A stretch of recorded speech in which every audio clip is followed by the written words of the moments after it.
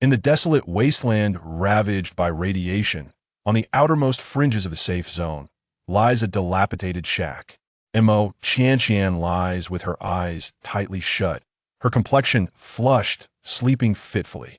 Her entire being is aflame with fever, a harbinger of her burgeoning powers. As the long night finally gives way to the faint light of dawn, her temperature slowly subsides, and she opens her slightly reddened eyes.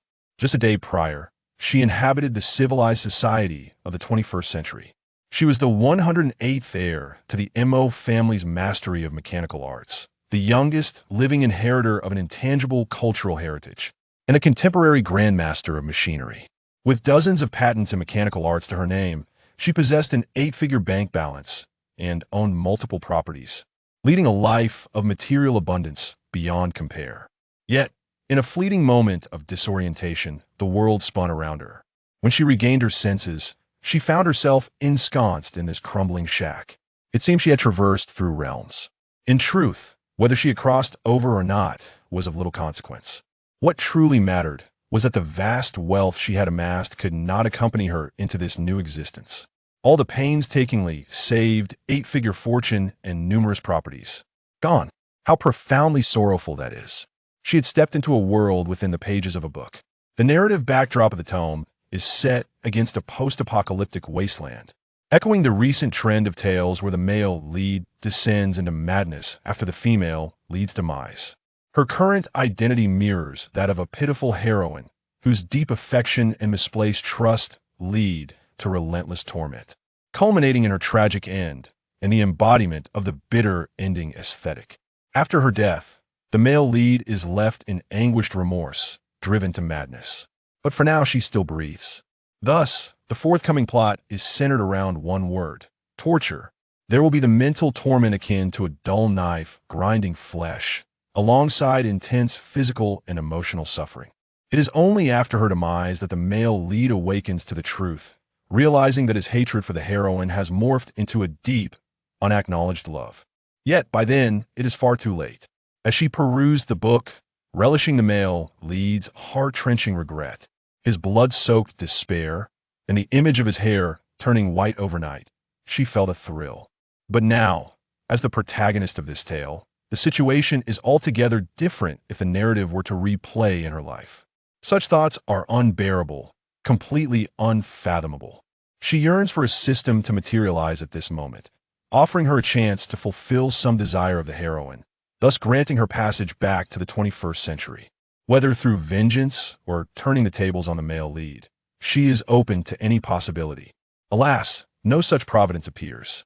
After a prolonged moment of adjustment, Mo Qianqian gradually regains her composure, beginning to confront her present predicament. Since she has arrived, she must find solace in her circumstances. Dwelling on the opulence of the 21st century will only deepen her sorrow.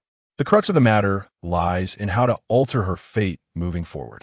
Her arrival coincides fortuitously with the moment the heroine awakens her healing abilities, poised to reveal them to the male lead. This implies that, at this juncture, he remains unaware of her newfound powers. The tragic daily drain of her vitality has yet to unfold. All is still salvageable. It is essential to note the book's portrayal of healers in this world. Low-tier healers possess feeble abilities and modest healing effects. However, the blood of healers significantly mitigates the radiation levels within the bodies of the wasteland's inhabitants. It can also neutralize zombie viruses, cure diseases, alleviate numerous negative effects, and even engenders a healing power surpassing that of the active healing ability. Thus, the abilities of low-tier healers may be inconsequential, yet their blood holds immense value. Mo Qianqian lets out a silent sigh. This hellish beginning of her journey has, at least, afforded her a sliver of hope. As long as she remains silent, no one else in this wasteland will uncover her healing prowess. In this light, her fate of being bled dry has been averted. The first crisis is deftly resolved. The second crisis pertains to her survival in this desolate land. What kind of life had the heroine previously endured? The male lead would occasionally bestow meager rations in moments of joy, only to abandon her to hunger for days when displeased. Her existence was as ephemeral as a flickering flame, subject to the whims of others, devoid of dignity and respect as a human being. She must alter this dire situation. While she may not achieve a life of luxury, she at least aims to live with dignity. Chapter 2. Awakening healing abilities. She had just taken stock of the protagonist's assets, the dilapidated shack nestled in the slums, drafty from all sides, a rickety wooden bed, a table with a broken leg, a wooden stump serving as a makeshift stool. Describing her situation as destitute would be a gross understatement, were it not for the occasional scraps of food bestowed by the male lead. Survival would be impossible. Mo Qianqian furrowed her brow, contemplating the harsh realities of existence. Suddenly, a rumbling sound emanated from her stomach. She was ravenous and parched. Yet, there was no food left in her possession. The male lead had delivered provisions 3 days prior. Despite her frugality, she had exhausted her supplies by last night. Perhaps she could quench her thirst with some water in times of dire hunger. She had resorted to this before. Thankfully, the water resources in this wasteland were not as scarce as she had feared. This was perhaps the only glimmer of hope amid a plethora of grim tidings. Rising, she poured some cool boiled water from a clay pot into a chipped porcelain bowl. After taking a sip, she coughed violently, staring incredulously at the water in her hand. Was this truly potable? How could she taste a faint mixture of gasoline, kerosene, and paint? Yet, her thirst was unbearable, and there was no alternative. After barely alleviating her dryness, Mo Qianqian refrained from further drinking. The environment of the wasteland was even harsher than she had imagined. This water would undoubtedly fail to meet the standards of drinking water in the 21st century. The challenge of survival was likely more daunting than she had anticipated. In truth, she was not entirely bereft. Although she could not bring along any savings or properties, she had retained something far more valuable: the intricate knowledge of mechanical arts, deeply engraved in her memory and soul. Familiarity with the narrative from the books could also be deemed an advantage. Mo Qianqian lightly tapped the edge of the bed with her fingers. She found herself at a pivotal moment in the storyline. An opportunity lay before her. Should she seize it, her future days would undoubtedly improve. In the original plot, that very morning, the protagonist had eagerly rushed to inform the male lead of her awakening healing abilities. His reaction was tepid, though his companions were electrified. The blood of a healing awakener was exceedingly precious. Immediately, someone had produced blood-drawing tools, extracting 400 cubic centimeters from the protagonist. Having endured prolonged hunger, she turned pale, cold sweat beading on her brow, nearly fainting. The male lead merely observed her from the side, indifferent, later, disregarding her weakened state from blood loss. He had insisted on bringing her along for the day's hunting expedition, the reason being, the hunt would take them to the ruins of a city with moderate radiation to hunt for zombie cores. To avert any team member succumbing to radiation harm or zombie attacks, bringing the protagonist along allowed for immediate blood transfusions. The protagonist's first stroke of fortune awaited her during this hunting venture. While exploring the city ruins, she stumbled upon a beautiful jade zodiac pendant, intricately carved with a vivid dragon. The female antagonist, upon seeing it, demanded it for herself, but the protagonist was unwilling to part with it. The male lead, citing that the female antagonist belonged to the snake zodiac, which was also known as a little dragon, snatched the pendant from the protagonist and presented it to the female antagonist. Subsequently, the female antagonist discovered that the pendant concealed a spring of spiritual water. Poor protagonist, thus losing out on the spring of spiritual water. Mo Qianqian sighed and shook her head. Fortunately, this segment of the plot had yet to unfold. She still had a chance to reclaim the spring of spiritual water for the protagonist. A space containing such a spring would be immensely beneficial for her survival in this wasteland. If the female antagonist dared to seize it, since she had resolved to engage with this storyline, preparations must commence. As a newcomer, she could not venture into battle unprepared. Chapter 3. Replicating mechanisms and crafting a crossbow in the narrative. The male lead's hunting expedition was fraught with peril. With time still on her side before the male lead's team set out, she had the opportunity to make some preparations. Mo Qianqian's gaze swept across the shack, and with a newfound sense of purpose, her spirits lifted significantly. Soon, her attention was drawn to a pile of firewood stacked beside the stove. Among the logs, there were several sturdy pieces. A smile curled at her lips. She was a master craftsman, adept with wood. She could utilize these readily available materials to create simple self-defense weapons. As a newcomer, she could not afford to engage in battle unarmed. Carefully sorting through the pile, she extracted several pieces of wood that were appropriate in length, thickness, and density. Next, she retrieved a dusty black toolbox from beneath the rickety bed. This was an heirloom left by her father, which the protagonist had preserved as a keepsake in memory of him. The toolbox contained a comprehensive set of tools, though many had fallen into disrepair due to the protagonist's neglect. Now, rust marred several tools, making them appear somewhat antiquated. Nevertheless, in this environment, having a toolbox was indeed a stroke of luck.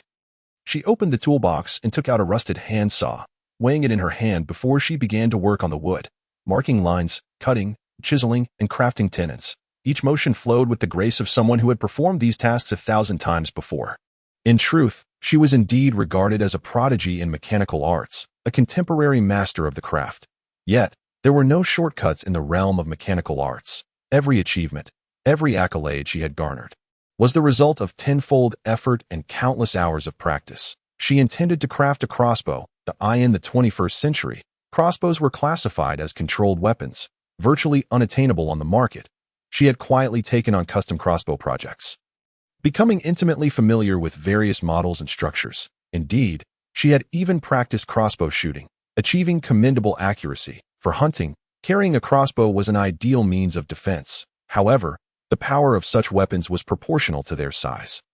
The larger the crossbow, the greater the force. For instance, the ancient bed crossbow, notably the famed three-bow bed crossbow, was a formidable siege weapon, often likened to a missile of the cold weapon era, given her physical limitations. She could not craft a crossbow that was overly large or unwieldy. Yet, based on the protagonist's memories, the mutated beasts outside either possessed tough shells or resilient hides, making them formidable opponents. Even the bumbling zombies had remarkably sturdy skulls. Achieving a headshot would necessitate a crossbow of considerable power. Thus, she needed to enhance the crossbow's efficacy within the constraints of its size. With only the most mundane wood available, optimizing the materials was not an option. She had to improve the structure to augment the crossbow's power. Various crossbow designs flashed through her mind, yet each was dismissed for being too bulky, too weak, or overly complicated in its firing mechanism. Suddenly, a spark of inspiration illuminated her thoughts. This was no longer the lawless era of the 21st century. Entities beyond scientific explanation had emerged, including awakened beings, mutated beasts, and zombies. Might the long-lost, inexplicable mechanical inscriptions, replete with mysterious powers, be replicated? Mo Qianqian lowered her gaze, and with a mere thought, she could distinctly sense an energy coursing through her body. This was the energy from her recently awakened healing abilities. She resolved to experiment. If she succeeded, she would possess a foundation for survival in this perilous wasteland. Raising her hand, she retrieved the smallest engraving knife from the toolbox and began to intricately carve a totem-like mechanical inscription onto the body of the crossbow. This inscription was designed to amplify the kinetic energy of bow-type weapons. Having previously engraved similar designs numerous times according to ancient texts, every detail of the totem was vividly etched in her mind. 10 minutes later, the final stroke of the elaborate mechanical inscription was etched, covering a significant portion of the crossbow's body. Now, only the last step remained. In the 21st century, the art of mechanical inscriptions had faded due to being stymied at this final hurdle. Once the inscriptions were completed, the artisan needed to infuse their own spiritual energy into the carvings, activating the inherent powers contained within. However, in the 21st century, humans lacked any such spiritual energy, let alone spiritual energy. Very few had even managed to cultivate the internal force depicted in martial arts novels. Mo Qianqian pressed her lips together, her expression betraying visible tension. Presently, an energy flowed within her, though it was not spiritual energy but rather the energy of her healing abilities. Whether this energy could activate the mechanical inscription was uncertain. Nonetheless, she had to attempt it. She extended her finger and touched the designated node of the inscription. The healing energy within her converged at her fingertip, transforming into a shimmering green light that seeped into the grooves of the mechanical inscription. Gradually, beads of sweat formed on her forehead. When the healing energy within her was depleted by half, the mechanical inscription was finally filled with the vibrant green energy. Before her anxious gaze, an astonishing scene unfolded. The green light suddenly retracted, and the mechanical inscription carved into the crossbow appeared to come alive. An enigmatic force enveloped the entire crossbow in an instant. The transformation occurred in the blink of an eye. When Mo Qianqian blinked to scrutinize the details, the mechanical inscription had inexplicably vanished. All traces of her previous carvings disappeared as if she had never etched the inscriptions at all. Yet, The once ordinary crossbow now exuded an air of arcane mystery. Ancient, weighty, understated, and reserved, it bore no resemblance to a newly crafted weapon yet to taste blood. Instead, it resembled a mysterious artifact long sealed within some ancient relic, emanating a profound aura of lethality. At this moment, Imo Qianqian's eyes sparkled with brilliance. She had succeeded. She had successfully replicated a long-lost technique of mechanism arts. Fueled by this exhilaration, she skillfully crafted the remaining components of the hand crossbow. Once the crossbow was assembled, the creation of the bolts was relatively straightforward. All that was required was to sharpen appropriately sized wooden sticks. Imo Qianqian swiftly fashioned over 50 bolts in one breath. If time had permitted, she would even have etched corresponding mechanism inscriptions onto the arrows, such as those that bestowed armor-piercing effects or explosive capabilities. Unfortunately, not only was time against her, but the residual powers within her also imposed limitations. With everything prepared, all that remained was to test the power of the crossbow. She raised her wrist and glanced at the time. There were still 20 minutes until the male protagonist's hunting team set out, and it would take her 10 minutes to reach the rendezvous point. This left her with 10 minutes to shoot and fine-tune the crossbow. Chapter 4. Testing the crossbow. The eve of departure, Imo Qianqian pushed open the wooden door and stepped out of her makeshift shelter. The dwelling where the female protagonist resided was situated at the very edge of the safety zone. Compared to the inner circle, the outermost perimeter of the safety zone was the most perilous. Should the outside world's zombies, mutated beasts, and other unstable factors invade the safety zone, those who lived at its outermost edges would be the first to suffer. Thus, anyone with even a modicum of strength or ability would strive to push inward into the safety zone. With no money, no strength, and no backing, the female protagonist, resembling a soft persimmon that anyone could squash, found herself relegated to this precarious outer edge. Due to the inherent danger, there were few makeshift shelters, and the neighbors were spaced quite far apart. This, however, provided her with the convenience necessary for testing the crossbow. Not far from the side of her shelter stood a stump, a remnant of a felled tree. The stump rose about 30 centimeters above ground and had a diameter of roughly 20 to 30 centimeters.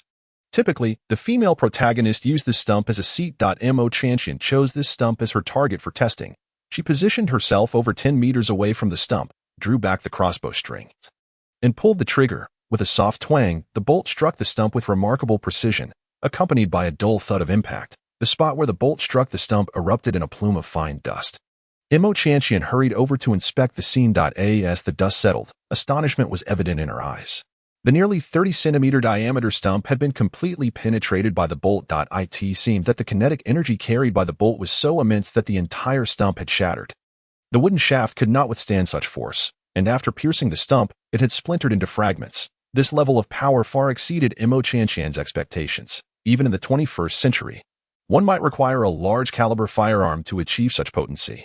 The enhancement of the crossbow's power through the mechanism inscriptions had indeed not disappointed her.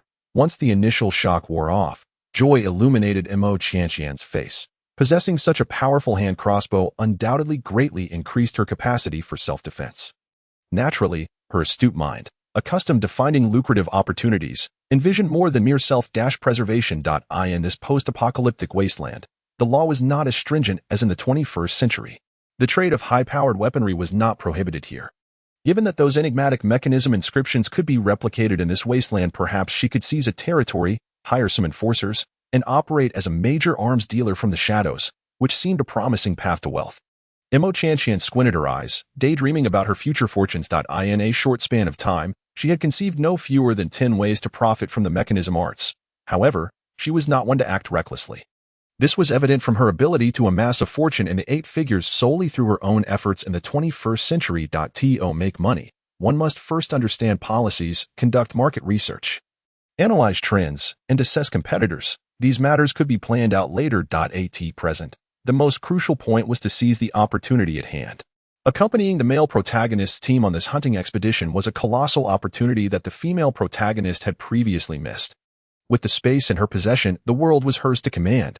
A space imbued with a spiritual spring would provide her with tremendous support in establishing herself in this wasteland and in her future endeavors to amass wealth. Having completed the accuracy and power testing of the crossbow, Imo Qianqian wasted no time. She returned to her shelter, placed the 50-plus bolts into a small cloth bag, slung it over her shoulder, and quickly made her way to the assembly point for the hunting team. At this narrative juncture, the male protagonist's power had yet to develop. the illustrious Yunming Mercenary Corps, which would become well known in the latter parts of the story, currently consisted of less than 10 individuals, including the male and female protagonists and a supporting character, and they had yet to even choose a formal name when Mo Qianqian arrived at the hunting team S assembly area. The male protagonist Ji Yunting and the supporting character Sun Mingxue had just arrived as well. The members of the hunting team furrowed their brows at the sight of Mo Qianqian jogging towards them, their expressions reflecting disdain. The former female protagonist had once been intimidated by such gazes, carefully trying to curry favor with the male protagonist's team, hoping to one day integrate into their ranks. However, Mo Qianqian was not the timid softy that the former female protagonist had been. Flattery? Not in her repertoire, in any realm. Respect was earned through strength, and rather than seek favor, she preferred to crush with her power. She directly ignored the unfriendly stares and strode straight towards Ji Yunting.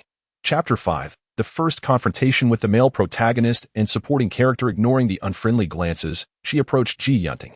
At that moment, Sun Mingxue approached with a bright smile and said, "Qianqian, are you here to find Yunting?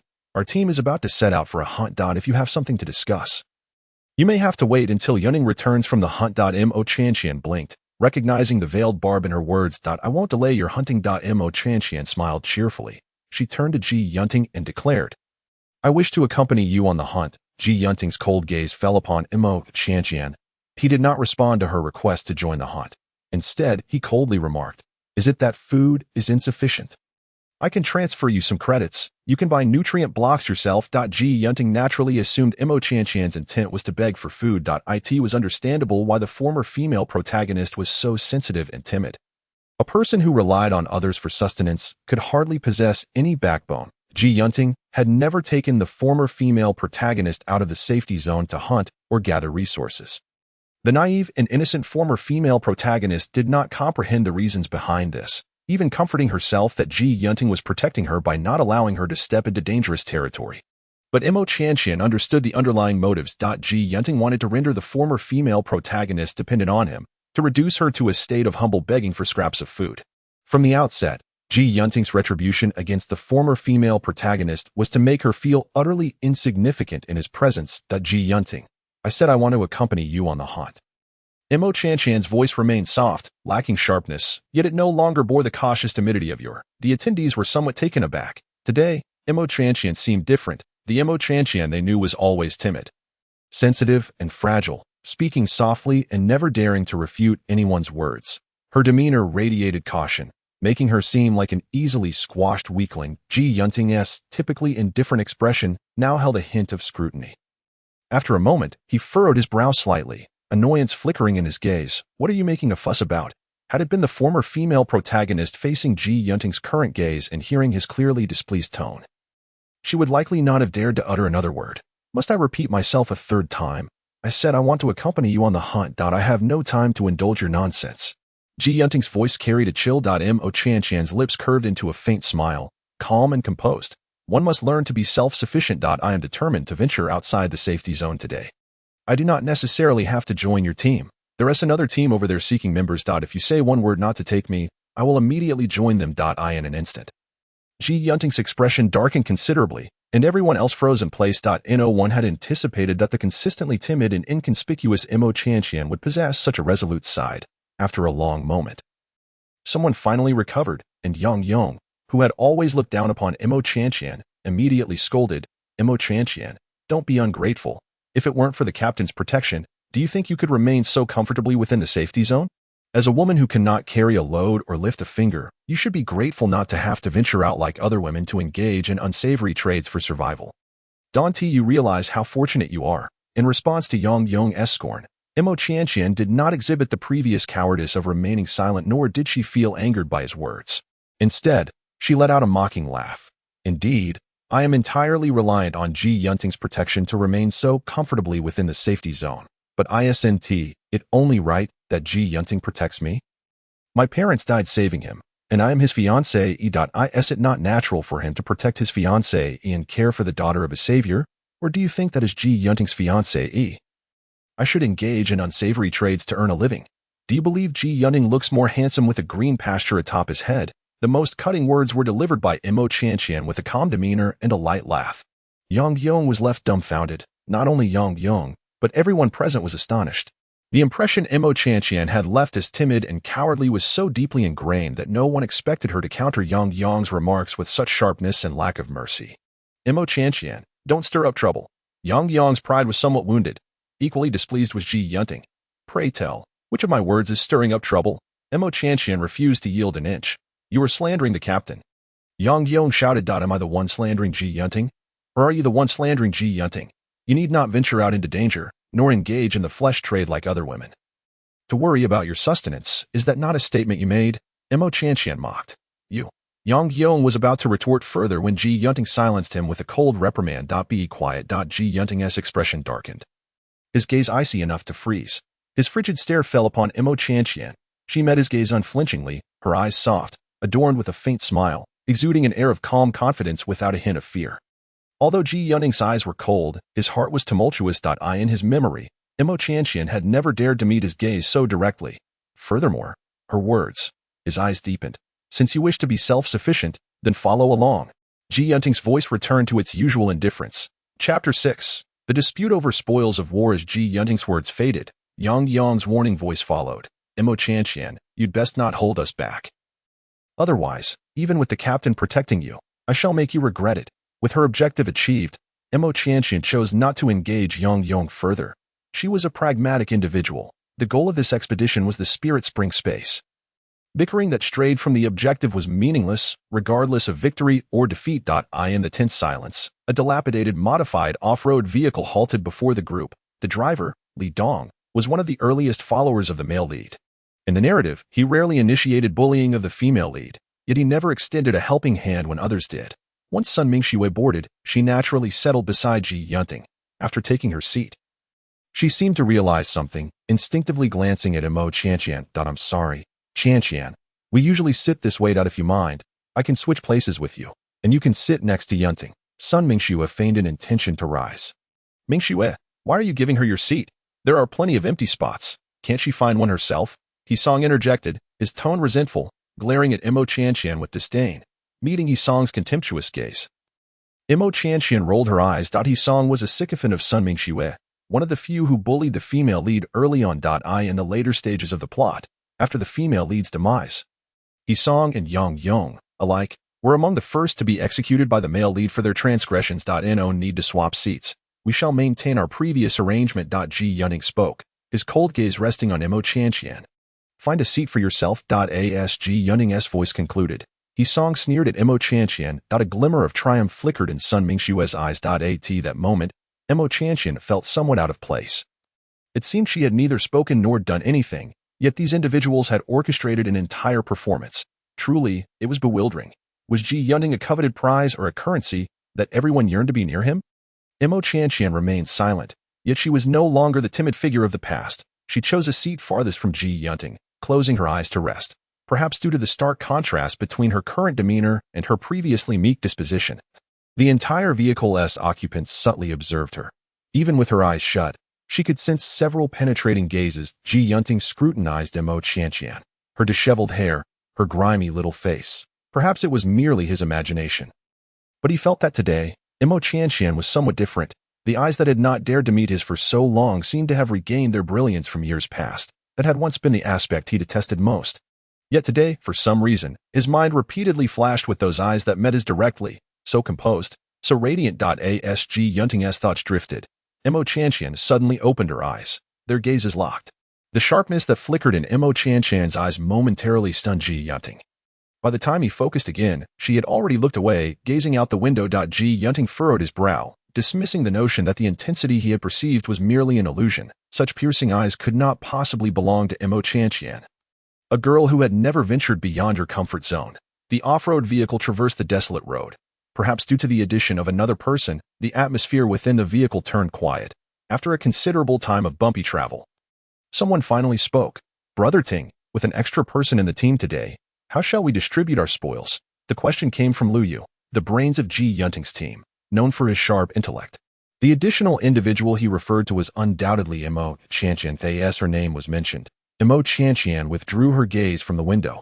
However, before she could respond, a dismissive voice chimed in. Of course, we shall distribute it, as we always have. What is Imo Chantian worth? She has contributed nothing and is merely a hindrance. Does she even deserve a share of the spoils? Mo Chanqian turned her gaze toward the source of the voice. Once again, it was He Song. She noted this individual. And what do you all think? How should today's spoils be divided? Ji Yunting's cold voice resonated distinctly among the group. I believe He Song is right. Someone who merely hinders should not partake in the spoils. Yang Yong, too, cast a scornful glance at Mo Chanqian. The others remained silent, yet their expressions indicated tacit agreement with He Song and Yang Yong. The absence of rebuttal implied consensus. The occupants of the vehicle were in unspoken accord. Ji Yunting's gaze landed on Mo Chanqian, coldly inquiring, "Do you have anything to say?" He had no intention of defending her. He had always observed the female lead struggle in the mire with indifference. Had this been the former female lead, she would undoubtedly have been too intimidated to utter a single word. Mo Chanqian smiled faintly, her tone composed as she replied, "I have no objections to your proposed distribution plan. However, since you are unwilling to share the spoils with me, it is only fair that I keep whatever I collect for myself and refrain from participating in the team's distribution." Chapter 7. Leveraging Strength. The shift in the male lead's attitude. Since you are unwilling to share the spoils with me, it is only fair that I keep whatever I collect for myself and refrain from participating in the team's distribution. As Mo Chanqian's voice fell, Yang Yong's derisive laughter echoed once more. Do you think hunting is like wandering through your backyard? You think you will reap rewards? It's a miracle if you can keep yourself intact without dragging us down. The others, though silent, exhibited expressions that conveyed similar sentiments. They did not believe that Mo Chanqian, a soft pushover, could achieve anything during her first venture outside the safety zone. Yet Mo Chanqian showed no interest in engaging with these individuals. Her gaze remained steady and unwavering upon Ji Yunting. She awaited a definitive response from him, which was of utmost importance to her. Ji Yunting was momentarily taken aback by the intense light in Mo Chanqian's eyes. There was no sign of timidity or shame in the face of their ridicule. Today, Mo Chanqian was truly different. After a brief moment of surprise, Ji Yunting discreetly averted his gaze, reasoning that this was yet another of Mo Chanqian's ploys to capture his attention. She had often employed such tactics in the past. Very well, you may keep what you acquire for yourself without participating in the team's distribution. With her objective accomplished, a subtle smile graced Mo Chanqian's lips. With this affirmation, whatever she obtained from the Spirit Spring space or elsewhere would no longer be subject to any valid claims from either Sun Mingxue or Ji Yunting. The off-road vehicle continued to jolt along. Inside, sporadic murmurs of casual conversation emerged, yet no one addressed Mo Chanqian.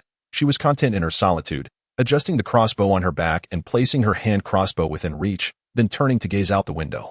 Outside, the gray sky met the dull earth, the air thick with smoke and indescribable odors, mirroring her current mood, devoid of hope yet desperately yearning for a glimmer of light. Within the off-road vehicle, Ji Yunting, too, felt an inexplicable agitation. Prior to today, Mo Chanqian had not stirred any emotional turmoil within him for quite some time. Yet today, approximately an hour later, the rattling off-road vehicle finally came to a halt. Ahead lay the ruins of a city, desolate and forlorn, with collapsed buildings looming, and the ground littered with massive concrete debris. The vehicle could advance no further. The group exited the vehicle in single file.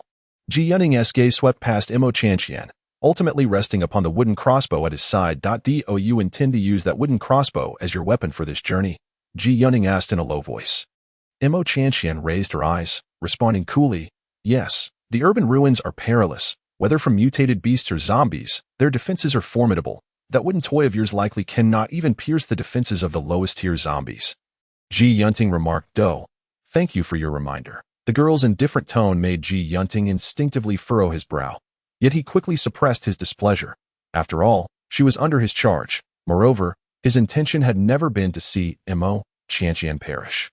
He wished for her to survive, to endure in the mire, reduced to the dust. "There are several spare weapons in the vehicle. You can choose one when we disembark." "Thank you, but it is unnecessary. My hand crossbow is quite sufficient." Ji Yunting silently observed Mo Chanqian, his gaze subtly sharp. In his limited experiences with her, she had always been compliant, agreeing to whatever he proposed. This appeared to be the first instance of her defiance. Was it a case of feigned indifference? Today, she had employed numerous tactics to capture his attention. As you wish. Ji Yunting's voice grew cold. He had offered his warning. It was her choice to disregard it. Should she regret it after entering the city ruins? She could not blame him. Chapter 8. Entering the ruins of the city. An encounter with the Reaper mercenary Kor Luyu and his companions expertly utilized the terrain and cover to conceal their off-road vehicle. Imo Chantian stood by with her hands tucked into her pockets, displaying no inclination to assist. He Song and Yang Yong, observing Imo Chantian's nonchalant demeanor, revealed traces of irritation upon their faces. Under normal circumstances, they would have scolded her, but having recognized the formidable nature of Imo Chantian after the previous incident in the vehicle, they restrained their tempers, merely casting her a few glares. Imo Chantian, however, disregarded their gazes entirely. She had no interest in engaging with these two expendables. Rather than indulging in a fleeting argument, she prioritized acquiring the coveted Spirit Spring pendant. Seizing a moment of respite, she mentally revisited the narrative of the book. According to the plot, the deeper one ventured into the city's ruins, the more perilous it became. The protagonist's hunting team had no intentions of delving deep into the city but planned to hunt and explore along the periphery of the ruins. Unless unforeseen circumstances arose, such a cautious hunting expedition posed little danger. Yet, an unexpected twist was about to unfold. One of the largest armed factions in the safe zone, the Angel Mercenary Corps, had set a trap within the city ruins. Intending to ambush the leader of the Reaper Mercenary Corps, Mu Xingzhou, and subsequently absorb their power, the protagonist's hunting team found themselves entangled in this conflict, facing near certain death, fortunately, due to the presence of the female lead. A healer with awakening abilities and a human blood bank, there were no casualties. In this battle, to save her teammates, the female lead nearly lost half of her blood. Thanks to her, the others in the team remained in good condition, while only she became so weak from blood loss that she could no longer walk. Yang Yong carried the female lead on his back but considered her a burden. However, the ordeal did not end there. During their retreat, the protagonist discovered a critically injured boy amidst the ruins. Ignoring the female lead's perilous state from excessive blood loss, he insisted she bleed to save the boy. That moment, the blood-drawing equipment had already been lost in the chaos of their escape. The protagonist resorted to slicing open the female lead's wrist to extract blood for the boy. The boy was saved, but the female lead nearly perished. Later, it was revealed that the boy was the only son of the leader of the Angel Mercenary Corps and the next heir to their organization. Despite being saved by the female lead's blood and nearly losing her own life in the process, the gratitude fell solely upon the protagonist. He became an honored guest of the Angel Mercenary Corps, soaring in status, while the female lead remained the same, oppressed and humiliated. Imo Chantian took a deep breath, suppressing the rising anger within her. She would not allow the plot to unfold as written. At this moment, her utmost priority was to secure the pendant containing the Spirit Spring. The narrative detailed its location precisely. At the edge of the city, to the left of a chaotic street, at the entrance of the third intact building, wedged beneath a half-human high concrete fragment. While Imo Chantian pondered the plot, the vehicle was hidden, and the group made their way toward the dilapidated ruins ahead. No one called out to Imo Chantian. Ji Yunting, Sun Mingxue, Lu Yu, Li Dong, He Song, and Yang Yong walked together, leaving Imo Chantian trailing at least 5 or 6 meters behind. The division was stark, evident in her isolation, or rather, her exclusion. Yet, Imo Chantian felt no stirrings of discontent. She had no intention of mingling with this group of mediocrities. Their avoidance suited her perfectly. At this moment, she was keenly observing the ruins of the city. What should have been a skyline of towering buildings was now an eerie desolation. All around her were crumbling structures and collapsed edifices.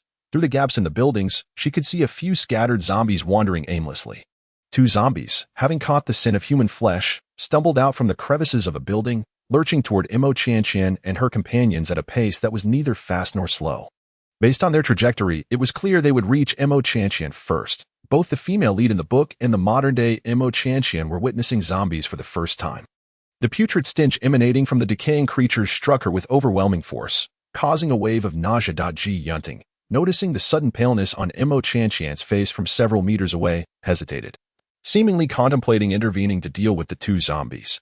Yet, as he took a step forward, he paused. Imo Chantian was behaving unusually today. He disliked the look in her eyes when she glanced at him, the flicker of defiance within them, since she had chosen to be self-reliant. Perhaps it was best to let her fend for herself. A lesson was due. Only through hardship would she learn to be obedient, to return to her designated shadowy corner. Thus, Ji Yunting retracted his foot. Imo Chantian remained fixated on the 2 zombies, oblivious to Ji Yunting's intentions. Even if she had noticed, it would not have mattered. She had never anticipated Ji Yunting coming to her rescue. Skillfully, she readied her hand crossbow, aiming it with precision. Just as she was about to pull the trigger, an unexpected turn of events occurred. A thin black rift seemed to tear through the space in the direction of the 2 lunging zombies. As they ran through the rift, their bodies were abruptly severed, and a foul, Putrid black ichor splattered across the ground. Mo Chanchan's finger froze on the trigger. The 6 members of Ji Yunting's team were equally stunned. At that moment, a mocking voice echoed from nearby. TSK, TSK, a group of men isolating a young girl. Hey there, want to join our mercenary corps?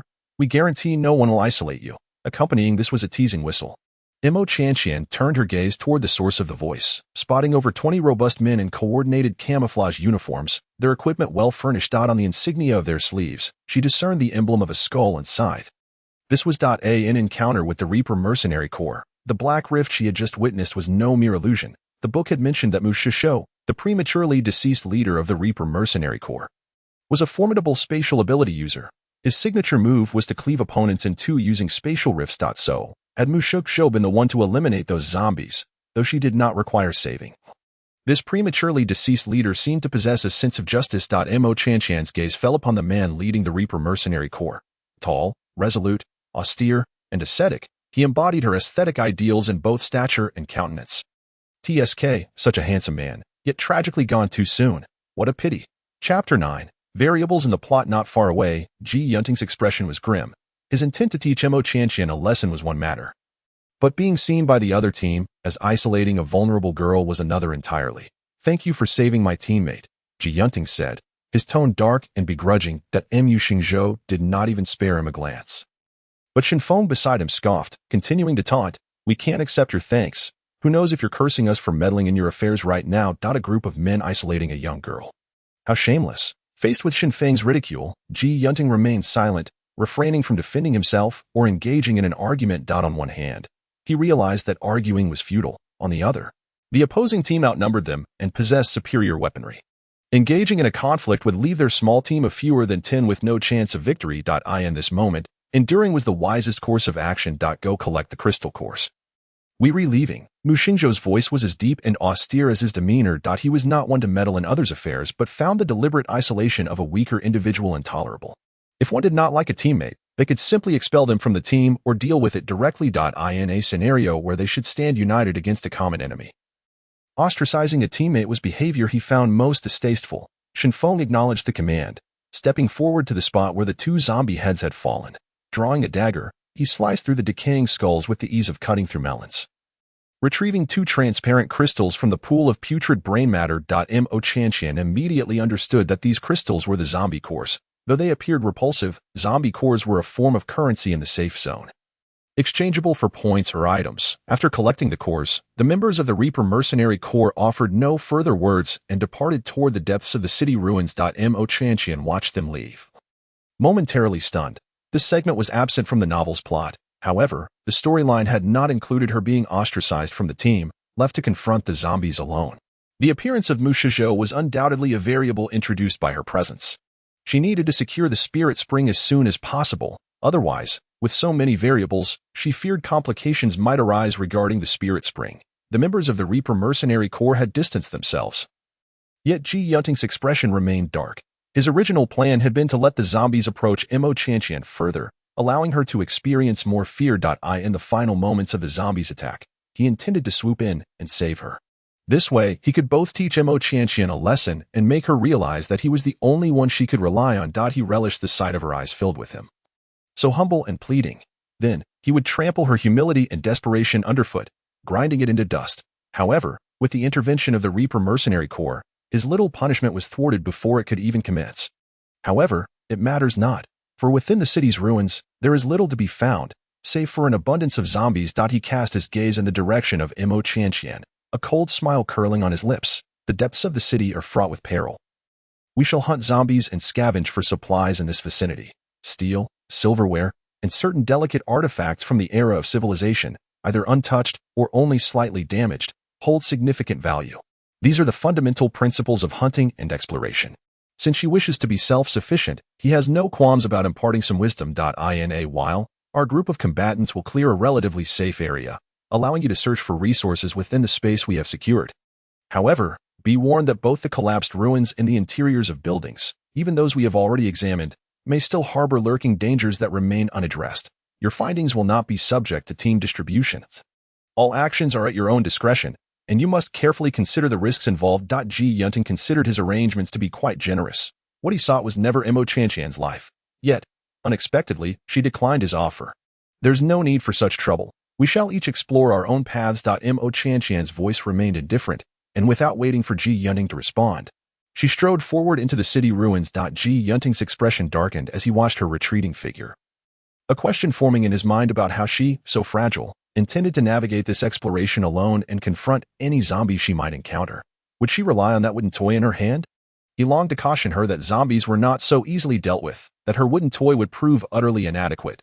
But observing Mo Tianqian's resolute demeanor, he swallowed his words. This was the second time she had defied his arrangements today. A tumult of frustration and agitation surged within him, only to be swiftly suppressed. Was this yet another instance of her playing hard to get? Perhaps he had been too accommodating today. It was indeed time for her to learn a lesson. "Let us proceed to eliminate the zombies over there," Ji Yunting spoke in a low voice. The direction he indicated was neither too far nor too close to where Mo Tianqian had ventured. He could keep an eye on her, but any potential rescue would require some time. He harbored the intention of allowing her to experience a bit of pain, to face a more significant challenge. Upon entering the city ruins, Mo Tianqian chose to walk along the left side of the road. Concealed within the cement blocks beneath the entrance of the third intact building on the left lay the zodiac pendant containing the spirit spring space. Yet she could not approach it directly, that would be too conspicuous, as if she had prior knowledge of the treasure hidden beneath. The outskirts of the city ruins were not overly populated with zombies. As she passed the first intact building, a zombie lunged at her from the cracks in the structure, claws outstretched.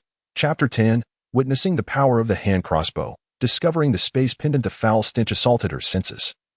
Mo Tianqian held her breath and raised her hand crossbow to aim. 100 meters away, Ji Yunting and his companions were likewise engaged in combating the zombie threat, perhaps due to their numbers. They attracted a greater horde. Ji Yunting unleashed a bolt of lightning, causing several zombies to convulse under the arc of electricity. Yang Yong and Di Song seized the opportunity to decapitate a zombie with swift strikes. Sun Ming Xue dashed forward to sever the head and retrieve the zombie crystal core. As a water-type ability user, she washed the core clean with a stream of water as she picked it up. Placing the purified core into her pocket, the 6 individuals worked in harmonious coordination. Yet amidst the fierce battle, Ji Yunting found his mind wandering. His gaze would occasionally dart towards the 100 meters beyond. Where Mo Tianqian was advancing slowly, he noticed a zombie preparing to pounce on her from the cracks in the building. His expression darkened as he suppressed the urge to rush to her aid. Allowing her to sustain some injuries and learn a lesson could be beneficial. Otherwise, she would never understand. The world beyond the safety zone was not a paradise, nor was it a place where she could act recklessly. She needed to realize that her only ally was in. Ji Yunting observed Mo Tianqian, expecting to see fear and helplessness on her youthful face. Yet, to his surprise, there was none. The girl he had always regarded as weak and easily bullied now regarded the approaching zombie with an expression of cold indifference.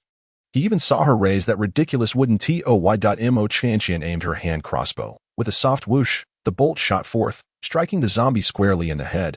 Contrary to Ji Yunting's expectations, the arrow did not fail to penetrate the zombie's defenses. The moment the arrow made contact, the zombie's head burst apart with a resounding pop, as if it were a ripe watermelon.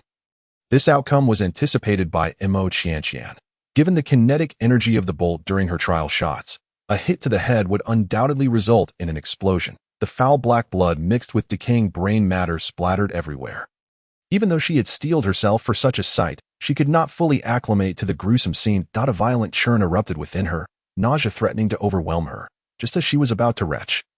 Her peripheral vision caught the astonished gazes of Ji Yunting and his companions 100 meters away.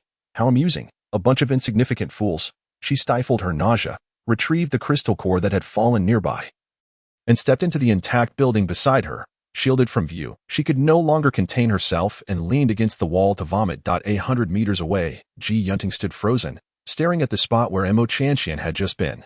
Yang Yong and Yi Song shared similar expressions of disbelief. Did the zombie lying on the ground truly fall to Mo Tianqian's hand?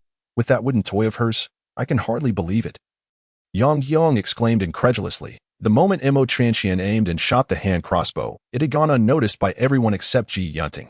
However, the sight of her bending down to collect the crystal core, alongside the sight of the decapitated zombie and the scattered rotten brain matter, left no room for doubt. Mo Tianqian had already vanished into the interior of the building, disappearing from Ji Yunting's sight.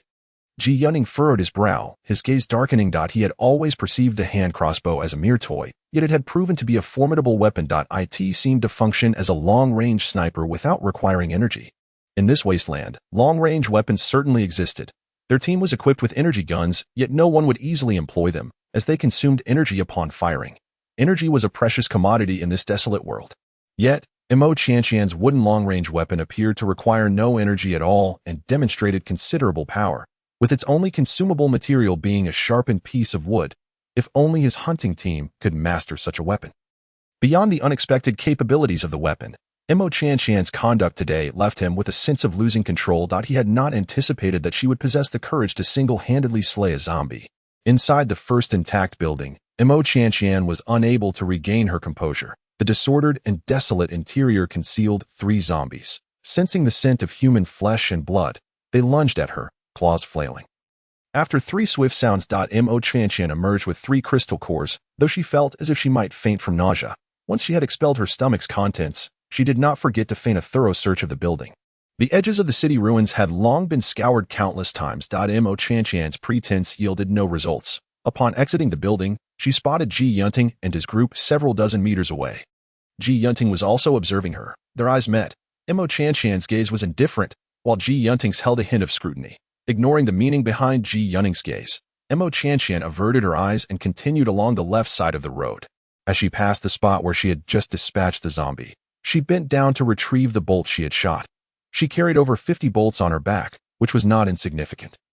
However, given the storyline, this hunting expedition was likely to be fraught with challenges, and she feared that her bolts might not suffice, so she dared not waste any. As long as they were usable, she would collect them to continue her efforts. The outskirts of the city ruins were not densely populated with zombies, and Ji Yunting's group had drawn some away. Thus, Mo Qianqian encountered few zombies.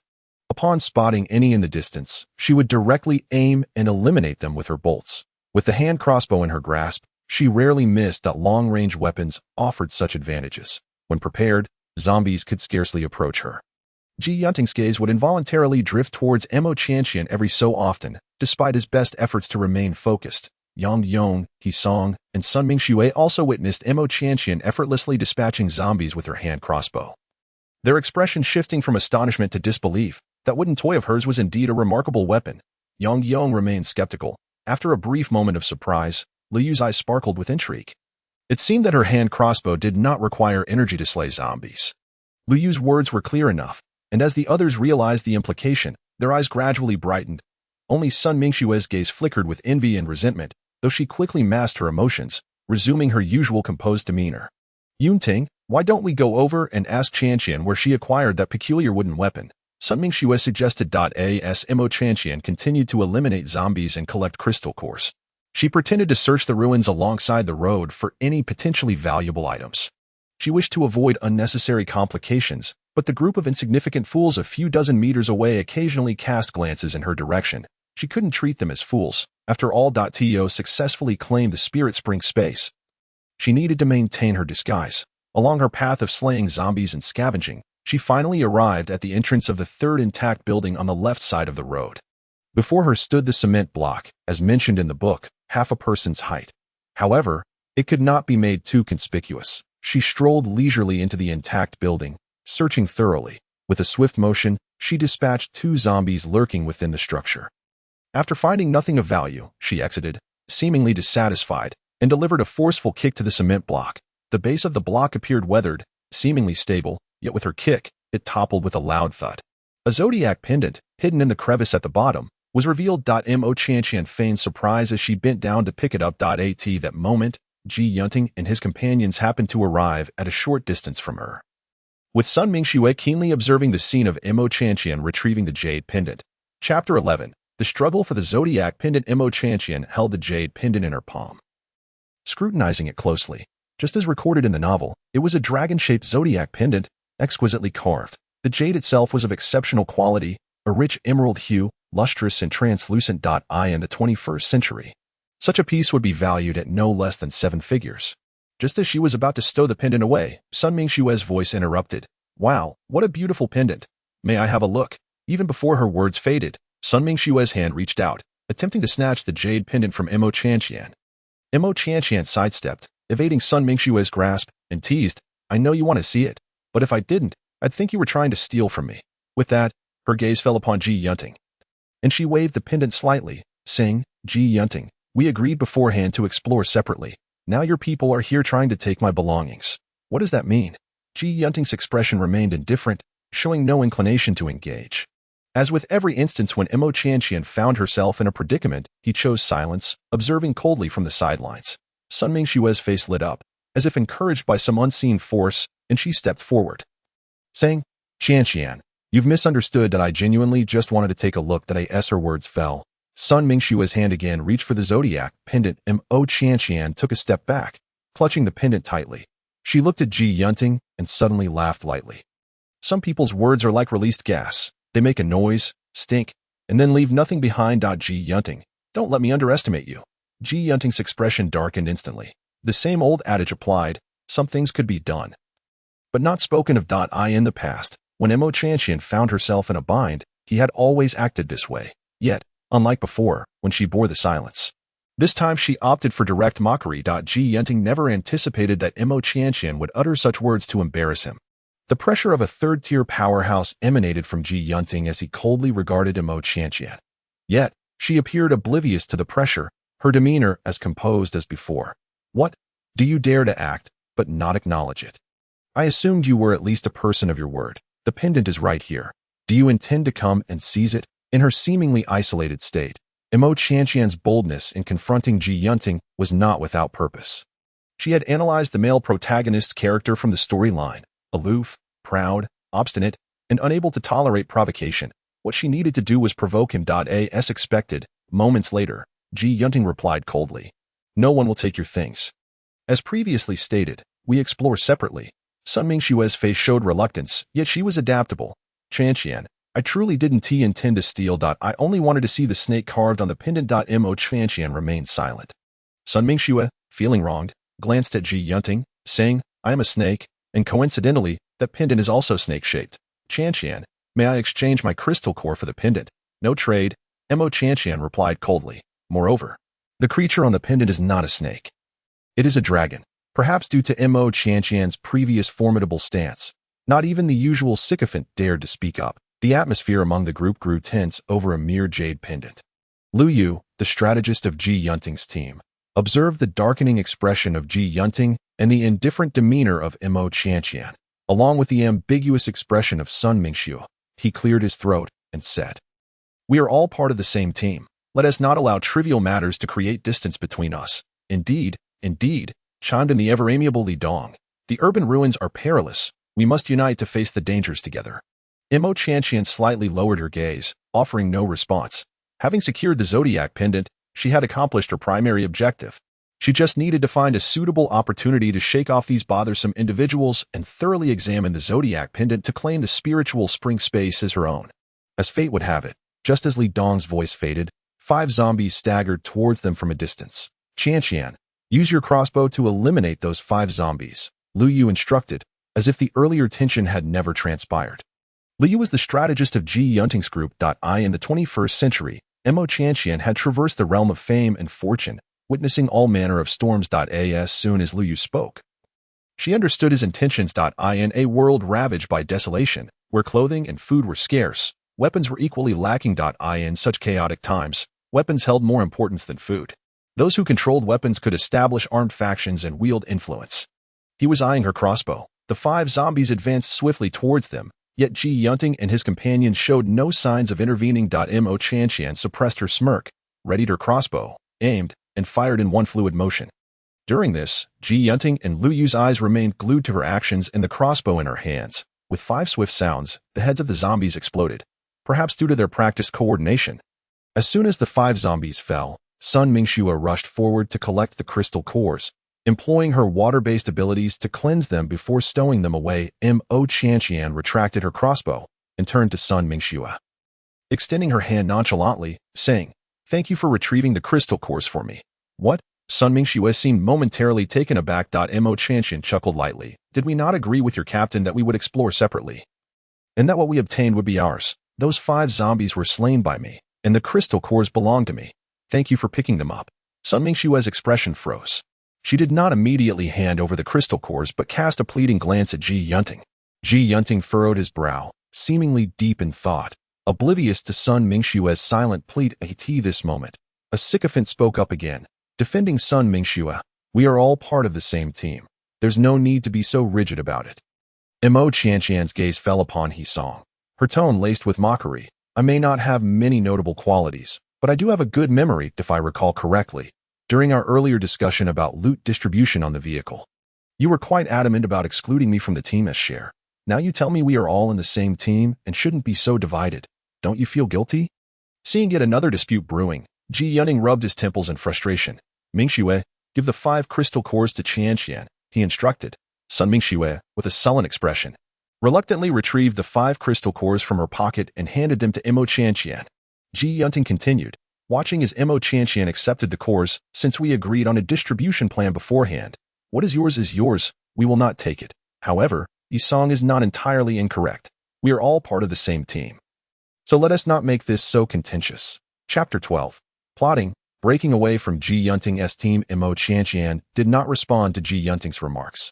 Once Ji Yunting had disregarded her as a team member, she would not offer herself up to be part of his team in the future. However, she refrained from expressing this, as it was evidently not the right moment to sever these ties.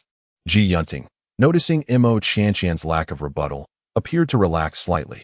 Today, Mo Qianqian was behaving unusually, so much so that she slipped from his grasp. She was particularly cold towards him. Perhaps it was a case of feigned indifference. Yet, it must be said that her tactics this time were more successful than any previous attempts. Mo Qianqian had once again piqued his interest. Qianqian, where did you acquire that crossbow? Ji Yunting inquired. Mo Qianqian shot him a sidelong glance, retorting coolly, what does it have to do with you? Ji Yunting was momentarily taken aback, yet he did not adopt his usual cold demeanor nor press further. Instead, he said, the urban ruins, even on the fringes, are quite dangerous. Don't sulk alone. We should explore together for safety. A hint of derision flickered in Mo Qianqian's downcast eyes. The group continued to explore the edges of the urban ruins. A few times, Mo Qianqian sought an opportunity to separate from the team. Firstly, she wished to find an isolated spot to study the Zodiac Pendant and claim ownership of the spiritual spring space to avoid any unforeseen complications. Secondly, remaining with Ji Yunting's group was unsafe. According to the storyline, after the female protagonist obtained the Zodiac Pendant, it was soon snatched away by the female antagonist. Not long after, the male protagonist party was targeted by 3 third-tier mutated beasts. At that time, the male protagonist's lightning abilities barely reached the 3rd tier, making it exceedingly difficult to contend with even 1 mutated beast, let alone 3. The male protagonist's party was nearly chased down by the 3 beasts. In their panic, they stumbled into a battlefield between the Angel Mercenary Corps and the Reaper Mercenary Corps. Pulling back her thoughts, Mo Qianqian cast a glance at Ji Yunting, who was walking not far ahead. Ji Yunting's gaze was fixed on her, and she had yet to find an opportunity to break away from the group. Even when she attempted to provoke him, he remained steadfast, insisting that exploring together was the safer option. Mo Qianqian, feeling somewhat agitated, raised her crossbow once more and successfully struck down another zombie. The gazes of Yang Yong, He Song, and others in the team towards her were rather complex, particularly when their eyes fell upon the crossbow in her hands. A flicker of fervor was evident. With such a non-energy consuming ranged weapon at her disposal, hunting zombies indeed became far less burdensome. If each of them could be equipped with one, the efficiency of zombie extermination could potentially multiply several times over.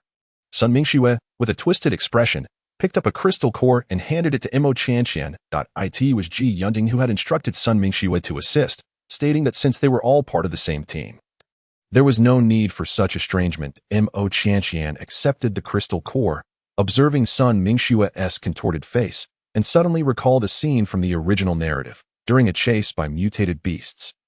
Sun Mingxue had betrayed the original character once. A glimmer of insight flashed in Mo Qianqian's eyes. If the plot were to proceed as before, she indeed had a means of escape while simultaneously venting the frustrations she had endured along the way. With a plan forming in her mind, Mo Qianqian no longer felt rushed. When encountering zombies, it was simply a matter of slaying them, although the others were envious of her efficiency in dispatching zombies. No one dared to compete with her for the crystal cores. Mindful of past experiences, Li Dong, a 2nd-tier speed-type awakener, served as the scout within Ji Yunting's team. In areas with few zombies, he often ventured slightly further to lure in a suitable number of them.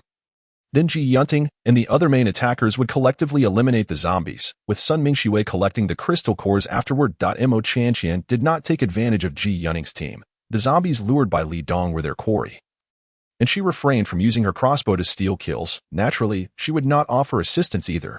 When Li Dong went to lure more zombies once again, an unexpected event occurred. "Captain, help!" Li Dong's panicked cry echoed from afar. Ji Yunting immediately sprinted towards his direction, with Yang Yong and Ti Song following suit, ready to provide aid. Mo Qianqian leisurely trailed behind, her demeanor calm and unhurried, utterly devoid of anxiety. The plot had reached a pivotal moment. Li Dong had inadvertently stumbled upon the lair of a third-tier mutated beast.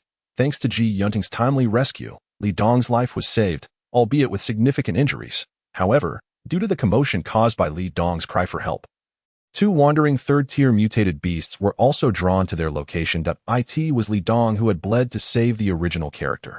Thus, Li Dong allowed Sun Mingxue to betray the original character once more. Fortunately, at that time, the original character had awakened healing abilities, which proved somewhat useful. Otherwise, she might have been doomed. Now, without revealing her healing abilities, Li Dong's injuries would remain untreated. It was uncertain whether Sun Mingxue would, as in the original plot, betray her again. Given the look Sun Mingxue had shot her earlier, Mo Qianqian surmised the likelihood was high. A faint smile graced her lips. She hoped Sun Mingxue would not disappoint her. By the time Mo Qianqian sauntered over, Ji Yunting and the others were already engaged in a fierce struggle with the third-tier mutated beast. It was a mutated wild boar, significantly larger than an adult bull. Ji Yunting and his companions fought vigorously against the mutated boar. Sun Mingxue, being a water-type ability user with limited combat prowess, refrained from joining the fray. Upon seeing Mo Qianqian approach, she shouted angrily, "Mo Qianqian, why are you just standing there? Quickly shoot that mutated wild boar with your crossbow." Chapter 13.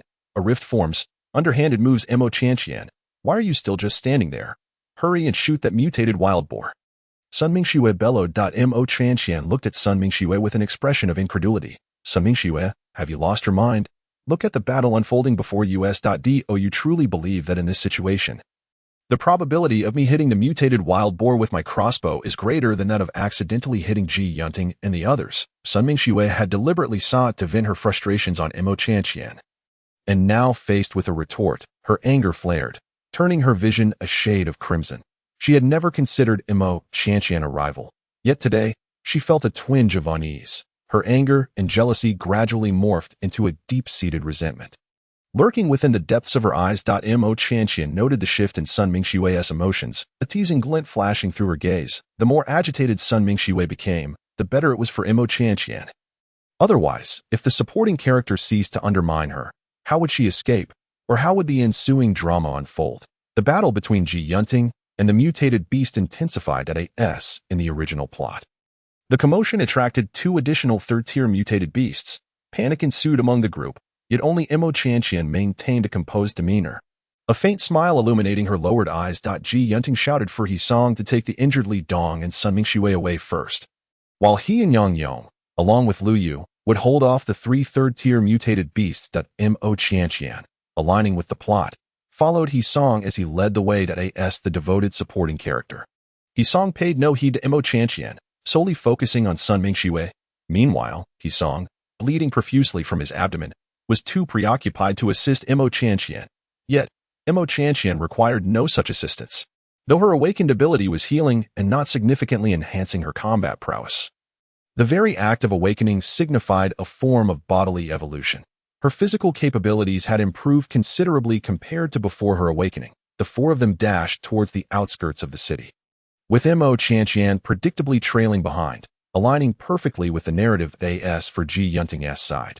Just as in the original story, they were unable to successfully fend off the three mutated beasts. One of the mutated dogs pursued Mo Qianqian and her companions. The mutated dog moved with astonishing speed, and at this rate, Mo Qianqian and her group would soon be overtaken.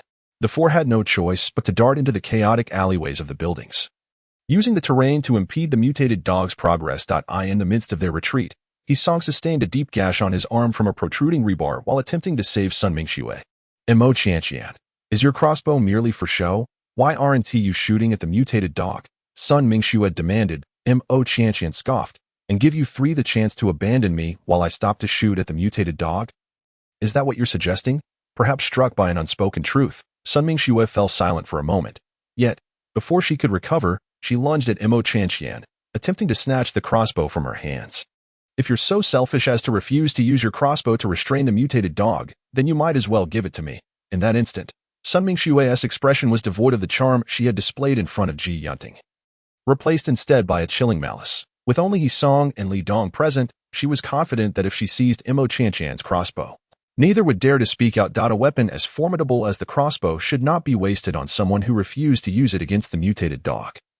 It would be better utilized in her hands.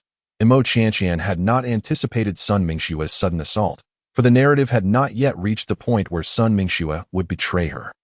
Nevertheless, she felt no fear. Sun Mingxue was merely a first-tier water-type awakener. The low-tier water abilities offered little combat strength, rendering them evenly matched against Mo Qianqian, a first-tier healer. Both were women, their physical strength comparable. In the 21st century, Mo Qianqian had held substantial assets and feared kidnapping.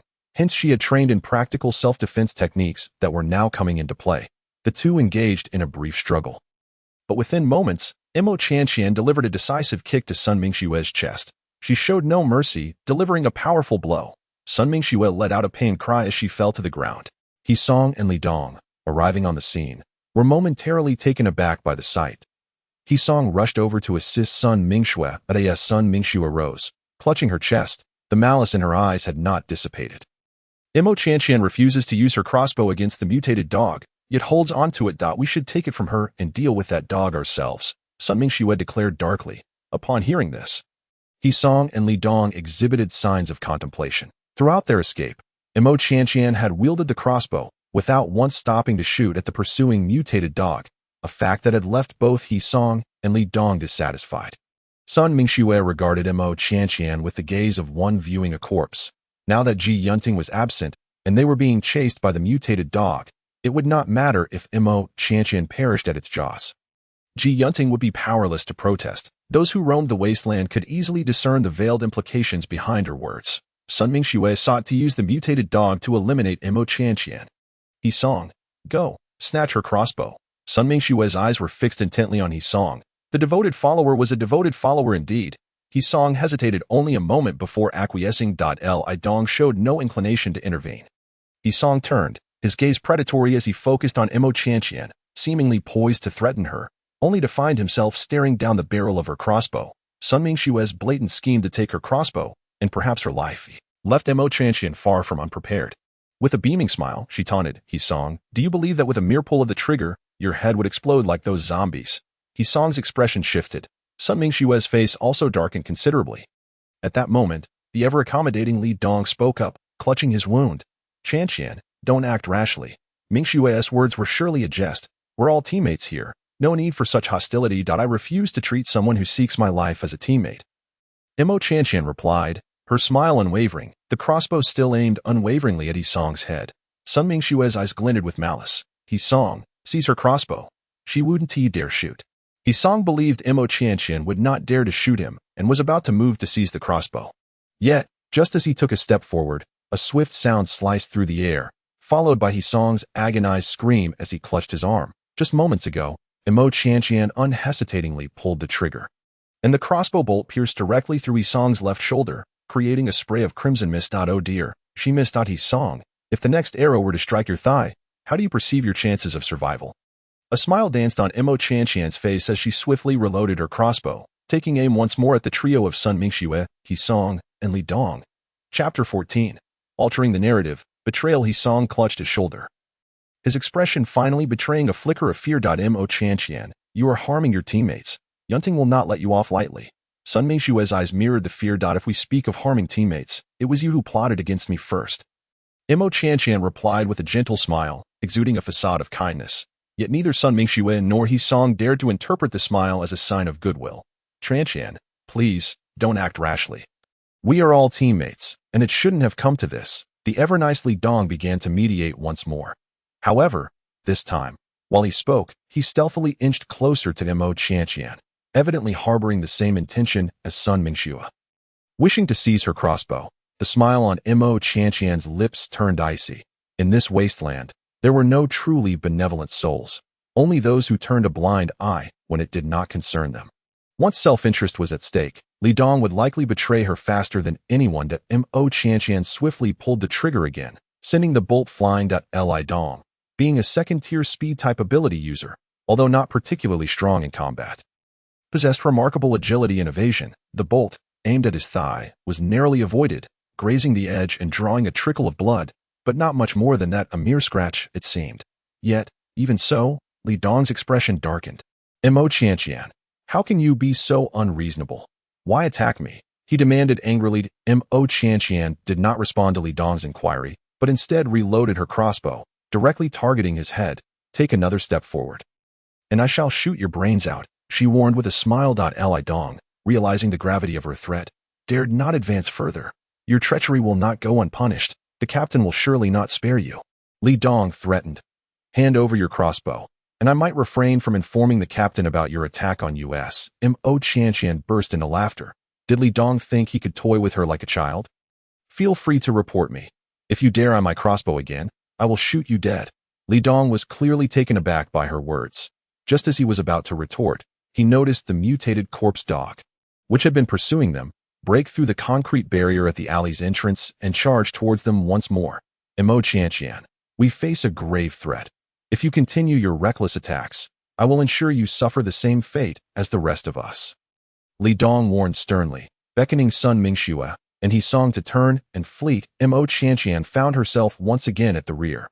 However, this time, even as they ran, Li Dong and the others kept a wary eye on her movements. Fearful she might launch a sneak attack from behind, the mutated corpse dog was hot on their heels. Occasionally, Mo Qianqian would turn and release an arrow at the pursuing beast, but she aimed not for its head, but rather at its limbs and joints, intending to slow it down. After all, it was a third-tier mutated beast, and she was uncertain whether her crossbow could eliminate it with a single shot to the head. What if it did, though? If she were to kill that third-tier corpse dog, how would she proceed with her plans? She still intended to use it to escape the group and go solo. The four of them swiftly reached a junction in the alleys. Among the three paths, excluding the one they were fleeing down, one was slightly wider while the other was exceedingly narrow. As Mo Qianqian spotted the narrow alley in the distance, a smile crept onto her lips. In the narrative, the female protagonist was trapped in a narrow alley, facing a third-tier mutated beast, which must be that very passage. Sure enough, without a moment's thought, Sun Mingxue, He Song, and Li Dong plunged into the narrow alley. Mo Qianqian, adhering to the storyline, deliberately kept her distance. Upon reaching the mouth of the narrow alley, she discovered a large concrete slab blocking the entrance. Among the trio, He Song was a second-tier strength-type ability user. Despite his shoulder injury, with Li Dong's assistance, he could manage to lift a concrete slab to barricade the alleyway. Mo Qianqian, if you throw your crossbow over the slab, we will move it aside to let you in. Sun Mingxue's voice called from behind the concrete barrier. Mo Qianqian lightly tapped the slab with a smirk and replied, Sure, I will toss my crossbow over. But you better catch it. It's a wooden toy, and if it breaks when it hits the ground, don't blame me. However, instead of throwing her crossbow, she retrieved several small stones smeared with blood and some blood-stained rags from her bag, evidence of He Song and Li Dong's blood, which she had collected during their earlier altercation. Specifically to counter this situation, she tossed the bloodied stones beneath the concrete slab, then used the stained rags to smear the surface of the slab. The scent of blood wafted into the air. While humans might not discern the fragrance, the scent of blood was an irresistible lure for zombies and mutated beasts. From a distance, Mo Qianqian observed the mutated corpse dog charging towards them, and she hurled the bloodied rag at it before sprinting towards the slightly wider alley. In the original narrative, Sun Mingxue, He Song, Li Dong, and the original protagonist were in a far more precarious situation than they were now. At that time, the original protagonist lacked a crossbow and could not use bolts to slow down the pursuing mutated corpse dog. The four of them were in dire straits, with Yang Yong and He Song sustaining injuries. In the critical moment of life and death, even though the original protagonist was a valuable healer, she was still abandoned. During their escape, the original protagonist was left behind last. As they passed the junction, Sun Mingxue suggested that He Song barricade the alley entrance with the concrete slab, effectively trapping the female protagonist outside. Should she escape through another alley, she could divert the mutated corpse dog. And if she failed to escape and was devoured, It would slow the beast's pursuit of the other three regardless of the female protagonist's choices. It would afford them more time to flee. In that encounter, though the female protagonist survived, she was undoubtedly betrayed by Sun Mingxue. From this point forward, she had no intention of adhering to the narrative. Chapter 15. Claiming the Spirit Spring Space. The marvel of corpse grass. From this moment on, she resolved to deviate from the script. Those who harm others ultimately harm themselves. Since Sun Mingxue, He Song, and Li Dong sought to betray her, she would let them experience the sensation of being relentlessly pursued by a third-tier mutated corpse. Mo Chantian glanced back, observing the mutated corpse dog ramming against the blood-stained concrete slab as she had anticipated. She estimated it wouldn't hold for long. Let Sun Mingxue and the others play their games with the mutated corpse dog. She would not partake. Mo Chantian turned and hastily departed. She needed to move quickly. According to the narrative, it would not be long before Ji Yunting and his team managed to shake off two mutated beasts and come searching for them. When Ji Yunting, Lu Yu, and Yang Yong arrived, they were all injured, having used the original protagonist's blood for healing. Now that she had not revealed her identity as a healer, Ji Yunting and his companions would not have access to healing blood for rapid recovery. She wondered how they would cope in such circumstances. However, these concerns were no longer her responsibility. To avoid unnecessary complications, she decided to keep her distance and claim the Spirit Spring space first. Beyond the Spirit Spring, she had another plan. A strategy to thoroughly sever ties with Ji Yunting and ensure that he and his group would not dare to provoke her again. Mo Chantian's lips curled into a slight smile as she recalled the late Captain Mu Shengshou of the Death God Mercenary Corps. She wondered how he was faring now. Her time in this wasteland had been brief, with little accumulation and no foundation. Yet, she could leverage existing power. With her mastery of mechanisms, she held the bargaining chips to negotiate with any faction. Originally, she had not intended to take this step. Borrowed power was ultimately not her own. Her initial plan was to hunker down, develop slowly, and cultivate her own faction before emerging independently. However, Ji Yunting and his team were increasingly irksome. Now, they were eyeing her crossbow, and she had even shot He Song's shoulder if she did not seek support from a faction. Returning to the safe zone afterward could lead to trouble. It was not that she could not handle these troubles herself. But why should she complicate her life when there were simpler, more efficient solutions? She had only just arrived in this wasteland world yesterday and had not had the chance to understand the personalities of the leaders of various factions. The only faction she had barely encountered was the Death God Mercenary Corps. Thinking of the scene where the Death God Mercenary Corps had left Ji Yunting speechless still brought a smile to her face. Her impression of the Death God Mercenary Corps was rather favorable. In the original novel, the descriptions of the Death God Mercenary Corps were sparse. The late and illustrious leader of the Death God Mercenary Corps, Mu Shengshou, met his untimely demise during this recent incident.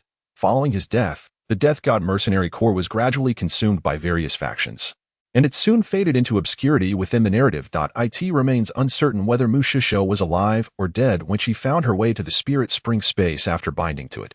Nonetheless, his fate held little bearing on her plans. Perhaps if he were indeed deceased, she could seize the opportunity to recruit some of his followers for her own purposes. As her thoughts wandered, Mo Chantian quickened her pace. The zombies she encountered along the way fell victim to her crossbow bolts. The streets of the urban ruins were a chaotic mess, littered with the remains of humanity and dismembered zombie limbs.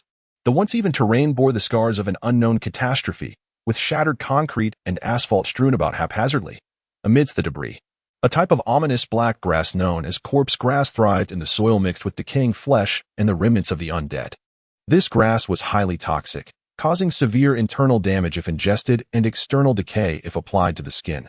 However, corpse grass possessed a significant utility. When crushed and smeared over one's body, it could mask the scent of the living.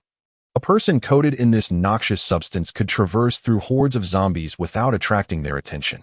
Many wasteland adventurers were aware of this property, yet few dared to employ it due to its corrosive nature, which could result in fatal infections despite its protective qualities. Mo Chantian crouched down and carefully harvested some corpse grass, placing it into a small cloth bag at her back. This item would prove invaluable later on. After 20 minutes, she stumbled upon a relatively intact apartment building. Once on the second floor, she cleared the zombies before finally having the time to establish her connection with the Spirit Spring space. She retrieved a zodiac pendant that she had kept close, steeling herself as she pricked her fingertip to let blood drip onto it. The emerald green of the pendant was flecked with crimson, creating a striking contrast against the backdrop of the dilapidated building. The blood, which should have flowed along the emerald's veins to the ground, was gradually absorbed by the gem, once the blood was entirely consumed.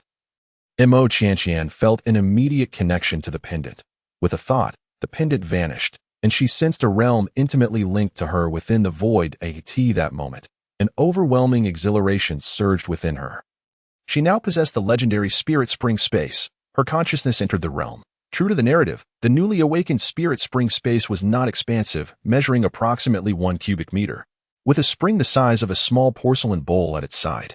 Though the space was limited and the spring diminutive, Mo Qianqian's excitement was beyond words. According to the storyline, this was a space that could be upgraded that it could absorb zombie cores to expand. She counted the zombie cores in her small cloth bag, all of which were the lowest grade first-tier cores, totaling 27. With a mere thought, she drew 20 of the cores into the space. The instant the zombie cores entered, they vanished without a trace, causing the space to tremble faintly. What was once a cubic space began to expand outward. When it finally ceased, the entire area had grown considerably. Lacking measuring tools, Mo Qianqian estimated that the space had increased to about 3 cubic meters. This meant that 20 first-tier zombie cores had expanded the space by 2 cubic meters. However, the size of the Spirit Spring remained unchanged, still resembling a small porcelain bowl. This situation had been mentioned in the narrative as well. The Spirit Spring required the cores of living mutated beasts for expansion, not those of their undead counterparts. The urban ruins were the territory of zombies and zombified mutated beasts that hunt living mutated beasts. One would have to venture into the wilderness. Mo Qianqian's gaze swept across the now enlarged space, finally settling upon the spring. What flavor did the legendary Spirit Spring water possess? With a thought, a small sphere of Spirit Spring water floated in her palm as she brought it to her lips. The crisp and sweet taste burst forth on her tongue. Mo Qianqian half closed her eyes to savor it. Delightful. At the very least, she would no longer have to endure the taste of industrial wastewater for her drinking water. A flicker of joy passed through her eyes. After experiencing the flavor of the Spirit Spring water, Mo Qianqian wasted no time. She retrieved the previously harvested corpse grass from her cloth bag, crushed it on a piece of plastic wrap, and then added some Spirit Spring water. According to the original narrative, the female lead discovered that Spirit Spring water could neutralize the corrosive toxicity of corpse grass. The mixture of corpse grass and Spirit Spring water, when applied to the skin, effectively masked the scent of the living and evaded the attention of zombies without causing skin damage. As she ventured deeper into the urban ruins, the density of zombies increased. Given her current combat capabilities, even with the aid of her crossbow, recklessly charging would almost certainly lead to her demise. However, with the Spirit Spring enhanced corpse mud, everything changed. Chapter 16. Encounter with a 4th-tier zombie. After blending the corpse grass with Spirit Spring water into a paste, Mo Qianqian, adhering to her cautious nature, refrained from applying it immediately. Instead, she used a stick to take a small sample and brought it to her nose for inspection. A faint scent of decay lingered, quite disagreeable. She carefully applied a small amount of the corpse mud to the back of her hand, akin to testing a new skincare product for allergies in the 21st century. After 10 minutes, with no pain or burning sensations occurring on her hand, she proceeded to cover her entire body. Half an hour later, Mo Qianqian emerged from the desolate apartment building, her body coated in a layer of dark, foul-smelling corpse mud. Just as she stepped outside, she spotted a zombie wandering a mere 10 meters away. Her crossbow was already drawn, and she was about to take aim when a thought struck her. This was the perfect opportunity to test whether the corpse mud could completely conceal her living scent and deceive the zombie's senses. Thus, she steeled herself against the nausea and cautiously approached the zombie. Before long, the distance between her and the zombie dwindled to less than 10 meters. Under normal circumstances, the zombie would have detected her scent and lunged at her by now. Yet, it remained oblivious, aimlessly wandering as before. Encouraged, Mo Qianqian continued her advance, keeping her crossbow trained on the zombie's head, prepared to pull the trigger at the first sign of movement. Soon, she was within 5 meters of the creature. 3 meters, 0.1 meter. She was nearly shoulder to shoulder with the zombie, which still showed no inclination to attack. Mo Qianqian smiled. Her application of the corpse mud had not been in vain, despite its unpleasant odor and unsightly appearance. Akin to being smeared with dung, the effectiveness of its zombie-repelling qualities made it worthwhile. With her crossbow aimed at the zombie's head, she took a few steps back before pulling the trigger. She retreated to avoid the potential splatter of blood and rotting brain matter, which would be utterly revolting. Mo Qianqian picked up the fallen core, Her spirits lifted as she ventured deeper into the city. As she progressed further, the density of zombies increased. Initially, when confronted by groups of zombies, she felt a rush of trepidation, moving cautiously to avoid drawing their attention. However, as she encountered more and more of them, her anxiety gradually dissipated. Even when faced with hordes of zombies, she began to pick and choose her targets. She specifically hunted second-tier zombies, as one second-tier core was equivalent to 10 first-tier cores. As for the first-tier zombies, she had largely ceased her efforts against them. It wasn't that she was being overly selective. Rather, her crossbow bolts were in limited supply. She had prepared over 50 bolts for this hunting expedition, which was substantial, yet the sheer number of zombies made it insufficient. Throughout her journey, she collected any reusable bolts she could find. However, the power of her crossbow was considerable, and a wooden bolt could only be used 3 to 5 times before becoming ineffective.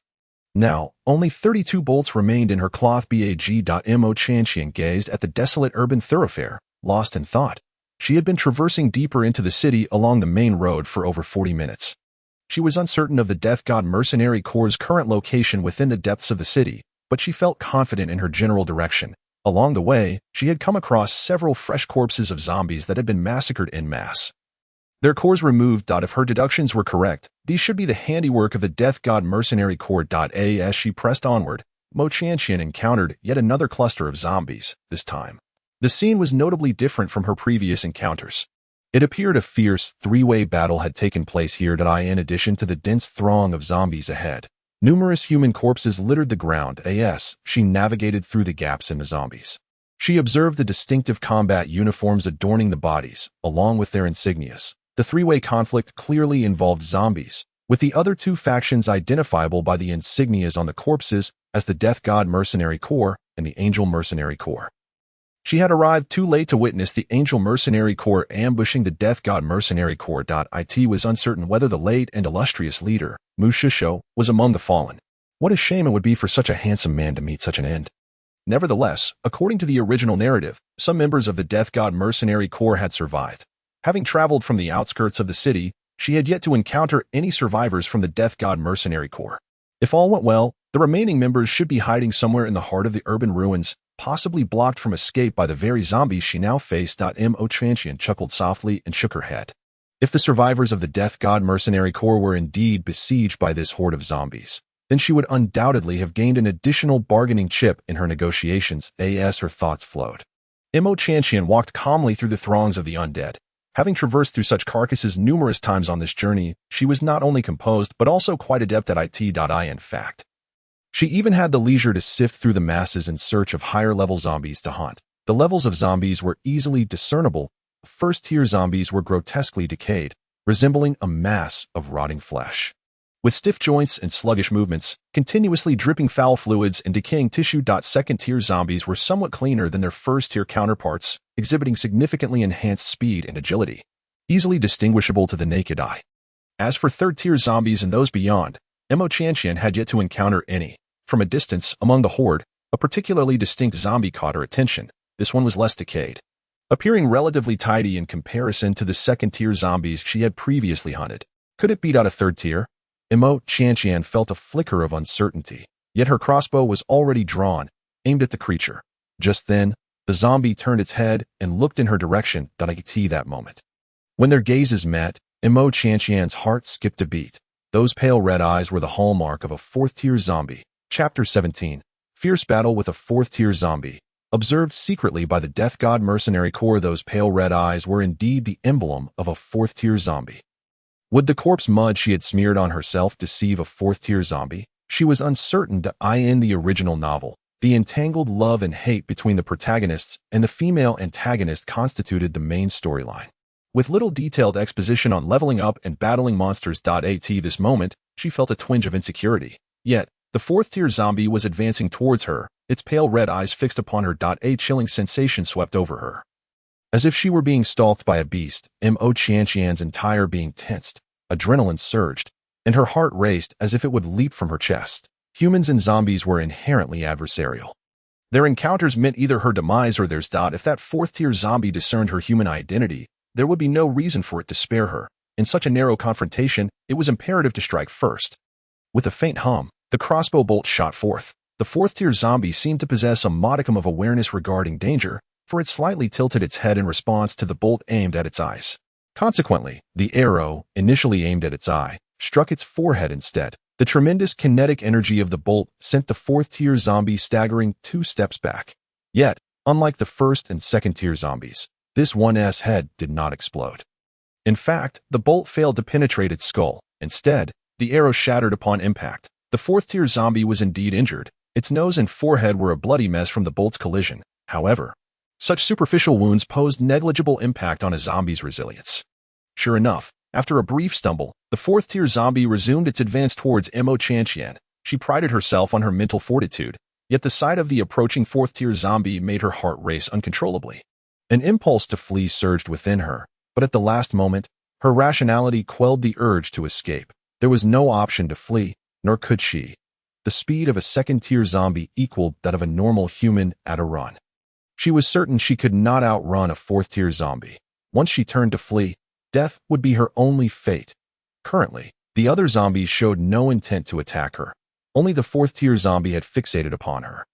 Her only chance of survival lay in vanquishing this fourth-tier creature. The fourth-tier zombie continued its relentless approach. If the crossbow could not penetrate its skull, then aiming for its most vulnerable spots was essential.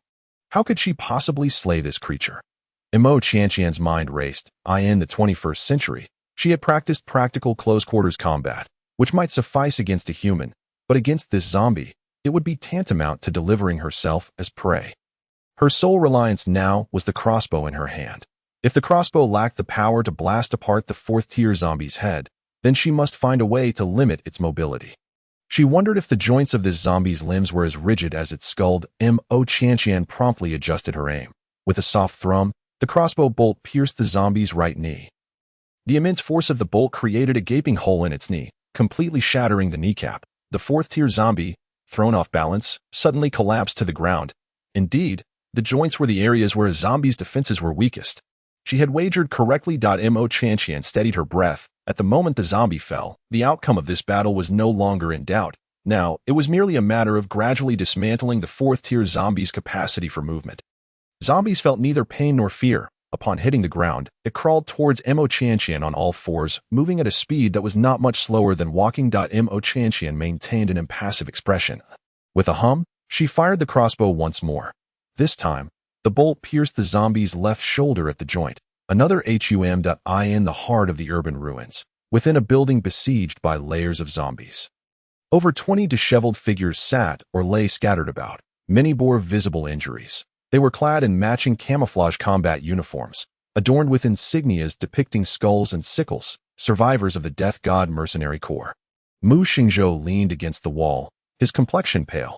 Although he bore no obvious external wounds, his overall state was clearly amiss. "Boss, can you hold on?" Shen Feng inquired, concern etched across his face. "I'm fine," Mu Xingzhou replied. "How much longer can Yu Chao hold out?" Mu Xingzhou, despite his youth, had taken charge of the vast Death God Mercenary Corps. While he was competent, his foundation was insufficient, leaving his position as leader somewhat tenuous. Shen Feng, Yu Chao, and Jiang Xi were Mu Xingzhou's trusted confidants. Shen Feng was a formidable warrior, a peak fourth-tier fire elementalist. Jiang Xi served as the strategist, equally capable, a fourth-tier wind elementalist. As for Yu Chao, his awakened ability was rather unique. He could mask the presence of a small area. Currently, the 20-plus individuals found themselves amidst a horde of zombies, and they had not been attacked due to Yu Chao's ability to shroud their room in silence. The zombies could not detect the scent of living humans, hence refrained from assaulting them. However, Yu Chao's ability had its drawbacks. Once activated, the area with masked presence could not move. In a place like the urban ruins, employing such an ability to mask presence was advantageous for temporary respite. Yet in combat, Yu Chao's ability was virtually ineffective. Yu Chao can hold out for at most 2 more hours, Jiang Xi stated. Then let us rest for an hour and a half. After that, we'll make a full breakout, Mu Xingzhou declared, his voice weak, yet resolute. As he spoke, most of the individuals closed their eyes to rest. Shen Feng, having sustained minimal injuries, was assigned to keep watch. He approached a window to observe the movements of the zombies below. Suddenly, he spotted a figure of a peculiar greenish hue in the distance. Distinctly different from the surrounding zombies. As a fourth-tier ability user with keen eyesight, Despite the distance, he estimated that the greenish figure was likely a living person. When he saw that the greenish figure wielded a toy-like wooden weapon to slay a second-tier zombie and collect its crystal core, he was completely convinced that it was indeed a living person. But how did this individual manage to navigate through the horde of zombies without being attacked by the others? Was it due to a special ability? Or Jiang Xi, come take a look at this, Shen Feng called out. Jiang Xi immediately approached to examine the situation. Look at that person. Shen Feng pointed towards the greenish figure amidst the zombies. Being the strategist of the group, Jiang Xi understood Shen Feng's intent without further elaboration. He promptly retrieved a compact telescope to scrutinize the greenish figure. That person seems to be smeared with corpse grass mud, Jiang Xi remarked. But wouldn't the corpse grass mud cause skin rot upon contact? Is that person showing any signs of decay? Shen Feng took the telescope from Jiang Xi to examine closely. He could not discern any signs of skin rotting on the individual. This is odd, Jiang Xi muttered at that moment. Mu Shengzhou, recovering somewhat, also approached the window to take a look. Just then, the greenish figure raised its peculiar weapon towards the fourth-tier zombie. Chapter 18. A Distress Signal. Fishing within the line of sight of Mu Shengzhou, Shen Feng, and Jiang Xi, the greenish figure lifted a strange weapon and fired at the fourth-tier zombie. It was evident that the weapon possessed considerable power. Yet it failed to breach the fourth-tier zombie's skull. However, what followed astonished the three men. The greenish figure appeared entirely unconcerned with the energy expenditure of the weapon, repeatedly aiming and firing at the joints of the fourth-tier zombie. First at its right leg, then at its left shoulder. In the end, the fourth-tier zombie was left with nothing but a bare head. This method of slaying zombies is rather novel, Shen Feng exclaimed in admiration. Mu Shengzhou took the telescope to closely observe the greenish figure and the peculiar weapon in her hand. Moments later, a smile crept onto his lips. We've encountered this person before. It seems we misjudged her. Upon hearing this, both Shen Feng and Jiang Xi were momentarily taken aback. Jiang Xi took the telescope and scrutinized the figure, which appeared to be a woman based on her silhouette. He then shifted his gaze to the peculiar weapon in her hand, which he had previously noted seemed oddly familiar.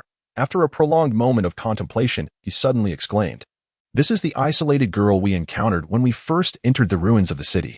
The weapon she wields is that toy-like crossbow." Shen Feng, somewhat slow on the uptake, blinked and then blinked again before uncertainly stating, "Are you sure it's the girl our leader saved after taking down 2 zombies?"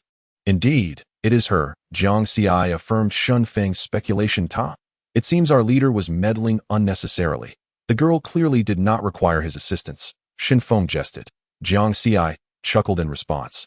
"Not only did she not need us to intervene, but it's quite possible that she isolated the members of that hunting team all by herself." Their exchange. Mu Shengzhou slightly curled the corners of his lips and remarked, "Let us devise a way to establish contact with her." He, too, had discerned that the girl navigated through the horde of zombies with ease due to her body being enveloped in corpse mud, a substance with formidable corrosive properties. Yet, remarkably, her skin showed no signs of decay. This, undoubtedly, was a crucial aspect of his observations, but another vital point eluded him. If his suspicions were correct, Mu Shengzhou glanced at the sun overhead and said, "We shall use a mirror to reflect sunlight and signal for help." Revealing our position to her, the call for help was a ruse, while the true intent was to assess the girl's reaction. Jiang Xi, quick-witted, grasped Mu Shengzhou's purpose after a brief moment of contemplation. He promptly retrieved a reflective glass shard from his pocket, adjusted its angle, and aimed it at the girl's eyes, flashing the signal. 3 short flashes, 3 long flashes, 3 short flashes, 3 long flashes, and so forth. In the midst of the zombie horde, the fourth-tier zombie had been reduced to only its head by Mo Qianqian's crossbow. Despite its current state, the zombie was still alive, its mouth opening and closing as if it sought to pounce on Mo Qianqian. Observing this, she smiled. Her progress since entering the city ruins was nothing short of remarkable, from initially paling at the stench of the zombies to retching at the sight of exploded heads. She had now reached a point where she could calmly regard the decaying corpses scattered around her and engage in a casual conversation with the head of the fourth-tier zombie. The head of the zombie posed no threat to Mo Qianqian anymore. However, extracting the crystal core proved to be a challenge. Given the defensive capabilities of the zombie's skull, attempting to split it open could very well cost her life. After much effort, ultimately, Mo Qianqian managed to dislodge the zombie's jaw, creating an opening in the upper jaw of the fourth-tier zombie from which she extracted the crystal core. The entire process had demanded considerable strength and ingenuity. Stowing away the fourth-tier crystal core, which gleamed with a faint reddish hue, Imo Qianqian felt a mix of joy and concern. The joy stemmed from the considerable value of the fourth-tier crystal core, while the concern arose from the fact that her already limited supply of crossbow bolts had diminished even further in her effort to combat this fourth-tier zombie. During the encounter, she had expended 10 bolts. And given the high density of the zombie's bones, recovering them for reuse was unlikely. Now, merely 22 bolts remained in her small backpack. With a gentle sigh, she intended to continue her search for the surviving members of the Death God Mercenary Corps when a sudden, blinding light pierced her eyes. Alert, she lifted her gaze towards the source of the illumination, which emanated from the window of a dilapidated building about a kilometer ahead. The distance made it difficult for Imo Qianqian to discern clearly. Was something reflective being swayed by the wind, casting light into her eyes? However, she soon detected a pattern in the reflection point: 3 short flashes, 3 long flashes, 3 short flashes, 3 long flashes. This was an SOS signal for urgent help. Imo Qianqian smiled. Considering the context, if her assumptions were correct, these sequences of SOS signals were being sent out by the survivors of the Death God Mercenary Corps. Indeed, what a stroke of luck. Now that she was aware of their hiding place, there was no need to rush into negotiations. She could afford to let them stew for a while, sharpening her own edge. Negotiations and trades were not matters that could be hurried. The one who rushed would inevitably lose. These were lessons learned from many hardships she had endured in the 21st century. Of course, while allowing the Death God Mercenary Corps some time, she had no intention of remaining idle. In her earlier confrontation with the fourth-tier zombie, she had come to a stark realization about the limitations of her crossbow. While it was indeed effective against fourth-tier or higher zombies, it fell short. Having ventured deep into the urban ruins, encountering one fourth-tier zombie meant she could easily face another, or even stronger foes. Thus, she needed to prepare in advance. With this plan in mind, Imo Qianqian quickly slipped into a nearby building, cleared out the zombies within, and set about her tasks. Meanwhile, at the location of the Death God Mercenary Corps, Jiang Xi was tirelessly reflecting the 3 short and 3 long light signals using a small mirror. Shen Feng watched, somewhat exasperated, and remarked, "Do you really think this will draw her closer? You might scare her off instead. I suggest we keep quiet until she approaches, and then I can step out and bring her over." At this, Jiangxi's expression conveyed his profound disbelief. He was reluctant to engage with this muscle-bound oaf devoid of intellect. However, Mu Shishou chuckled softly and said, "She is highly likely to come, considering we have a need for her. Using force would be rather unwise." Shen Feng's suspicious gaze fell upon Mu Shishou. "Boss, I recall you saying that if something can be resolved with a fist, there is no need to expend further effort." Mu Xingzhou. He began to understand why Jiang Xi was reluctant to entertain Shen Feng's thoughts. The current circumstances were hardly comparable to the past. Shen Feng took the telescope and observed the movements of the greenish figure. Moments later, he exclaimed, "Jiang Xi, that girl seems to have hidden away, frightened by your antics. This is a disaster. At this distance, with so many zombies around, I can't just waltz over to capture her." Although Mu Shengzhou had not used the telescope, his keen eyesight allowed him to clearly see Imo Qianqian slipping into a building. He chuckled softly. "That girl is quite intriguing." Due to her reaction, his initial estimate of certainty had risen from 60 to 90%. Shen Feng's puzzled gaze fell on Mu Shengzhou. Mu Shishou, perhaps finding the situation amusing, patiently explained, "Our initial encounter with that girl may have been accidental, but it seems she is now playing a game of cat and mouse." Chapter 19. Crafting Mechanisms, Armor-Piercing Bolts, and Explosive Bolts. Jiang Xi clearly understood Mu Shengzhou's implication and shook his head with a smile, saying, "Indeed, one cannot judge a book by its cover." Only Shen Feng grew increasingly confused. "What cryptic conversation are you two having? Can't we communicate plainly?"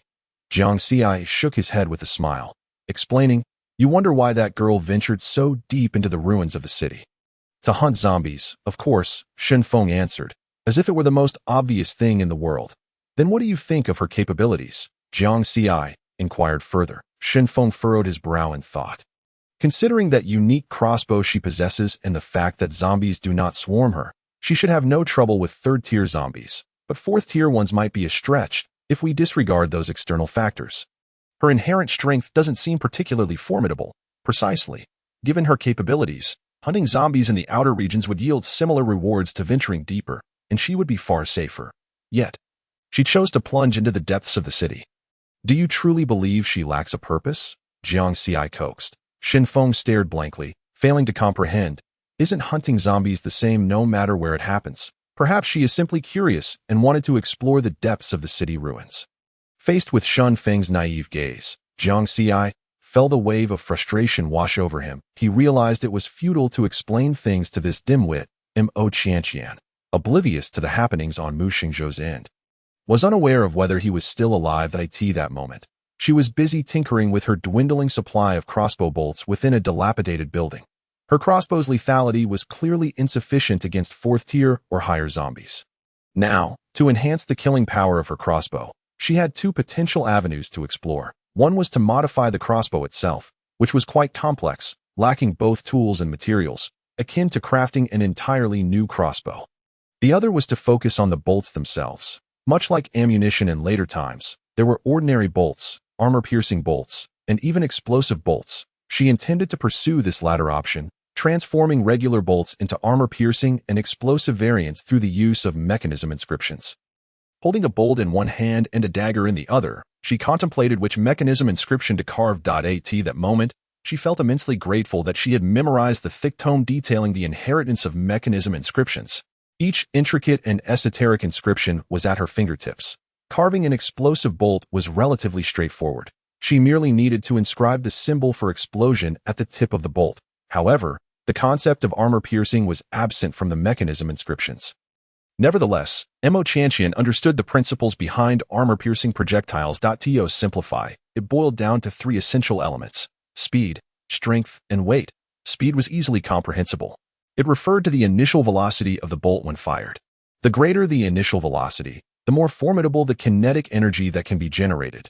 This initial velocity is provided by the crossbow's body. Furthermore, the strength of the crossbow bolt itself must be sufficiently high. The tip of an armor-piercing arrow must be exceptionally sharp and keen. If its strength is inadequate, even the most finely honed arrowhead will fail to penetrate armor. Under such tremendous initial velocity, it may shatter upon encountering even slightly harder materials. Additionally, weight is another critical factor that, alongside initial velocity, determines the lethality of the crossbow bolt. With this detailed analysis, Mo Qianqian felt a sense of certainty within her. She needed to intricately carve 3 mechanisms: hardness, sharpness, and weight. Onto the armor-piercing arrows. Having settled on these inscriptions, she proceeded with the painstaking work of engraving. Carving intricate mechanisms onto an arrow shaft the width of a finger was no simple task. Yet, this posed no challenge for Mo Qianqian. In the 21st century, she had made a name for herself in the realm of microsculpture. She had once intricately carved a hollow model of the Hall of Supreme Harmony on a grain of rice and depicted a flat image of a lady on a single strand of hair. Soon, the first explosive crossbow bolt was completed, consuming 10% of her extraordinary ability, not a significant amount. It was evident that using explosive arrows against zombies was not an optimal choice, particularly against higher-tier zombies. Unless a vital area, such as the eye socket, was struck, the damage inflicted by the explosion and shrapnel would not be substantial. However, against humans, it should yield quite effective results. As the saying goes, one must be strong to negotiate. One must have a trump card. A subtle smile graced Mo Qianqian's lips, hinting that if the Grim Reaper mercenary group failed to recognize the situation, these explosive arrows would serve to teach them a lesson. She placed the 3 completed explosive arrows into her spiritual spring space to avoid confusing them with ordinary crossbow bolts. The subsequent armor-piercing arrows were more complex, requiring the engraving of 3 mechanism inscriptions on the shaft. The time and extraordinary ability consumed were significantly greater than that of the explosive arrows. She similarly crafted 3 armor-piercing arrows. Once her extraordinary ability was exhausted, she replenished it by absorbing crystal cores. However, the mental fatigue incurred while manipulating her extraordinary ability could not be swiftly recovered. The 3 armor-piercing arrows were also stored in her spiritual spring space. She did not intend to continue crafting special arrows. Given the uncertainty of the situation, the survivors of the Grim Reaper mercenary group might not be easy to negotiate with. She needed to ensure she maintained a relatively good state to handle discussions with them. Having secured her special crossbow arrows, Mo Qianqian drank some spiritual spring water and rested for 10 minutes, feeling her vitality returning to a satisfactory level before stepping out of the building and heading towards the direction from which the SOS signal had been transmitted, the location of the Grim Reaper mercenary group. Shenfeng had been sitting by the window, fixated on the building where Mo Qianqian had entered. He had considerable faith in the judgments of Mu Shishou and Jiang Xi, since both had claimed that the girl clad in a murky green hue would come to find them. He kept his gaze fixed in that direction, awaiting her arrival. Fishing could not be done indefinitely. If bait was not cast for too long, the fish would swim away at an hour past, and Shenfeng anxiously scratched his head, occasionally glancing through binoculars at the building. When an hour and 20 minutes had elapsed, even Jiang Xi began to feel restless. Meanwhile, Mu Xingzhou leaned against the wall, eyes closed, recuperating from the exhaustion of overusing his extraordinary ability. "Boss, it's been an hour and a half. Should we break out now? Or should we continue waiting for that girl?" The second part of Jiang Xi's question remained unspoken, but he believed Mu Xingzhou could understand. Mu Xingzhou slowly opened his eyes. The blood vessels were visibly red from exhaustion. "Check your gear. In 5 minutes. We break out." His voice was heavy, even though he was 90% sure that the girl was merely fishing. He could not gamble with the lives of so many brothers on the slim chance that something unexpected might occur. The members of the Grim Reaper mercenary group rose, conducting a final check of their weapons and equipment. Ready to move at Mu Xingzhou's command, he straightened from his resting position against the wall, standing tall. Just as he was about to issue the command to break out, Shenfeng's startled voice suddenly rang out. "She's coming out. She's walking towards us." Both Mu Xingzhou and Jiang Xi turned their heads simultaneously, following Shenfeng's gaze to see the familiar murky green figure approaching them at a leisurely pace. "Boss, should we wait?" Jiang Xi asked, uncertainty evident in his tone. A flicker of conflict appeared on Mu Xingzhou's face that moment. Yu Chao, who had remained silent until now, spoke up. "I suggest we wait, given our current state. Breaking out would undoubtedly result in heavy casualties. Originally, if there were no alternative, we would have to break out despite the losses. However, that girl clearly possesses a method to traverse the horde of zombies without being attacked. If we wait for her to come, we could potentially trade a certain reward for that method. If worse comes to worst, we can resort to force. There will always be ways to extract her method." In this apocalyptic wasteland, pure-hearted individuals were nearly non-existent. When lives were threatened, moral boundaries would inevitably be pushed lower. Yu Chao's proposal garnered the agreement of most. All eyes turned towards Mu Xingzhou. "Boss, we will follow your lead. Whether we break out or wait for that girl to negotiate or extract information, we will do as you say." At that moment, Shenfeng's gaze was resolute. Mu Xingzhou's eyes met Shenfeng's, then swept across everyone present. These individuals were his trusted confidants, the very foundation of his control over the Grim Reaper mercenary group. Yu Chao had made a valid point. With so many zombies surrounding them, breaking out would certainly incur devastating losses. A last resort. Since there was an alternative, then it was time to take a gamble. "All right, we will wait for her to come." Mu Xingzhou decisively concluded, simultaneously arranging a series of contingency measures. He was 90% sure that the girl was coming for the Grim Reaper mercenary group. However, to guard against that 10% chance of unexpected events, he needed to maintain a show of deterrence. If that girl dared to fish for them in this manner, she should be prepared to face his counterattack. He wondered if she still had any trump cards up her sleeve. Equal footing was necessary for a meaningful negotiation. If she had no other cards to play yet still dared to toy with them, he would have to ensure she learned about the perils of the human world. He had never been a good person. Mo Qianqian glanced at the multifunctional watch on her wrist. Crafting 3 explosive arrows and 3 armor-piercing arrows had taken her an hour and a half in total. The Grim Reaper mercenary group had been kept waiting for that duration, so she assumed they were likely ready. She rose and exited the building, this time without any deliberate delays, heading straight towards the direction from which the SOS signal had been emitted. The distance of 1 kilometer was not particularly far. Along the way, she refrained from provoking any zombies, deliberately keeping her distance from individuals that appeared to be higher-tier zombies to avoid drawing the attention of 4th-tier or even higher-tier zombies. As had happened previously, It was not out of fear. Rather, she was simply low on crossbow bolts and somewhat concerned that the Grim Reaper mercenary group might not be able to hold out.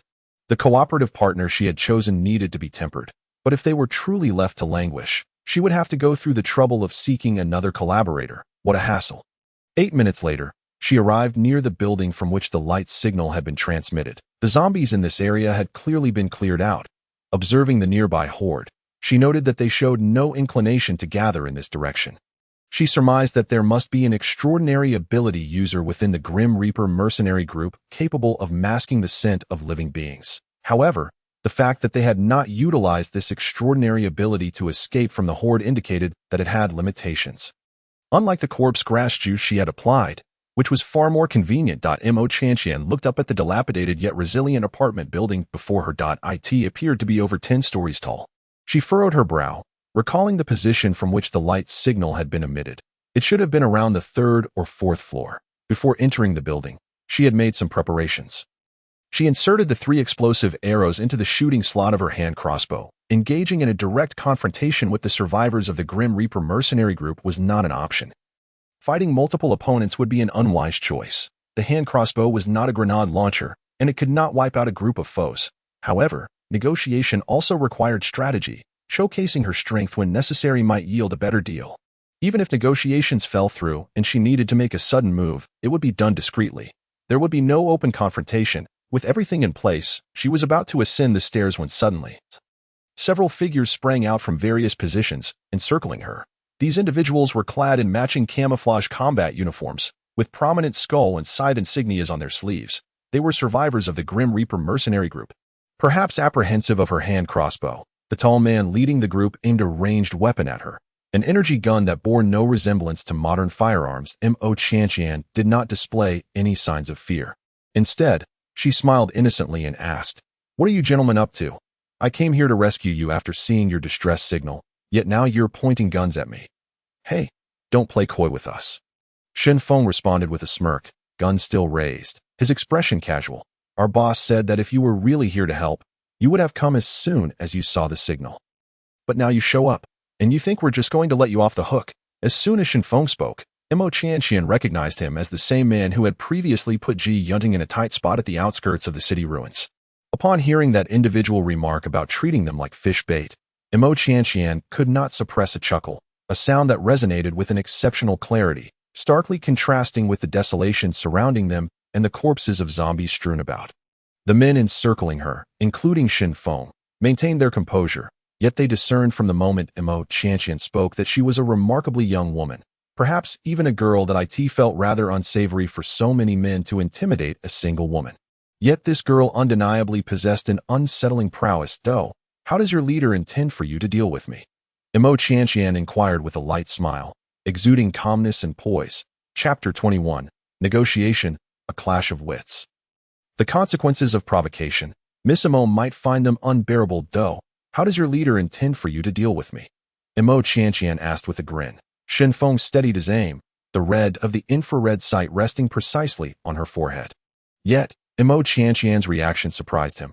There was no hint of the panic he anticipated, nor did he perceive even a flicker of fear in the girl's eyes. At that moment, Jiang Xi, standing beside Shen Feng, interjected with a smile, "Little miss, you exaggerate. We are merely inviting you to join our leader for a discussion." Compared to Shen Feng's brash demeanor, Jiang Xi's words and appearance were notably more refined. "Certainly, lead the way, big brother," Mo Chantian responded cheerfully, her demeanor deceptively innocent. However, none present dared to regard this girl clad in a putrid green hue as harmless. What ordinary girl could navigate through a horde of zombies? Returning with the head of a 4th-tier zombie, from the 3rd-floor window, Mu Shengzhou observed the standoff below as a 5th-tier supernatural being. His senses were acute. He could hear the conversation clearly. He found himself quite taken aback by this young girl. It was rare to encounter someone so composed and unflustered when surrounded and facing a gun. One wondered if she possessed genuine confidence or was simply reckless. He hoped for the former. Mo Chantian was escorted upstairs by the members of the Death God Mercenary Corps. Upon entering the room on the easternmost side of the 3rd floor, she immediately surveyed her surroundings, assessing the number and condition of the survivors. To her surprise, the number of survivors was greater than she had anticipated, and their situation was considerably better than expected. There were injuries, yet they were far from being a disheveled remnant. As her gaze swept over the wounded, it landed on a figure with his back turned to her at the window, broad-shouldered, with a robust build, slim waist, and long legs. At that moment, the figure turned at a flash of astonishment, crossed Mo Chantian's eyes. It was Mu Shengzhou. So, the leader was still alive at this hour. According to the original novel, he was supposed to die in this very encounter. If he were still alive, it either meant he would perish during the subsequent breakout, or that the Angel Mercenary Corps had further schemes against him. If it were the former, it could be easily resolved. If the latter, it would require more effort. Unfortunately, the plot did not provide further details, and she could only proceed cautiously. If their collaboration could reach a satisfactory agreement, and if this leader possessed vision, she would be willing to assist him. However, it depended on the specifics. It would not be worth risking herself to save someone else. While Mo Qianqian appraised Mu Shishou, he too was observing her. She was slender and tall, her body smeared with the muck of zombie grass, obscuring her features, yet her eyes sparkled brightly. "What shall I call you, young lady?" Mu Shengzhou inquired. "I am Mo Qianqian," she replied. "I am Mu Shengzhou, leader of the Death God Mercenary Corps. I see.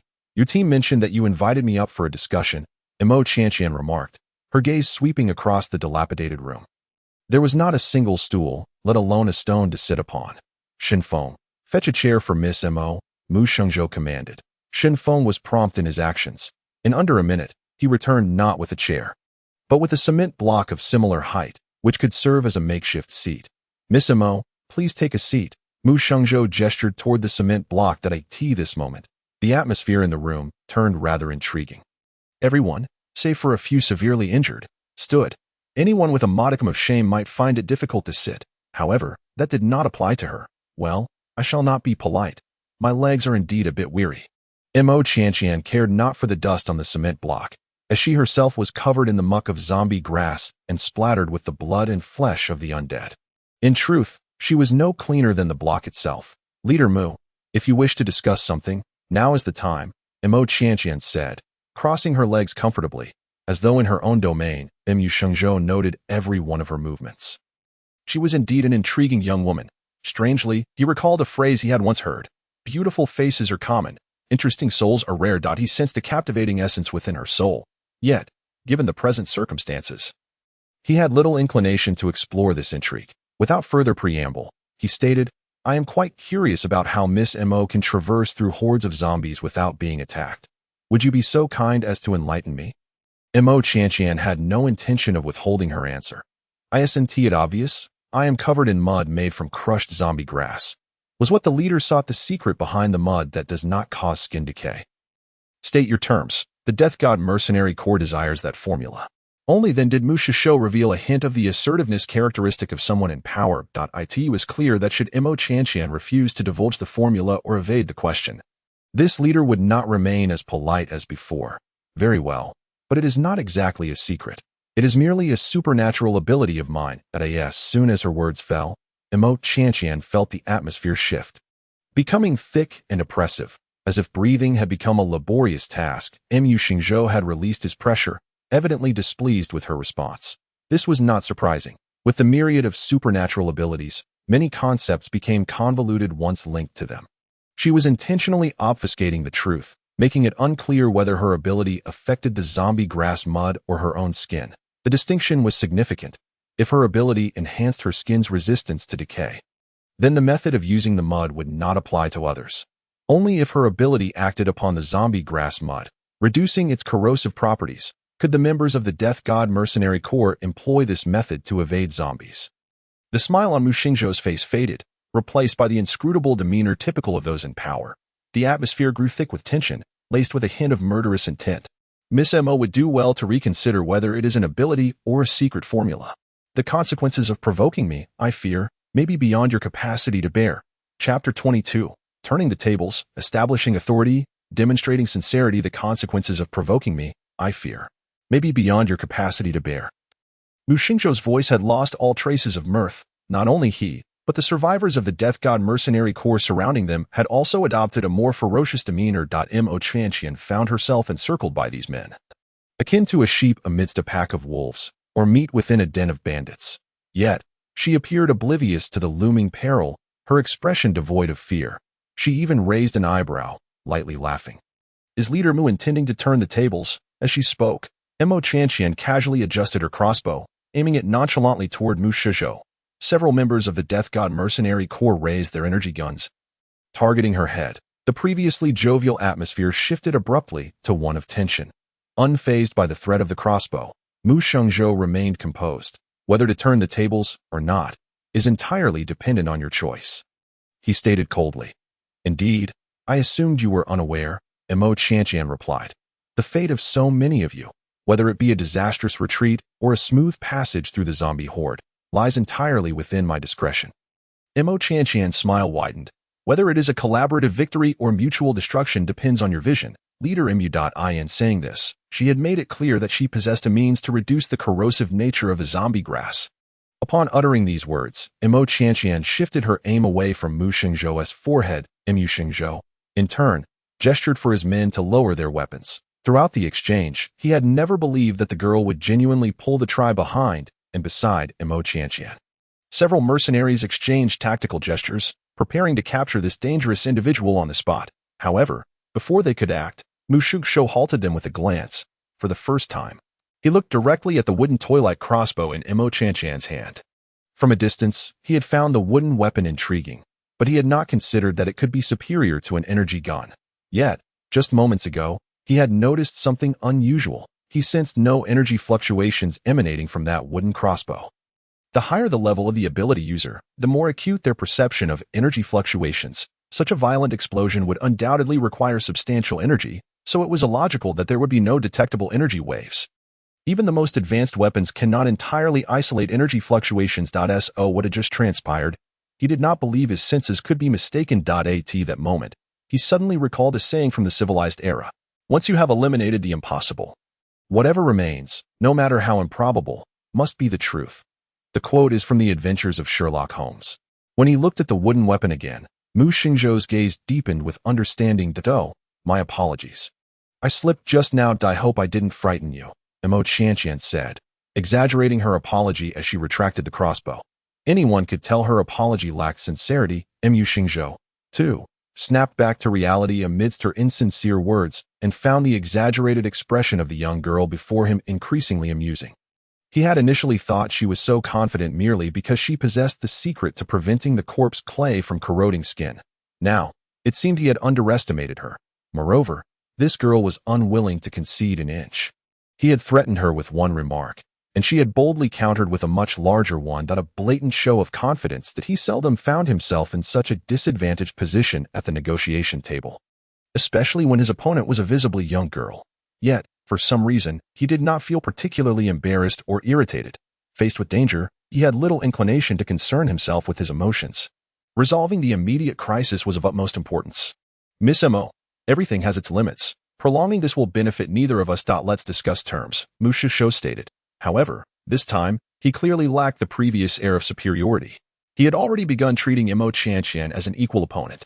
Indeed, your words now sound much more agreeable, Mo Qianqian thought to herself, delighted by the effect she had achieved. In a negotiation where the power dynamics were unequal, how could one possibly arrive at a fair treaty? Mo Qianqian did not continue to beat around the bush. I will provide the corpse clay that does not corrode skin, but I require a share of your hunting spoils. Mu Xingzhou raised an eyebrow. Remaining silent. Mo Qianqian smiled and continued, I presume Captain Mu has hunted zombies in the city ruins before. You can compare the yield of zombie cores when using the corpse clay I provide versus when not using it at all. For our first collaboration, to show my sincerity, I will take 1/33 of the total harvest, considering there are 33 of us here. Mu Xingzhou gazed steadily at Mo Qianqian. Asking for 1/33 of the hunting yield was not unreasonable. From the young girl's words, it seemed she wished to continue collaborating in the future and likely intended to renegotiate the profit-sharing ratio then. But that was a matter for another time. Something to discuss later. Deal. I accept Miss Mo's sincerity. The Death God Mercenary Group will never let our partners suffer losses. In return, the safety of Miss Mo within the safe zone will be protected by the Death God Mercenary Group. Mo Qianqian smirked. The subtlety in his words was quite remarkable. He had promised to safeguard her in the safe zone, yet she suspected that simultaneously, she would be monitored by the Death God Mercenary Group. A cunning old fox indeed. However, this suited her just fine. With the Death God Mercenary Group protecting her, she believed that the situation on Ji Yunting's side would likely remain calm. The transaction was finalized, and at least on the surface, both parties appeared satisfied. Mu Xingzhou immediately arranged for his men to gather corpse clay. This substance was not rare. It could be found everywhere in the city ruins. Before long, Shenfeng and his companions returned with a considerable amount of corpse clay. Mo Qianqian then instructed Shenfeng and the others to crush the corpse clay into a paste. With their numbers, they were strong and quick, and within just a few minutes, Dozens of pounds of corpse clay had been ground into a fine slurry. It was unclear where they had procured a wooden barrel, but the corpse paste was soon contained within it, and Mo Qianqian approached the barrel filled with corpse paste, extending an arm to poke into it. Shen Feng was startled. "Hey, miss, this corpse paste is highly corrosive." He had nearly called her girl but corrected himself at the last moment. Mo Qianqian raised an eyebrow and glanced at Shen Feng. "Thank you for the reminder." Big brother. The term big brother carried a hint of teasing, reminiscent of a roguish young man. Shen Feng scratched his head. With his brawn-over brain, he did not catch the flirtation in Mo Qianqian's words. Even including the superhuman abilities of Yu Chao, who found it inconvenient to move, there were people who smeared his entire body with corpse grass mud. 5 minutes later, everyone was covered in the same greenish-brown substance. The sight of a room full of figures in this peculiar shade was indeed quite amusing. Shen Feng, feeling rather anxious, exclaimed, "Boss, you all take your time down the stairs. I'll jump out the window and have some fun with the zombies." No sooner had he finished speaking than he leaped out of the window. Several others, equally impatient, chimed in, "Boss, I'll keep an eye on Shen Feng. I'll go watch Shen Feng too. Me too. Me too. I in quick succession. 5 individuals jumped out of the window. While they claimed to be keeping an eye on Shen Feng, it was clear they were simply intrigued and eager to frolic amidst the horde of zombies. Mu Shishou merely chuckled and shook his head, not bothering to intervene. Mo Qianqian followed Mu Shishou and a few injured companions down the stairs. By the time they reached the ground floor, Shen Feng and the others had already made several trips through the zombie crowd. Upon spotting Mo Qianqian, Shen Feng flashed a toothy grin and extended a second-tier crystal core, saying, "Here, this is for you to restore your powers." Chapter 24. Gift-Giving, the Allure of Mechanisms. Target. 6th-tier zombie. In Shen Feng's hand were the second-tier crystal cores he had just hunted, around 7 or 8 in total. Mo Qianqian accepted them without a hint of hesitation. "No need for pleasantries, my good brother. Mu Shishou. Who are you calling brother? That's his brother." A wave of inexplicable annoyance washed over him. Mo Qianqian's eyes were alight with laughter as she looked at Shen Feng and said, "I want to say thank you." Verbal gratitude lacks sincerity. "Once we're back at the safe zone, I'll give you a gift." Her words. Shen Feng's expression shifted to one of surprise. Despite his current strength, he had not had the best of times in his earlier years. In fact, he realized he had never received a genuine gift in his life. Mo Qianqian's statement filled him with anticipation. "I'll be looking forward to that gift." Shen Feng never concealed his emotions, and his excitement was evident on his face. "I guarantee you'll love it." Mo Qianqian planned to give Shen Feng a mechanical weapon. On one hand, he was the first person to show her kindness. On the other, she needed to continue fishing for opportunities. The transaction regarding corpse grass mud with Mu Shangzhou had merely been a spur-of-the-moment decision. Her true reliance was not on the corpse grass mud but on her mechanism techniques. She was not pushing for a sale. The transaction could serve as a test. As for genuine collaboration, she was confident that once Mu Shishou witnessed the charm of her mechanisms, he would seek her out of his own accord. Mo Qianqian's gaze drifted over Shen Feng. He possessed 2 weapons. An energy gun strapped to his waist and a large machete he held in his hand. The energy gun required energy to operate, so it was not used frequently, making the machete his weapon of choice. Upon closer inspection, it was evident that the machete had seen considerable use. It appeared to have been broken before, with visible repair marks, and the blade had several nicks. In Mo Qianqian's view, the machete was nearing the point of being rendered useless. Perfectly, upon returning to the safe zone, she could craft a new knife for Shen Feng using her mechanism techniques. She also needed to pay attention to what kind of abilities Shen Feng possessed, as her mechanism inscriptions could augment the attributes of weapons. The interaction between Mo Qianqian and Shen Feng was merely a minor interlude. Mu Shangzhou and Jiang Xi were deep in discussion about their next course of action. Initially, they had found themselves trapped in the heart of the urban ruins, their options exhausted. At that time, they had prepared to abandon their mission, even if it meant suffering heavy losses, in order to preserve their remaining strength. However, now, thanks to Mo Qianqian's appearance and the corpse grass mud she provided, which could mask the presence of living beings, their predicament had completely reversed. "Boss, should we continue hunting the 6th-tier zombies, or should we leave immediately?" Jiang Xi inquired. Mu Shangzhou's core team looked to him, awaiting his decision. Such a golden opportunity should not be squandered. Mu Shishou calmly replied, "Wait for me a moment." He approached Mo Qianqian and said, "I plan to take the team to hunt 6th-tier zombies. What are your intentions? If you wish to leave, I can assign a team to escort you out of the urban ruins." Mo Qianqian pondered for a moment. She had little concept of 6th-tier zombies. After all, she found even 4th-tier zombies quite challenging to handle. Could it be that Mu Shengzhou had perished in a confrontation with 6th-tier zombies? What level is your ability? Mo Qianqian asked instinctively. 5th tier, Mu Shengzhou replied, not concealing his strength, which was no secret. Then I'll join you in hunting the 6th-tier zombies. Perhaps I could save your life. Very well, I will assign a few people to protect you. Mu Shengzhou did not elaborate further on Mo Qianqian's choice. That it would have been surprising if the girl who had navigated through the zombie horde chose to leave him now. Can I choose the people to protect me? Mo Qianqian asked, her eyes sparkling with excitement. Mu Shengzhou smirked and inquired, who do you wish to choose? Mo Qianqian pointed at Shenfeng. Mu Shengzhou's smile widened. Jiang Xi, take 2 people to protect Miss Mo. Shenfeng, stay by my side. He had noticed that this young girl was quite adept at charming others. And Shenfeng was not particularly thoughtful. He worried that his subordinate might be easily led astray by her. Mo Qianqian. Jiang Xi selected 2 capable individuals to accompany Mo Qianqian, while the rest of the team continued deeper into the urban ruins. The further they ventured into the ruins, the higher the probability of encountering high-tier zombies. The 4th-tier zombies, rarely seen on the outskirts, began to appear in groups. The effectiveness of the corpse grass mud in masking the presence of living beings was soon put to the test. Zombies below the 4th tier completely ignored Mo Qianqian and the others smeared with corpse grass mud. However, the 4th-tier zombies seemed to sense something amiss. Whenever a 4th-tier zombie appeared, it would inevitably show some interest in Mo Qianqian's group and approach them. Then it would be slain by Mu Shengzhou or Shenfeng. That Mo Qianqian found it exceptionally difficult to defeat the 4th-tier zombies, whereas for Mu Shengzhou and his companions, it was no more challenging than chopping vegetables. Watching Mu Shengzhou crush the skull of another 4th-tier zombie and retrieve a faintly red crystal core, she couldn't help but feel envious. How wonderful it would be if she possessed such strength. While Mu Shengzhou and his team hunted the approaching 4th-tier zombies, Mo Qianqian set her sights on the 3rd-tier zombies. Her hand crossbow struggled against the 4th-tier zombies, so she was curious how it would fare against the 3rd-tier ones. Perfect for testing. They were now deep within the urban ruins.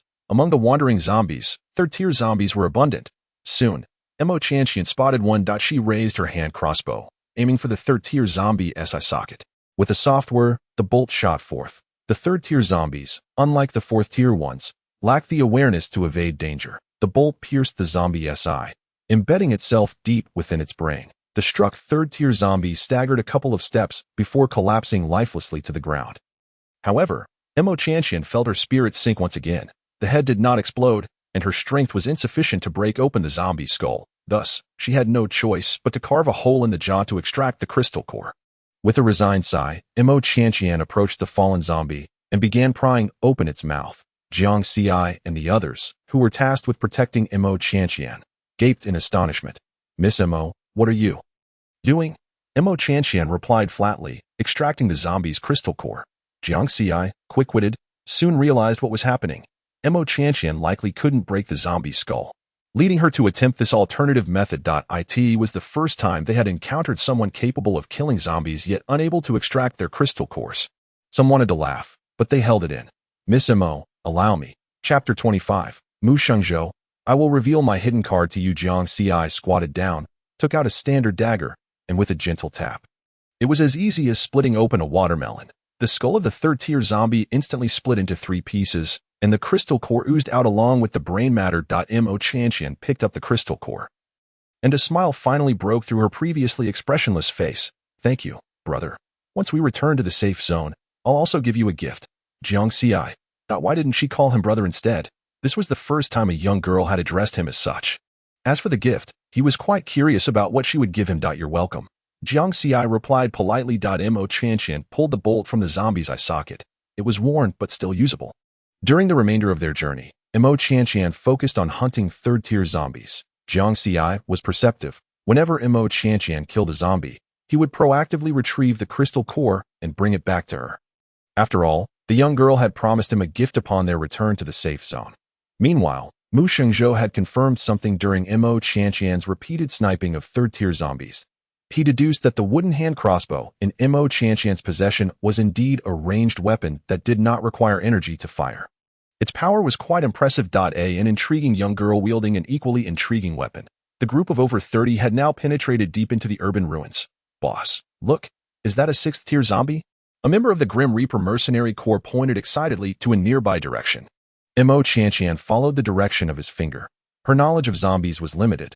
She only recalled that the original plot mentioned 4th-tier zombies had light red eyes, 5th-tier zombies had orange-red eyes, and 6th-tier zombies had blood-red eyes resembling rubies. As for the 6th tier, the eyes are violet.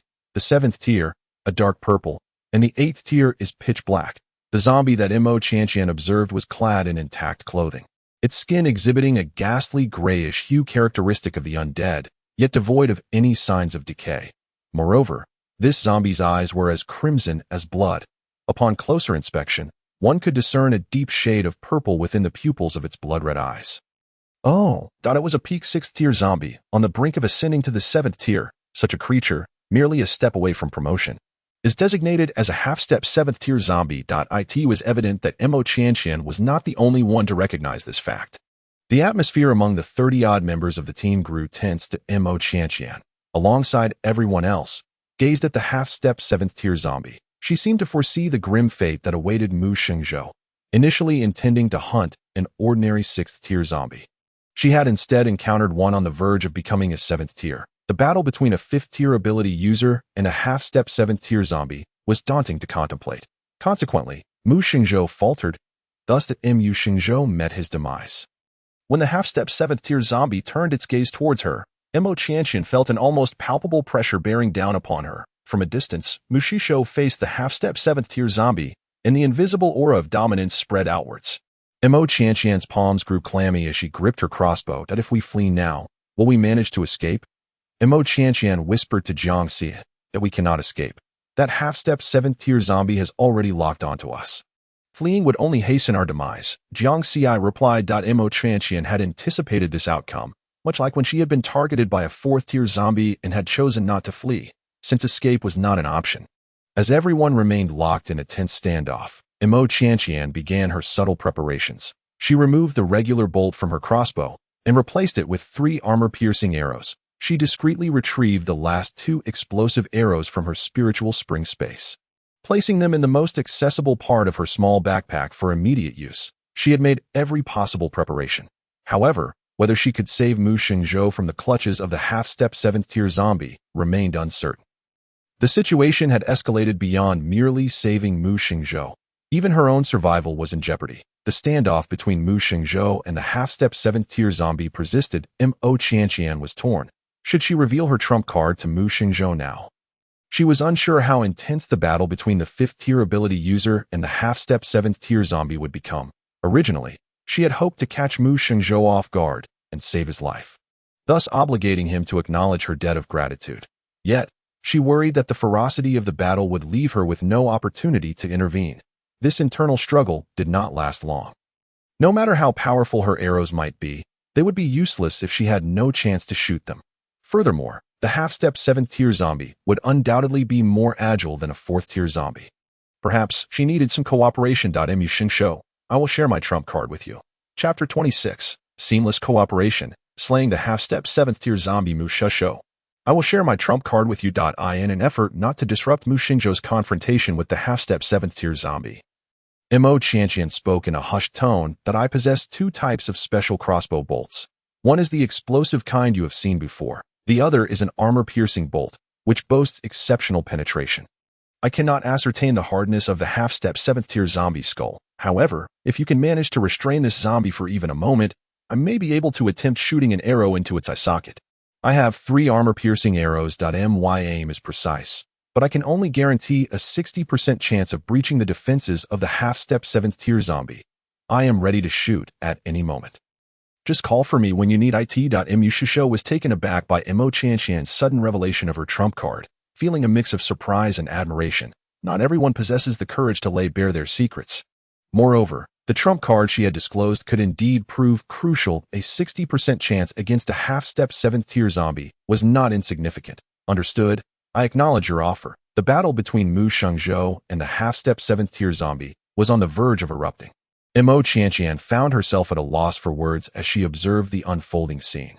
The area surrounding the half-step 7th-tier zombie seemed to fracture, as if the apocalypse had descended, cleaving through all that existed within that space. It was Mu Xingzhou unleashing his spatial abilities. The half-step 7th-tier zombie remained immobile amidst the rifts, its clothing tattered, skin torn, and black blood oozing forth. Yet, the damage inflicted by the spatial rifts appeared to have a threshold. Mo Qianqian discerned that the rifts could not sever the bones of a 6th-tier zombie. Additionally, external injuries were akin to mere tickling for the undead. With a thunderous roar, the half-step 7th-tier zombie charged towards Mu Shizhou. In turn, Mu Shengzhou advanced towards the half-step 7th-tier zombie. Igniting a fierce close-quarters struggle, Mo Qianqian watched in a daze. Just as the two were about to engage, she noticed Mu Shengzhou had been injured. A significant bloodstain spreading across his chest. Panic surged within her. In this dire situation, her life was irrevocably entwined with Mu Shengzhou's. Their fates were linked. If one thrived, the other would too. If one fell, so would the other. She dared not utter a word to disrupt the battle, fearing that her interference might lead to Mu Shengzhou's swift demise. Mu Shengzhou and the half-step 7th-tier zombie exchanged blows.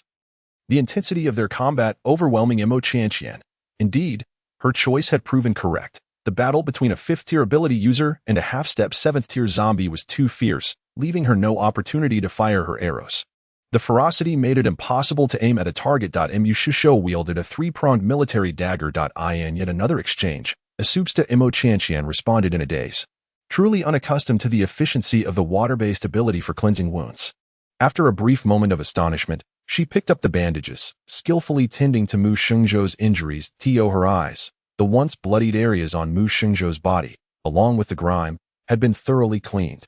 As if he had taken a grand bath, with the blood washed away, the gruesome wounds became increasingly apparent. Based on the medical knowledge Mo Qianqian had acquired, most of the wounds on Mu Shengzhou would require suturing. However, even if there were conditions for stitching, time was not on their side to proceed slowly. It was regrettable that this wasteland world was exceptionally unkind to healers. Otherwise, her healing ability would undoubtedly prove far more effective than simple bandages at this juncture.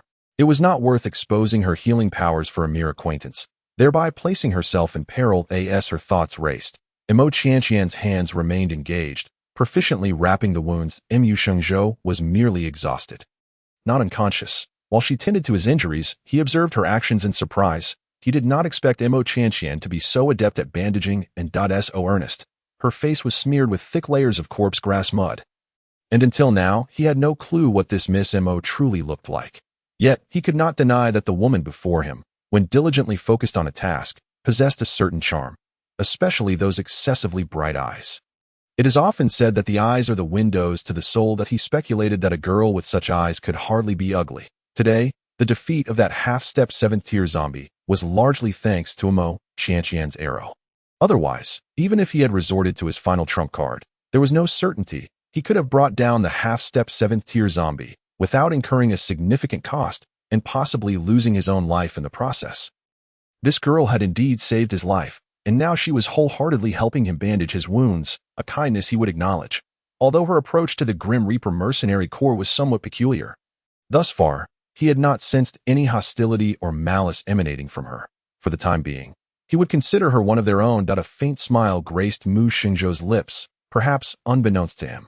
Filled with a certain delight, after Cheng Ji administered the medication to Mu Shengzhou, he, along with Mo Qianqian, proceeded to bandage him. Both worked quickly and efficiently. Having honed their skills at they completed the bandaging.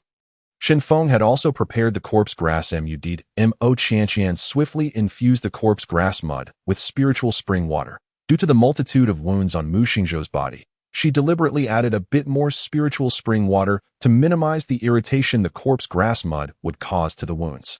The subsequent tasks did not require Mo Qianqian's intervention, as Cheng Ji called upon several mercenaries to apply the thick corpse grass mud over Mu Shengzhou's entire body. Shen Feng also extracted the crystal core from the 6th-tier zombie. Upon seeing the arrow that had penetrated the 6th-tier zombie's skull, even now, Shen Feng and several nearby mercenaries could not help but marvel in astonishment. Their energy guns, set to maximum power, could only breach the defenses of 4th-tier zombies. As for 5th-tier zombies and those above, ordinary energy guns were ineffective against their skulls. The wooden hand crossbow in Mo Qianqian's possession only deepened their curiosity, yet no one dared to inquire further. They were all seasoned survivors in this wasteland and understood the boundaries of appropriate inquiries in a situation that was more friendly than hostile. after extracting the crystal core and concealing Mu Xingzhou's aura. The group prepared to retreat from the city ruins. Yu Chao retracted his ability, and the residual blood from Mu Shishou began to emit a pungent scent once again. The surrounding zombies immediately surged toward the area where the blood had fallen. Meanwhile, Imo Qianqian followed the Grim Reaper mercenary corps, taking advantage of the zombies' frenzy over the spilled blood to slip away. The retreat progressed far more smoothly than Imo Qianqian had anticipated, once they had distanced themselves from the dense crowd of zombies.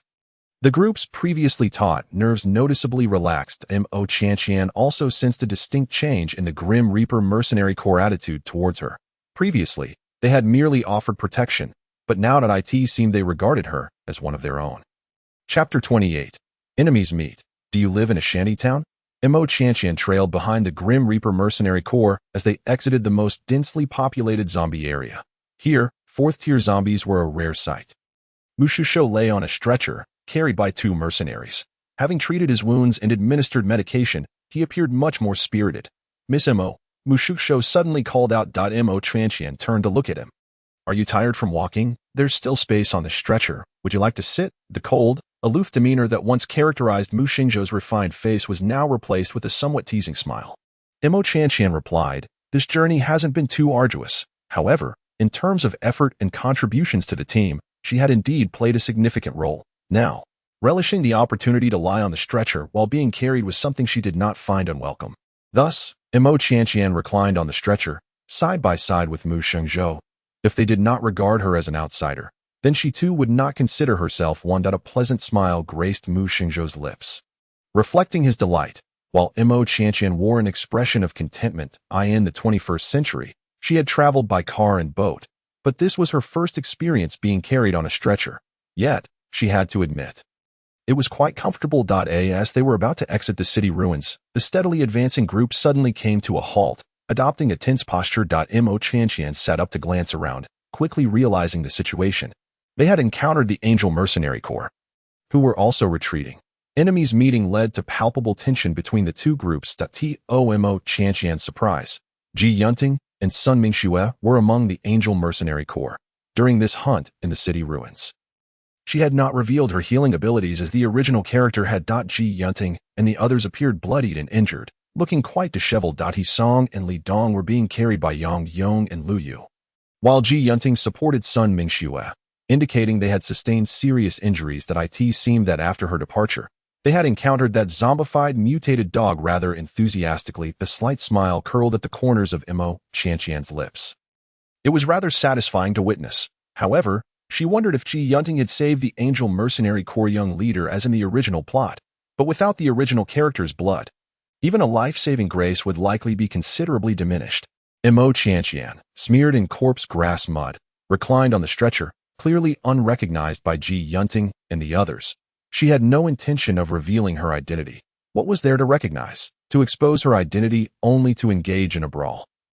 It was not out of the question. But the atmosphere between the Grim Reaper Mercenary Corps and the Angel Mercenary Corps was somewhat delicate. Inserting herself into the fray would only complicate matters unnecessarily. Any debts she had with Ji Yunting and the others could be settled once they returned to the safe zone. Ultimately, the Grim Reaper Mercenary Corps did not clash with the Angel Mercenary Corps, likely due to mutual reservations. On the Grim Reaper's side, while Mu Shishou was significantly injured, he was not without combat capability. As a pinnacle 5th-tier ability user, even lying on a stretcher, his presence still carried weight. Conversely, the Angel Mercenary Corps had an overwhelming numerical advantage with more than 3 times their number. Yet, their condition was far from optimal. They seemed to have battled fiercely against zombies. Of the over 100 members, more than half bore injuries, with over 10 severely wounded and incapacitated. After a brief standoff, both sides chose separate paths to depart. Upon exiting the city ruins, they arrived at the location where the Grim Reaper Mercenary Corps had parked their vehicles. The return journey was uneventful. As the convoy entered the protective barriers of the safe zone, just beyond the barriers lay the shantytown at the outermost edge of the safe zone. Stop at that small square around the corner. I live nearby, Imo Qianqian instructed. Upon her words, the vehicle fell silent. You live in a shantytown? Mu Xingzhou inquired. Chapter 29. Accounting for Gains. Nourishing the spiritual spring space. You live in a shantytown? Mu Xingzhou asked, noting it was the most precarious area, the outer edge of the shantytown. Yes, Imo Qianqian replied calmly. Miss Mo, would you like to consider moving to a different location? Mu Shengzhou pressed on. This place is quite good. I have no plans to relocate for the time being. Mo Qianqian declined. What a joke. Move to the residence of his Grim Reaper mercenary corps. What privacy would she have left? Mu Shengzhou furrowed his brows momentarily, as if struck by a thought. After a brief pause, his expression softened, and a subtle smile graced his lips. He remarked, "It is of no consequence if we do not change our residence." As previously agreed. The safety of Miss Mo is under the protection of my Death God mercenary corps, that I shall arrange for a few individuals to safeguard you. Mo Qianqian remained silent, the earlier merriment amidst the city ruins fading like a fleeting dream. Now that they had entered the safe zone, the two found themselves once again embroiled in a game of deceit and intrigue. Mu Shengzhou intended to keep a close watch on Mo Qianqian, while she, burdened with numerous secrets, instinctively guarded herself against everyone. Jiang Xi, Shen Feng, Ding Hui, Zhou Hao, you four must ensure Miss Mo's safety. Mu Shishou commanded. Mo Qianqian raised an eyebrow and smiled. She did not refuse his protection. While genuine, it undoubtedly contained an element of surveillance. Yet this was an integral part of her plan. An My shelter is rather small, and I cannot provide accommodations for those you send to protect me. Beneath the cover of the corpse grass, the smile on Mo Qianqian's face was not entirely clear, yet her eyes sparkled with intensity. Agreed. It is only natural for me to fulfill my promise to ensure your safety without causing you any inconvenience.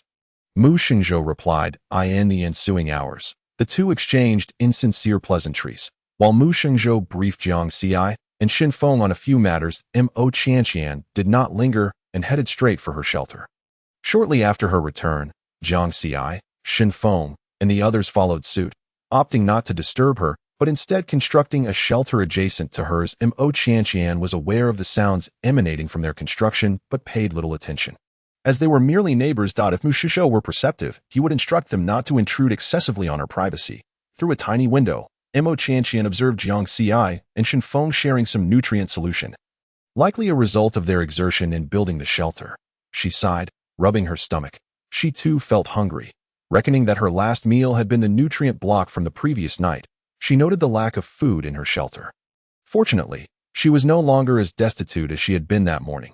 When parting from Mu Shengzhou, he had promised that once the hunting team's haul was accounted for, he would send her a third of it. Although the crystals had yet to arrive, she possessed a fair number of crystals from her own hunts. Mo Qianqian stepped out of her shelter, intending to purchase some food from the small shop. Nearby, Jiang Xi and Shen Feng glanced at her, noting she was not heading out of the safe zone, and thus did not follow. This aligned with Mo Qianqian's expectations. Mu Shengzhou's men were not keeping an overly tight watch on her. The shop sold a hodgepodge of items, and when she had credit points, she would often buy nutrient blocks here. Uncle Li, do you have any other food besides nutrient blocks? Mo Qianqian inquired. In the original novel's narrative, Li Fu was portrayed as a shrewd businessman, yet not entirely malicious, as he seemed to have some old ties with the protagonist's parents. When the protagonist was at her lowest, he had lent her a helping hand. Li Fu lifted his head from his recliner, noticing Mo Qianqian's soiled appearance without showing any surprise. In the shantytown, countless people wandered about in similar states of filth. Qianqian, with that attire, have you ventured outside the safe zone today? Any gains? Li Fu asked, his eyes glinting with interest. His shop not only sold goods, but also accepted items from outside the safe zone. Mo Qianqian chuckled, retrieving a few first-tier crystals from her pocket. Idly weighing them in her hand, I visited the city ruins and dispatched a few zombies. Care for some first-tier zombie crystals? Li Fu's interest waned immediately. First-tier zombie crystals were not particularly rare, unless they were from fourth-tier or higher zombies. Li Fu doubted that Mo Qianqian could procure anything beyond first-tier crystals. One first-tier zombie crystal is worth 10 credit points. What would you like to purchase? Li Fu asked. In terms of valuing the zombie crystals, Li Fu did not attempt to cheat Mo Qianqian. His shop offered a plethora of miscellaneous goods, yet edible items were scarce, besides nutrient blocks. Only nutrient liquid was available. Nutrient blocks cost 10 credit points per bag, while nutrient liquid, being more premium, provided higher energy in a smaller volume. A small vial could guarantee 24 hours of satiety and was supposedly far more palatable than nutrient blocks.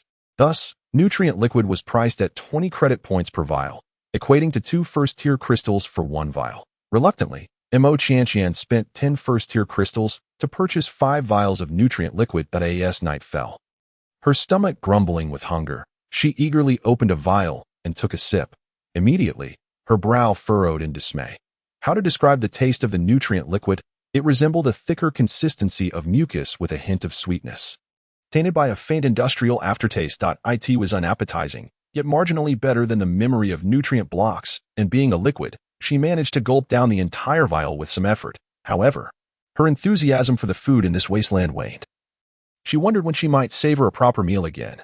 How she longed for the home-cooked dishes of the 21st century. Mo Chantian sighed heavily for a while before unloading her small backpack and beginning to tally her hunting spoils.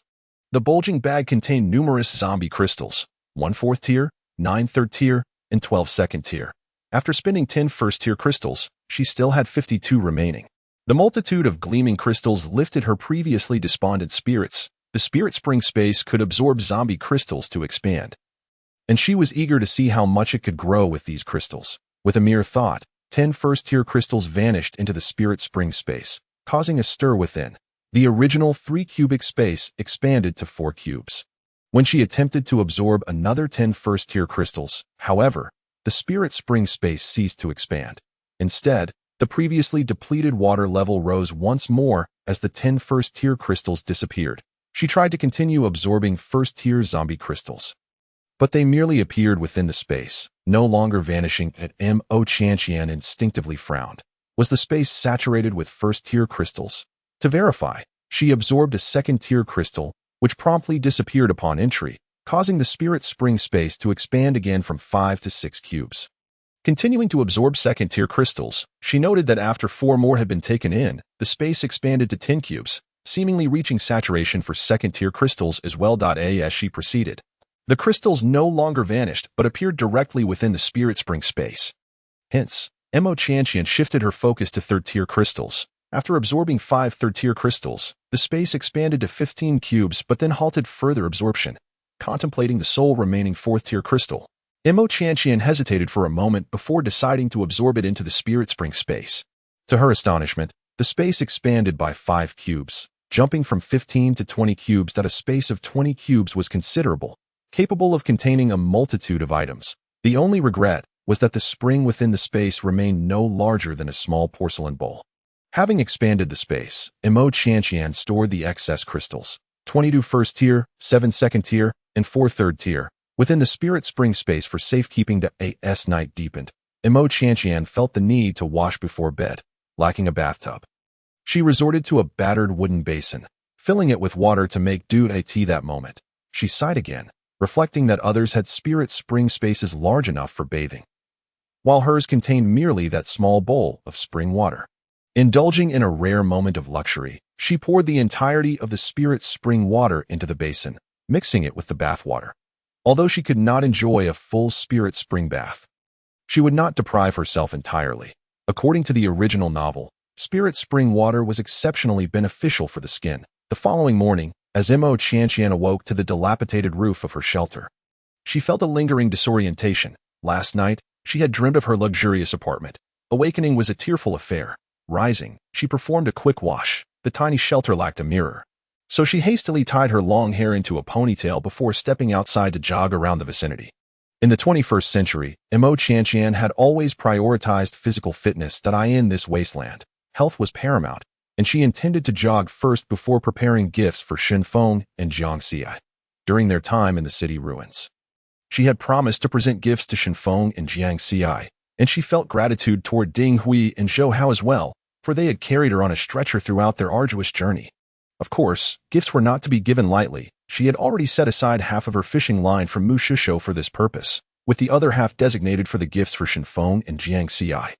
Meanwhile, the 4, Jiang Xi, Shenfeng, Ding Hui, and Zhou Hao were also engaged in morning exercises in the open space next door. As Mo Chantian jogged past them, she waved in greeting. Upon hearing her familiar voice, the 4 turned to acknowledge her presence. Yet in the following moment, the 4 individuals stood there, momentarily stunned, their greetings faltering as they beheld Mo Chantian's unadorned visage. Mo Chantian did not regard their stammered salutations with any significance. Instead, she playfully remarked, "What's the matter? Have I become unrecognizable after washing off that layer of grime?" After her jest, Mo Chantian continued her morning jog around the makeshift shelter in the nearby open space. Even as she ventured far, The gazes of Jiang Xi and his companions remained fixated on her slender silhouette. Just now, was I imagining things? Ding Hui spoke, his voice tinged with uncertainty. Perhaps I was seeing things too. Zhou Hao chimed in, swallowing hard. Miss M. Is she really this beautiful? More stunning than the fairies I dream of, Shen Feng said, genuinely in awe. Jiang Xi's eyes also sparkled with astonishment. After a brief moment of wonder, a smile danced in his eyes. He thought of Mu Xingzhou, curious about how the captain would react upon seeing Miss Mo's appearance. Chapter 31. The spirit-based abilities. The treasure girl Mo Qianqian was oblivious to the astonishment of the four. She was aware of what her original self looked like, for the memories were etched in her mind. With a resemblance of 7 to 8 parts to her 21st century self, she was indeed a beauty. However, due to environmental factors and dietary restrictions, her complexion leaned towards yellow, and her skin was somewhat coarse, rendering her appearance less than striking, though certainly not unattractive. There were no mirrors in her original dwelling. For Mo Qianqian, looks were far less tangible than wealth and her own abilities. Thus, upon her arrival, her primary concern had always been her original self's financial standing and whether her mechanical skills could flourish in this wasteland. As for her appearance, she hadn't yet found the time to contemplate it.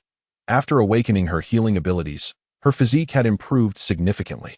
After a half hour of jogging, she found herself merely slightly warm. Without even breaking a sweat, upon returning to the shelter, Mo Qianqian frowned.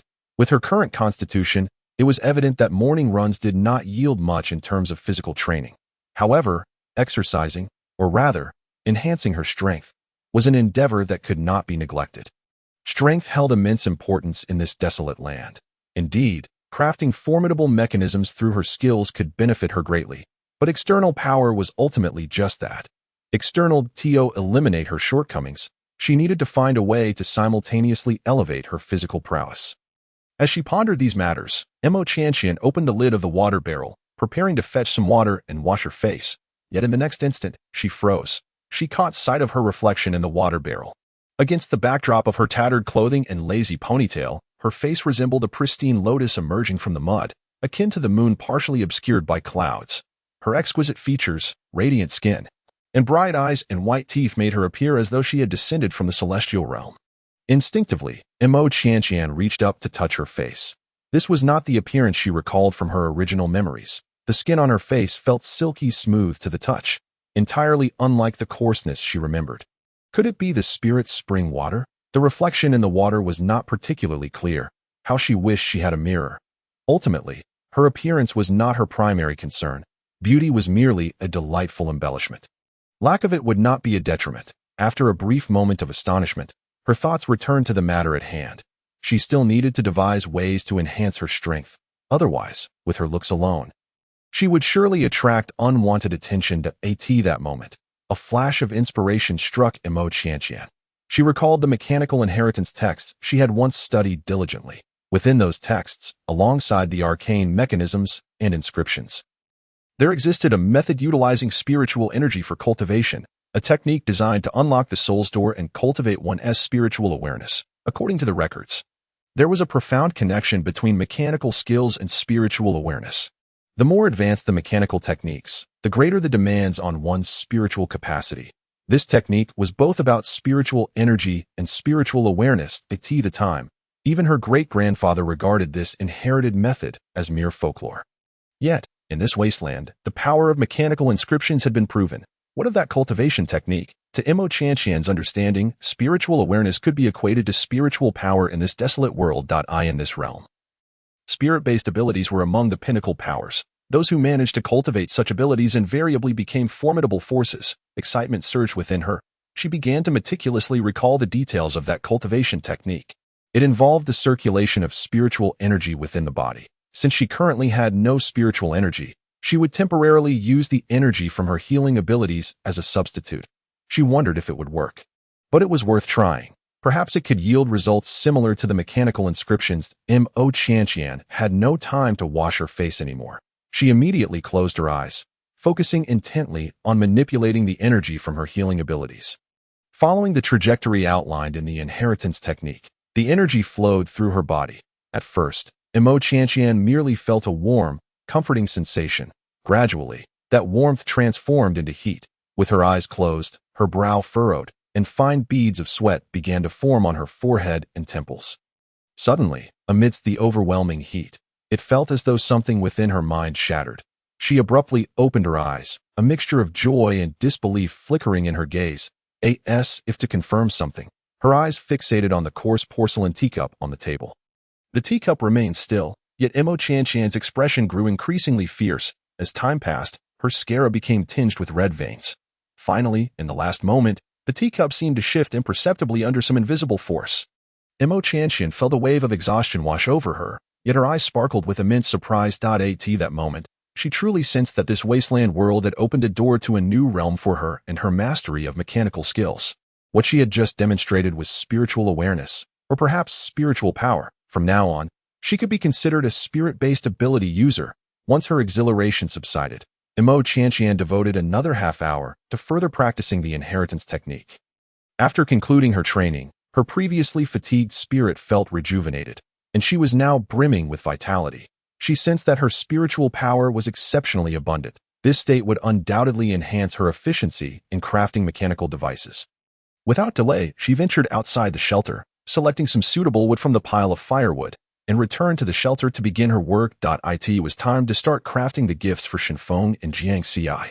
Additionally, she needed to continue working on the half-finished line for Mu Shengzhou, the Grim Reaper mercenary corps base. Mu Shengzhou returned from a successful hunt in the city ruins, his mood buoyant. This hunting expedition had yielded substantial rewards. The most notable being a half-step 7th-grade zombie crystal core. Another significant gain was his acquaintance with Imo Qianqian, the treasure girl. Chapter 32. Mechanism Spirit Patterns, Bestowing Abilities to Weapons. Thinking of Imo Qianqian. A faint smile tugged at the corners of Mu Shengzhou's mouth. She was quite an intriguing young lady. It seemed she had designs on him, or perhaps on the Grim Reaper mercenary corps. However, that was of little concern. If she could scheme for him, he could certainly have designs on her as well. If he could recruit her into the corps, that would be splendid.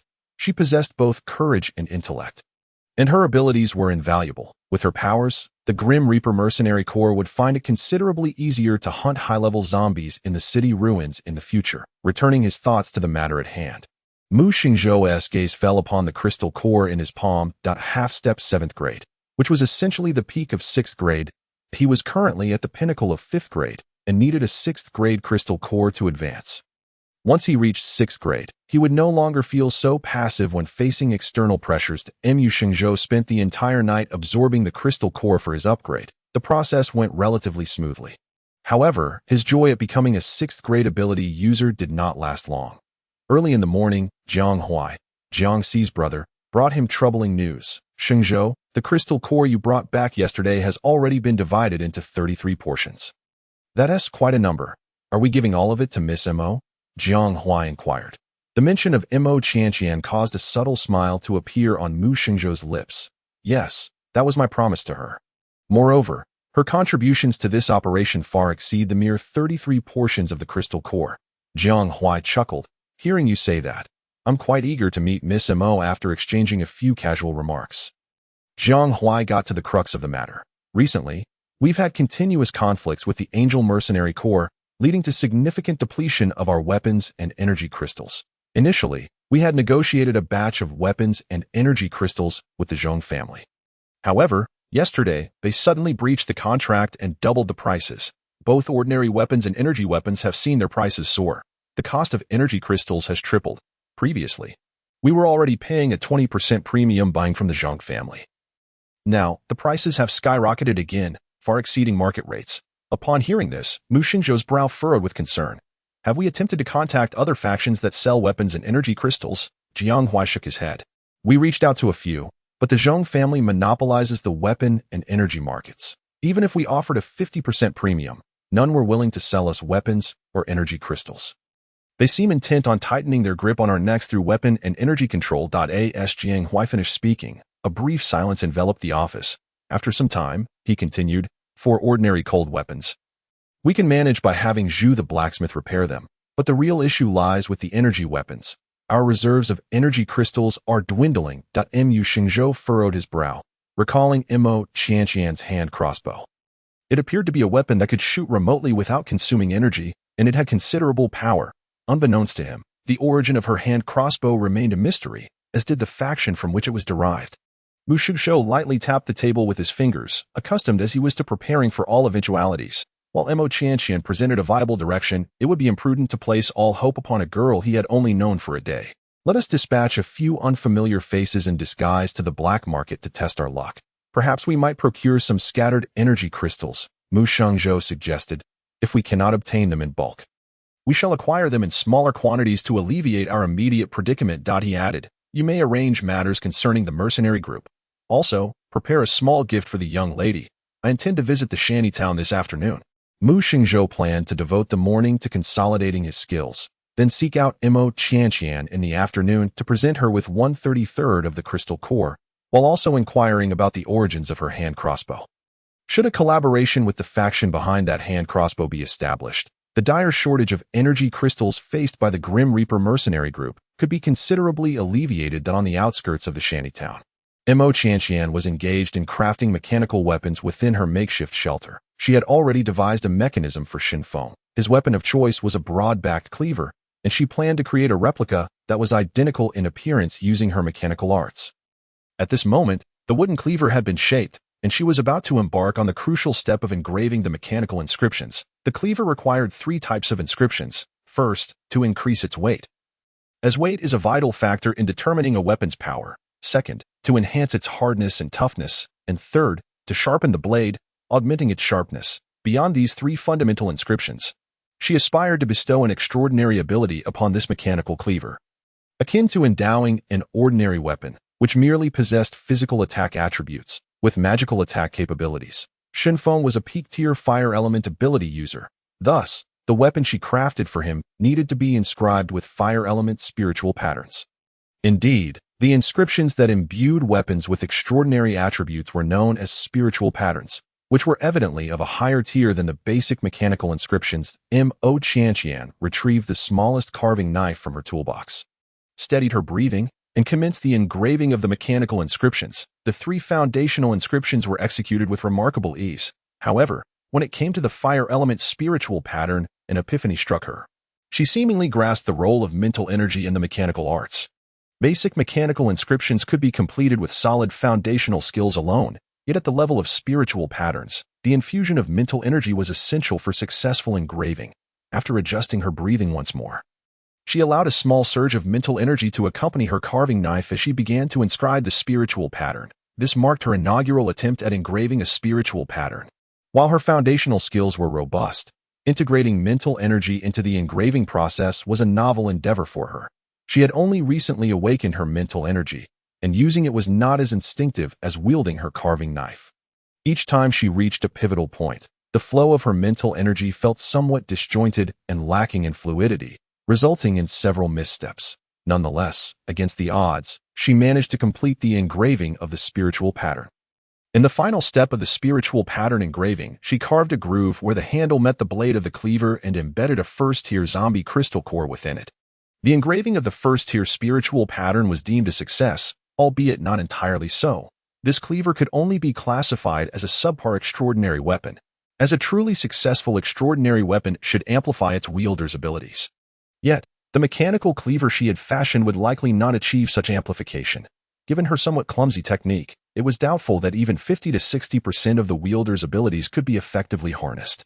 However, regardless of its imperfections, it remained a weapon imbued with extraordinary attributes, which was undoubtedly superior to ordinary cold weapons that it would suffice as a gift and as a means to entice. Chapter 33. Seeking Justice. Miss Mo, you were under the protection of our Grim Reaper mercenaries. With a satisfied smile gracing her lips, Mo Qianqian noted the potential of her newly awakened mental energy. After engraving the fire element mechanical spiritual pattern, approximately 60% of her mental energy had been expended. She had yet to complete the gift for Jiang Ci, nor had she forgotten about Ding Hui and Zhou Hao, who had carried her throughout the urban ruins and were now tasked with her protection. It would be remiss to neglect their contributions, however minor. Closing her eyes, she began to circulate her healing energy according to the principles of her inherited technique. Half an hour later, upon reopening her eyes, she found her mental energy replenished to its full capacity. Regarding the recovery speed of mental energy users, Mo Qianqian was unaware. Her original self's memories contained no relevant information. leaving her oblivious to the fact that her ability to restore her mental energy to full capacity in just half an hour after significant expenditure was remarkably swift. The inherited technique she possessed was indeed extraordinary. Once her mental energy was restored, Mo Qianqian commenced the crafting of a second mechanical weapon. Jiang Xi's weapon of choice was also a blade. Though not as weighty as Shun Feng's cleaver, Mo Qianqian immersed herself in her work. In the 21st century, mechanical arts had been her family's legacy and a lucrative profession. Her seriousness towards the craft back then was profound. Now, in this desolate wasteland, mechanical arts were her very foundation, and she had even replicated mechanical inscriptions in higher-tier spiritual patterns. The sense of accomplishment and fulfillment she derived from this, along with the anticipation of future wealth through her skills, was something she could scarcely convey to outsiders. As time gradually passed, she soon reached the stage of engraving the spiritual pattern. Jiang Xi was a fourth-tier wind element ability user. Thus, Mo Qianqian inscribed a wind element spiritual pattern onto the mechanical long knife. As before, her progress was marked by minor errors, yet no major blunders were committed. The intricate mechanical spiritual pattern was successfully engraved, and she carved another groove at the juncture of the blade and handle, embedding a first-tier crystal core within. The second subpar mechanical long knife was complete. Next, she turned her attention to Ding Hui and Zhou Hao. Ding Hui was a third-tier earth element ability user, while Zhou Hao was a third-tier wood element user. Both carried energy guns at their waists, yet neither possessed cold weapons. Perhaps their abilities did not lend themselves to suitable cold weapons. Mo Qianqian pondered, and an idea sparked in her mind. She resolved to craft a multifunctional entrenching tool for Ding Hui, inscribing it with earth element spiritual patterns. One side of the entrenching tool would be sharp, while the other would possess serrations, allowing it to chop, pound, and saw through wood, as well as manipulate earth upon infusing it with ability energy. Perfect. As for Zhou Hao, she recalled observing him manipulate vines to combat zombies during the urban ruins incident. Thus, she decided to craft a mechanical longwood for Zhou Hao, inscribing it with wood element spiritual patterns. Mo Qianqian dedicated the better part of the morning to crafting 4 mechanical weapons. Just as she successfully embedded the final crystal core, a raucous voice echoed from outside her sheltered, Mo Qianqian, come out. Raising an eyebrow, Mo Qianqian recognized the voice as Yang Yang's. It was likely that Ji Yunting had brought people to confront her. The previous day, during the conflict in the urban ruins, she had shot He Song with an arrow, piercing his shoulder, and had also injured Li Dong's leg, albeit with a near miss. Furthermore, the mutated zombie dog had been directed to target Sun Mingxue, He Song, and Li Dong. Yang Yang's boisterous call was likely a consequence of these events, as he sought her out to settle accounts. It was fortuitous, as she too had matters to address with them. Rising from her seat, Mo Qianqian stepped out of her shelter to find only Ji Yunting, Lu Yu, and Yang Yong awaiting her. She couldn't help but wonder why the other 3 had not joined them. A slight smile creeping onto her face as she mused that their injuries might have kept them away. That mutated zombie dog had proven remarkably effective. Not far away, Ji Yunting, Lu Yu, and Yang Yong halted in their tracks upon catching sight of Mo Qianqian's face. Yang Yong, who had been poised to unleash a tirade, found himself instinctively silenced. The girl emerging from the shelter was breathtakingly beautiful, like a living poem, ethereal and untouched by the harsh realities of the wasteland. You daughter Mo Qianqian, Yang Yong stammered, his usual sharp tongue faltering. Ji Yunting and Lu Yu exchanged glances, their expressions mirroring Yang Yong's uncertainty, as they too questioned whether the enchanting figure before them could truly be the Mo Qianqian they had known. Mo Qianqian scoffed, have the 3 of you sustained head injuries during yesterday's escapades in the urban ruins? How could you forget so easily? The familiar tone of her voice jolted the 3 from their stupor. Although they recognized that the girl before them was indeed Mo Qianqian, the scathing rebukes they had prepared faltered on their lips, unable to form in the presence of such exquisite beauty. Mo Qianqian, Yang Yong began, but his words were abruptly interrupted by another voice. Though, who do we have here? Is this not the same group that ganged up on a little girl just yesterday? TSK, a rather uncouth lot, indeed. The voice, dripping with a roguish lilt, belonged to Shin Feng. Accompanying him were Jiang Xi, Ding Hui, and Zhou Hao, who positioned themselves resolutely beside Mo Qianqian, clearly demonstrating their intent to support her. The demeanor of Ji Yunting and his companions darkened upon the arrival of Shin Feng and his group. This is an internal matter of our team. I hope the 4 brothers from the Grim Reaper mercenary group will refrain from intervening. Ji Yunting spoke with a grave tone. On not misplaced relationships. Who are your brothers? I shall not concern myself with the matters of your team, but Miss Mo is under the protection of our Grim Reaper Mercenary Corps.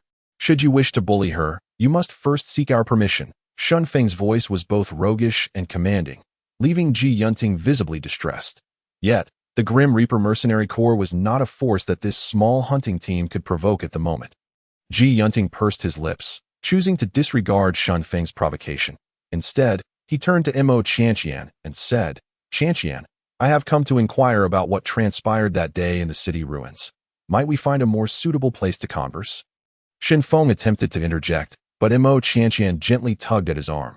She smiled at Shen Feng, shaking her head slightly, signaling that she would handle this matter herself. Turning to Ji Yunting, she smirked and said, I believe this location suffices. There is no need to relocate. Speak your mind here. Ji Yunting's brow furrowed slightly, evidently displeased with Mo Qianqian's response. Qianqian, are you truly willing to let outsiders interfere in our internal affairs?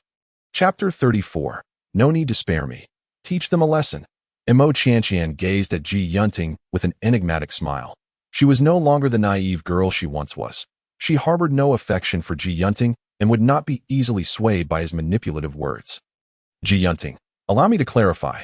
Your team belongs to you, and I belong to myself. I was never a member of your team before, nor will I ever be. I am indifferent to your internal matters and wish to have no part in them. If you have something to say, either say it here or take your people back to where you came from. Though she smiled, there was no warmth in her voice. Previously, she had engaged in feigned politeness with Ji Yunting for two reasons. 1. She had yet to secure the spiritual spring, and 2. She was limited by her own strength. Alone, she was vulnerable. Even with a crossbow in hand, she was no match for Ji Yunting and his entire team. But now, with 3 on Ji Yunting's side and 5 on hers, the Grim Reaper Mercenary Corps could summon reinforcements at any time. When it came to a contest of strength, she had no reason to be courteous to such insignificant individuals. Ji Yunting and his companions were momentarily stunned, as were Lu Yu and Yang Yong. Yesterday, while Mo Qianqian had also appeared defiant, they had assumed it was a ploy to draw Ji Yunting's attention. But today, it seemed she genuinely intended to sever ties with them. Had Mo Qianqian truly dismissed Ji Yunting? Had she forgotten her previous infatuation with their captain? Or was this yet another tactic? Mo Qianqian, how have you changed so much? Yang Yong asked, bewildered. Her response was a derisive laugh. Changed? Am I to remain as I once was? At your beck and call. The trio fell silent. Ji Yunting's gaze towards Mo Qianqian grew increasingly complex. Was her former demeanor her true nature, or was this the real her? Mo Qianqian merely regarded him with cool indifference. Clearly unwilling to discuss her temperament, Ji Yunting took a deep breath, suppressing the tumultuous emotions within him. Yesterday in the city ruins. Did you injure Li Dong and He Song with your crossbow? Indeed. Mo Qianqian replied matter-of-factly. Ji Yunting had not anticipated her candid admission. He had expected her to offer some rebuttal. Why? He pressed. That is a question you should direct to He Song. Li Dong and Suming Xue, she replied, a smirk playing at her lips. Ji Yunting's brow furrowed. They asked to borrow your crossbow to deal with the mutated dogs, and you attacked them. Mo Qianqian chuckled. Would you lend a weapon to your enemies? The weight of that single word, lend, was palpable. They are not your enemies, Ji Yunting retorted, but Mo Qianqian's gaze sharpened at this moment. Jiang Xi and the others, having listened intently, began to understand the situation. Suddenly, Jiang Xi spoke up. I thought it was already disgraceful for your entire team to ostracize a young lady. I never imagined you would collude to seize Miss Mo's weapon. Let me guess, those 3 must have intended to kill her after taking the weapon, right? Finally, someone understood. Mo Qianqian's smile did not reach her eyes. Ji Yunting, you are no stranger to life and death. I refuse to believe you cannot see through such an obvious situation. That Ji Yunting remained silent, his gaze shrouded in complexity that it was not that he could not comprehend. Rather, he did not wish to. He had assumed Mo Qianqian would relent, given her deep feelings for him. He had always believed that no matter what he did, she would never leave him. He had prepared himself for the eventuality that, even if he did not marry her, he would keep her by his side for a lifetime, even if it meant subjecting her to indignity. Yet, it seemed he had miscalculated. Since yesterday, the girl before him no longer regarded him with the timidity he had once known. The familiar adoration in her eyes had vanished, replaced by an inexplicable irritation bubbling within him. After several deep breaths, he managed to voice his thoughts. They attempted to seize your weapon, and you injured them. Furthermore, you subsequently used their blood to lure the mutated dogs towards them. I could overlook all of this. We are currently residing at the Angel Mercenary Corps base, where we have even provided you with a room. My previous negligence will not be repeated. No one will treat you as they once did. If the original Imo Chanshan had heard these words, she would likely have been overwhelmed with joy. Alas, she was no longer that same soul. Imo Chanshan's expression was devoid of emotion. Our paths diverge, Ji Yunting. You shall walk your path, and I shall walk mine. Let us annul our engagement. With that, she slightly turned her head, addressing Jiang Xi and Shun Feng with a smile that was notably more genuine than before. Would my 4 elder brothers kindly escort our guests out? At your service, Jiang Xi replied. Just a small matter, Shun Feng added. No need to spare my feelings. These uninvited guests deserve to be shown their place. Mo Chanshan winked at Shun Feng and Jiang Xi. Shun Feng's eyes lit up. He was well versed in this kind of work. Rolling up his sleeves, he extended his arm towards Ji Yunting and his companions. Will you be leaving on your own, or shall I assist you in departing? Ji Yunting was still gazing at Mo Chanshan, his expression a mix of hesitation and unspoken words. Yet, in the next moment, a fist the size of a sandbag struck his face. What followed was a chaotic brawl. In terms of both numbers and ability, Shun Feng's side held a clear advantage over Ji Yunting's. Within moments, Ji Yunting and his companions were pinned to the ground, ultimately being dragged away by Shun Feng, Ding Hui, and Zhou Hao. Throughout the entire ordeal, Imo Chanshan did not cast a single glance in Ji Yunting's direction. When Shun Feng returned after disposing of the intruders, he had shed his earlier roguish demeanor. Miss Imo, that team is not composed of good people. Why not join our Grim Reaper Mercenary Corps? Shun Feng offered nonchalantly, though it was clear he had been advised to cultivate Imo Chanshan's favor. Imo Chanshan smiled, but refrained from directly addressing the proposition. Her goal had never been to align with any particular faction. Rather, she sought a partner who could assist her in resolving certain troubles. In exchange for their help, she would offer them certain benefits. A mutually beneficial partnership was her aim. However, as a solitary individual, she understood that establishing such an equal partnership with a formidable force would require some strategy. The bait had been prepared. She merely awaited the right moment for Mu Xingzhou to take the hook. This matter can be discussed later, she said, evading the topic, as I mentioned before in the city ruins. I have gifts for you. Please wait for me. With that, Imo Chanshan turned and entered the shelter. When she reemerged, she held 4 mechanical weapons in her arms. Shun Feng and the others were momentarily taken aback by the wooden toys she presented. Imo Chanshan wore a mysterious smile as she handed the heaviest mechanical machete to Shun Feng, the long knife to Jiang Xi, a multifunctional mechanical shovel to Ding Hui, and a mechanical vine whip to Zhou Hao. Ding Hui and Zhou Hao were momentarily astonished, not expecting to receive gifts as well. Although the presents were merely wooden toys with little practical use, the joy of receiving a gift remained. Shun Feng, grinning, examined the mechanical machete, his eyes revealing a hint of surprise. What kind of wood is this machete made from? It feels just as heavy as my real one. Hey. The hilt is embedded with a zombie crystal core. It's quite exquisite. I like this gift. Mo Chanshan's smile deepened. Why not try using this wooden machete to chop that stone over there? She pointed to a boulder about half a person's height. Shun Feng's expression turned skeptical. Surely a wooden blade would break against stone. This was the first time in his 20-plus years of life that he had received a gift, and even if it was a wooden toy, he cherished it dearly. Shun Feng lovingly stroked the wooden hilt, caressed the crystal core, and wiped the wooden blade. He couldn't bear the thought of it breaking. Let Jiang Xi try chopping the stone with his wooden knife, Shun Feng suggested, believing himself clever in redirecting the situation. Jiang Xi, I must extend my gratitude to you. Chapter 35, Astonishing Revelation. She is an extraordinary weaponsmith. Shun Feng is not one to conceal his emotions. It is evident not only to Jiang Xi but even to Imo Chanshan, who does not know him well, that something is amiss. He seems worried that the mechanism's mountain-splitting knife might be damaged, hence diverting the calamity. For a fleeting moment, Imo Chanshan found herself both amused and perplexed, having replicated the triple-layered mechanism inscriptions, along with an additional layer of mechanism's spiritual patterns on the mountain-splitting knife. It would be no easy task to damage it. Observing Shun Feng's protective demeanor towards the knife, it was clear he was reluctant to use it on stone. Thus, Imo Chanshan's gaze shifted to Jiang Xi. Jiang Xi, too, was examining the wooden cleaver in his hand. The wooden knife was exquisitely crafted and substantial in weight. In terms of feel, It bore little difference from the cleavers he typically employed.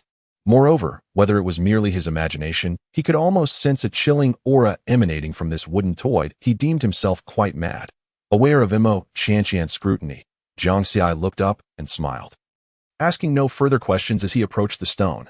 Ultimately, Jiang Xi's mind was sharper than Shen Feng's. He did not believe that Mo Qianqian would randomly ask him to chop stone with a wooden knife without a hidden purpose.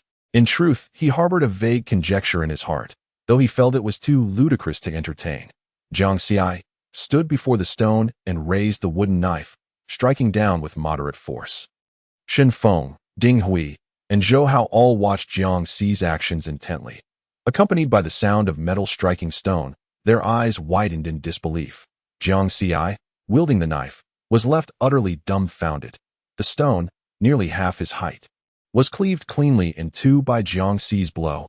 After a brief moment of shock, Jiang Xi hastily examined the blade. To his astonishment, the wooden blade remained entirely unscathed, without even a scratch. Such was the prowess of a divine weapon. Jiang Xi, in disbelief, turned to Mo Qianqian. "Miss Mo, what is the meaning of this wooden knife?" Mo Qianqian beamed at the reactions of the four, and upon hearing Jiang Xi's query, the smile on her lips widened. Instead of answering, she continued with a playful tone, "Try infusing your extraordinary ability into the blade." This left Jiang Xi genuinely astonished. Infusing his extraordinary ability into the wooden knife? He could not suppress a gulp. The idea of transforming a wooden weapon into something akin to a divine artifact felt wildly imaginative. Yet now, Miss Mo was suggesting he channel his ability into the blade. It was as if thunder had struck from a clear sky. Could it be as he imagined? If so, what was the true identity of this Miss Mo? An extraordinary weaponsmith. But what kind of extraordinary weaponsmith resided in a slum, in this wasteland?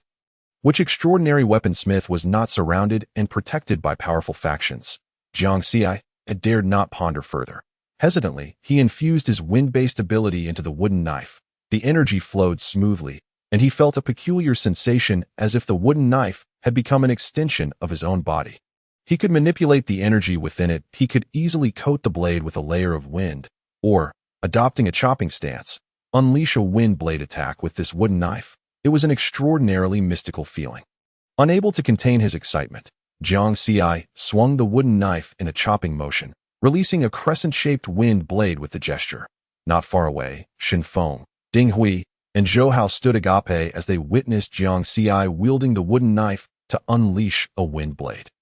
Their jaws nearly dropped in disbelief. Extraordinary, extraordinary, extraordinary weapon. Shen Feng, usually so eloquent, stumbled over his words. 4 pairs of incredulous eyes turned to Mo Qianqian. Mo Qianqian remained cheerful. "Miss Mo," Shen Feng pointed at the wooden mountain-splitting knife in his hand, as well as Ding Hui and Zhou Hao's engineering shovels and long edges, stuttering, "Are all of these extraordinary weapons?" "Indeed," Mo Qianqian nodded with delight. "You may try infusing your abilities to test the feel." Shen Feng and the others were momentarily overwhelmed by this revelation, unsure of how to react. What had previously been a casual grip on the wooden weapons now transformed into a cautious and reverent approach. "Miss Mo, this gift is too precious." Shen Feng hesitated, wanting to implore Mo Qianqian to take back the gift, yet he found it hard to part with it. Extraordinary weapons, within their entire Grim Reaper mercenary corps. Only Mu Shengzhou possessed one, but they had never even touched such a thing. "Miss Mo, this gift is too valuable. You should take it back." Jiang Xi reluctantly caressed the knife's handle before handing the mechanism knife back to Mo Qianqian. Shen Feng, Ding Hui, and Zhou Hao, seeing this, also reluctantly offered their extraordinary weapons back to her. Mo Qianqian waved her hand dismissively. "Once a gift is given, it cannot be taken back. Besides, these items were specifically tailored to your extraordinary attributes. I have no use for them if returned." This was merely bait she had cast out. The fish had yet to bite. Besides, it is often said that one should not bite the hand that feeds. Having accepted her gifts, should she require assistance in the future, they would find it hard to refuse. With the gifts already given, Mo Qianqian noted that the 4 of them were eager to explore their extraordinary weapons, yet felt somewhat restrained with her presence. She smiled knowingly and said, "You all carry on. I have just crafted 4 weapons and feel a bit fatigued. I shall return to take a nap." Mo Qianqian turned and retreated to her makeshift dwelling. Allowing the 4 to indulge in their curiosity, Outside the shack, Jiang Xi and the others exchanged glances, each reflecting astonishment and disbelief in the eyes of the others. Jiang Xi had already experienced the extraordinary weapon. Shen Feng, Ding Hui, and Zhou Hao, unable to resist their curiosity, eagerly tested their extraordinary weapons. Judging by their elated expressions, it was clear that their experiences had been nothing short of exhilarating. Jiang Xi pulled Shen Feng and the others to a spot a little distance away from the shack. This distance allowed them a clear view of Mo Qianqian's dwelling, ensuring they could react promptly to any unusual occurrences at the same time. Their conversation would remain unheard by Mo Qianqian within the shack. Clearing his throat, Jiang Xi suppressed his uncontainable excitement and said, "I'm going back to our base. We must inform the boss about Miss Mo being an extraordinary weaponsmith." Shen Feng and the others nodded. This was monumental news that needed to reach Mu Shengzhou. Regarding the extraordinary weapons, let us keep this between us four and the boss for now, Jiang Xi added. Understood, Shen Feng replied, momentarily shedding his usual mischief. Adopting a rare seriousness. Until I return, you three must ensure Miss Mo's safety. There must not be a single mishap. Chapter 36. Jiang Taigong Fishing. Those who lose their composure first will lose the Grim Reaper Mercenary Corps base. Mu Shengzhou was meticulously watering a pot of cacti. Earlier that morning, he had instructed Jiang Huai to prepare a gift that a girl would appreciate. Jiang Huai had provided him with this pot of cacti. This particular cactus had undergone moderate radiation mutation, possessing mild toxins. If one disregarded the taste, it could be considered a somewhat edible natural food. That it was indeed a sincere gift. Jiang Huai had also informed him that in the civilized era, cacti were known by the charming name of succulents, which many girls enjoyed cultivating. Mu Shengzhou was inexperienced in choosing gifts for girls, but looking at this prickly cactus, well, at least it was a pot of food that could be consumed in moderation. Resources in this wasteland were genuinely scarce, and he could think of nothing better. Rising, Mu Shengzhou took 1/3 of the crystal cores from yesterday's hunt and the pot of cacti, preparing to head out. Just then, the door was suddenly thrust open, and an anxious figure rushed toward Mu Shengzhou. Had they collided, Mu Shengzhou would have been fine, but the pot of cacti would surely not have survived. Mu Shengzhou narrowly sidestepped, managing to protect the cactus. Jiang Xi skidded to a halt, equally startled. "What are you doing, so recklessly?" Mu Shengzhou frowned, ensuring the cactus and its pot remained unharmed before he heaved a sigh of relief. "Boss, there's something monumental I need to tell you," Jiang Xi panted. Having sprinted from the slum, Mu Shengzhou pursed his lips and placed the cactus back on the table before asking, "What happened?" Jiang Xi, with an air of mystery, peeked out the window, then closed the window and door, speaking with utmost seriousness. "Boss, you must know that Miss Mo, her identity is remarkable." Mu Shengzhou regarded Jiang Xi with suspicion. Awaiting further clarification, Miss Mo is an extraordinary weaponsmith. Recognizing the gravity of the situation, Jiang Xi wasted no time in drawing the mechanism long knife from his back and unleashing a wind blade right before Mu Shengzhou's eyes. The wind blade was effortlessly neutralized by Mu Shengzhou, but his expression was anything but calm. He took the wooden knife from Jiang Xi's hands. The weight of the wooden knife was unexpectedly heavy, far from what one would expect from mere wood. Leaving Mu Shengzhou momentarily astonished, he cradled the wooden knife between his hands, scrutinizing it closely. "Are you certain this extraordinary weapon was crafted by Mo Qianqian herself?" Mu Shengzhou asked gravely. "Absolutely." Jiang Xi spoke with unwavering certainty, asserting that not only herself, but also Shen Feng, Ding Hui, and Zhou Hao possessed such abilities, each tailored specifically to their unique powers at this juncture. A sly smile played upon Jiang Xi's lips as she recalled Miss Mo's promise of gifts during their time in the city ruins. She had never anticipated such grandiosity in her offerings. Mu Shengzhou also remembered that Miss Mo had indeed mentioned gifting items to Shen Feng and Jiang Xi amidst the desolation of the city. Even Ding Hui and Zhou Hao had benefited from this generosity. Reflecting on yesterday's journey, he mused that he had not been unkind to her. He had even considered sharing half of the stretcher with her. Why had he been overlooked when it came to receiving gifts? A fleeting moment of resentment flickered in his mind, but he quickly redirected his focus to the matter at hand. The identity of an ability weapon craftsman was no trifling matter. Suddenly, several previously confounding issues began to unravel seamlessly due to this newfound understanding. He surmised that Miss Mo's intentions in approaching him had become clearer. Over the course of last night and this morning, he had speculated on various motives behind her interest, yet he had never anticipated this one. An ability weapon craftsman. Who would think along these lines? Mu Xingzhou couldn't help but smirk slightly, then shook his head in amusement. She truly held him in high regard at this moment. He found it difficult to discern whether his feelings leaned more towards surprise or apprehension. After a prolonged pause, Mu Shishou finally sighed softly, instructing, "Please inform Shenfeng and Ding Hui, as well as Zhou Hao, to keep the matter of Miss Mo being an ability weapon craftsman under wraps for the time being. Rest assured, I understand the gravity of the situation and have already cautioned them against speaking carelessly," Jiang Xi replied before departing. Yet Mu Xingzhou remained restless long after her exit, with eyes half closed. He took considerable time to regain his composure, eventually restoring an outward facade of tranquility. It was time to revisit the slum district and encounter Miss Mo once more. That young lady had unveiled such an astonishing surprise for him. Surely, she too awaited his arrival. Gradually, Mu Xingzhou rose, adjusted his attire, and once again cradled the cactus as he stepped outside in the slum district. After returning to her makeshift shelter, Mo Qianqian did not indulge in a midday nap. Perhaps due to her newfound mental fortitude from her training, she felt invigorated. Additionally, the fragrant fish bait had been set out. Now, it was merely a matter of waiting for Mu Xingzhou to take the bait. She intended to remain patient, adapting to any changes as they came. However, she did not wish to squander this waiting period. Perhaps it was a habit ingrained from the 21st century, but she firmly believed that wasting time equated to wasting life. Mo Qianqian had an affinity for wealth, and those who cherished money often valued their lives as well.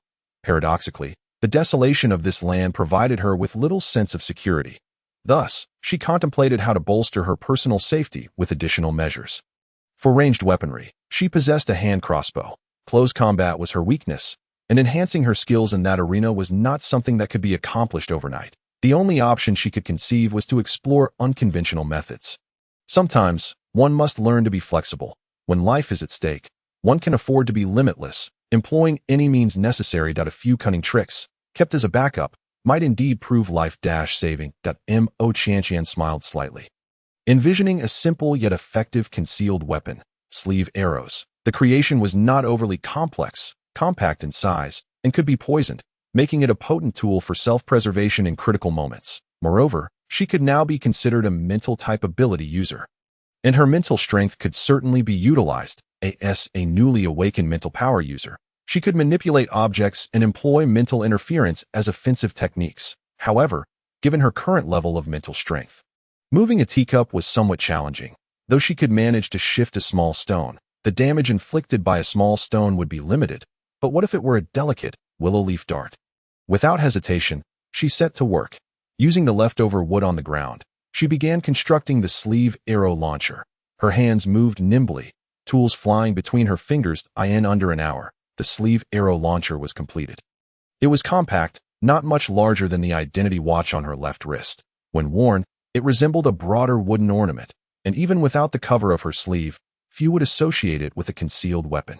As for the arrows, the miniature sleeve arrows were roughly the thickness of a sewing needle, with the hollow arrow chamber capable of holding up to 20 miniature arrows, thanks to the presence of mechanism inscriptions. The power of these miniature sleeve arrows was not to be underestimated.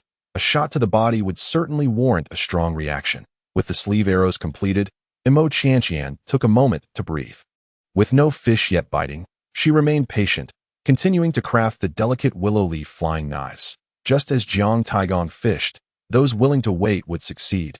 Patience was key. Whoever faltered first would be the one to lose. Chapter 37. The Reaper Mercenary Group is in dire need of funds. Compared to the sleeve arrow launcher, the willow leaf flying knives were undoubtedly simpler to create. Mo Qianqian needed to focus on two main points. They had to be lightweight and sharp enough. Her mental strength could only manage a limited weight.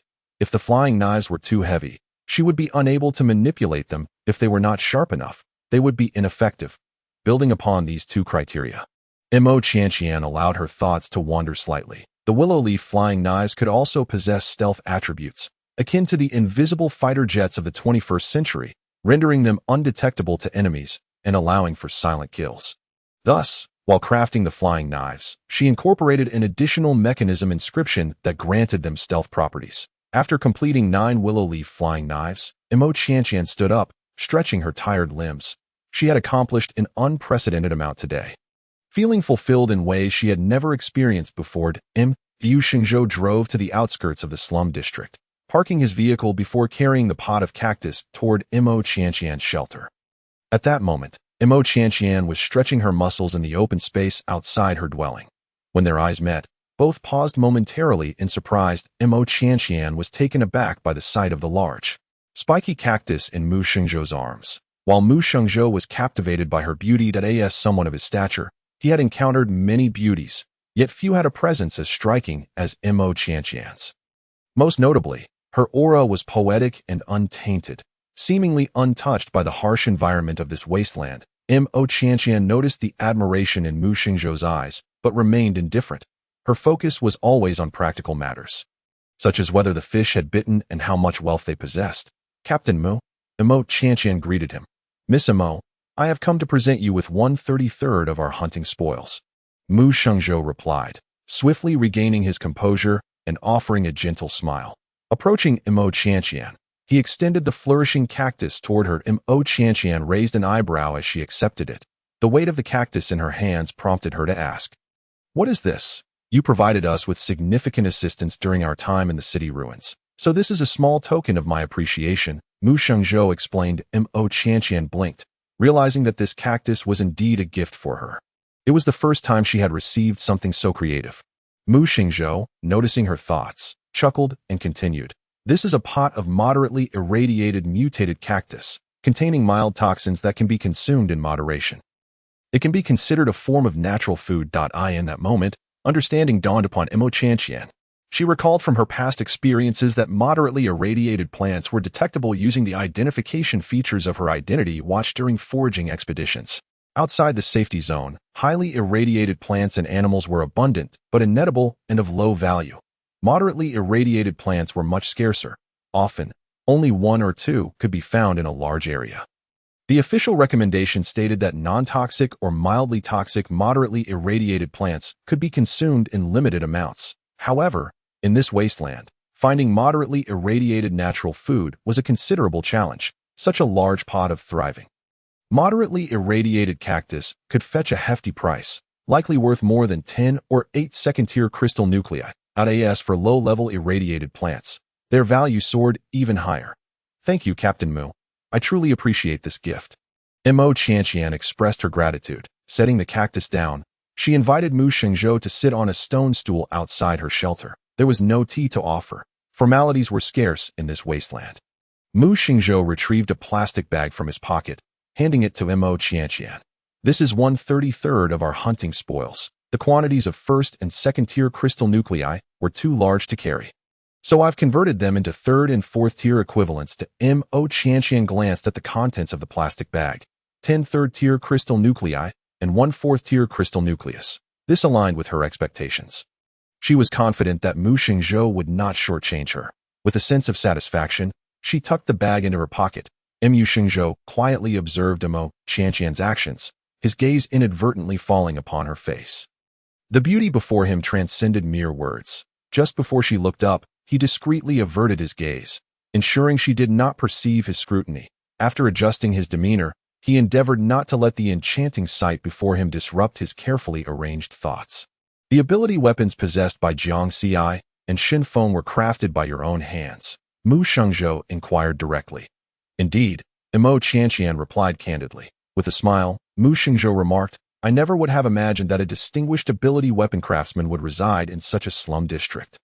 Upon hearing the title of ability weapon craftsman, Imo Qianqian felt no surprise. From the reactions of Jiang Xi and Xin Feng upon encountering the ability weapons, she had deduced that there must exist a certain class of individuals capable of forging such weapons in this wasteland. However, individuals of this caliber are undoubtedly exceedingly rare, which renders extraordinary abilities and weapons exceptionally scarce and invaluable. Imo Qianqian smiled faintly. Choosing not to respond, in the desolate city ruins, are you attempting to leverage the might of the Grim Reaper Mercenary Corps? Mu Xingzhou showed no inclination to beat around the bush. That is the leader of the Mu Corps willing to collaborate? Mo Qianqian inquired.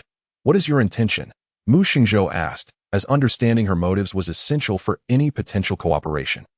I possess no grand ambitions, merely a modest passion. I have a fondness for wealth and naturally wish to amass as much of it as possible. Mu Xingzhou was taken aback. This response was entirely unexpected.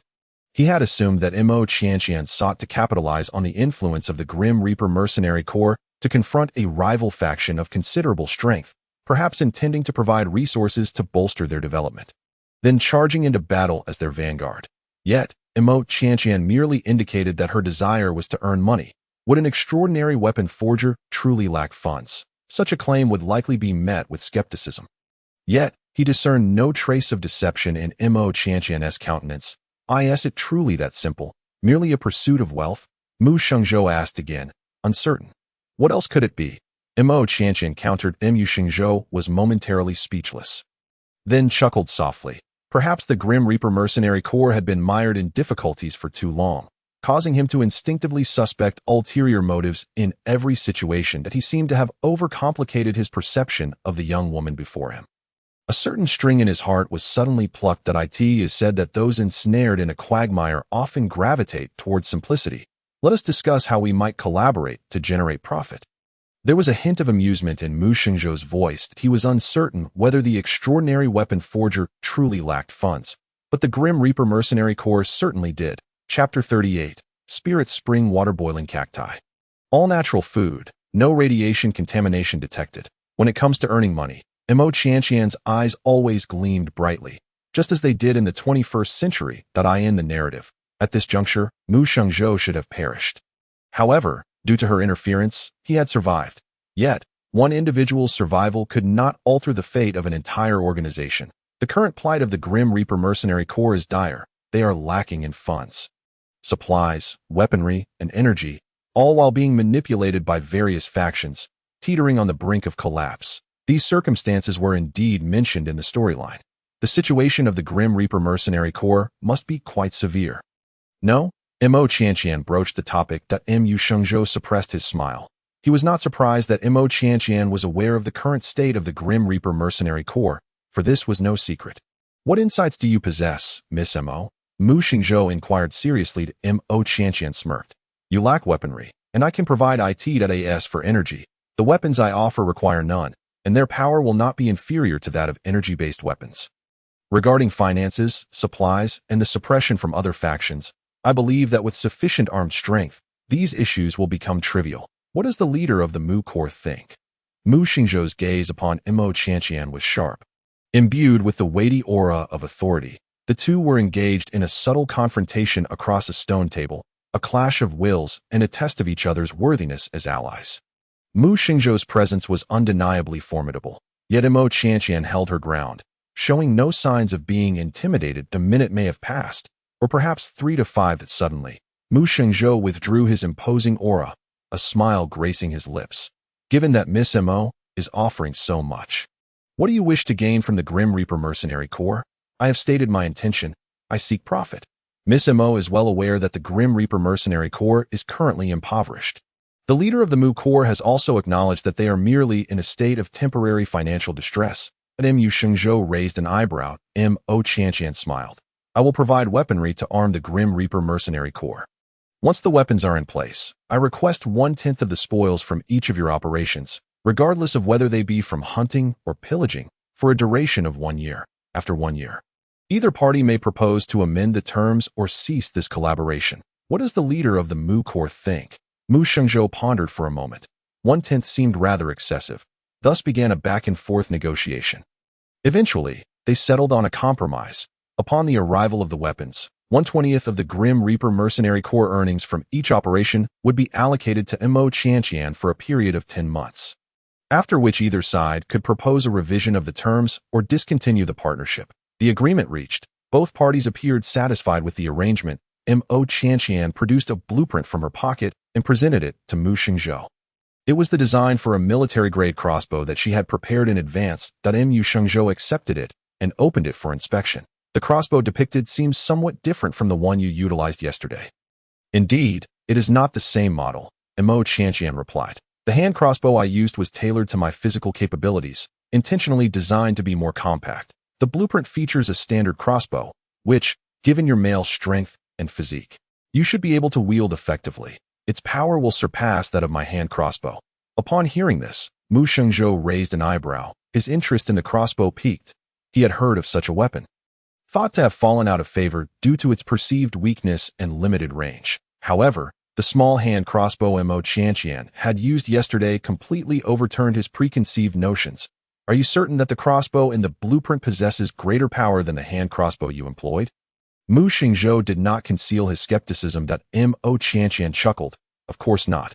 Without the intricate engravings of mechanisms, the crossbow's power is negligible in this wasteland rife with extraordinary abilities. However, there is no need to disclose this. One must keep their trump cards close to their chest. The leader of the Mu Corps can find a few skilled carpenters to craft the components depicted in the blueprint. The measurements are clearly marked. So do not err. Then, bring the parts to me. As dusk settled, Mu Shengzhou carefully stored the blueprint, leaving the shantytown with a heart full of hope. Before departing, he instructed Shen Feng and Jiang Xi to ensure Mo Qianqian's safety. As night fell, Mo Qianqian returned to her makeshift dwelling. She retrieved the crystal cores sent by Mu Shengzhou, 10 third-tier cores and 1 fourth-tier core. Given her current cultivation level, the fourth-tier core was temporarily unnecessary. However, it could provide a boost to her spirit spring space. She promptly stored the fourth-tier core within the spirit spring space. In an instant, the core vanished, causing the space to expand once more. Growing from 20 cubic meters to 25 cubic meters, the 10 third-tier cores were also absorbed into the space, yet it had reached saturation for third-tier cores. They did not disappear, but were instead stored alongside her remaining cores. Consequently, her collection of zombie crystal cores now included 14 third-tier cores and 7 second-tier cores. As for the first-tier cores, she had originally possessed over 20. However, she discovered that once the small pool of spirit spring water was depleted, it would require 10 first-tier cores to replenish to full capacity. Thus, that small pool of spirit spring water could be considered quite valuable. At this moment, she had only 5 first-tier cores left. Having assessed her assets within the spirit spring space, Mo Qianqian's gaze shifted to the thriving cactus before her. In the 21st century, she would never have drooled over a pod of cacti. Yet now, having gone 3 days without a proper meal, her mind recalled Mu Shengzhou's assertion that the cactus was indeed edible. She remembered that in the 21st century, there existed a type of edible cactus. Those mukbang streamers would chew on it, as if munching on cucumbers, crisp and refreshing. With a gulp, Mo Qianqian swallowed. However, with the prefixes of moderate radiation mutation and slight toxicity, the flavor surely would not be pleasant. With a sigh, she retrieved a dagger, pricking a small hole in one of the cactus pads to extract some juice, which she then dripped onto the testing probe of her identity wristband. Moments later, the results indicated moderate radiation mutation, slight toxicity, suitable for consumption in moderation. Just as Mu Shengzhou had stated, the dagger still bore traces of the cactus juice. Mo Qianqian brought it to her nose and inhaled. It emitted a grassy aroma, not unpleasant. She took a small lick. The taste was mildly sweet, with a bitter aftertaste. Had it only been these two flavors, she would have certainly indulged. Her mouth felt parched. The issue lay in the faint chemical aftertaste that mingled with the natural flavors. Everything she had consumed in the last 3 days, aside from the spirit spring water, seemed to carry some peculiar aftertaste. Pondering the spirit spring water, Mo Qianqian's thoughts suddenly expanded. The spirit spring water in her space was undoubtedly a natural source devoid of radiation. This was beyond doubt if she were to irrigate these radiated mutant plants with this non-radiated natural water. Could it potentially reduce the internal radiation levels of these plants? If it were indeed possible to cultivate low-radiation mutant plants, that a glimmer of excitement sparkled in Mo Qianqian's eyes. Low-radiation mutant plants would hold considerable value in this wasteland. With such an idea in mind, she resolved to experiment. Immediately, Mo Qianqian manipulated the spirit spring water to irrigate the cactus. Finally, she sliced off a pad, scraped off the spines, and began to cook it in the spirit spring water. She yearned for something to eat. Boiling cacti in spirit spring water, she hoped the flavor would not disappoint. Before long, the pot began to bubble and simmered. Mo Qianqian patiently awaited the moment when the cactus would soften, become tender, and fully cook through. Only then did she take a spoon and dip it into the pot, tasting a small sampled in the next instant. Her eyes sparkled with delight. The cactus, boiled in spirit spring water, bore none of the odd flavors she had anticipated. Its taste resembled that of broccoli boiled in plain water, which in the 21st century would not have been deemed gourmet by any means. In this desolate wasteland, having gone 3 days without consuming proper food, the moment the boiled cactus touched her lips, the overwhelming sensation of happiness and satisfaction washed over Mo Qianqian, prompting her to tear up. After taking several bites to quell the emptiness in her stomach, she suddenly remembered to check the radiation levels of the small pot of boiled cactus. Using a spoon, she scooped a drop of the cactus-infused broth and placed it on the testing needle. Beep, natural food, no toxins detected, no radiation contamination found. Chapter 39, Mechanism Art Modification of Military Crossbow. Beep, natural food, no toxins detected, no radiation contamination found. Mo Qianqian's eyes gleamed with sudden brilliance. She seemed to have discovered a significant use for the spiritual spring water. The following morning, before Mo Qianqian had even opened her eyes, she could hear faint voices outside the makeshift shelter. It appeared that Mu Shengzhou had arrived, and he was remarkably quick. She made no effort to delay. Rising from her bed, washing up briefly, and stepping outside. Indeed, Mu Shengzhou was waiting not far away. Captain Mu, so early, Mo Qianqian greeted him. Mu Shengzhou turned around, and even with prior mental preparation, he found himself momentarily entranced by her stunning beauty. She was breathtaking, a vision that could captivate daily. Shaking his head to dispel the fleeting thoughts, he reminded himself that the person before him was a distinguished ability weaponsmith, and her ethereal appearance seemed to belong to another realm. He recalled a saying from the civilized age: one should admire from afar and never defile.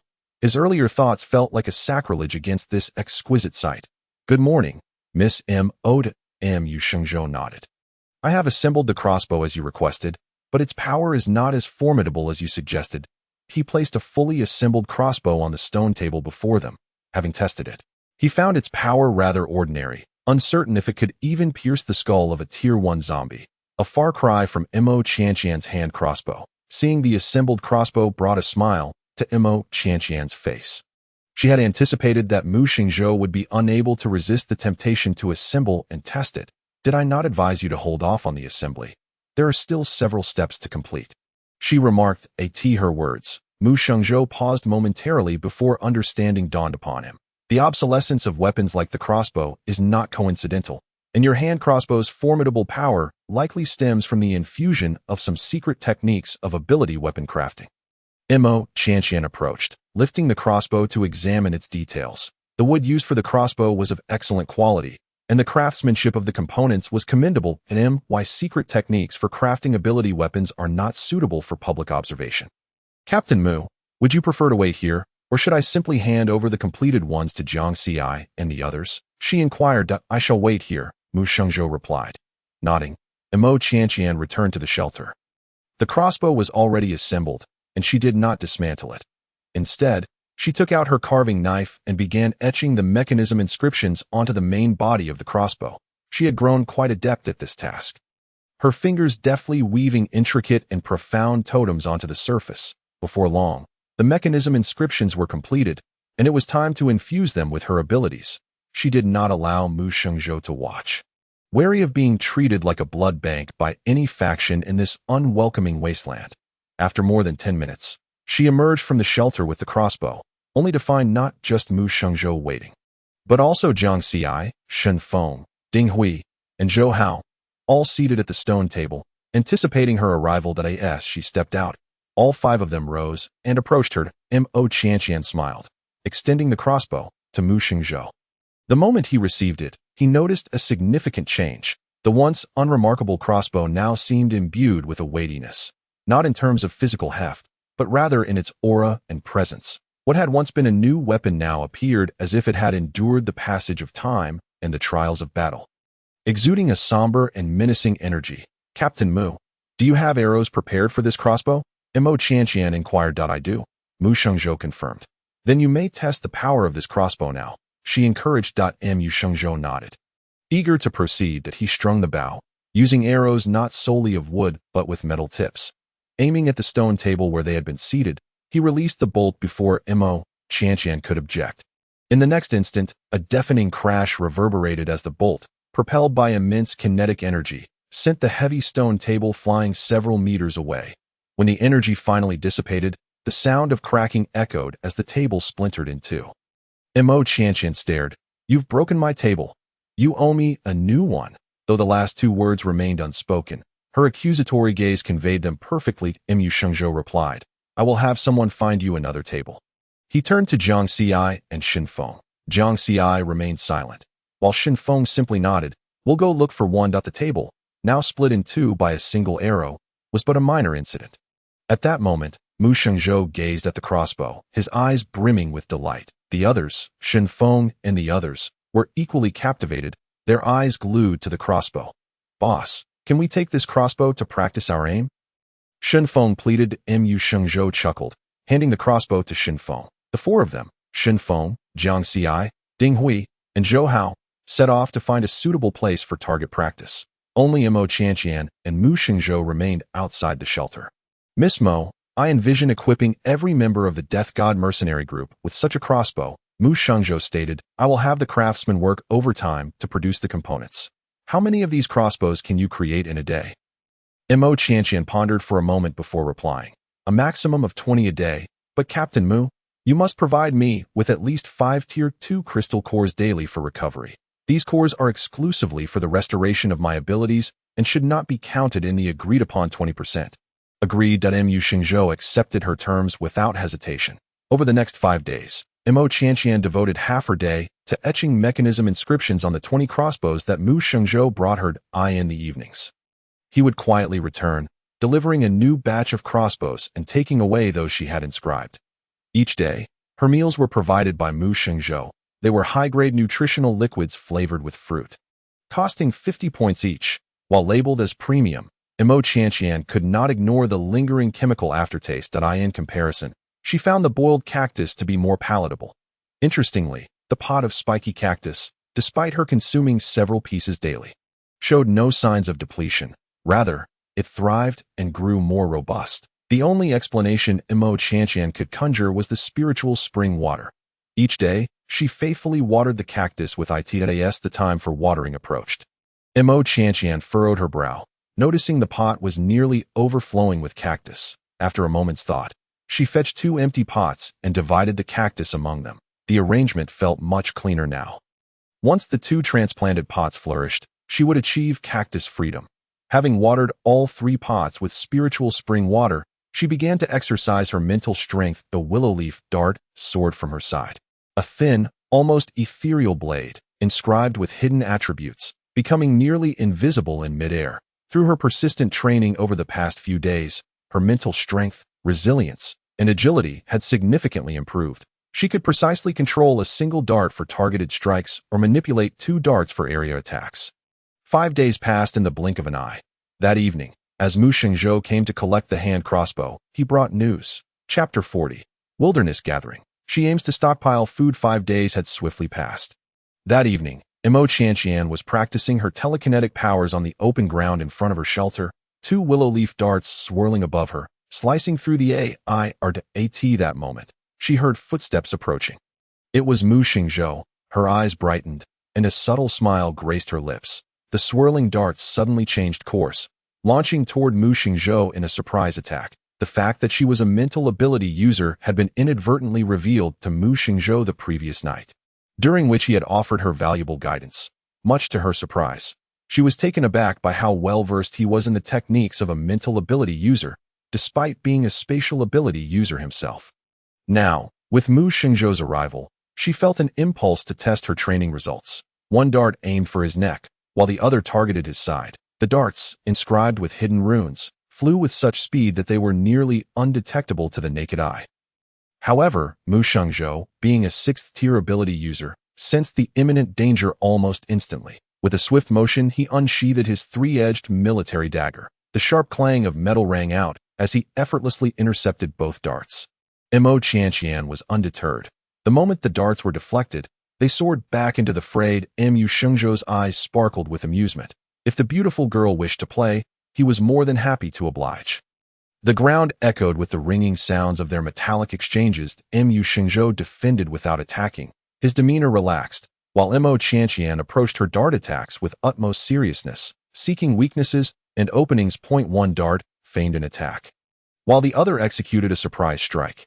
Yet, despite her agile maneuvers, Mu Shengzhou remained impenetrable. 5 minutes later, Mo Qianqian called off her attack, and Mu Shengzhou sheathed his dagger. Your control is quite impressive, showing significant improvement compared to yesterday.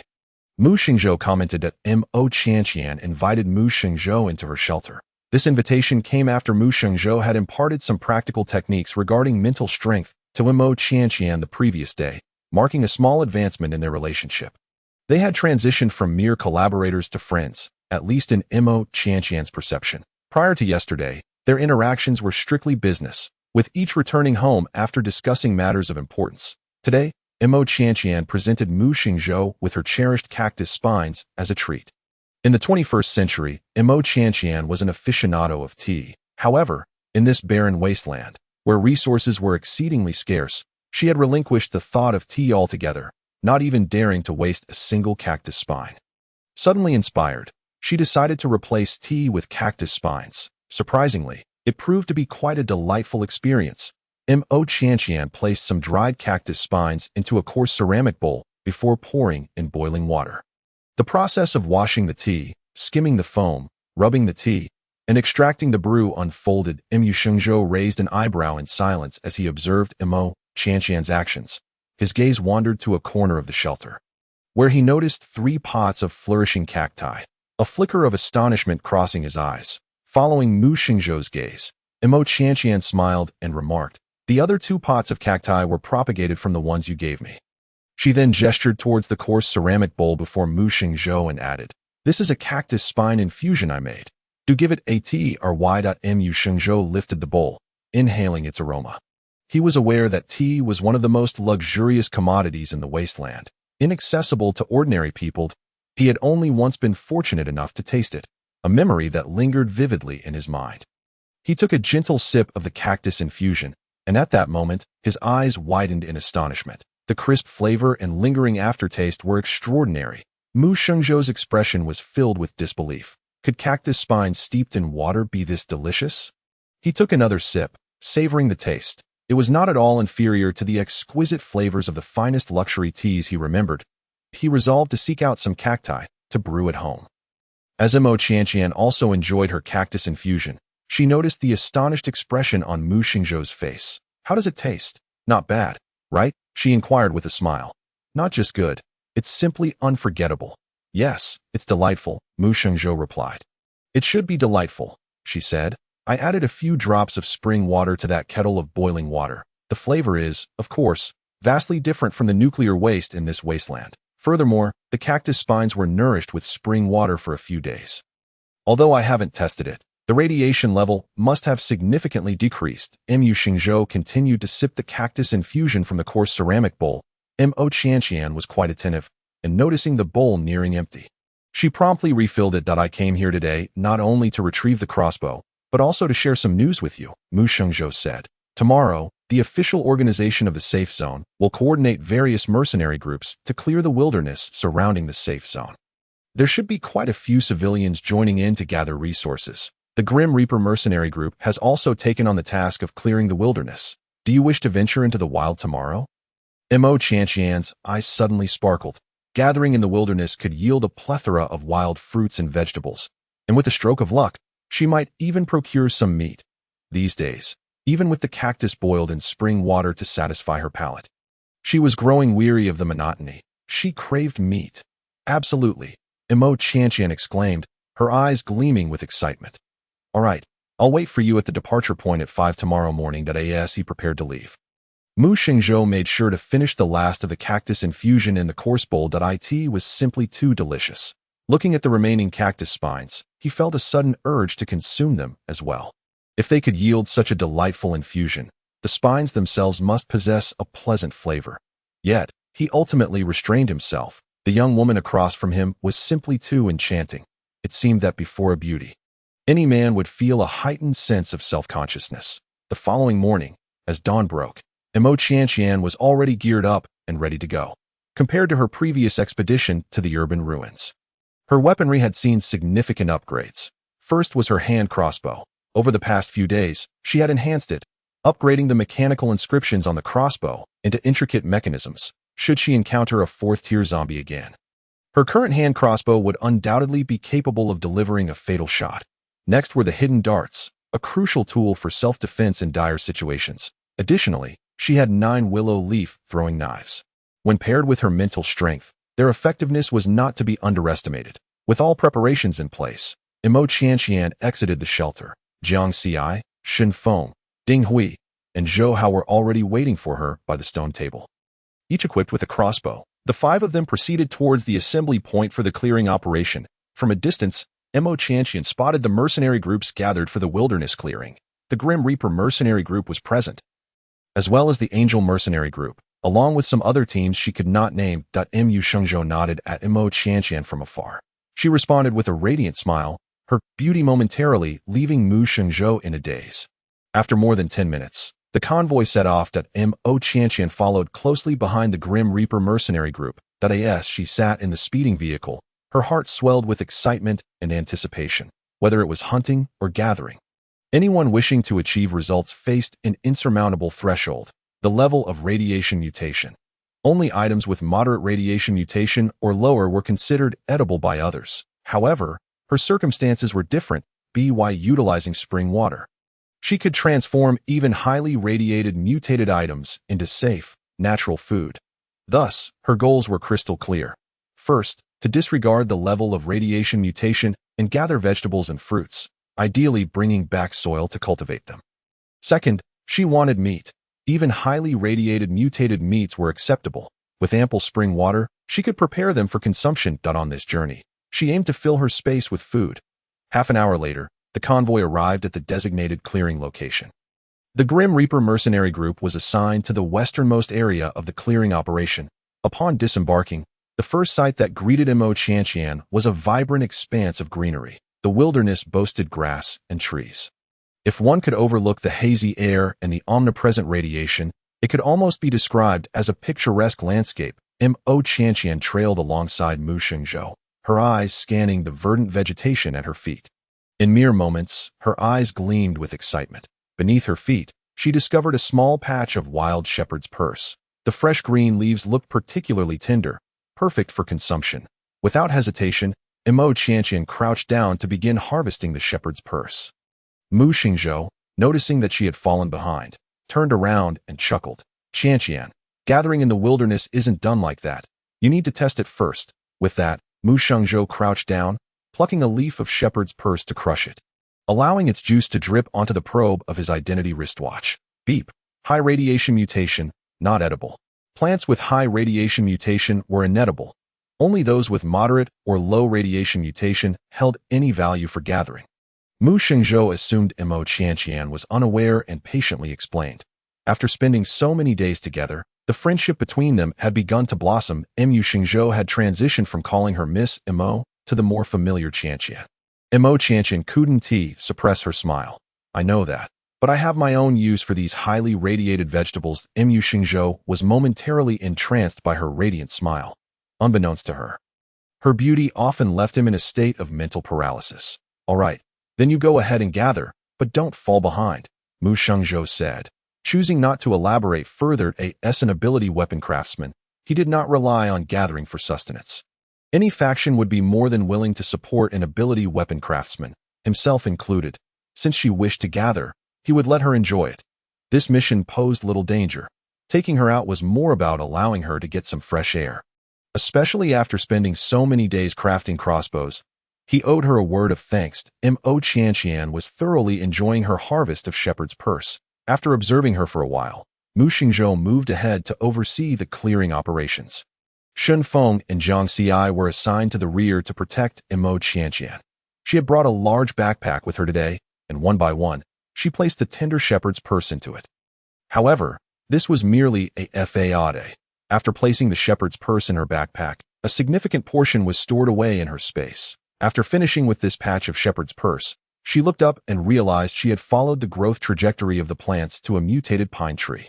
The mutated pine tree towered above, adorned with small pine cones. Whether it was the wrong season or the wrong variety, the cones were quite small, clearly lacking any pine nuts. That, of course, her target was not the pine cones, but the pine needles. She reached up and plucked a low-hanging pine needle. The mutated pine needles were roughly the thickness of chopsticks, remarkably sturdy and sharp. Shen Feng, Jiang Xi, come over here and lend me a hand.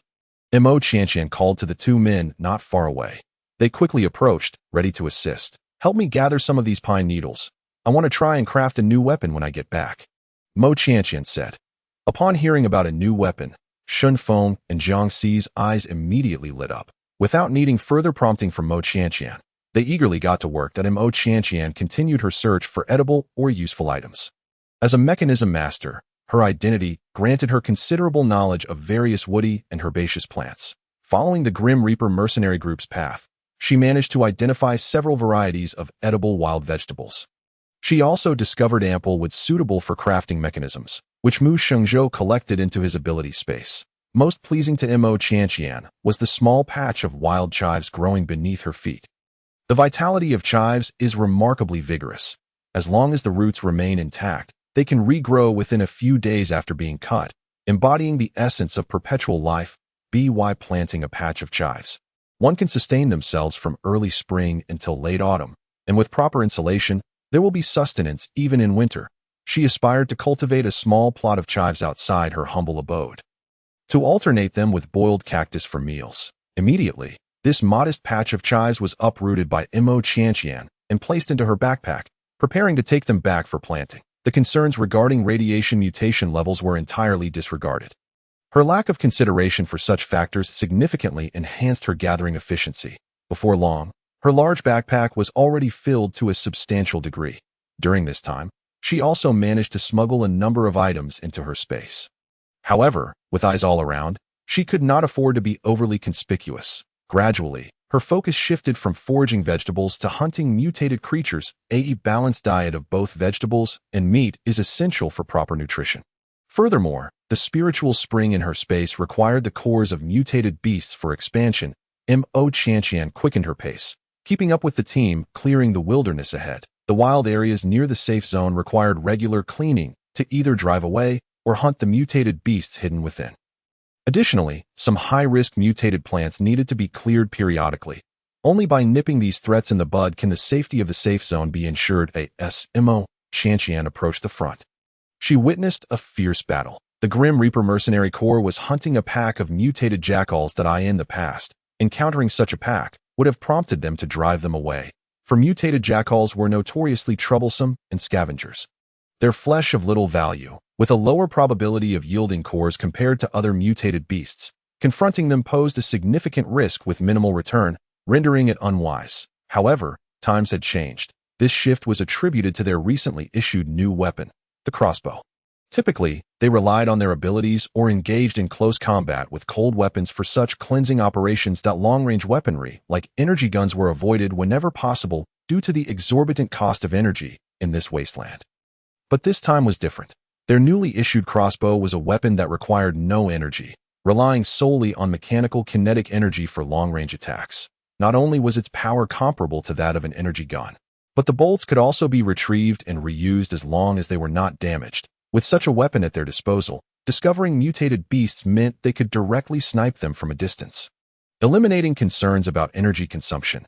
This not only improved hunting efficiency, but also significantly enhanced the safety of the mercenaries. At this moment, over 50 camouflaged mercenaries were firing their crossbows at a pack of over 30 mutated jackals. The cunning and treacherous jackals were utterly powerless against the concentrated firepower. In just a few minutes, the battle concluded, and the mutated jackals were entirely exterminated. The mercenaries moved in to clean the battlefield.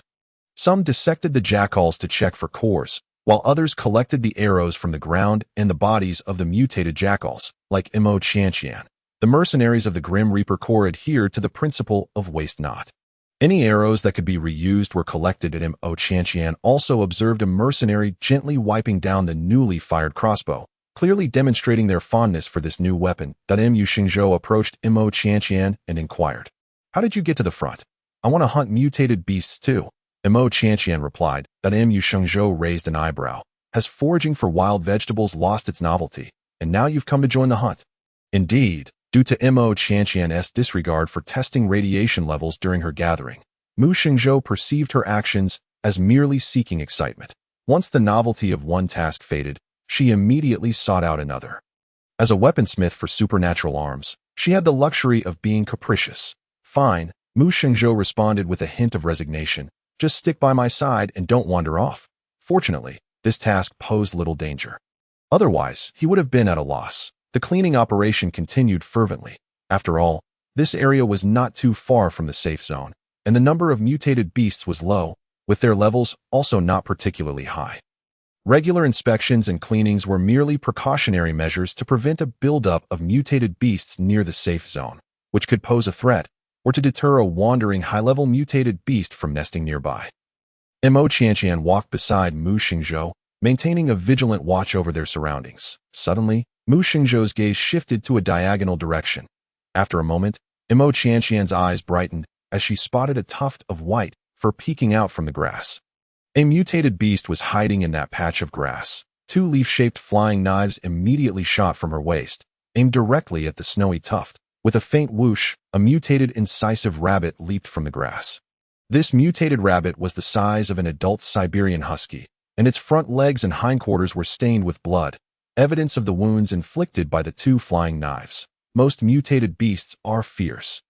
Even a rabbit. Upon being attacked, the first thought of a first-level incisive rabbit was not to flee, but to retaliate against the human who assaulted it. The rabbit suddenly opened its three-part lips, revealing a mouth full of sharp fangs, and lunged at Mo Qianqian. Quick to react, Mo Qianqian sent her two flying knives back in defense. One aimed at the rabbit's head, while the other targeted its vulnerable underbelly. Mu Xingzhou stood quietly at a short distance, watching without any intention of intervening. The incisive rabbit was a first-level mutated beast, and Mo Qianqian's mental abilities were also at the first level, presenting an excellent opportunity for practical training that, of course, should Mo Qianqian find herself in trouble or face unexpected danger, he would be ready to assist. The mental abilities, indeed one of the most elite categories of powers, allowed Mo Qianqian to leave two deep gashes on the rabbit's head and belly in the first exchange. The rabbit, in pain, finally contemplated escape. Unfortunately, it had missed its chance. The two flying knives struck again. One pierced through its eye, shattering its brain tissue, while the other drove through its heart via the injury on its belly. The rabbit was slain to this moment. Mo Qianqian was enveloped in exhilaration. This was her first real combat utilizing her abilities, her own strength, rather than relying on external forces like a hand crossbow. That Mu Xingzhou approached the deceased rabbit and collected a drop of its blood on the probe of his wristwatch. Beep beep. High radiation mutation detected. High radiation mutation rendered its flesh and blood of little value. Then, with a swift motion of his finger, a spatial rift appeared, and he sliced open the rabbit's ribcage. From within the heart of the rabbit, he extracted a green, glistening core. Luck was on their side. The rabbit had a core. Typically, Mo Qianqian sensed that throughout this journey, her mastery over her mental powers had significantly improved. After utilizing her psychic abilities to decisively vanquish a second-tier mutated monkey, she even had the vague feeling that her mental prowess was on the verge of advancing. The cleansing operation was still underway. The Grim Reaper Mercenary Corps had been tasked with clearing a path for 10 kilometers in this direction. When they reached the 9th kilometer, a minor incident occurred. As they progressed, all the multifunctional identity watches of the team suddenly emitted urgent beeping alarms. Warning: you have entered a high radiation area. Please take precautions. Warning: you have entered a high radiation area. Please take precautions. Warning: you have entered a high radiation area. Please take precautions. The 3 consecutive alarm sounds caused everyone's expression to change dramatically. Quick, retreat, Mu Xingzhou shouted. Everyone began to run back as swiftly as possible. At that moment, Mu Xingzhou disregarded all formalities and swiftly scooped up the sluggish Mo Qianqian, hastening their retreat. Being lifted off the ground caught Mo Qianqian completely off guard. In truth, after hearing the alarm, she had already begun to run back. However, as a first-tier psychic ability user, her speed was no match for the battle-hardened mercenaries. Indeed, she had barely taken 2 steps before being whisked away. A group of nearly 100 individuals sprinted back with utmost urgency. Being exposed to intense radiation particles without protection was an incredibly terrifying ordeal. Mo Qianqian had already witnessed several mercenaries running while bleeding from their noses. This was a clear sign that their internal radiation levels were rising sharply, indicating the onset of radiation sickness. After running approximately 20 to 30 meters, the alarms on their watches ceased, but Mu Xingzhou and the other mercenaries did not stop there. They continued to run for 400 to 500 meters before gradually coming to a halt. Next, several mercenaries took out small red flags from their waists and planted them in the ground as a warning. Mu Xingzhou set Mo Qianqian down gently. Apologies, the situation was urgent, and I acted without consideration. It's nothing, Mo Qianqian replied, shaking her head. Mu Xingzhou's expression grew serious. Wandering into a high radiation zone is no trivial matter. You should check how much radiation your body has accumulated.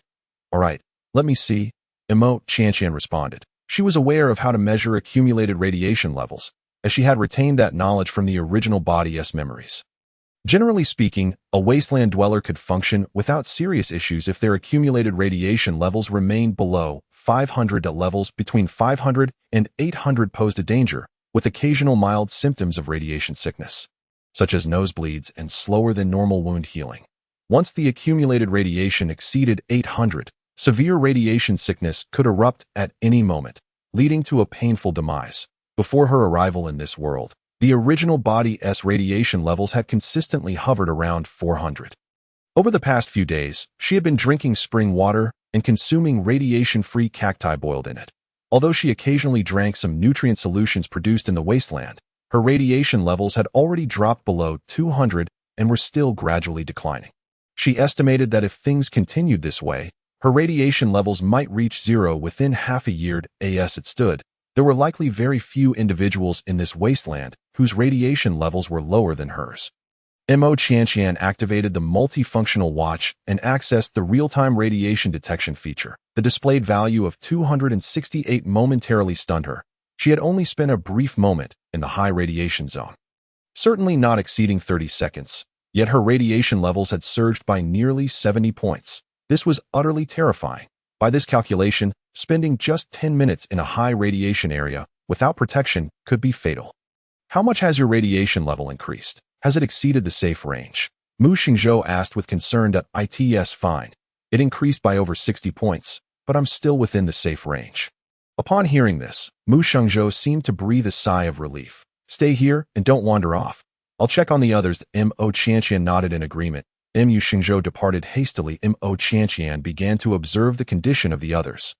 Among the nearly 100 mercenaries participating in this operation, half had exhibited nosebleeds. More than 10 were in a more serious state, collapsed on the ground, bloodied and unconscious. The accompanying medic, Cheng Ji, went over to assess the condition of the fainted mercenaries. It's radiation sickness. Those 4 short words were akin to a death sentence for the more than 10 mercenaries affected. Mu Xingzhou organized the remaining mercenaries to carry the unconscious individuals on their backs as the team began their return journey. Mo Qianqian had been filled with excitement on the way there, but now her heart was heavy with sorrow. This was her first encounter with the brutal reality of the wasteland. Intense radiation could easily snuff out a person's life. The mercenaries accompanying her, including Mu Xingzhou by her side, likely had their own accumulated radiation levels well above the safe threshold. Mo Qianqian turned to Mu Xingzhou and inquired, "What happens if your radiation levels exceed 500? We strive to enhance our strength. The stronger we become, the higher our resistance to radiation." Mu Xingzhou replied, "I've heard that the blood of healing-type awakened individuals can effectively alleviate the symptoms of radiation sickness and reduce the body's radiation levels." Mo Qianqian mentioned, "Indeed, it can," Mu Xingzhou confirmed, "but harming healing-type awakened individuals is strictly prohibited in the safe zones. There are transactions for the blood of healing-type awakened individuals in the black market." Mo Qianqian added. Mu Xingzhou looked at her with raised brows. "Are you considering purchasing the blood of a healing-type awakened individual?" Mo Qianqian shook her head. "Someone mentioned this to me before, and it suddenly came to mind." Seemingly intrigued, Mu Xingzhou chuckled. "While controlling the development of one's radiation levels is challenging, it is not without solutions. Any force with a semblance of ethics would avoid touching the blood of healing-type awakened individuals. That would be akin to draining the ocean dry. Only disreputable organizations would exploit healing-type awakened individuals without allowing them time to grow, myopically consuming their blood at healing-type awakened individuals, once they reach the 4th tier, can utilize their abilities to purify radiation levels and treat radiation sickness. As he finished speaking, Mu Xingzhou turned to Mo Qianqian and asked, "Are you worried about us?" Mo Qianqian met his gaze, her fondness for him having significantly increased after their previous conversation. "Yes, a little. How much is your radiation level?" she inquired. Mu Xingzhou did not answer directly, instead smiling and saying, "I'm not at risk of radiation sickness yet." When Mo Qianqian returned to the safe zone with the Grim Reaper mercenary corps, darkness had already fallen. Mu Xingzhou escorted her to her makeshift shelter. "The blood and flesh of the mutated animals you requested will be delivered once I arrange for the skins to be removed." "All right, I'm not in a hurry," Mo Qianqian replied. Upon finishing her sentence, she seemed to fall into contemplation about something. Mu Xingzhou. Mu Xingzhou turned to face her. Low radiation mutated food can accelerate the body's metabolism of radiation, which is highly beneficial for those with elevated or during the day. As she collected samples, she did not test the radiation mutation levels of the plants at all. Moreover, she had purchased highly mutated, radiated lean meat from him. All those actions he did not comprehend now seemed to have an explanation, albeit an astonishing one. But what about natural food with low radiation mutations? Mu Xingzhou cast a subtly complex gaze towards Mo Qianqian. How fortunate he must have been in his previous life to encounter such a treasure of a girl during the most challenging times of this life, the debt of gratitude unspoken. Unfortunately, before Mu Xingzhou could finish his words, he was interrupted by Mo Qianqian. "Please, do not thank me. We are in a business relationship. The low radiation mutated plants I am providing now are merely a token of goodwill. Future dealings will require interest." Mu Xingzhou suddenly smiled. "Very well." Mu Xingzhou left, cradling 3 pots of cacti in the adjacent shelter. Shen Feng, Jiang Xi, Ding Hui, and Zhou Hao continued to protect Mo Qianqian.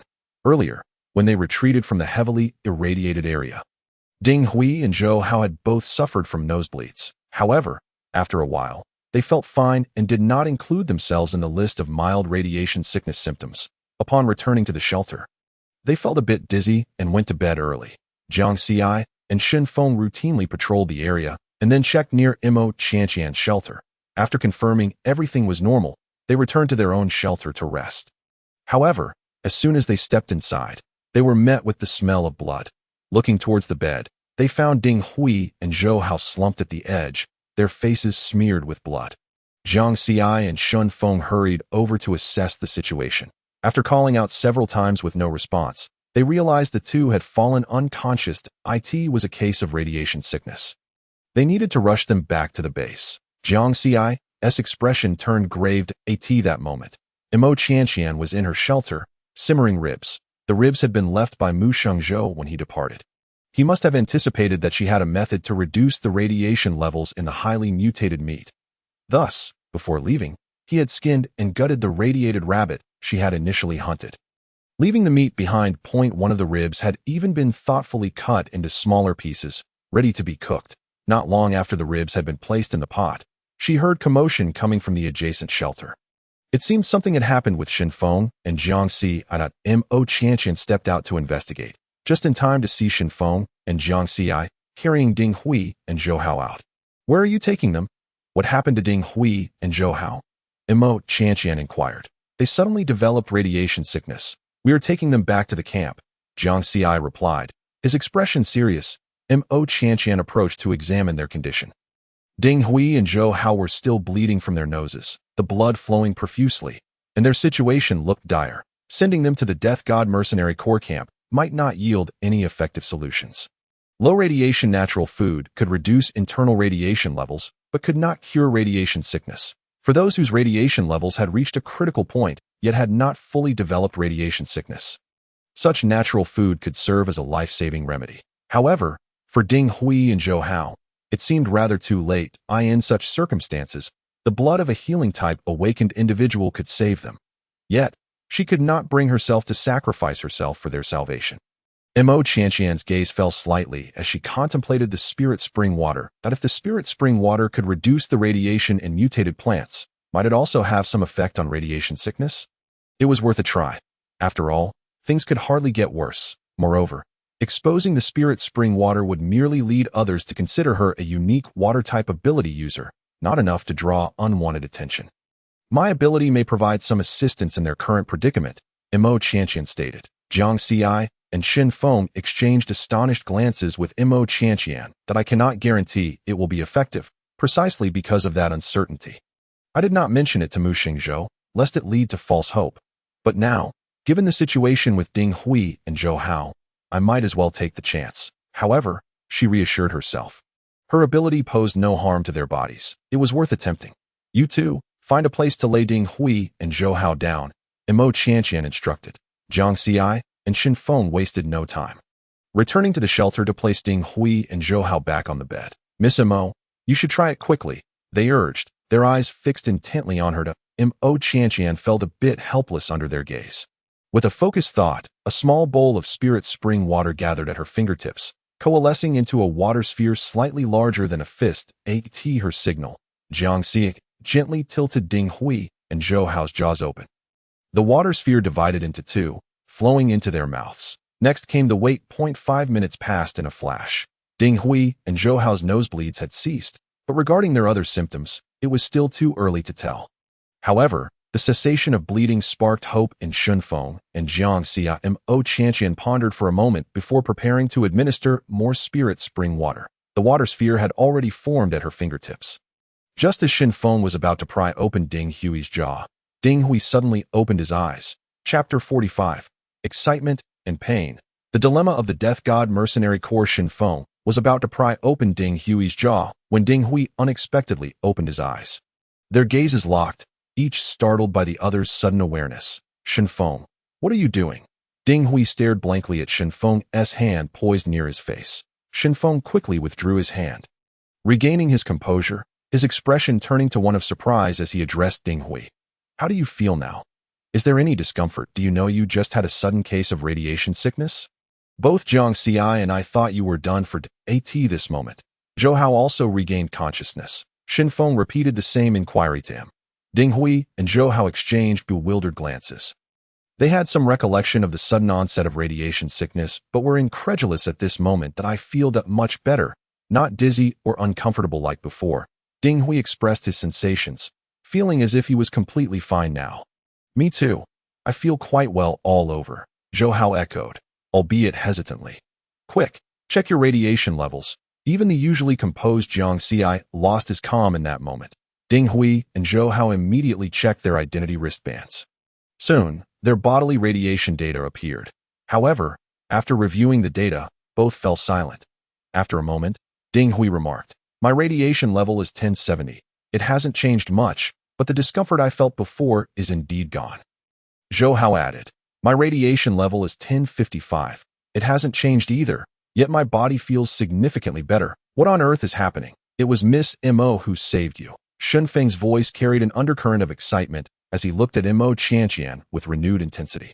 Although Ding Hui and Zhou Hao's radiation levels had not decreased, the symptoms of radiation sickness had been genuinely alleviated. From another perspective, this was tantamount to Mo Qianqian's ability enhancing their body's tolerance to radiation. After all, being able to cure radiation sickness was an achievement in itself. Upon hearing this, Ding Hui and Zhou Hao quickly sat up and turned to Mo Qianqian, previously distracted by Shen Feng. They had only now realized that Mo Qianqian was also present in their shelter. Miss Mo, I cannot express my gratitude enough. Should you ever need anything, do not hesitate to ask. Ding Hui bowed deeply to her. Me too. Me too. Zhou Hao interjected, a bit regretful that Ding Hui had taken the lead. You two needn't be so polite. I merely lent a hand. Mo Qianqian chuckled as she helped them up. It was then that they noticed the water sphere she was holding. Miss Mo, what is that water sphere you are holding? Zhou Hao inquired. Mo Qianqian glanced down at the water sphere in her hand. This is my ability, a special type of water. It was this water sphere that saved you. That I was planning to administer more since you were still unconscious, but you woke up just in time. Now that the water sphere has formed, it consumes quite a bit of my ability. Otherwise, would you like to split it to consolidate the effect? No. Before Mo Qianqian could finish her inquiry, two startled exclamations interrupted her, those of Shen Feng and Jiang Xi. Miss Mo, their situation is stable now. Drinking that water would be wasteful, Jiang Xi cautioned. Yes, wasteful, Shen Feng echoed. I'll find a bottle to store this water. If anyone else develops radiation sickness in the future, this water could save lives. Even Ding Hui and Zhou Hao agreed, feeling the water should be preserved as it was invaluable. Observing their reactions, Mo Qianqian understood their sentiments but had to disclose the reality. The water sphere could not be stored in a bottle. All eyes turned to Mo Qianqian. She did not keep them in suspense. Once this water sphere is formed, its special effects begin to diminish. After 1 hour, it will turn into ordinary water, losing all its efficacy. This conclusion was reached after her research on spirit spring water. Once it left her spatial domain, it would gradually lose its essence and revert to being regular water. Regardless of where it was kept, upon hearing this, all four felt a profound sense of regret. However, such a precious water sphere could not be wasted. Jiang Xi allowed Ding Hui and Zhou Hao to drink more to reinforce the effect. Ding Hui and Zhou Hao did not wish to hoard the water. Ultimately, the sphere was divided into 4 portions, with each person consuming their share immediately. Shen Feng savored the taste of the spirit spring water while lamenting its inability to be preserved. Although Jiang Xi, Ding Hui, and Zhou Hao remained silent, their expressions betrayed a sense of loss over the squandered precious resource. Observed from the side, unable to suppress her laughter, in truth, her spiritual spring water was indeed precious. A single bowl required 10 first-tier zombie crystal cores. However, as long as she had enough crystal cores, her supply of spiritual spring water was boundless. As night deepened, reassured that Ding Hui and Zhou Hao were safe, did not linger in their shelter for long. Upon returning to her own dwelling, she found the ribs she had stewed with the spiritual spring water were just beginning to boil, filling the space with an enticing aroma. Having not eaten meat for several days, S' mouth watered profusely. She prodded the ribs with her chopsticks, finding them tender and fully cooked. The drop of broth on her detection probe confirmed. Beep, pure natural food. No toxins detected, no radiation contamination found. A smile blossomed on's face. Her spiritual spring water indeed lived up to its reputation.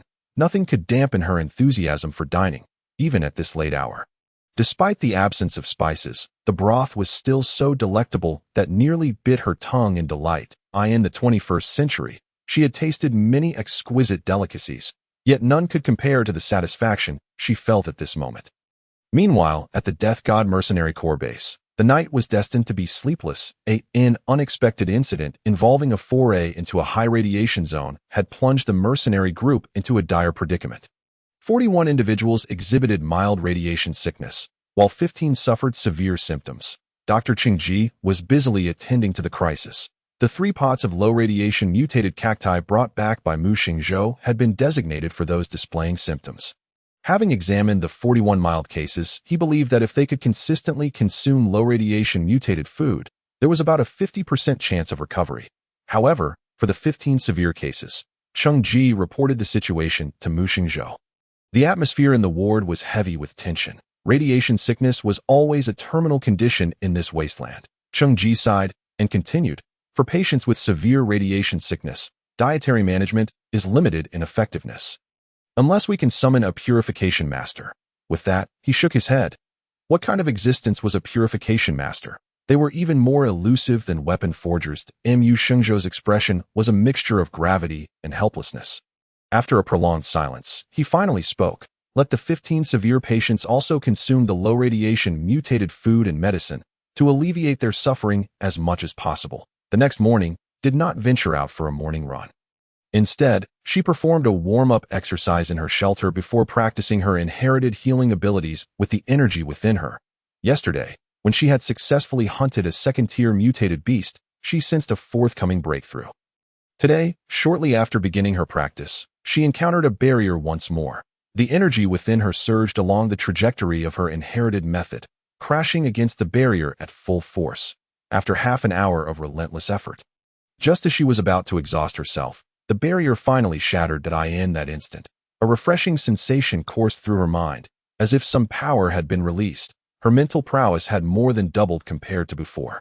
Even the healing energy, nearly depleted from her earlier efforts, surged back to fullness in an instant, unexpectedly allowing her healing abilities to also break through to the second tier. Once her practice concluded, excitement sparkled in his eyes. The breakthrough in mental prowess was anticipated, but the simultaneous advancement of her healing abilities was a delightful surprise. When she next encountered Mu Xingzhou, she would inquire about the offensive and defensive capabilities of a second-tier mental abilities user. She would not learn his skills for nothing. She had no intention of concealing from Mu Xingzhou that she had healed Ding Hui and Zhou Hao's radiation sickness with her spiritual spring water. Given the circumstances of yesterday, it was likely that many others at the Death God Mercenary Corps camp had also developed radiation sickness.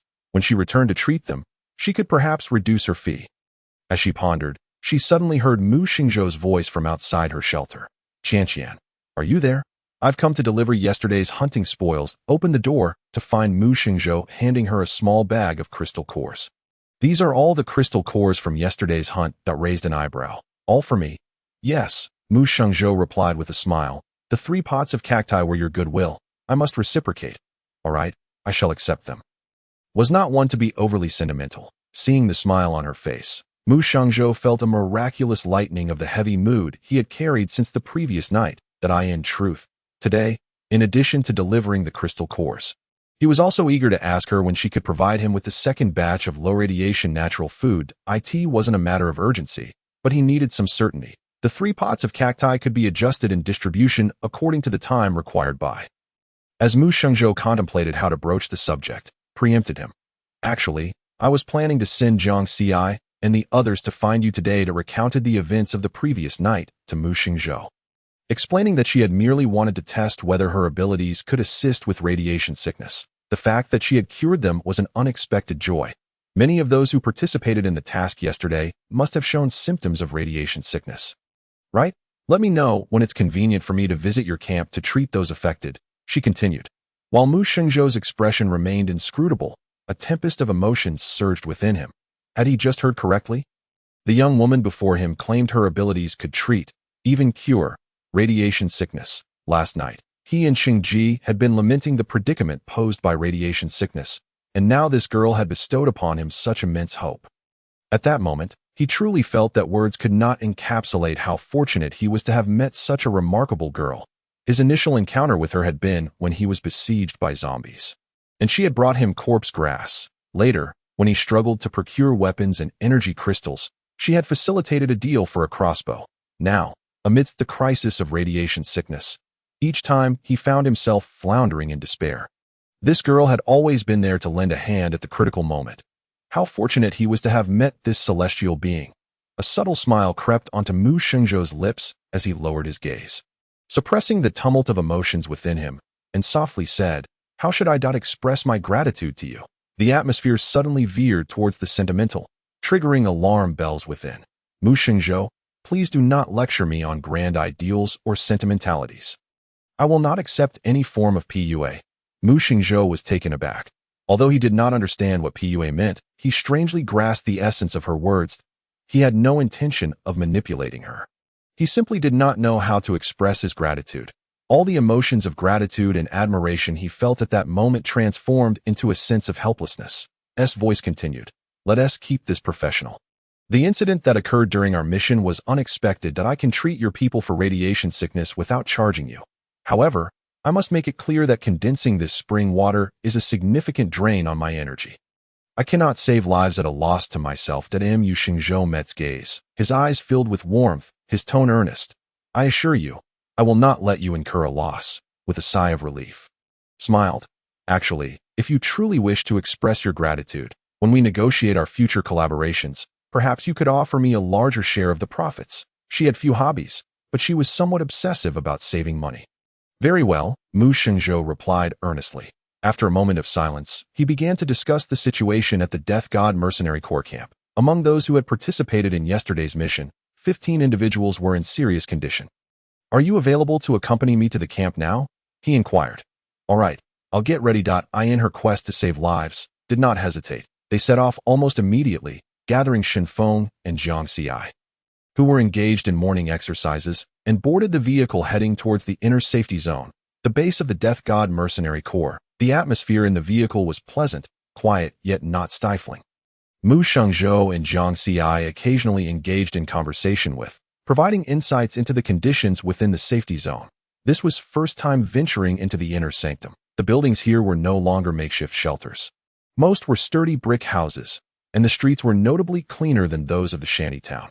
After approximately 20 minutes, they arrived at the Death God Mercenary Corps base, a spacious compound. As they drove through the weathered iron gate, Mu Shengzhou led directly to the infirmary. Along the way, passing mercenaries greeted Mu Shengzhou, their gazes lingering on, captivated by her beauty. The infirmary was located at the far eastern end of the mercenary base. When Mu Shengzhou brought inside, Cheng Ji looked surprised and nodded respectfully at Cheng Ji, while Mu Shengzhou continued deeper into the ward area. "Hey, why are you taking Miss over there?" Cheng Ji called after him. Quickening his pace, Mu Shengzhou smiled slightly, his eyes reflecting a hint of joy. He chose to keep Cheng Ji in suspense, not answering his question. Beside them, Shin Feng playfully draped an arm over Cheng Ji's shoulder. Grinning mischievously, "Little Ji, would you believe me if I told you we brought back a purification master?" "Cheng Ji, let go of my hand. I am Cheng Ji. Refrain from calling me Xiao Ji Ji. When there are beautiful women present, one should at least show a modicum of respect." Even though Shin Feng was rebuffed, he remained unperturbed, still smiling as he asked Cheng Ji, "Just say whether you believe it or not. Do you think a purifier is just some mutated cabbage that you can casually bring one back? That is a clear sign of disbelief." Shin Feng, Jiang Xi, Ding Hui, and Zhou Hao all wore amused expressions on their faces.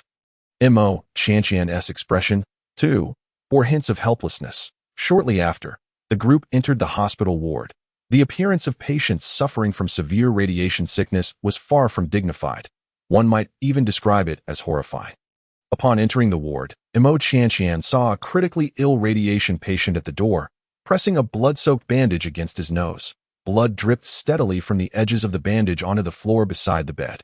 The exposed skin on the patient's arm displayed mottled signs of decay. These were symptoms of radiation sickness, ranging from initial nosebleeds to skin ulcers, eventually leading to the deterioration of internal organs. The process of dying was excruciating, and often, the body would not remain intact. Upon witnessing the scene in the ward, Shin Feng also set aside his jesting demeanor, his expression turning grave at that moment. Cheng Ji spoke. "Their condition is deteriorating rapidly. Just yesterday, they experienced only nosebleeds and dizziness, but today, their skin tissue has begun to rot. If this continues, it will only add to their suffering." Cheng Ji's voice grew increasingly somber. "This morning, 15 of them submitted death requests to me that I await your consent, and I will arrange for their release from suffering." When mentioning death, Cheng Ji did not shy away from the radiation patients present. These patients, too, appeared hollow, devoid of any glimmer of survival instinct in their eyes. Had it been any other time, Mu Shengzhou's heart would have been engulfed by an unspoken sorrow at this moment. However, today was different. Mu Shengzhou raised his hand and patted Cheng Ji's shoulder, saying, "What Shin Feng said earlier is true. I have brought a purifier back." Cheng Ji was taken aback. Mu Shengzhou paid no heed to Cheng Ji's astonishment. His gaze swept across the 15 radiation patients in the ward. Though the condition of the 15 was visibly dire, upon hearing Mu Shengzhou's earlier words, each of their gazes fell upon him. Mu Shengzhou exhaled deeply, a smile of encouragement slowly gracing his lips, and said, "Lift your spirits. You shall not perish. Once your radiation sickness is cured, we will embark on missions together today." Mu Shengzhou spoke. A flicker of hope seemed to ignite in the eyes of the 15 radiation patients. Cheng Ji, after a brief moment of shock, visibly grew excited. "Captain, where is the purifier? Let us go out and welcome them." Mu Shengzhou. "This must be what they call darkness beneath the lamp. The person is so blatantly brought into the ward." Mu Shengzhou's gaze fell upon Mo Qianqian as he earnestly said, "I entrust this to you." Mo Qianqian nodded, and amidst Cheng Ji's astonished expression, she approached the first patient.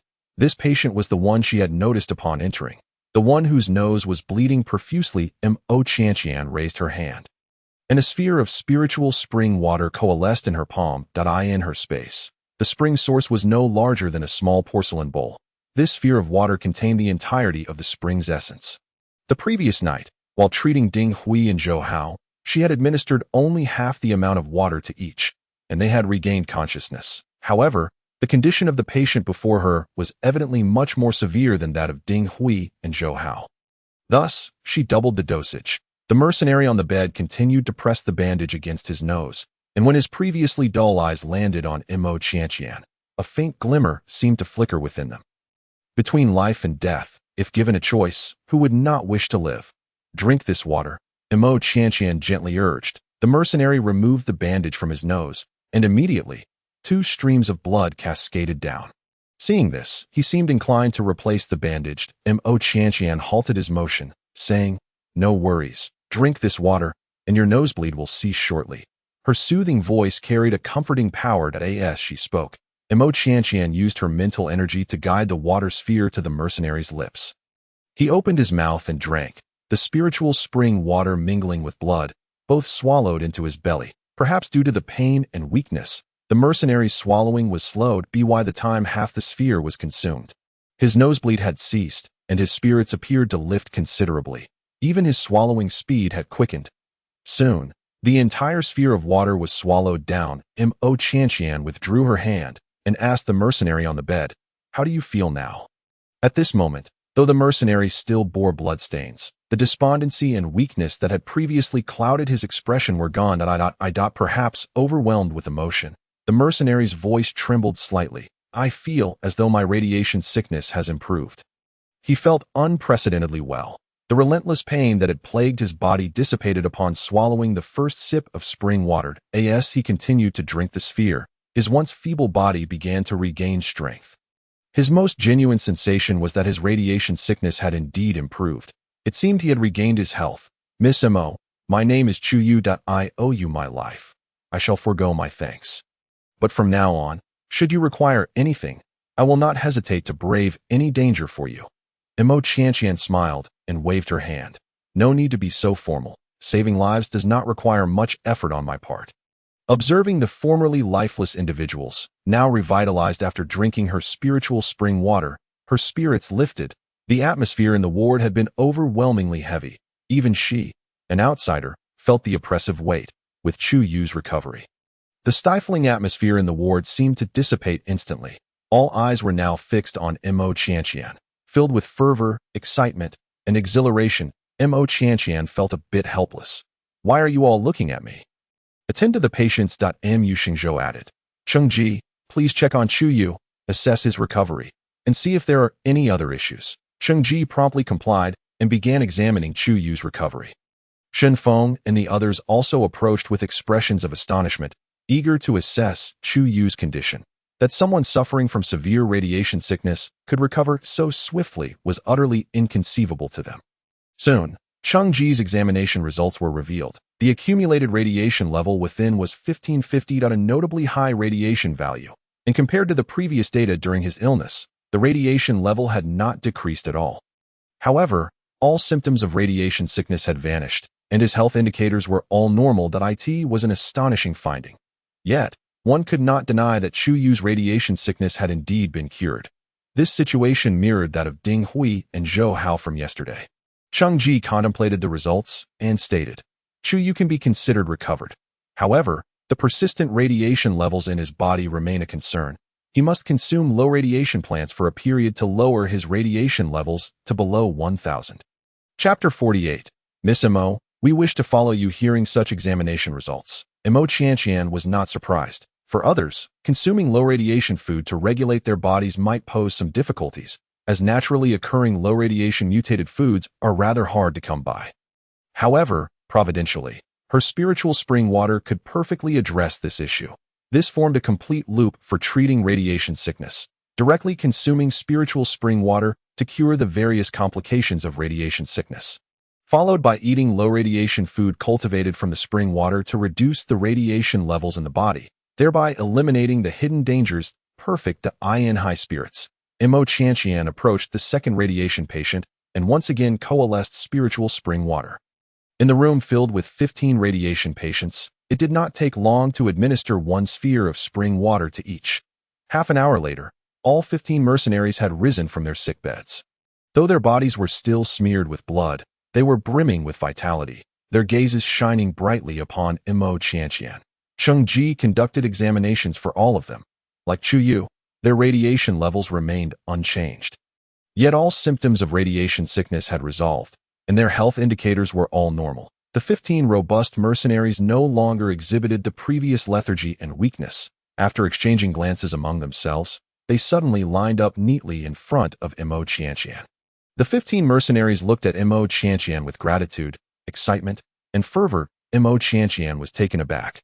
"What are you all doing?" Among the lineup, Chu Yu, the first mercenary saved by Mo Qianqian, stepped forward and said, "Miss Mo, your grace towards us is as profound as a rebirth.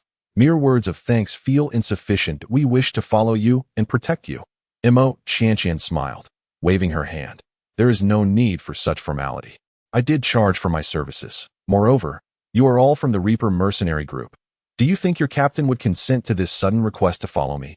As she finished speaking, Mo Qianqian raised an eyebrow. Casting a glance at Mu Shengzhou, her expression teasing that a pleasant smile danced in Mu Shengzhou's eyes as he replied, "I consent." "What? What did you agree to?" Mo Qianqian was bewildered. "They wish to follow you." "And I have agreed," Mu Shengzhou stated. Mo Qianqian. Wait, Mu Shengzhou, you're not trying to use this opportunity to evade payment, are you?" Mo Qianqian's eyes widened in disbelief, but Mu Shengzhou sighed. How was it that anything associated with her always revolved around money? "I will settle the payment soon," he assured her. At this moment, Chu Yu, feeling somewhat apprehensive, inquired, "Miss Mo, what is the consultation fee for one person?" As far as he knew, the fees charged by purification specialists were not insignificant. Although the team leader had advanced their costs, they intended to accompany Miss Mo. Thus they needed to earn back the fee and repay the mercenary group. "1 person, 1 second-tier crystal core," Mo Qianqian replied. Just as she had mentioned previously, she had no intention of profiting from the act of saving lives. The small amount of spiritual spring water she had condensed for them required the consumption of 10 first-tier crystal cores, which equated to 1 second-tier crystal core. She did not charge a markup. Chu Yu's expression froze in disbelief. This price was far lower than he had anticipated. Not just Chu Yu, but the other 14 mercenaries whom Mo Qianqian had treated also exhibited a shift in their gazes. It was as if they were even more grateful to Mo Qianqian for not wielding their debt against them or exploiting their residual value. Unbeknownst to Mo Qianqian, the price of 1 second-tier crystal core to save a radiation-ill individual had directly garnered her 15 pledges of loyalty. "Very well, since your team leader has agreed, you may accompany me for a while. Coincidentally, I have some tasks that require your assistance. You will not be toiling in vain. Dr. Chung just mentioned that you need to consume low radiation, mutated natural foods to recuperate. During the time you are with me, I shall provide you with such sustenance." The 15 mercenaries were moved to the point of having red-rimmed eyes. In truth, even if you worked as hard, it would be of no concern. "You have saved our lives," Chu Yu remarked. Nearby, Shen Feng, Jiang Xi, Ding Hui, and Zhou Hao felt a pang of jealousy. Originally, they had intended to protect Miss Mo, having each received an ability-enhancing weapon from her.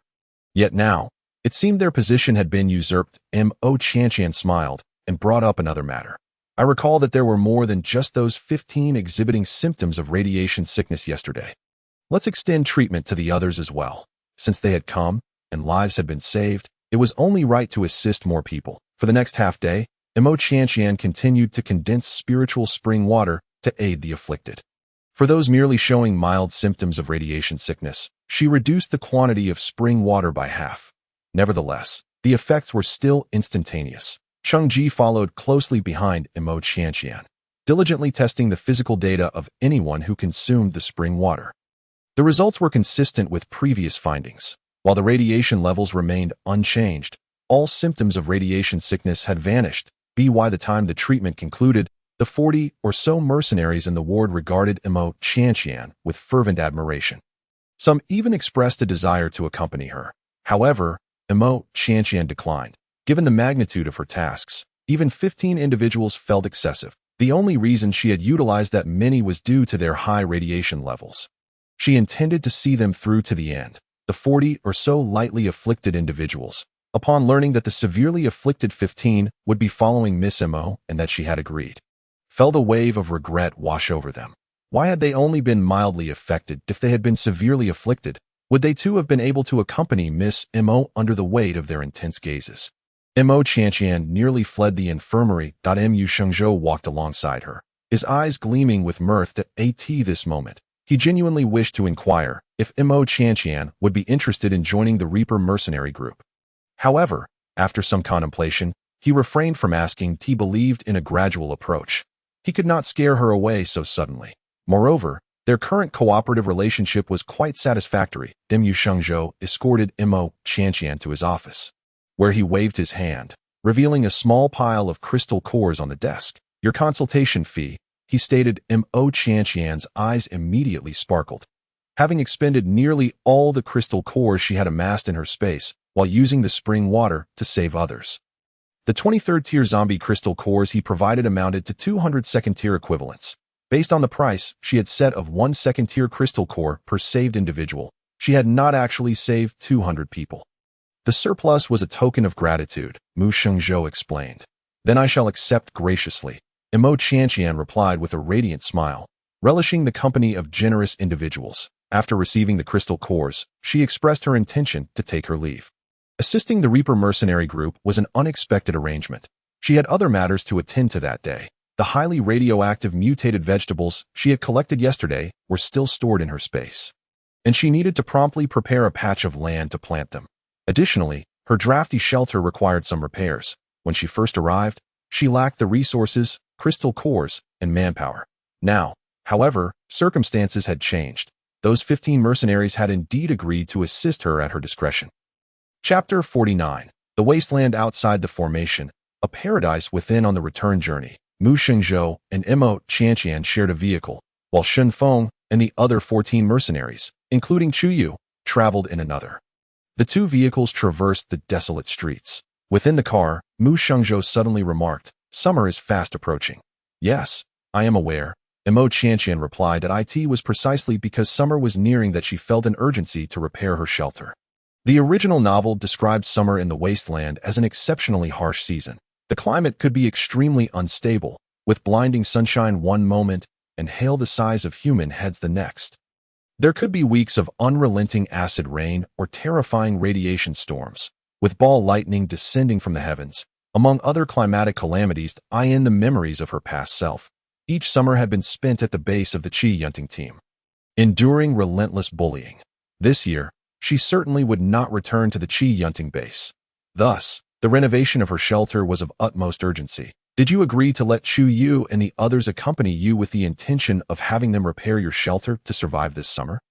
Mu Shengzhou easily deduced Mo Qianqian's intentions. Indeed, Mo Qianqian candidly admitted that in addition to constructing the shelter, I planned to cultivate some land around it. Her shelter was located at the outermost edge of the safe zone, which others deemed to be the least favorable spot. However, she found it quite suitable. The neighbors were distant, the land was expansive, and if she so desired, she could enclose a larger yard and create a self-sufficient estate. Regarding the issue of safety at the perimeter of the safe zone, Mo Qianqian had also considered it. Once the shelter was repaired, she intended to designate a territory and set up a 3-in-1 mechanism formation for attack, defense, and confinement. Outside the formation, the wasteland lay desolate, while inside, it would be a paradise. This was her vision for her future territory. Upon arriving at the makeshift housing area, Chu Yu and the other 15 mercenaries directly erected a larger shelter next to Shen Feng and the others. The following day, the 19 individuals, including Shen Feng, Jiang Xi, Ding Hui, and Zhou Hao, began constructing Mo Qianqian's shelter. The work was so extensive that it was akin to tearing down and rebuilding. This endeavor occupied them for 3 days, a period that would become an exceptionally memorable experience for all 19. Throughout these 3 days, they did not consume a single nutrient solution. Instead, they enjoyed 3 hearty meals a day, a luxury that had only existed before the collapse of civilization. Each mealtime became the happiest moment for the 19 individuals. This moment, it was mealtime. Each person held a large bowl, eating with great satisfaction. As for the food in the bowls, Mo Qianqian was not particularly adept in the culinary arts. Her cooking process was roughly: throw in some vegetables, add grains, toss in some meat, along with spiritual spring water, and then stew it all together.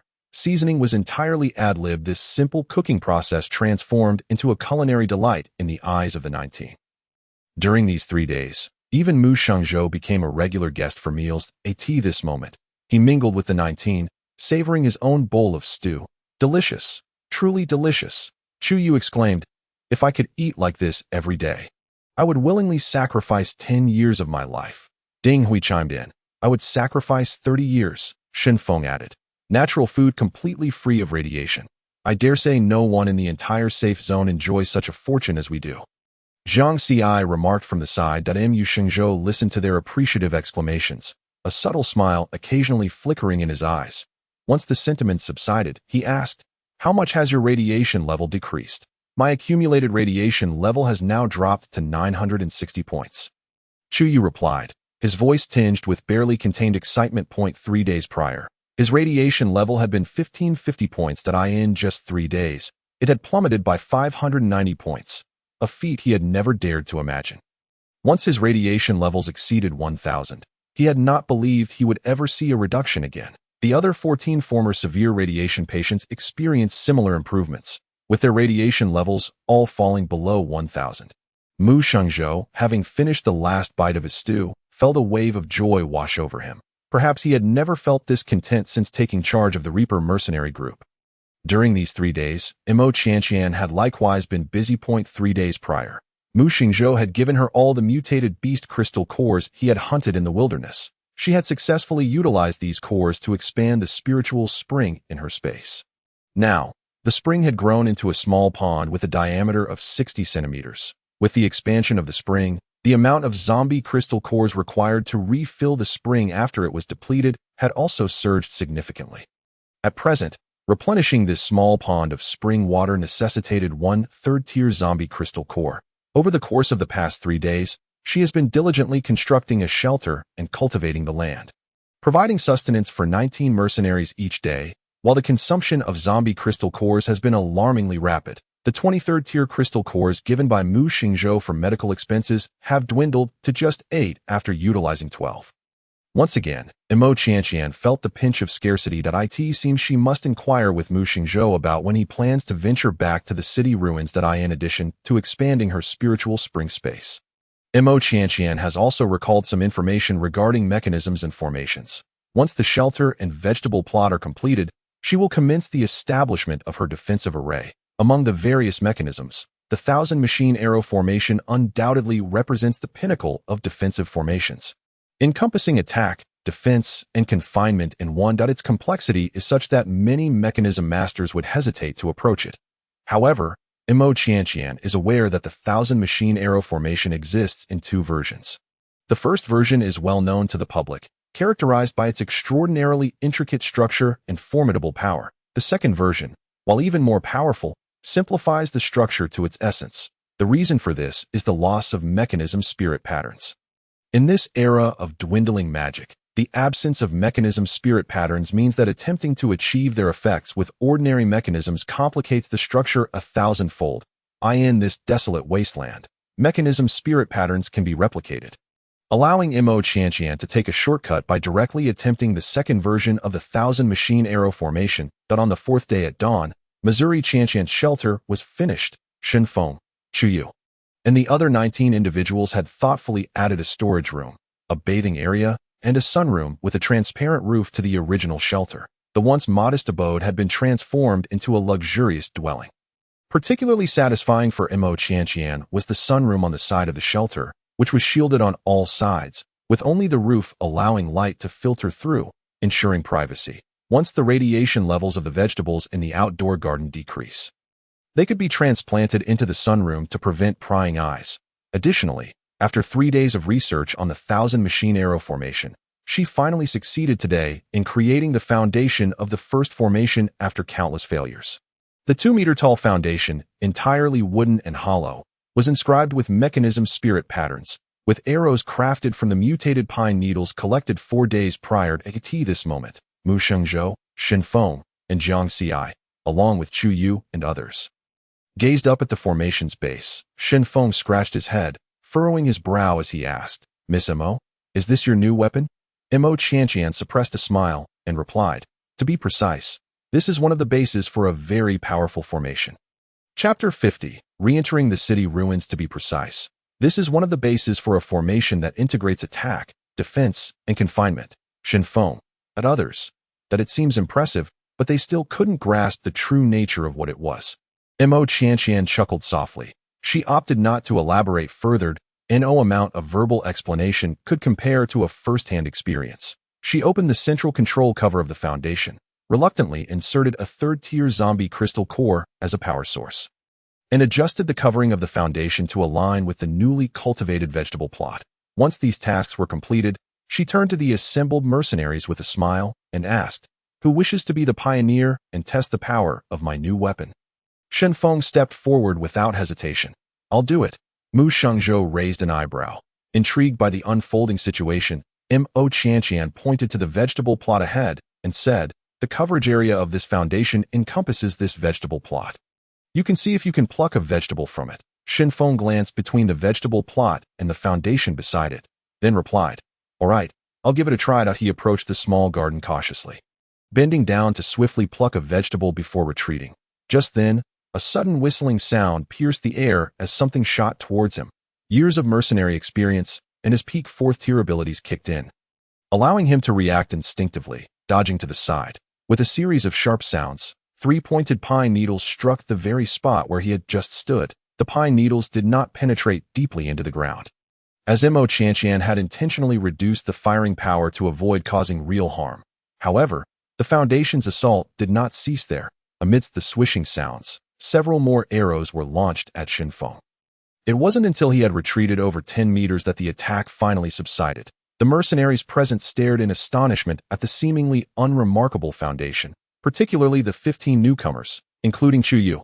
Until now, they had been unaware that their crossbows were crafted by Mo Qianqian, and that she held another identity as a weapon forger. Shen Feng, equally incredulous, regarded the pine needles that had just attacked him and the Foundation.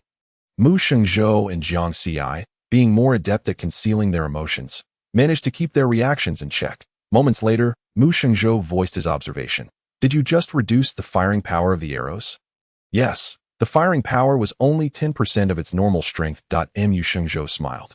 "In that case, this indeed seems to be a formidable weapon for assaulting positions." Mo Qianqian smiled as well, recalling the 3 arduous days and numerous failures it took to successfully create the Foundation.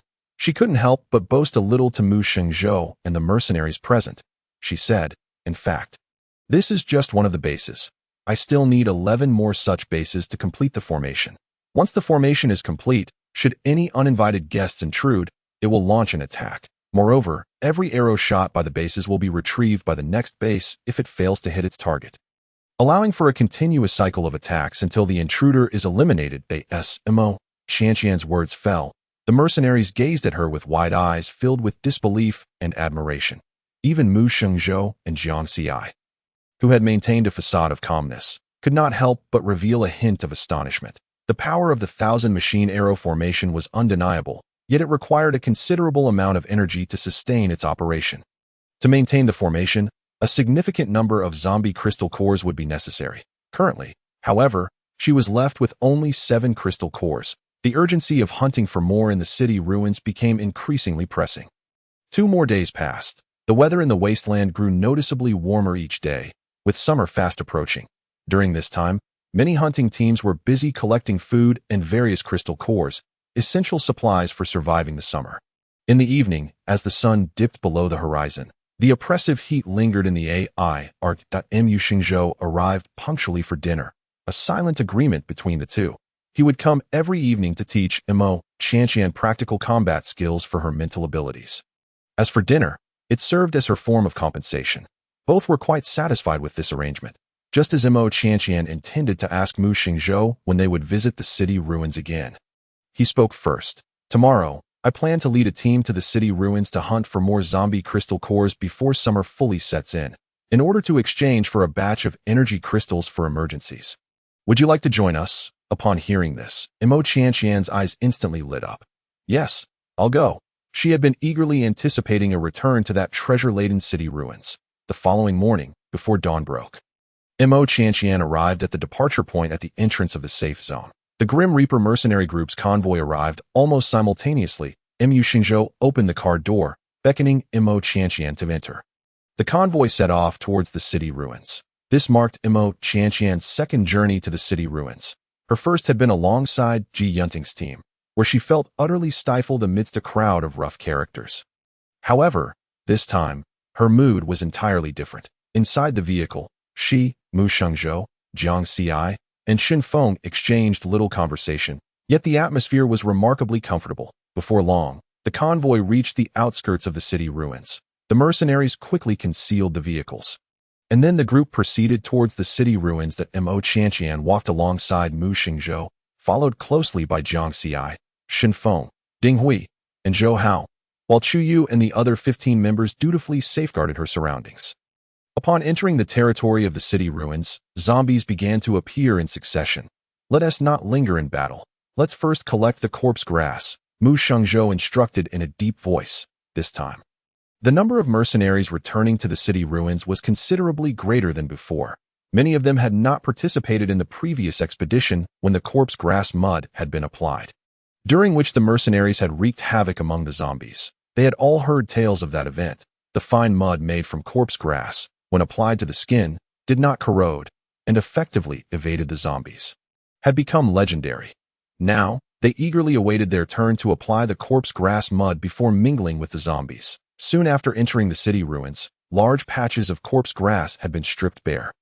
Chapter 51. Cognitive Blind Spots. Mouse Nest Treasure Hunting. Mechanism Mountain Cutting Blade. Cheng Wei. This hunting mission in the city ruins saw the Grim Reaper mercenary group deploy over 120 members. Luckily, the city ruins were abundant in corpse grass. Otherwise, collecting it would have been a laborious task on the edge of a dilapidated building along the street. Jiang Xi was directing the mercenaries to crush the collected corpse grass. Once the grass was reduced to a fine paste, it was packed into wooden barrels and sent to Mo Qianqian. She added some spiritual spring water, then handed it over to Xin Feng to mix thoroughly before distributing it to the mercenaries for application. The entire process flowed seamlessly, resembling an efficient assembly line. An hour later, over 120 mercenaries, including Mo Qianqian herself, had all smeared themselves with corpse grass mud. Each of them had transformed into grotesque figures of a vibrant green hue, creating an amusing sight. The mercenaries were currently in high spirits, completely oblivious to their own unsightly and malodorous appearances. Numerous mercenaries had already rushed into the streets, frolicking alongside the zombies as if they were comrades. After indulging in their playful antics, they would swiftly dispatch a zombie with a well-aimed shot to claim the cores of their erstwhile playmates. Mo Qianqian followed closely behind Mu Xingzhou, making her way to where the mercenaries were engaged in their antics. There was no need for Mu Xingzhou to utter a word. The moment he arrived, the mercenaries immediately ceased their revelry, forming ranks as they began to advance deeper into the urban ruins. The zombies at the periphery of the ruins were sparse, scattered, and of low rank. Given the composition of their team, they were undoubtedly aiming to hunt zombies in more profound areas. Along the way, any zombies within the range of their crossbows were not spared.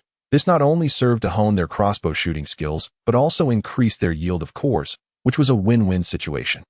At this juncture, the advantage of the Reaper mercenary group being fully equipped with crossbows was evident. Their efficiency in hunting zombies had increased significantly compared to their previous outings. Initially, Mu Shengzhou intended to keep Mo Qianqian protected in the middle of the group. However, considering her desperate need for cores, she was hardly inclined to remain idle. Although she could share in the spoils of the Reaper mercenary group's hunts, the cores she personally harvested would be hers to claim sooner. Who would ever complain about an excess of zombie cores?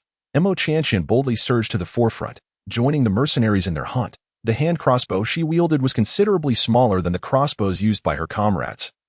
Yet after 2 modifications, it boasted power that rivaled that of the larger crossbows. With a soft thrum, Mo Qianqian once again felled a third-tier zombie. She dashed forward to retrieve the core, but just as she was about to rise, she spotted a large black rat scurrying past, disappearing into the rubble of the shattered buildings. This was already the 3rd rat she had seen darting by. Initially, she had assumed it to be a zombie rat. But upon closer inspection, she realized it appeared to be a living rat, not a zombie one. Mu Xingzhou was not far from her, and following her gaze, he too caught sight of the rapidly fleeing rat. Noticing that Mo Qianqian lingered in her observation, he pondered briefly before understanding her curiosity. Mu Xingzhou explained, there are many mutated rats in the urban ruins. However, during other seasons, they tend to be active at night, making them invisible to hunting teams during the day.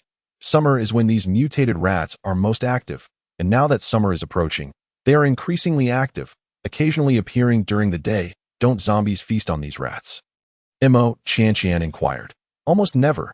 Some mutated beasts can coexist with zombies. In fact, these mutated rats feed on the flesh and blood of zombies, Mu Shengzhou replied. Upon hearing this, Mo Qianqian first felt a chill run down her spine. But then an idea sparked in her mind, and she exclaimed, I recall that rats have a habit of hoarding food. If we could find their nests, we might directly seize the zombie cores they have hidden away. Before Mu Shengzhou could respond, Shen Feng interjected with a laugh. There actually is a team that thought the same and acted on it. Want to guess what happened? Mo Qianqian. That Shen Feng was not one to conceal his emotions. Judging by his gloating expression, Mo Qianqian surmised that the outcome for that team was not favorable. Sure enough, after a brief pause, Shen Feng continued. The nests of these mutated rats are generally located deeper within the urban ruins. Some teams became so fixated on pursuing a few mutated rats that they inadvertently ventured into the heart of the ruins. Unfortunately, their team was not particularly strong, and they nearly faced annihilation in a zombie ambush deep within the ruins. There have been hunting teams that attempted to hunt these mutated rats, but sadly, since these mutated rats feast on zombie flesh, their fur and flesh are of little value, and the yield of cores is minimal. In summary, these slippery mutated rats are not worth the effort. The cost of hunting them often outweighs the benefits, as long as these rats do not provoke us. Most hunting teams wouldn't bother to expend effort on them. As Shen Feng's words faded, Mo Qianqian keenly picked up on certain information. The movements of Mu Shengzhou and Jiang Xi also momentarily paused. Initially, they shared similar thoughts to Shen Feng, as long as these mutated rats did not instigate trouble. They had no intention of pursuing them. However, Shen Feng's remarks suddenly illuminated a blind spot in their reasoning. For other teams, entering the depths of the urban ruins was fraught with danger. Yet, they were different. They were entirely coated with corpse grass mud, allowing them to effectively evade zombies. Moreover, their objective was to delve deep into the ruins to hunt zombies. Immediately, the eyes of Mu Shengzhou and Jiang Xi sparkled. And Mo Qianqian's eyes shone brightly as well, clearly indicating that the three had converged on the same thought. Perhaps we could indeed try to seek out these mutated rat nests, Jiang Xi suggested. If we find any clues, we can look for them casually, but our primary focus should remain on hunting zombies, Mu Shengzhou decisively concluded. Only Shen Feng remained perplexed, unsure why they had suddenly shifted their focus to seeking mutated rat nests.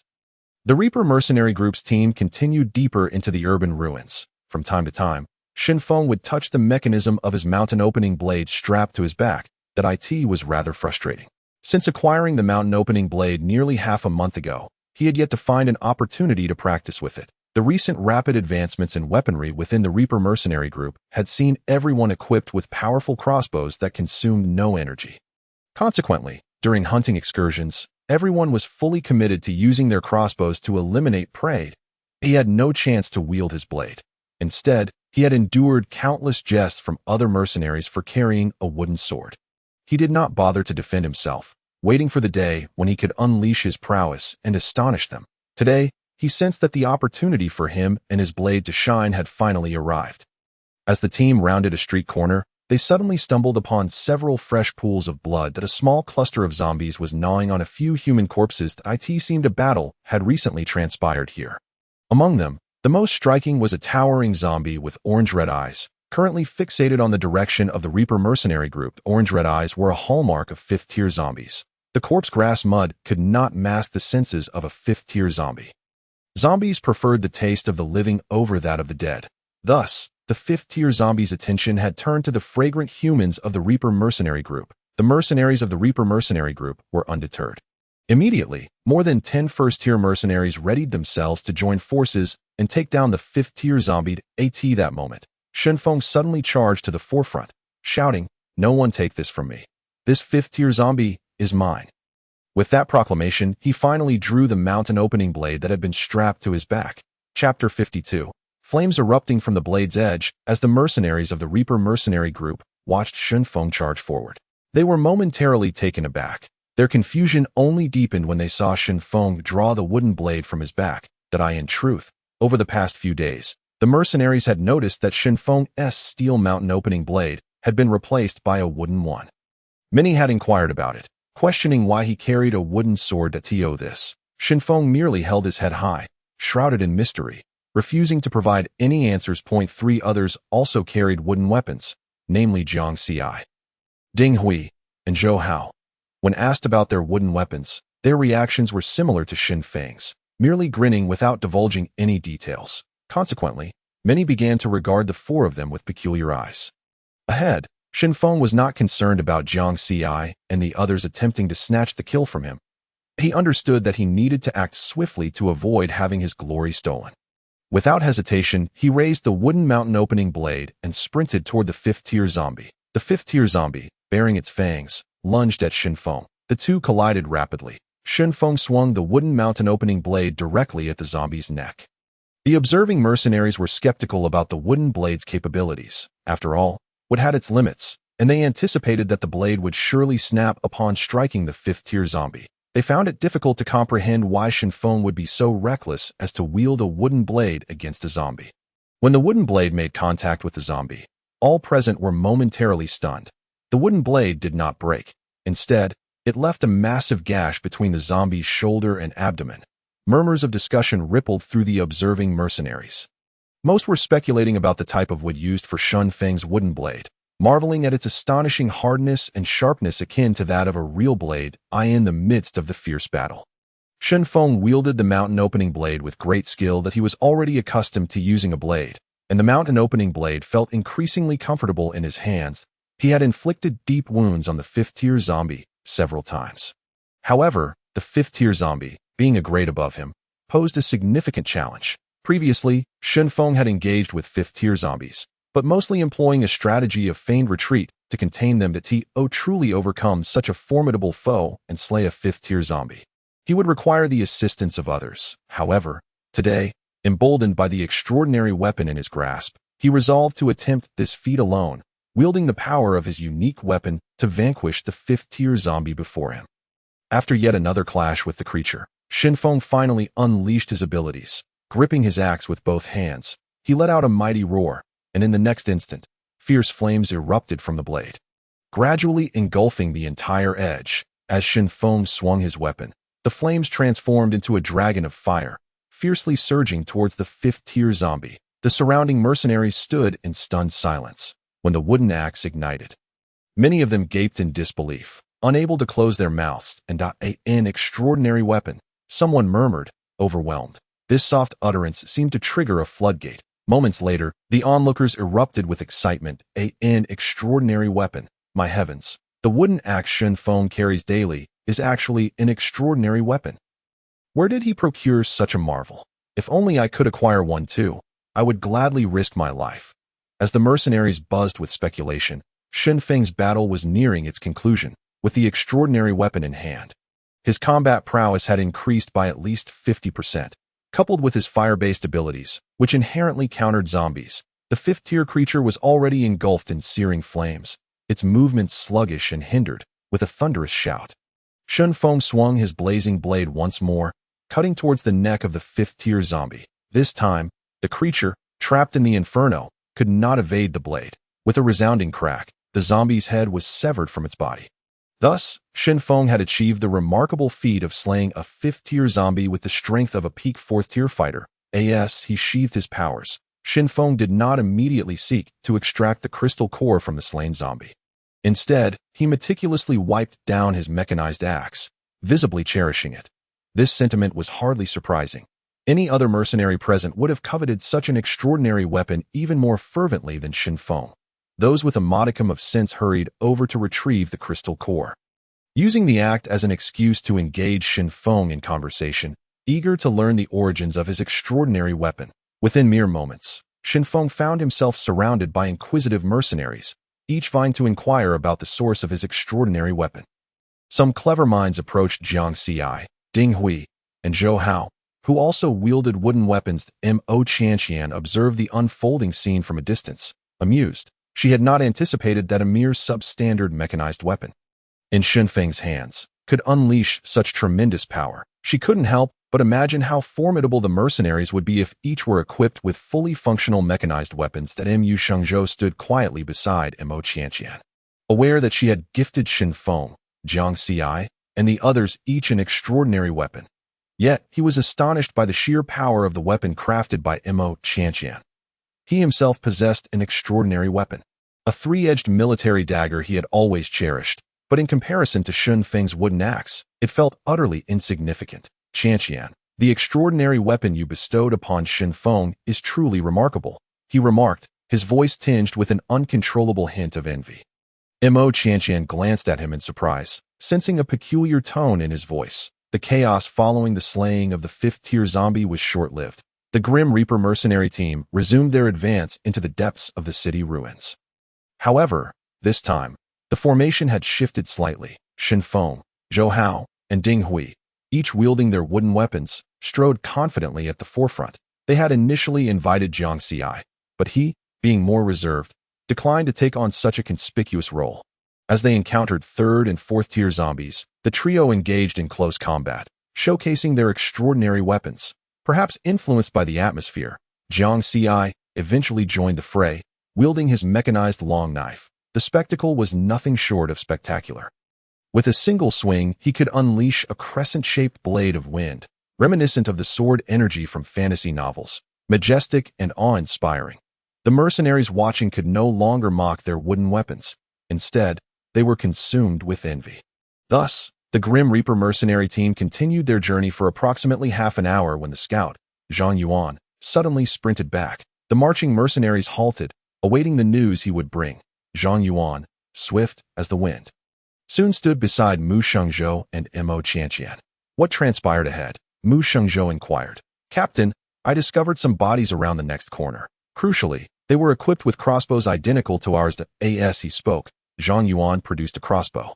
Handing it to Mu Shengzhou, I retrieved this from one of the corpses. Mu Shengzhou examined the crossbow, noting its uncanny resemblance to the standard issue of the Grim Reaper mercenary team. After a moment, he passed it to Mo Qianqian, stating, Take a look. Upon receiving the crossbow, Mo Qianqian quickly assessed it and concluded that it was not crafted by her hand. The crossbow, while similar in appearance to those used by the Grim Reaper mercenary team, bore no engravings or mechanisms, indicating it was not of her design nor part of their arsenal. She tossed the crossbow back to Mu Shengzhou, declaring, It's merely a facade. It did not originate from me. With a smile, she questioned, Are there other factions here that also employ crossbows identical to yours? Mu Shengzhou pondered for a moment before seemingly piecing together the puzzle, suddenly laughing. A few days ago, while hunting mutated beasts in the wilderness, I encountered members of the Angel mercenary team. They likely observed our crossbow's hunting efficiency and were inspired to imitate us. Shortly after returning from that hunt, one of our craftsmen who specializes in crossbow parts abruptly resigned. Mo Qianqian was initially taken aback, but soon erupted in laughter. The potency of the Grim Reaper mercenary team's crossbows was owed to the mechanisms she had inscribed upon them. In this wasteland, she was likely the only mechanism artisan. The Angel mercenary team had indeed attempted to mimic the Grim Reaper mercenary team, but poorly. Confirming the situation was manageable, the Grim Reaper mercenary team pressed onward. Before long, they arrived at the scene where Zhang Yuan had discovered the crossbows. Scattered across the ground were a few human corpses and some carelessly discarded crossbows. Shen Feng, examining one of the bodies, uncovered an armband from the Angel mercenary team, corroborating Mu Shengzhou's suspicions.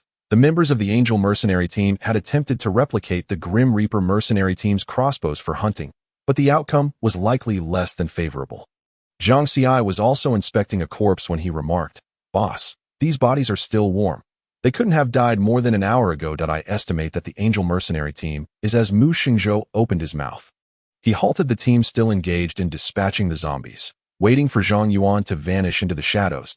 He turned to Jiang Xi and Shen Feng, stating, Let us refrain from clearing these zombies for now. Instead, let us send them over to the Angel mercenary corps. Jiang Xi and Shen Feng immediately sprang into action. When they encountered wandering zombies, they refrained from slaughtering them. If a zombie strayed in the wrong direction, they would subtly nudge it, adjusting its course to ensure it wandered towards the Angel mercenary corps. Other mercenaries, witnessing this, followed suit, aiding in redirecting the zombies' movements. Zombies below the fourth tier possessed no volition. They would only attack if they sensed the presence of living beings. Otherwise, they behaved like puppets on strings, moving wherever they were guided. After some manipulation by the mercenaries, a group of first, second, and third-tier zombies indeed wandered off, akin to a procession, towards the Angel mercenary corps. Occasionally, a disobedient fourth-tier zombie would meet its end with a swift strike to the head for its crystal core, observing the mercenaries revel in their manipulation of the zombies. Mo Qianqian felt a twinge of temptation. However, the thought of the zombies' foul and filthy appearance deterred her. She settled for the luminous zombie crystal cores instead. Soon, the mercenaries from the Reaper Corps herded the zombies to the battlefield of the Angel Mercenary Corps. At last, Mo Qianqian beheld the situation on the Angel Mercenary Corps side. To her estimation, the number of personnel dispatched by the Angel Mercenary Corps was no less than that of the Reaper Corps. She even recognized several familiar figures among them. Ji Yunting's small team was present, and notably, they were clad in camouflage, adorned with the insignia of the Angel Mercenary Corps. It appeared that Ji Yunting had aligned his team with the Angel Mercenary Corps. This diverged from the narrative of the novel, wherein Ji Yunting, after becoming a guest of the Angel Mercenary Corps, did not join them, but rather leveraged their influence to cultivate his own forces, ultimately establishing his own Yunming Mercenary Corps. Now, it seemed her presence had skewed the plot entirely. However, the eventual fate of the storyline or Ji Yunting bore little relevance to her at this moment. Nearly 200 mercenaries from the Angel Mercenary Corps had encircled around 100 zombies, engaged in their slaughter. With a near 2-to-1 numerical advantage, their task was not particularly arduous. Observing the scene, it was evident that the Angel Mercenary Corps must have some extraordinary ability users among them, as they had managed to muffle the sounds of their battle, preventing the attraction of additional zombies. In truth, had the Reaper Corps not intervened, the Angel Mercenary Corps strategy for hunting zombies would have undoubtedly yielded fruitful results, luring a wave of zombies for encirclement and slaughter, followed by a brief respite, then enticing another wave. This was an exceedingly effective tactic. Yet, they had happened upon the Reaper Corps. Dong Xinquan, your grandparent has sent you zombies, Shun Feng shouted towards the Angel Mercenary Corps. The Dong Xinquan he referred to was the vice-captain of the Angel Mercenary Corps, positioned at the forefront of their battle zone, likely the highest commander of this operation. The members of the Angel Mercenary Corps had already taken note of the overwhelming influx of zombies being driven their way by the Reaper Corps. Initially, they may have been uncertain of the identities of the figures in the murky green garb herding the zombies, but Xin Feng's shout had unequivocally revealed their identities. Xin Feng, Mu Shengzhou, you are members of the Reaper Corps. Dong Xinquan swiftly recognized his old adversaries. Long time no see, Dong Xinquan, Mu Shengzhou greeted with a cheerful smile. The Angel Mercenary Corps gave us quite a surprise over a fortnight ago, a token of our gratitude. I have brought you a delightful bunch of little friends today. Mu Shengzhou watched with amusement as the horde of zombies steadily encroached upon the Angel Mercenary Corps, continuing, it was no small feat to bring you so many little friends. I hope you enjoy yourselves. Nearby, Dong Xinquan's expression darkened, and the mercenaries of the Angel Corps turned pale at the sight of the massive swarm of zombies approaching them. Why aren't the zombies attacking us? A voice among the Angel Mercenary Corps questioned, their souls in turmoil. Upon hearing this, many from the Reaper Corps chuckled, their pride evident, refraining from answering. Yet the Angel Corps would speculate. It must be the corpse grass. The members of the Reaper Corps were smeared with a paste made from it. Unfortunately, even if they deduced the truth, it would be of little consequence. Only a mixture of spirit spring water and corpse grass mud could neutralize the corrosive properties of the corpse grass, preventing it from damaging the skin. The Angel Mercenary Corps had no means to replicate this method. Some desperate mercenaries, in a fit of urgency, hastily plucked some corpse grass from the ground, mashed it, and smeared it on their skin. Before long, a blood-curdling scream erupted as one of them writhed on the ground, their skin visibly eroding. Once again, someone from the Angel Mercenary Corps posed the question, but why hasn't the corpse grass mud corroded their skin? The cacophony of voices was interspersed with despair and chaos, reaching the ears of the Reaper Corps. The Reaper Corps stood quietly, savoring the disarray unfolding among the Angel Mercenary Corps. Even Mo Qianqian showed no signs of sympathy or distress.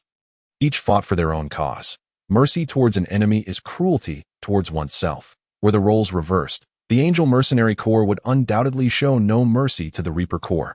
Under Mu Shengzhou's command, the members of the Reaper Corps redirected the nearby zombies to besiege the Angel Mercenary Corps. The latter found themselves ensnared in a dire situation, akin to the predicament the Reaper Corps had faced deep within the city ruins over a fortnight prior.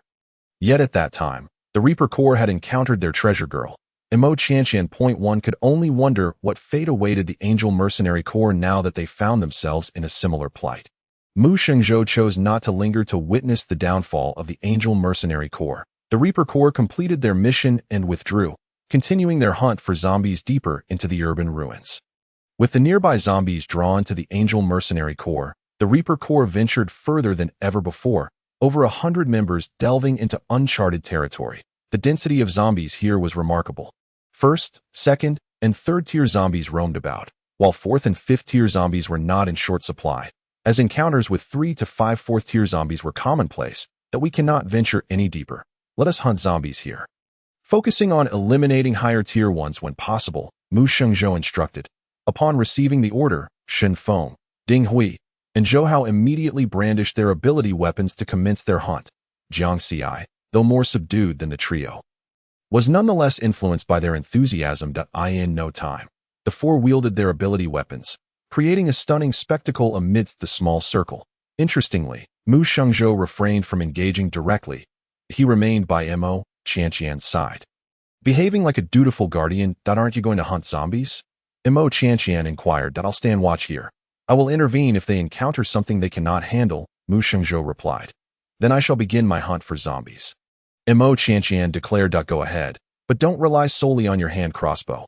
Experiment with using your mental power to combat them. Feel free to try. I'll be your safety net, Mu Shengzhou encouraged. At that moment, Mo Qianqian felt a stirring in her heart. In the 21st century, she had endured much alone, facing countless challenges. This was the first time a man had told her to let go and try. He would support her. All right, Mo Qianqian responded, turning back to Mu Shengzhou with a radiant smile. Mu Shengzhou found himself momentarily entranced. Though separated by a thick layer of corpse grass mud, her smile still dazzled his eyes. True to her cautious nature, Mo Qianqian selected a second-tier zombie as her opponent. Rather than using her hand crossbow, she directly manipulated a flying knife with her mental power to strike at the second-tier zombie's head. The second-tier zombie, devoid of self-awareness, did not attempt to evade. The sharp flying knife easily pierced through its skull. As the second-tier zombie collapsed, Mo Qianqian felt a moment of disbelief. Was it truly this easy to kill?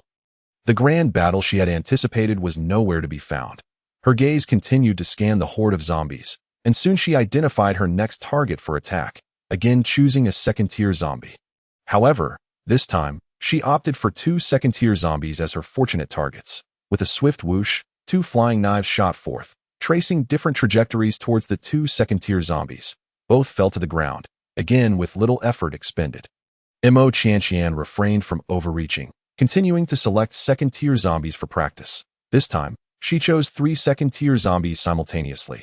Under Mu Shengzhou's guidance and her dedicated practice over the past few days, she had learned to divide her mental power into 3 streams, each targeting different foes. However, she was not yet fully adept. As she attempted to manipulate 3 flying knives, her control noticeably began to wane. 2 of the flying knives struck the heads of the second-tier zombies, while the third failed to find its mark. Undeterred, Mo Qianqian selected 3 more second-tier zombies to continue her practice. Despite their grotesque and repulsive appearance, the zombies had become the most suitable targets for her real-world training. Time after time, Mo Qianqian's ability to divide her mental power into 3 streams became increasingly proficient, though the high-intensity combat was rapidly depleting her mental reserves. An hour later, it appeared that her mental energy had been depleted by approximately 60%. A subtle weariness emanating from her psyche. Mo Qianqian took a deep breath. She was not one to recklessly pursue glory. Sensing her fatigue, she promptly withdrew to a safer position. The advantage of moving as a team lay precisely in the absence of concern for the depletion of abilities, as there was always a means to replenish them. Mu Shengzhou approached, and, noting that Mo Qianqian seemed to be in decent condition, inquired, "How much mental energy have you expended?" "About 60%, Mo Qianqian replied. "I need to rest for a moment to allow my mental energy to recover." Mu Shengzhou, taken aback, raised an eyebrow. For a second-tier psychic ability user like Mo Qianqian, to maintain uninterrupted mental exertion against zombies for over an hour was already surprising to him. He had expected her to have consumed at least 80% of her mental energy and intended to advise her that such behavior was somewhat perilous. A safety threshold of at least 30% should always be preserved.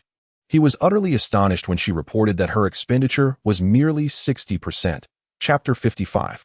Unexpected gains. Mo Qianqian found a fragment of a stone block in the rear, seated herself, and closed her eyes, channeling her healing abilities in accordance with the lineage techniques that Mu Xingzhou slightly turned, observing the girl as she meditated.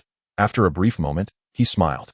Although both were psychic ability users, there existed a hierarchy among them, primarily determined by the capacity of one's mental energy. It was evident that Mo Qianqian possessed a considerable reservoir of mental strength. Among the second-tier psychic users he had encountered, few could engage in combat using mental energy for an hour without interruption, let alone retain 40% after such an exertion. A tender smile, unbeknownst to him, flickered in Mu Xingzhou's eyes as he hoped for Mo Qianqian to grow stronger. In this desolate land, fraught with peril, he would undoubtedly spare no effort to ensure her safety. Yet, imperfection lurked in even the most meticulous plans. Should an unforeseen circumstance arise, she possessed the capability to safeguard herself. Which was the most favorable outcome? While Mo Qianqian sat in tranquil meditation to restore her mental energy, Mu Xingzhou remained vigilantly at her side. Time slipped by, and half an hour elapsed. Mo Qianqian opened her eyes, her mental energy fully replenished. That moment, Mu Xingzhou's voice echoed once more. How do you feel? How much of your mental energy has recovered, if it hasn't fully restored? Unfortunately, he did not complete his thought before hearing Mo Qianqian's voice. Oh, my mental energy is completely restored. Mu Xingzhou was momentarily stunned. Fully restored in half an hour? Was she jesting? Which psychic ability user could regain full mental energy after expending 60% without needing half a day, or even an entire day to recuperate? Is it truly fully restored? He asked again, incredulously. Mo Qianqian, somewhat skeptical, glanced at Mu Xingzhou. Of course it's restored. Am I deceiving you? Enough of this. It's a rare opportunity. I'm off to hunt zombies. Once more, Mo Qianqian advanced to the front, manipulating 3 willow leaf flying knives to commence her hunt. Following the earlier bout of practical combat, she had become adept at multitasking. Now, she intended to elevate the difficulty of her practical exercise by selecting third-tier zombies as her adversaries. The sound of the flying knives slicing through the air filled the arena. Mu Xingzhou stood, transfixed, watching Mo Qianqian wield her mental energy to resume her slaughter of the zombies. At this moment, he was still filled with disbelief. How had Mo Qianqian managed to fully restore her mental energy in just half an hour? Was it genuine, or was she merely deceiving him? Yet, observing her effortlessly dispatching third-tier zombies, Mu Xingzhou's expression grew slightly disordered. Mo Qianqian was wholly focused on controlling the flying knives against the zombies. As time slowly passed, after an hour, she once again sensed a hint of fatigue. Her mental energy had diminished by approximately 60% once more. Thus, Mo Qianqian retreated again to her previous stone seat, initiating her lineage techniques to recover her mental energy. Mu Xingzhou watched. Entranced, he witnessed Mo Qianqian venture forward, using her mental energy to command the flying knives in battle for yet another hour before returning to close her eyes and rest. Half an hour later, Mo Qianqian opened her eyes again. When Mu Xingzhou saw her awaken, his heart skipped a beat. Instinctively, he asked, "Your mental energy has recovered again?" His tone held a hint of uncertainty. "Yes, it has recovered, and I'm going to hunt zombies," Mo Qianqian replied. Rising to head back into the fray. Mu Xingzhou stood, momentarily dazed, observing her retreating figure. His worldview shattered. As time drifted by, both Mo Qianqian and the Grim Reaper mercenary group swiftly harvested the zombie crystal cores. Even Mu Xingzhou had engaged several times due to the attacks from 6th-tier zombies. The sun began to dip in the west. The mercenaries of the Grim Reaper mercenary group had cycled through their rest periods multiple times. As for Mo Qianqian, Mu Xingzhou had grown numb to her feats. When Mo Qianqian commenced her mental energy hunt against the zombies once more, a sudden buzzing sound resonated from above. Instinctively, she looked up. A few mutated bees, roughly the size of sparrows, flitted through the air. The loud buzzing of their wings sent a shiver down her spine. If such large bees were to sting her, would she succumb to poison? Heightened vigilance enveloped her. She subconsciously summoned her mental energy, with 2 flying knives swirling above her head, poised for attack. However, someone acted swifter than she. With a wave of his hand, Shenfeng unleashed a fiery barrage toward the swarm. In a flash of flames, the buzzing ceased, and blackened bees fell in droves. Mo Qianqian watched in astonishment. These seemingly formidable bees turned out to be so fragile, Shenfeng and several other mercenaries moved in to inspect the bodies. Although the probability of mutated bees yielding crystal cores was low, they felt compelled to check. Mu Xingzhou, noting the perplexed expression on Mo Qianqian's face, chuckled as he explained, mutated bees lack significant defensive capabilities. Their strength lies in their numbers. Fire-type ability users are particularly effective against them. On the other side, Shenfeng and his companions had concluded their inspection, yielding nothing as expected. Nonetheless, their expressions betrayed no disappointment.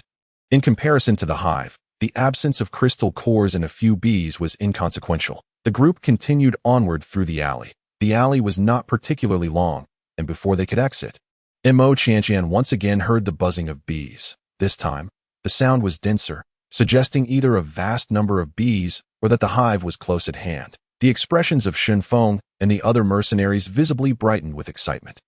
Yet, none dared to utter a word at this moment. The group silently slowed their pace, their formations subtly shifting. Mu Shengzhou and Shenfeng led the way.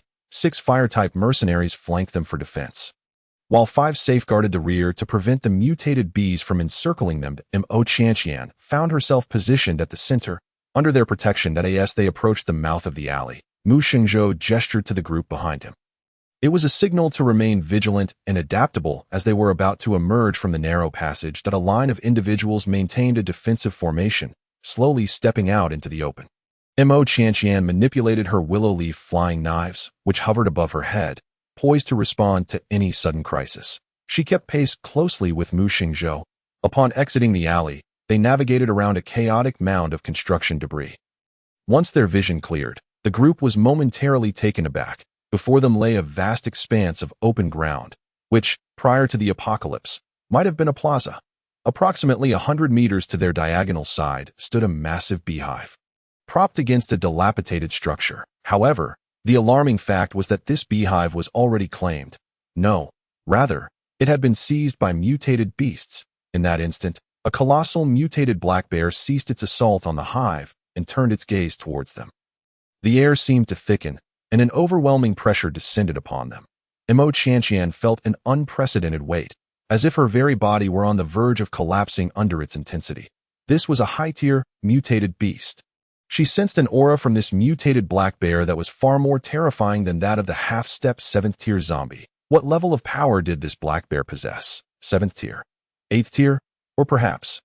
Mo Qianqian dared not dwell on the thoughts further. The massive mutated black bear scanned the intruders before it, and after a brief moment, began to approach them step by step, following the bear's path. Mo Qianqian finally noticed the corpses of zombies strewn across the ground, all of which had suffered crushed skulls. It was evident that the mutated black bear had been responsible for their demise. With crystal cores left untouched, carelessly nestled amidst the shattered remains. Judging by the color of the cores, many were from high-tier zombies, including some of the 6th and even 7th tiers. It appeared that they had truly stumbled upon a formidable obstacle. The black bear continued to advance, the palpable pressure intensifying. Mo Qianqian was now drenched in cold sweat. That moment, Mu Shengzhou suddenly spoke in a low voice. It's an 8th tier, mutated black bear. I'll find a way to hold it off. You all take Mo Qianqian and flee. Shenfeng glanced at Mu Shengzhou, seemingly on the verge of voicing an objection, yet ultimately refrained from defying Mu Shengzhou's orders under such dire circumstances. Mo Qianqian felt a chill run down her spine. She was acutely aware of Mu Shengzhou's strength, having only just broken through to the 6th tier, but this mutated black bear, an 8th tier. The disparity was staggering. If Mu Shengzhou stayed behind to confront this bear, he would surely meet his end. If this had been half a month ago, Mo Qianqian would have been indifferent to Mu Shengzhou's fate. Yet during this past month of collaboration, whether through mutual benefit or the mentorship he provided, she had grown to appreciate their partnership. If possible, she wished to continue working with him and hoped he would keep teaching her practical applications of mental prowess. She did not want Mu Shengzhou to perish here, not in the slightest. In that moment, her mind raced, desperately recalling plot points from novels to find a solution that, if her memory served her right. The higher the tier of mutated beasts, the greater their intelligence. Perhaps she could attempt to communicate with this mutated black bear. Don't be foolish. Just follow Shenfeng and leave. Mu Shengzhou's voice was unusually stern. Yet Mo Qianqian was undeterred. This isn't foolishness. Can you truly hold off an 8th-tier mutated beast? And can we really escape? Mu Shengzhou frowned, remaining silent. If it were a 7th-tier beast, he might have some confidence. But against an 8th tier, he felt no certainty. Mo Qianqian stepped forward, positioning herself beside Mu Shengzhou, and said, "Let me give it a T or Y.It was a desperate gamble. Seeking a sliver of hope, she believed her chances of success were greater than Mu Shengzhou sacrificing his life to stall the 8th-tier mutated black bear. The black bear was now merely 20 meters away from them at this juncture. Even if Mu Shengzhou wished to speak or act, it would be too late. Mo Qianqian took a deep breath. Striving to calm herself, she possessed ample experience in human negotiation, but before her stood a creature that was not human. All her strategies and techniques seemed futile. Her greatest asset in communicating with the mutated black bear was the spirit spring space. More specifically, the spirit spring water. Humans who consumed spirit spring water could directly heal radiation sickness. When mutated plants were watered with it, their radiation levels decreased significantly, and their growth surged. Thus, she speculated, could spirit spring water also possess unique allure for mutated animals? She believed there was a high probability of that. Chapter 57. Engaging in wits with an 8th-tier mutated beast as the mutated black bear closed the distance to just over 10 meters.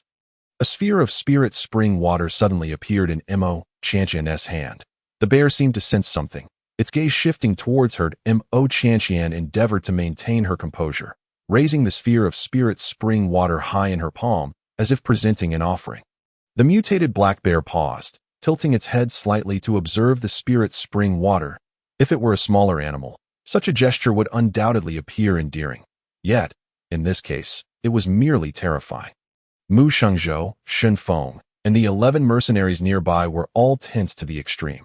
Should the mutated black bear exhibit any sign of aggression, they were prepared to react immediately, though their responses might prove futile.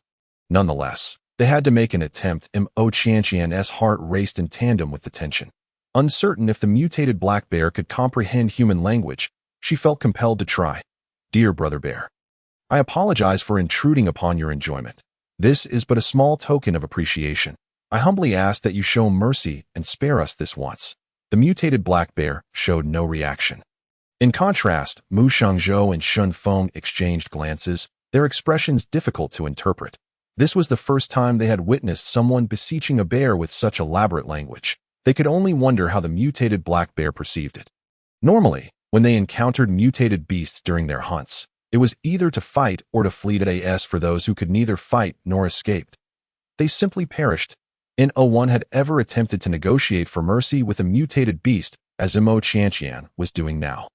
The prolonged silence only intensified the pressure on Mo Qianqian and the others. The massive mutated black bear seemed to grow weary of standing still, suddenly dropping to all fours. This unexpected movement startled Shen Feng and the others, nearly prompting them to retaliate. But Mu Shengzhou discreetly restrained them. The black bear's expression was inscrutable, yet for a fleeting moment, Mo Qianqian sensed a hint of mockery in its demeanor before she could scrutinize further. A wave of what felt like mental energy surged forth to her astonishment.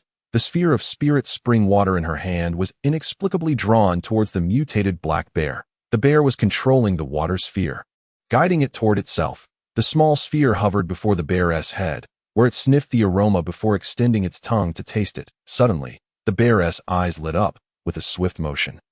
It opened its mouth and consumed the entire water sphere. The spirit spring water had vanished, and the black bear even smacked its lips, displaying what could only be described as a look of lingering satisfaction. At that moment, it lowered its head, fixing its gaze on Mo Qianqian, seemingly indicating that it desired more of the same water sphere. Mo Qianqian breathed a sigh of relief. Her gamble had paid off. Spirit spring water indeed held an allure for mutated animals. Without delay, she conjured another sphere of spirit spring water, this one the size of a fist. As soon as it materialized, it was drawn towards the bear's mouth. The bear inhaled softly, savoring the water before finishing it off. It continued to gaze at Mo Qianqian, who, not daring to hesitate, summoned yet another water sphere. Thus, a cycle ensued. One sphere formed, one consumed in less than 10 minutes. Mo Qianqian's small pool of spirit spring water had been depleted. Now, To replenish it to full capacity, she would require a third-tier zombie crystal core. Having recently slain numerous zombies, she had the means to procure one. Yet the pressing concern remained. How would they escape? Imo Qianqian pondered while continuing to feed the mutated black bear. Suddenly, when she formed another water sphere, the bear refused to drink. Was it sated? Imo Qianqian looked at the mutated black bear, which was now observing her as well. Then, to her astonishment, the black bear turned and began walking towards the beehive that a glimmer of hope sparked in Imo Qianqian's eyes.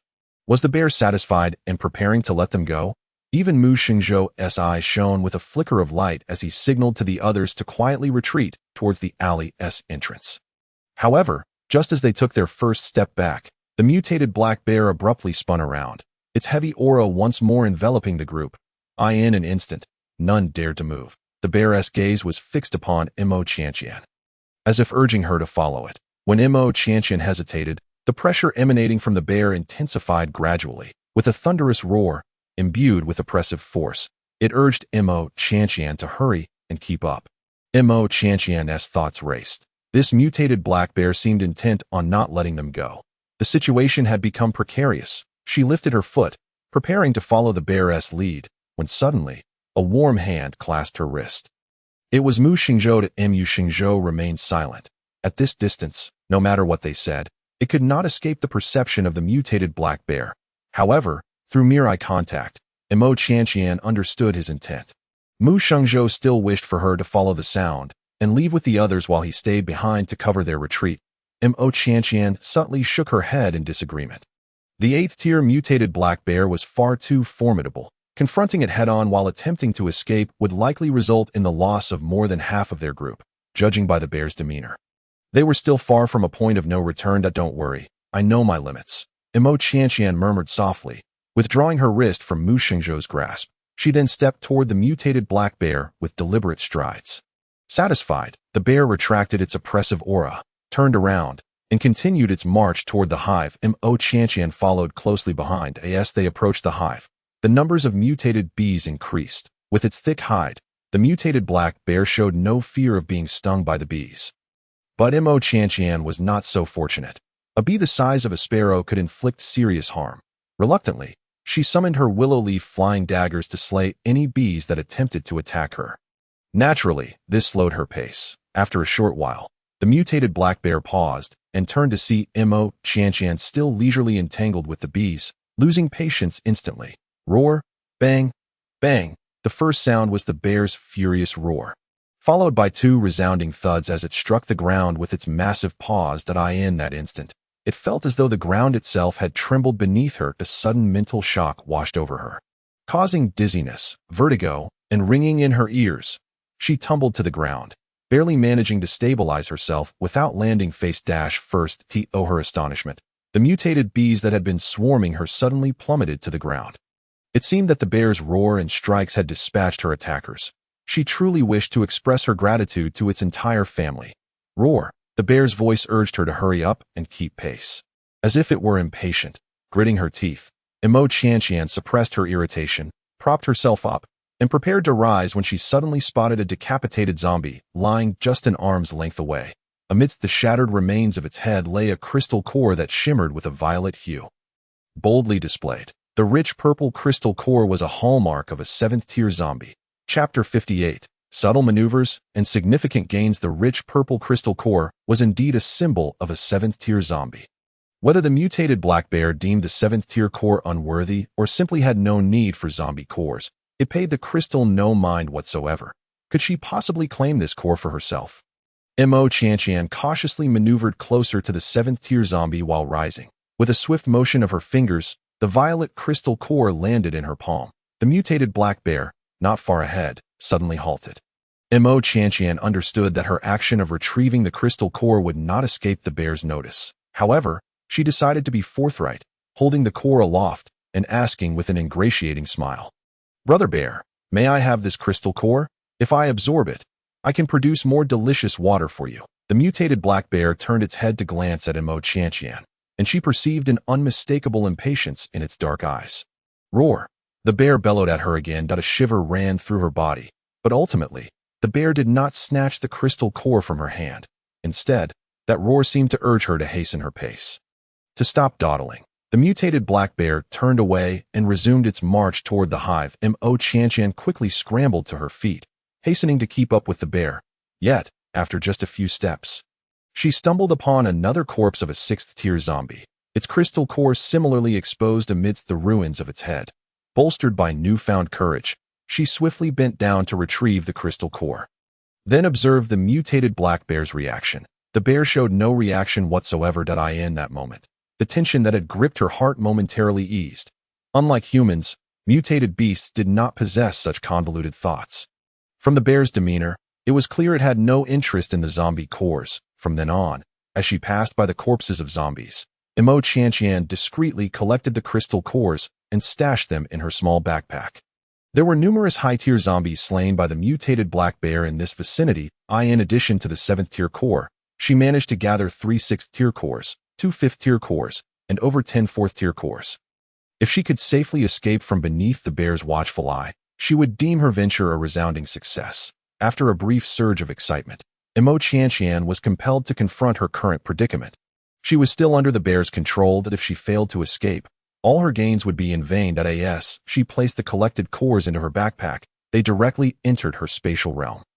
In the next instant, Mo Qianqian raised an eyebrow in surprise. The expansion of her spatial realm upon acquiring the high-tier cores had been anticipated. Yet, there was a small, unexpected twist, perhaps due to the accumulation of high-level cores. A quantitative change had led to a qualitative transformation. She sensed a marvelous change occurring within her spiritual spring space. It seemed she could now physically enter the space. If this were indeed the case, she might have a means to unravel her current predicament, requiring only a slight opportunity. Mo Qianqian discreetly continued to follow the mutated black bear until they arrived at the entrance of the mutated bee's hive. There, the bear pried a chunk from the hive, releasing an intoxicatingly sweet aroma of honey. The bear presented the piece of honeycomb to Mo Qianqian, gesturing animatedly. Remarkably, she comprehended its intent. The bear wished for her to mix the spring water with the honey for it to drink. This bear certainly knew how to indulge. It understood that pure honey could be overwhelming. The mutated black bear placed a chunk of honeycomb in Mo Qianqian's hands. What had been a mere morsel in the bear's grasp was now a substantial piece, larger than her palm. After some consideration, she tore off a piece from the honeycomb, then concentrated her spiritual spring water, mixing it thoroughly with her mental energy. Once the honey and spring water were well blended, she gently raised the water sphere and offered it to the mutated black bear. Without needing her to speak, the bear manipulated the honey water sphere toward its mouth with a swift slurp. The sphere vanished into the bear's an expression of profound enjoyment graced its dark visage, its large, inky eyes narrowing in bliss. The mutated black bear reveled in the honey water for nearly 30 seconds. During that time, Mo Qianqian found herself in torment. The honeycomb in her hand emanated a mouth-watering fragrance, and she could not help but salivate uncontrollably. It had been ages since she had savored anything sweet.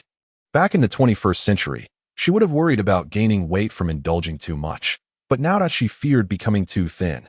Driven by an overwhelming desire, Mo Qianqian surreptitiously took a bold step. She quietly pocketed a piece of honeycomb into her spatial realm. No risk, no gain. She had managed to acquire the honeycomb, and it would be remiss not to take some back. She did not dare to take too much. Just a small piece the size of her palm, an accidental fracture from when she had torn the honeycomb earlier, slipped into her space without a sound if she made too large a move or took too much. She feared the mutated black bear would notice. Moments later, the mutated black bear emerged from its state of ecstasy, turning its gaze toward Mo Qianqian and signaling her to prepare another honey water sphere. Mo Qianqian calmly continued to mix the honey water for the bear, silently relieved that it had not discovered her pilfering of its honeycomb. When she broke open the honeycomb again, she deliberately made smaller pieces to facilitate her upcoming actions.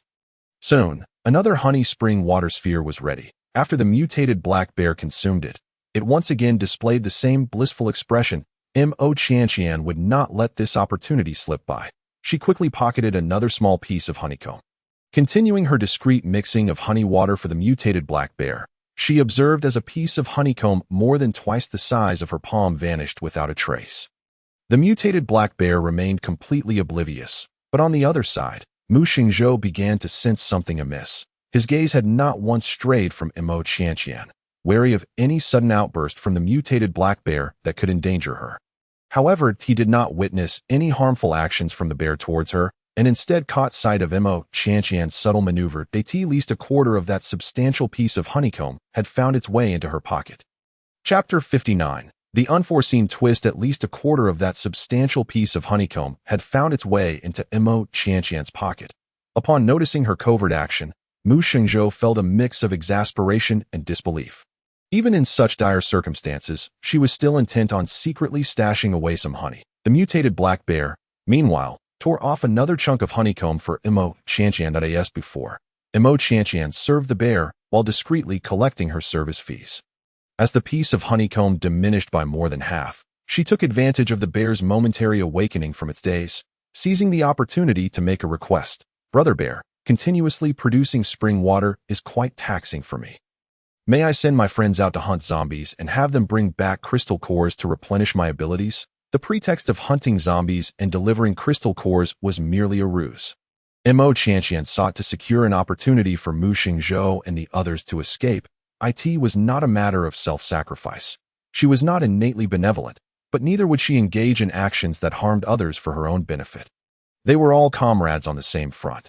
A simple suggestion could pave the way for a mutual favor. In such circumstances, their presence here serves little purpose. Rather, it is when she is alone that she finds it easier to seize opportunities for escape. Her spiritual spring space has become accessible, and in critical moments, she should be able to hide within it. The mutated black bear, after all, is not human. Despite possessing some intelligence, it evidently cannot comprehend the complexities of human conversation. After hearing Mo Qianqian's words, its dark, piercing eyes glanced towards Mu Xingzhou, followed by a menacing roar. Mo Qianqian immediately understood the meaning behind that roar. It was urging Mu Xingzhou and his companions to hasten their tasks. She discreetly gestured for Mu Xingzhou and the others to leave promptly, while she continued to mix the spring water with honey. Meanwhile, Mu Xingzhou and Xin Feng, along with the others, exchanged glances filled with complexity and emotion. They were supposed to be her protectors, yet the roles had completely reversed. That a flicker of profound understanding crossed Mu Xingzhou's eyes, and moments later, he instructed Xin Feng to lead the others away. Xin Feng complied, guiding the 11 mercenaries through the alley. Consequently, in that expansive plaza, aside from the mutated black bear, only Mo Qianqian and Mu Xingzhou remained. Mo Qianqian felt a twinge of helplessness upon noticing that Mu Xingzhou had not left. However, it was not entirely unexpected. Perhaps he remained because he was concerned about her being alone. Nevertheless, her original plan to retreat into the space would now require some adjustments. The mutated black bear cast a glance at Mu Xingzhou, seemingly on the verge of aggression, but Mo Qianqian managed to pacify it with a sphere of spring water. She continued to mix honey for the mutated black bear, while Mu Xingzhou quietly stood 100 meters away, providing silent companionship.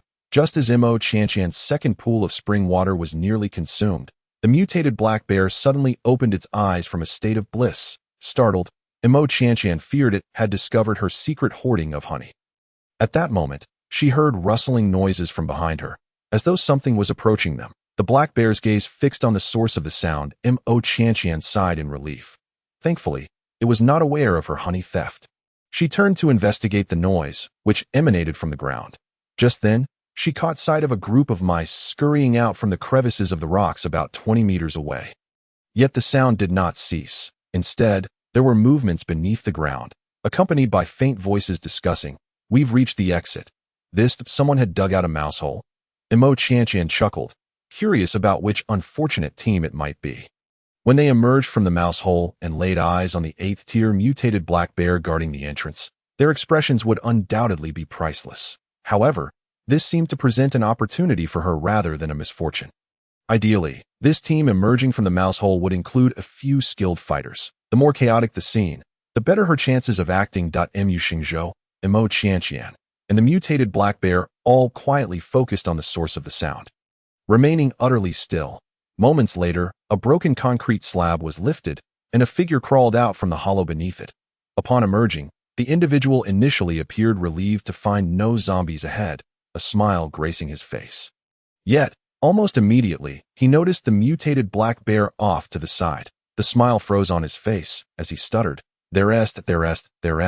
He intended to warn those below, but under the pressure of the 8th-tier mutated beast, he could hardly utter a coherent word. Mo Qianqian found it amusing. Sometimes, life unfolds in the most ironic ways. The figure that had climbed up was adorned with a conspicuous angel insignia on his combat uniform. Beneath the mouse hole lay the Angel Mercenary Corps. She couldn't help but commend their resilience. Amidst the onslaught of zombies, they had managed to escape through the mouse hole. Yet, at the same time, she had to acknowledge their misfortune. They had narrowly survived a betrayal from the Grim Reaper Mercenary Corps, only to now confront an 8th-tier mutated black bear. From the mouse hole, a second person peeked out, cautiously surveying the surroundings. The next moment, he locked eyes with the mutated black bear. "Run, high-tier, mutated beast," he cried in terror. The sounds of chaos erupted from below as they seemed to scramble to escape. Just then, the previously still mutated black bear roared as if offended, slamming its paw down onto the ground. The earth trembled violently. Mo Qianqian nearly stumbled to the ground. The area around the mouse hole collapsed amidst the violent tremors. Those trapped inside had no choice but to emerge from the debris, covered in dirt and dust as everyone surfaced. Mo Qianqian found herself laughing once more. Previously, when she encountered the Angel Mercenary Corps, they had nearly 200 members. Now, however, no more than 50 emerged from the mouse hole. This represented a staggering loss of 3/4. Whether the remaining quarter could escape the clutches of the mutated black bear remained uncertain. Ironically, among those fewer than 50, she once again spotted Ji Yunting and a few others. The members of the male protagonist group certainly possessed tenacity. The members of the Angel Mercenary Corps quickly recognized Mo Qianqian and Mu Shengzhou. Both were covered in thick layers of corpse mud, a typical attire of the Grim Reaper Mercenary Corps. However, the Angel Mercenary Corps members could not identify them, and thus most gazes fell upon Mo Qianqian. The reason was simple. She stood too close to the mutated black bear, which seemed to tolerate her presence in the crowd. Ji Yunting also observed Mo Qianqian. He could discern that the figure enveloped in corpse mud was a woman. And strangely enough, he felt a sense of familiarity about her silhouette. Yet he quickly dismissed the thought. How could it be? Mo Qianqian could never venture this deep into the city ruins. Season 60. The tragic fate of the Angel Mercenary Corps. Ji Yunting found himself momentarily entranced by the silhouette that resembled Mo Qianqian. At that moment, the mutated black bear began to stride toward the Angel Mercenary Corps. Mo Qianqian remained still, and the black bear did not beckon her to follow. Soon, it reached the position of the Angel Mercenary Corps. Under the pressure of the 8th-tier mutated beast, the mercenaries were thrown into disarray. Some fled, while others raised their energy guns to fight back. The brilliant energy beams struck the mutated black bear, leaving only singed patches on its fur. Yet, the mutated black bear seemed incensed. With an abrupt roar, it unleashed an invisible shockwave that radiated outward. The mercenaries of the Angel Corps all let out muffled groans, blood oozing from their mouths and noses. Those few who had attempted to flee were met with gruesome fates, their heads exploding. Mo Qianqian felt the residual force of the black bear's attack. However, since it was not aimed at her, the impact was limited. After a brief moment of dizziness, she regained clarity, only to witness the horrific sight of those heads exploding, resembling the zombies on the ground. Previously, she had thought that those zombies had been crushed by the bear's paws. Through the belly of the mutated black bear resembled an endless abyss that a pool of spiritual spring water quickly revealed its depths. When the mutated black bear presented another piece of honeycomb, Mo Qianqian did not immediately condense the spiritual spring water. Instead, she lifted her gaze towards the mutated black bear and spoke in a negotiating tone. "Brother Bear, I require some zombie crystal cores to replenish my abilities before I can condense the spring water again. May I send my companions to borrow some cores from them?" Mo Qianqian had long discerned that this mutated black bear possessed a rather impatient disposition.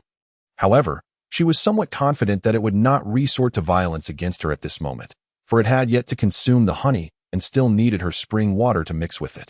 The mutated black bear was not lacking in intelligence. It understood that useful individuals should be consumed only when absolutely necessary. Indeed, impatience flickered once more in the black bear's dark eyes. Yet, as Mo Qianqian had anticipated, it showed no intent to harm her. With a roar, the mutated black bear directed its frustration towards Mu Shengzhou. Acting as the black bear's spokesperson, Mo Qianqian promptly understood and said, "Mu Shengzhou, please assist my brother bear in borrowing some crystal cores from the Angel Mercenary Group over there." Upon hearing this, Mu Shengzhou was first taken aback. Then a smile involuntarily crept onto his lips. Though it seemed inappropriate to smile in such a situation, he found it hard to resist. Conversely, the scene at the Angel Mercenary Group was entirely different. Led by Dong Xinquan, the mercenaries wore expressions of extreme discomfort. However, as Mo Qianqian tugged at the mutated black bear's fur, they dared not voice their anger. Among them, the most astonished were Ji Yunting and his companions. The moment Mo Qianqian spoke, Ji Yunting recognized her voice. Shock, bewilderment, and disbelief surged in his eyes. Was this the same Mo Qianqian he knew, so calm and composed in the face of an 8th-tier mutated beast? Moreover, had she awakened her abilities? Ji Yunting's gaze burned with intensity as he studied Mo Qianqian. She was acutely aware of his penetrating stare, but she did not spare him even a fleeting glance. Regarding him as nothing more than a nuisance, Mu Shengzhou had already strolled towards the Angel Mercenary Group's direction, cheerfully saying, "Dear friends from the Angel Mercenary Group, let us cooperate. Please hand over all the crystal cores you possess. I trust you wouldn't want to incur Brother Bear's wrath." The mercenaries of the Angel Mercenary Group were left seething with anger, but remained silent. Dong Xinquan and a few others retrieved several crystal cores from their backpacks. However, it was evident that this was not their entire haul, but merely a fraction of it. As Mu Shengzhou reached for the cores, he seized Dong Xinquan's backpack. Familiar with his longtime rival, he understood that Dong Xinquan was heavily suspicious, greedy, and reluctant to trust others. Whenever he gathered spoils, he preferred to keep them for himself. Seizing an opportunity to claim a portion for personal use, Mu Shengzhou was certain that Dong Xinquan's backpack contained the vast majority of the Angel Mercenary Group's spoils. Naturally, Dong Xinquan would not allow Mu Shengzhou to take his backpack without a fight. In an instant, the two were grappling with each other. At that moment, the already impatient mutated black bear grew increasingly irritable. With a furious roar, it unleashed a shockwave towards Dong Xinquan and Mu Shengzhou, both of whom simultaneously groaned and spat blood. Yet, in that moment, Mu Shengzhou managed to wrest the backpack away from Dong Xinquan and slowly made his way towards Mo Qianqian. The backpack was handed to Mo Qianqian, while Mu Shengzhou appeared to be severely injured. Pressing his lips together to regain his composure, Mo Qianqian slung the backpack over her shoulder, supporting Mu Shengzhou with one hand, while extracting a crystal core from the bag with the other. Feigning the act of absorbing the core to restore her abilities, just as the mutated black bear's patience was about to wear thin, Mo Qianqian finally condensed another sphere of spiritual spring water, mixed with honey, and presented it to the black bear. Instantly, the creature was appeased, swallowing the water sphere in one gulp, its darkened face revealing a look of intoxication once more. Now was the moment. Mo Qianqian gripped Mu Shengzhou's arm tightly. It seemed Mu Shengzhou sensed something amiss as he turned to look at her. Mo Qianqian dared not make a sound, merely mouthing the words Mu Shengzhou. Do not resist. Regardless of whether he understood, she concentrated her thoughts, and in an instant, both she and Mu Shengzhou vanished from the spot. The still-dazed mutated black bear abruptly opened its eyes, bewildered by the sudden disappearance of the two. After a moment of stunned silence, it let out an enraged roar. The furious bellow, coupled with the sound of its paws slamming against the ground, filled the space around them. However, Mo Qianqian and Mu Shengzhou were evidently oblivious to it all. Within the confines of the spiritual spring space, Mu Shengzhou was momentarily stunned by the sudden change of scenery. Is this space also your ability? He asked, astonished. Earlier, when Mo Qianqian had discreetly pocketed the honeycomb, he had suspected she possessed a space for storage. However, he had not anticipated that this space could not only store items, but also people. Yes, Mo Qianqian replied. The dragon-shaped pendant had already acknowledged him as its master. So it was not inappropriate to claim this space as her ability. This was also the first time Mo Qianqian had physically entered the interior of the space. After a brief period of wonder, she quickly noticed something amiss. The zombie crystal cores within her space were depleting rapidly. That a slight sensation confirmed her suspicions. Living beings entering her space consumed crystal cores, and the rate was substantial. Approximately one first-tier zombie crystal core was consumed per person per second. With two individuals currently in her space, The cores were vanishing at a rate of 2 per second. This meant that for every minute they remained in the space, 121st tier cores would be consumed. Imo Qianqian immediately felt a pang of regret. Thankfully, she had borrowed some cores from the Angel Mercenary Group. Otherwise, she would be facing financial ruin. Taking a deep breath to quell her distress, she swiftly informed Mu Xingzhou of the current situation. The loss of one first-tier zombie crystal core every second was not a burden she could shoulder alone. Mu Xingzhou had to share the cost. The expression on Mu Xingzhou's face shifted from nonchalance to seriousness. The rapid consumption of crystal cores indicated that he and Imo Qianqian could not remain in this space indefinitely if that is the case. "We need to devise another means of escape," he said, noting that the mutated black bear was unlikely to depart from the mutated bee's hive anytime soon. Mu Xingzhou, "I have an idea. Tell me if it's feasible." Imo Qianqian quickly outlined the series of plans she had conceived earlier. After listening, Mu Xingzhou regarded her with a peculiar gaze that it was simply too outrageous. He found it hard to fathom that Imo Qianqian, who appeared to be an innocent girl untouched by the storms of life, would devise such a daring scheme. Imo Qianqian actually planned to snatch the mutated hive right under the nose of the mutated black bear. A plan both mad and meticulous. Mu Xingzhou mulled over Mo Qianqian's proposal repeatedly in his mind before finally stating, "It's quite audacious, but perhaps that it could work." Risks and rewards coexisted. Snatching the hive was merely one step. The crux lay in how to escape from the clutches of the mutated black bear afterward. With every second spent in the spiritual spring space, consuming crystal cores, the two engaged in a rapid discussion about the details of their plan. Once all details were confirmed, Imo Qianqian caught sight of the bloodstain at the corner of Mu Xingzhou's lips. Right, he had been injured by the mutated black bear earlier. Is your injury serious? Imo Qianqian inquired with concern. This worry was not rooted in emotions, but rather the necessity for Mu Xingzhou to exert considerable effort in the upcoming plan. Should his injury impede his actions, it could jeopardize their scheme, potentially leading to dire consequences for both of them. "It's nothing serious," Mu Xingzhou replied. Yet, Imo Qianqian remained somewhat uneasy. She did not intend to reveal her healing abilities. Instead, she simply offered him some spiritual spring water. Mu Xingzhou approached the spring pool, took a sip, and a momentary look of enjoyment crossed his face. "This pool of water can cure radiation sickness?" he queried. "Indeed," Imo Qianqian affirmed. "This water is quite precious. Replenishing it requires the consumption of a third-tier crystal core to restore it to its full state. That single sip you just took would cost at least 3 first-tier cores." Mu Xingzhou. It seemed that money was an inescapable topic of conversation. Without further delay, Imo Qianqian climbed onto Mu Xingzhou's back. He chuckled as he secured her, binding them together with ropes to ensure that she would not fall off. Regardless of how vigorous their subsequent actions became, this precaution was necessary because they were about to engage in a battle of wits and courage against the 8th-tier mutated black bear. In terms of speed, agility, and combat prowess, Mu Xingzhou undoubtedly surpassed Imo Qianqian by a considerable margin. To avoid slowing down their escape, she had no choice but to rely on him for support, whether it be through carrying, cradling, or hoisting her as for running hand in hand. Mu Xingzhou's speed would likely drag Imo Qianqian along the ground. Thus, whether approaching the hive or fleeing, Mu Xingzhou would take the lead, while Imo Qianqian would serve as a safeguard. Once danger arises that Mu Xingzhou cannot confront, she must immediately pull him into the space to evade it. Once the threat has passed, the two will emerge from the space and continue their flight. Throughout this process, Imo Qianqian must maintain contact with Mu Xingzhou to ensure that he is taken into the space before a lethal crisis strikes. Carrying him on her back and securing him with ropes is a position they both agreed upon, as it least impairs their mobility and combat effectiveness. This is destined to be a test of endurance and willpower. Mu Xingzhou, I must touch the beehive to bring it into the space. I understand. Are you ready? I will count down from 3, and we will exit the space. 3, 2, 1. Chapter 62. Seizing from the bear's maw, Mu Xingzhou reveals his strength. Mu Xingzhou, are you ready?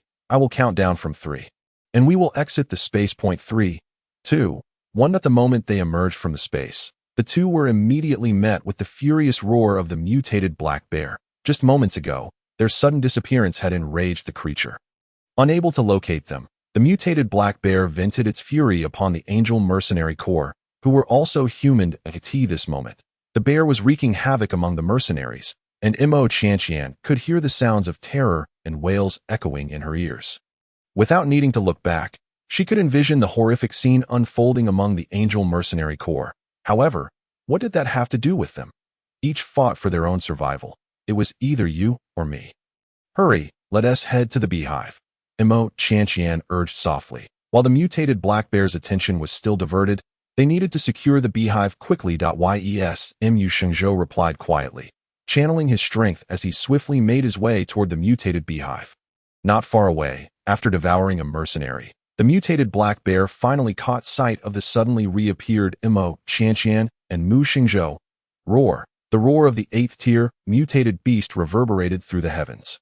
Its oppressive aura sweeping over them like a tidal wave. Under this overwhelming pressure, Mo Qianqian could only lay flat against Mu Shengzhou's back, her breathing becoming labored. Mu Shengzhou was not faring much better.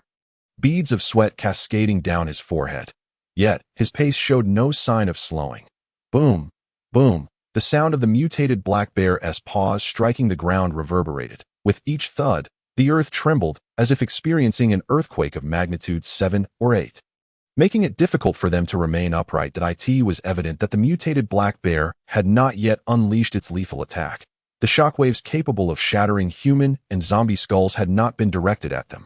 Perhaps it still harbored thoughts of her spiritual spring, wishing to enslave her further for honey. During the brief standoff, Mu Shengzhou had already carried Missouri Qianqian close to the mutated beehive. Mo Qianqian raised her hand to touch the hive. In the next instant, the beehive vanished. The mutated black bear, witnessing the sudden disappearance, seemed momentarily stunned. Mu Shengzhou, run! Head deeper into the city ruins. Mo Qianqian shouted. We cannot run towards the outskirts. The Death God Mercenary Corps is hunting zombies just beyond the perimeter.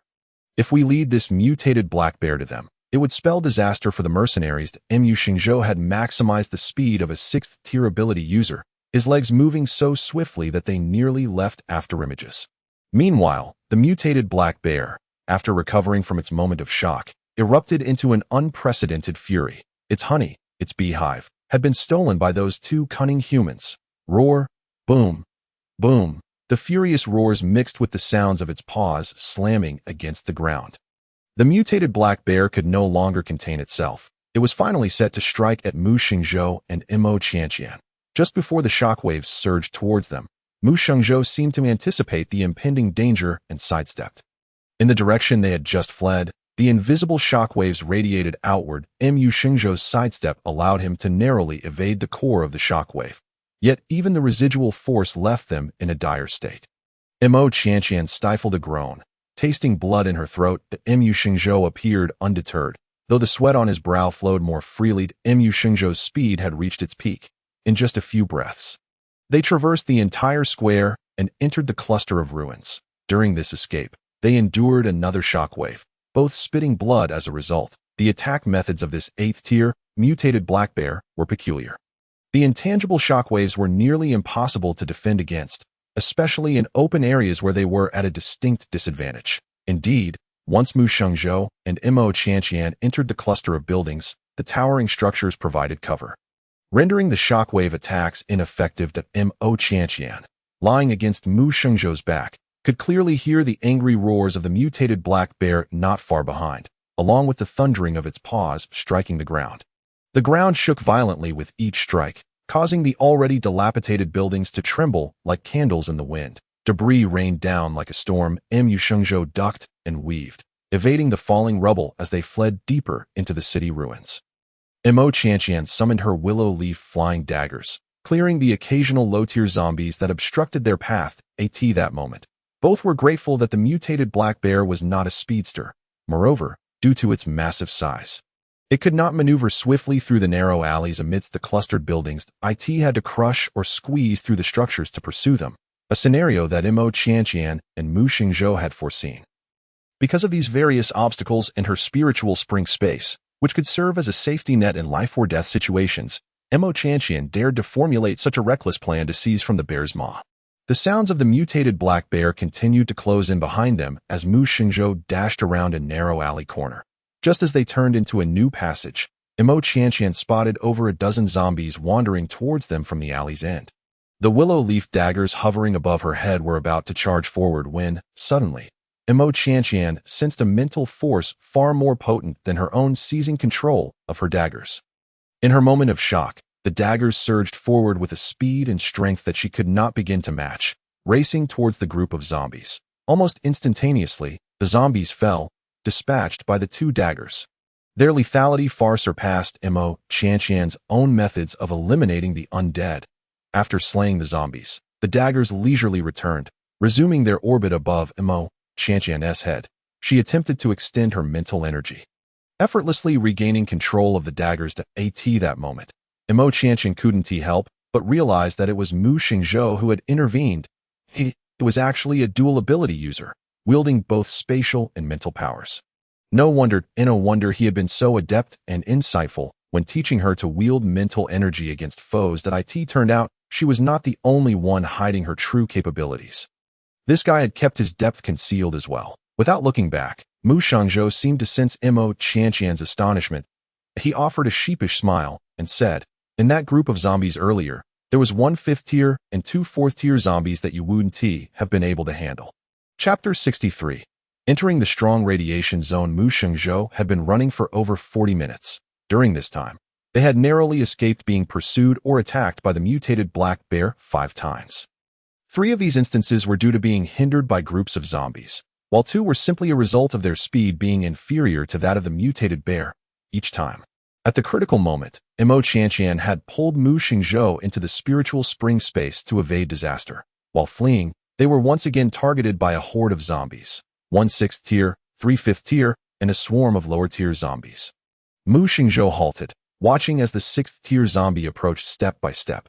This time, he refrained from using his mental or spatial abilities to engage the horde. Even he needed time to slay a 6th-tier zombie. However, the mutated black bear was hot on their heels. Rather than expend energy battling these zombies, it was better to leave them for the black bear to deal with. Imo Qianqian glanced back towards the mutated black bear. Its furious roars echoed from around 100 meters away at the corner. As the bear rounded the corner, the 6th-tier zombie was nearly upon them. In that instant, Imo Qianqian concentrated her thoughts, and the two vanished in an instant, leaving the 6th-tier zombie and the mutated black bear to contend with each other. Upon entering the spiritual spring space, Mu Shengzhou first set Imo Qianqian down from his back.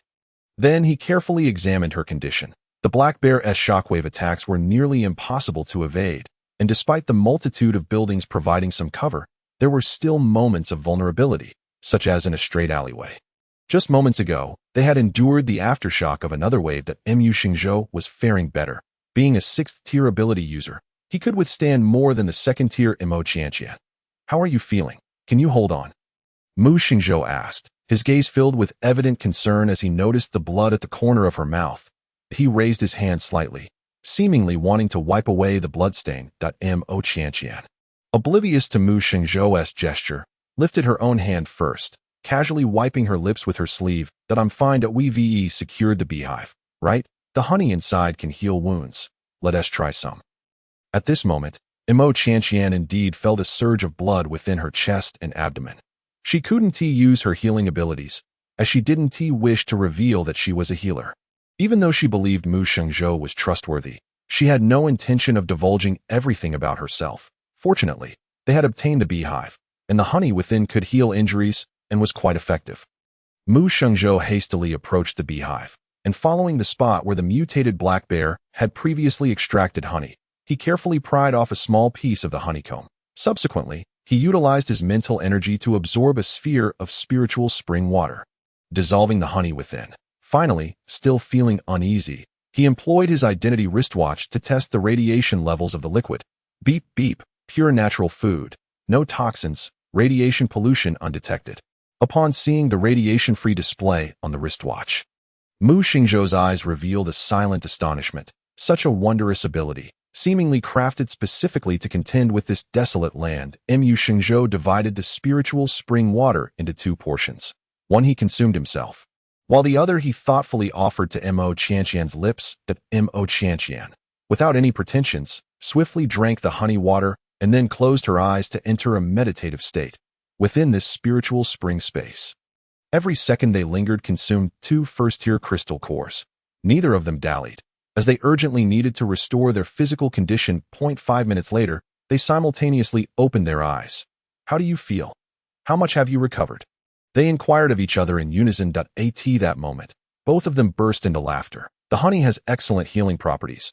I feel almost completely fine, Imo Qianqian said with a smile. Yes, me too. Both my internal and external injuries have largely healed. This mutated beehive is indeed a treasure trove, Mu Shengzhou replied. Their conversation was briefed, in a tacit understanding born of shared hardship. As soon as Mu Shengzhou stood up, Imo Qianqian adeptly climbed onto his back.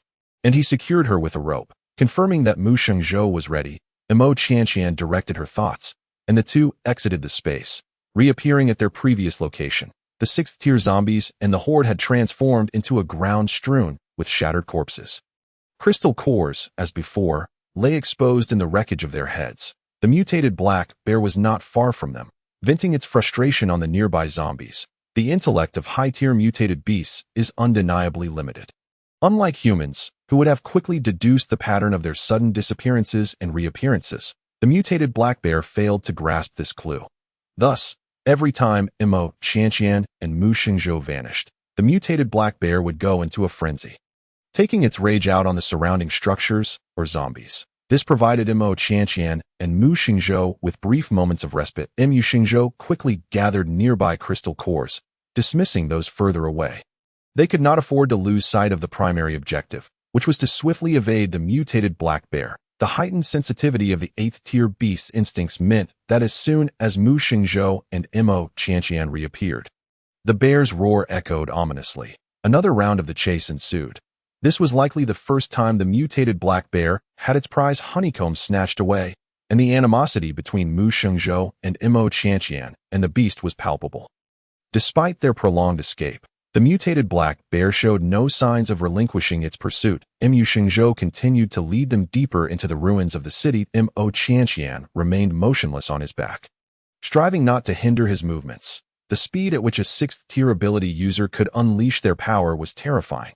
After over 40 minutes of desperate flight, they had plunged deep into the heart of the city ruins, an area rarely trodden by humans. Whether to call it fortune or misfortune, they navigated through narrow alleys, encountering numerous zombies, yet astonishingly, they had yet to come across a single 6th-tier or higher zombie. According to Imo Qianqian's strategy, the further they ventured into the city ruins, the stronger the zombies or mutated beasts would likely be. She intended to find a worthy opponent for the mutated black bear, be it a 7th, 8th, or even 9th-tier zombie or mutated beast. If they encountered one, they could employ various tactics to lure the 8th-tier mutated bear into a deadly confrontation with a formidable adversary.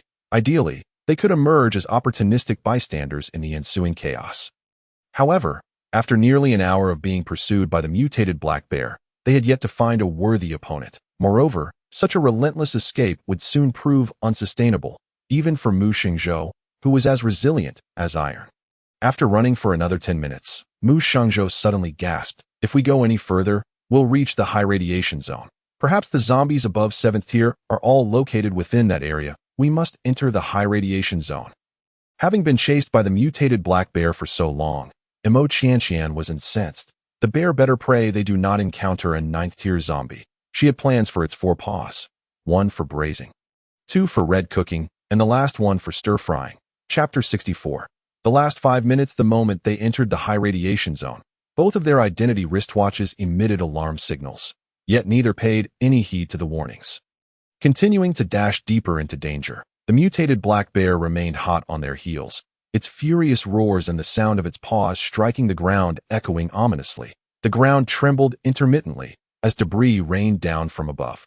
As they spent more time in the high radiation zone, Imo Qianqian began to feel a stinging sensation on her exposed skin. Although Mu Shengzhou said nothing, it was evident he was not faring much better. Without hesitation, Imo Qianqian conjured a sphere of spiritual spring water and offered it to Mu Shengzhou's lips. Watching him drink, she then consumed one for herself, the moment the spiritual spring water touched her tongue. A refreshing sensation coursed down her throat and into her stomach, alleviating the sting caused by the radiation for a brief moment. While traversing the high radiation zone, both Mu Shengzhou and Imo Qianqian dared not let their guard down. Almost every minute, Imo Qianqian would provide Mu Xingzhou with more spiritual spring water. She did the same for herself, replenishing whenever she felt the slightest discomfort. To soothe the radiation-induced sting, she also dampened her clothing and exposed skin with the spiritual spring water, which proved remarkably effective. In the face of life-threatening danger, the consumption of crystal cores was of little concern. They poured the spiritual spring water over themselves without reservation. Admittedly, she felt a pang of regret over the waste. But the choice between survival and conserving crystal cores was clear. Within the high radiation zone, the density of zombies was noticeably lower than in the surrounding medium radiation area, yet their levels were evidently higher. After nearly 10 minutes in the high radiation zone, they finally encountered their first wave of zombies. About 100 meters ahead of them, 5 zombies, previously wandering aimlessly, suddenly turned towards their direction, likely alerted by their footfalls. In a single glance, Imo Qianqian recognized the levels of the 5 zombies. 1 was 8th tier, 2 were 7th tier, and 2 were 6th tier. It was a formidable lineup. Any team would likely find themselves in dire straits. Yet for them, this was not necessarily a bad situation. Behind them, the commotion created by the mutated black bear continued to draw nearer. Mu Xingzhou came to a halt. They had previously lured zombies to deal with the black bear, and this was not their first time doing so. However, the level of the zombies this time was slightly higher. The 8th tier zombie, accompanied by its subordinates, was rapidly closing in on Mu Xingzhou and Imo Qianqian. Let's head back and bring the zombies along to confront the mutated black bear. Imo Qianqian's eyes sparkled with excitement, but Mu Xingzhou responded tersely, turning back to run. The 8th tier zombie also accelerated, eager to catch up with them. At that moment, the silhouette of the mutated black bear came into view. Roar, boom, boom. The shockwave surged forward as Mu Xingzhou anticipated the timing, narrowly avoiding the brunt of the impact. By chance, the 8th tier zombie trailing them was caught in the blast and halted abruptly, wobbling as corrupted blood oozed from its nostrils and eye sockets. However, unlike the 5th and 6th tier zombies, its head did not explode. Instead, this blow seemed to enrage the 8th tier zombie. Roar, roar, it bellowed, hastening its pursuit of Mu Xingzhou. Meanwhile, the mutated black bear charged towards Mu Xingzhou with increasing speed, each thundering step causing tremors beneath them. Now, Imo Qianqian focused her thoughts, and the two of them vanished in an instant. They did not witness the clash between the 8th tier zombie and the mutated black bear. But given the circumstances, neither the 8th tier mutated black bear nor the 8th tier zombie were particularly intelligent creatures. Based on Imo Qianqian's understanding of these two species, she surmised that once they collided, neither would relent until they had crushed the other's skull. Upon entering the spiritual spring space, Imo Qianqian and Mu Xingzhou exchanged relieved smiles. They had finally found a worthy opponent for the mutated black bear, and both felt a sense of lightness wash over them. Mu Xingzhou adeptly approached the beehive, retrieving another piece of honeycomb, then conjured a sphere of spiritual spring water, mixing the two before sharing half with Imo Qianqian. They leisurely savored the honey water in their hands. To be honest, this mutated honey is quite delectable, Imo Qianqian remarked, savoring the taste with her eyes half closed. Indeed, it's excellent, and its healing properties are remarkable. This venture has certainly paid off, Mu Xingzhou replied. Imo Qianqian nodded in agreement, feeling that their efforts had been well worth it. After a brief moment, Imo Qianqian smiled again and inquired of Mu Xingzhou, "Who do you think will win between those two fellows outside?" Mu Xingzhou pondered for a moment before shaking his head and replied, "It's quite hard to say, that if we consider sheer strength. An 8th tier mutant beast generally surpasses an 8th tier zombie. However, this city ruins serve as the zombies' territory, and the clash between the two 8th tier species might attract other high tier zombies or corpse mutated beasts. That mutant black bear may not be able to escape unscathed." Upon hearing this, Imo Qianqian chuckled. "Then we might have a significant chance of being the fishermen." At this, Mu Xingzhou couldn't help but smile. The two enjoyed honey in their space for 3 minutes, then sat in silence for another 2. However, Imo Qianqian soon found it unbearable. It wasn't a lack of patience. Rather, her heart ached deeply. After all the chasing and fleeing, more than half of the zombie crystal cores in her space had already been consumed, including those seized from the Angel Mercenary Corps. Now, the cores continued to dwindle, leaving her in a state of anxiety. Mu Xingzhou, do you think they have finished fighting? Should we go out and take a look? Imo Qianqian paced around a small pile of crystal cores beside the spiritual spring. All the cores they possessed were gathered here, which had once been a substantial amount. Yet, due to consumption, only a small pile remained. Perhaps influenced by Mo Qianqian's urgency, Mu Shengzhou furrowed his brow slightly and said, "The battle between two 8th-tier species 1T concludes so swiftly. To be safe, we should wait for another 5 minutes." Mo Qianqian. She certainly understood that life was more precious than money. Yet, watching the crystal cores deplete so rapidly caused her great distress. This was undoubtedly the longest 5 minutes of Mo Qianqian's life. Chapter 65. The leader and Miss Mo may not return. As soon as the 5 minutes elapsed, Mo Qianqian wasted no time in dragging Mu Shengzhou out of the space. The moment they emerged, the sharp sting of radiation particles against their skin was unmistakable.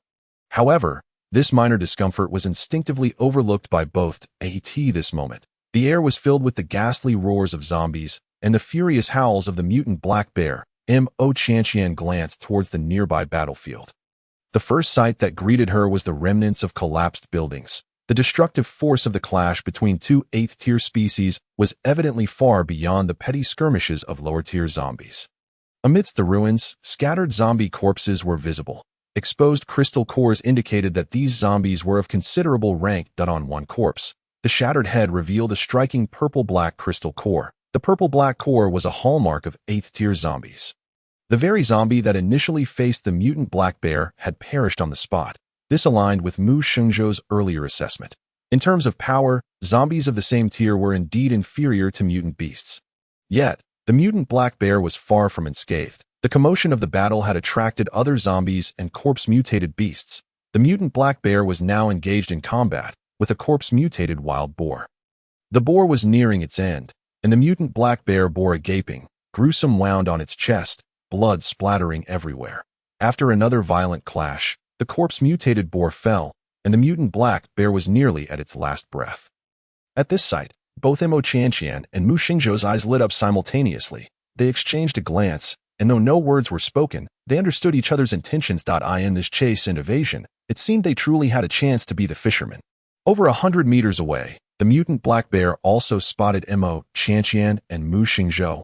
With a roar, the bear's voice carried an underlying menace. Though the bear's roar was formidable, Mo Qianqian discerned a hint of weakness in its tone. Suddenly, the mutant black bear crouched low, preparing to charge at them. Mu Shengzhou tensed, bracing himself for the bear's assault. However, in the next moment, the mutant black bear feigned an attack before abruptly turning tail and fleeing. Both Mo Qianqian and Mu Shengzhou were taken aback. They had witnessed the bear's relentless pursuit, its might as it decimated zombies. No one anticipated that after sustaining injuries, the mutant black bear would retreat in such a cowardly and decisive manner. After a brief moment of astonishment, neither made any move to pursue. A frail camel is still bigger than a horse. Even in its weakened state, the mutant black bear could still pose a significant threat in combat. Moreover, they were situated in a highly radioactive zone, placing them at a considerable disadvantage. "Quick, let us gather the crystal cores and leave this strong radiation area." Mu Shengzhou urged that we should prioritize the high-tier ones. He added cautiously, "The area is soaked with the mutant black bear's blood. The scent of blood is too strong that I fear that lingering too long may invite trouble." The two swiftly collected the scattered zombie crystal cores amidst the ruins. In this highly radioactive zone, few weak zombies remained. The zombies killed by the mutant black bear were at least of 4th-tier strength. Upon grasping a purple-black 8th-tier crystal core, Mo Qianqian felt a momentary daze. If they were to engage in a genuine hunt for zombies, 8th-tier zombies were not something they could contend with. Before they could finish collecting the cores, Mo Qianqian heard faint footsteps approaching from a distance. Mu Shengzhou quickly moved to her side, crouching down. Without the need for communication, Mo Qianqian adeptly climbed onto his back. There were still many 4th and 5th-tier crystal cores left to collect in the ruins. But at that moment, they could not afford to linger. Survival took precedence. They had just barely escaped the mutant black bear. If they were to catch the attention of high-tier zombies, it would be a grave error. Mu Shengzhou, carrying Mo Qianqian, retraced their steps. Having evaded the 8th-tier black bear and amassed a wealth of high-tier crystal cores, they had exhausted their luck. They had barely traveled a short distance when they encountered a group of 6th and 7th-tier corpse-mutated beasts. There was nothing to deliberate. Confronting high-tier corpse-mutated beasts in a highly radioactive zone was sheer folly. Mo Qianqian concentrated, and the two of them slipped into the space to evade. Fortunately, this group of corpse-mutated beasts did not pursue them relentlessly as the mutant black bear had. They remained hidden in the space for 3 minutes, and when they emerged, the corpse-mutated beasts had vanished. The subsequent retreat was fraught with obstacles that IT felt as though they were constantly stumbling and encountering high-tier zombies or corpse-mutated beasts blocking their path. Even after exiting the strong radiation zone, their misfortune did not cease. Thankfully, Mo Qianqian's space provided a refuge from danger. Otherwise, with their current circumstances, even 10 lives would not suffice to escape the city ruins. Upon returning to the original hunting grounds of the Death God Mercenary Corps, both felt a sense of survival against the odds. Although the escape had drained them significantly, their gains were equally substantial. At this moment, Mo Qianqian yearned to find a safe place quickly to tally their spoils and divide the loot with Mu Shengzhou. The hunting point was now deserted, as the members of the Death God Mercenary Corps had already left. Mo Qianqian and Mu Shengzhou, both smeared with corpse mud, were largely ignored by the lower-tier zombies wandering about. Mu Shengzhou also identified several discrete markers left by the Death God Mercenary Corps indicating their retreat route. Following these markers, the two pursued the direction in which the Death God Mercenary Corps had retreated. At this moment, the Death God Mercenary Corps found themselves in dire straits when Xin Feng returned with other Fire Element ability users. He reported that Mu Shengzhou and Mo Qianqian had been ensnared by the 8th-tier mutant beast. In response to the situation, Jiang Xi swiftly devised a plan. He dispatched a portion of his elite members to rescue Mu Shengzhou and Mo Qianqian.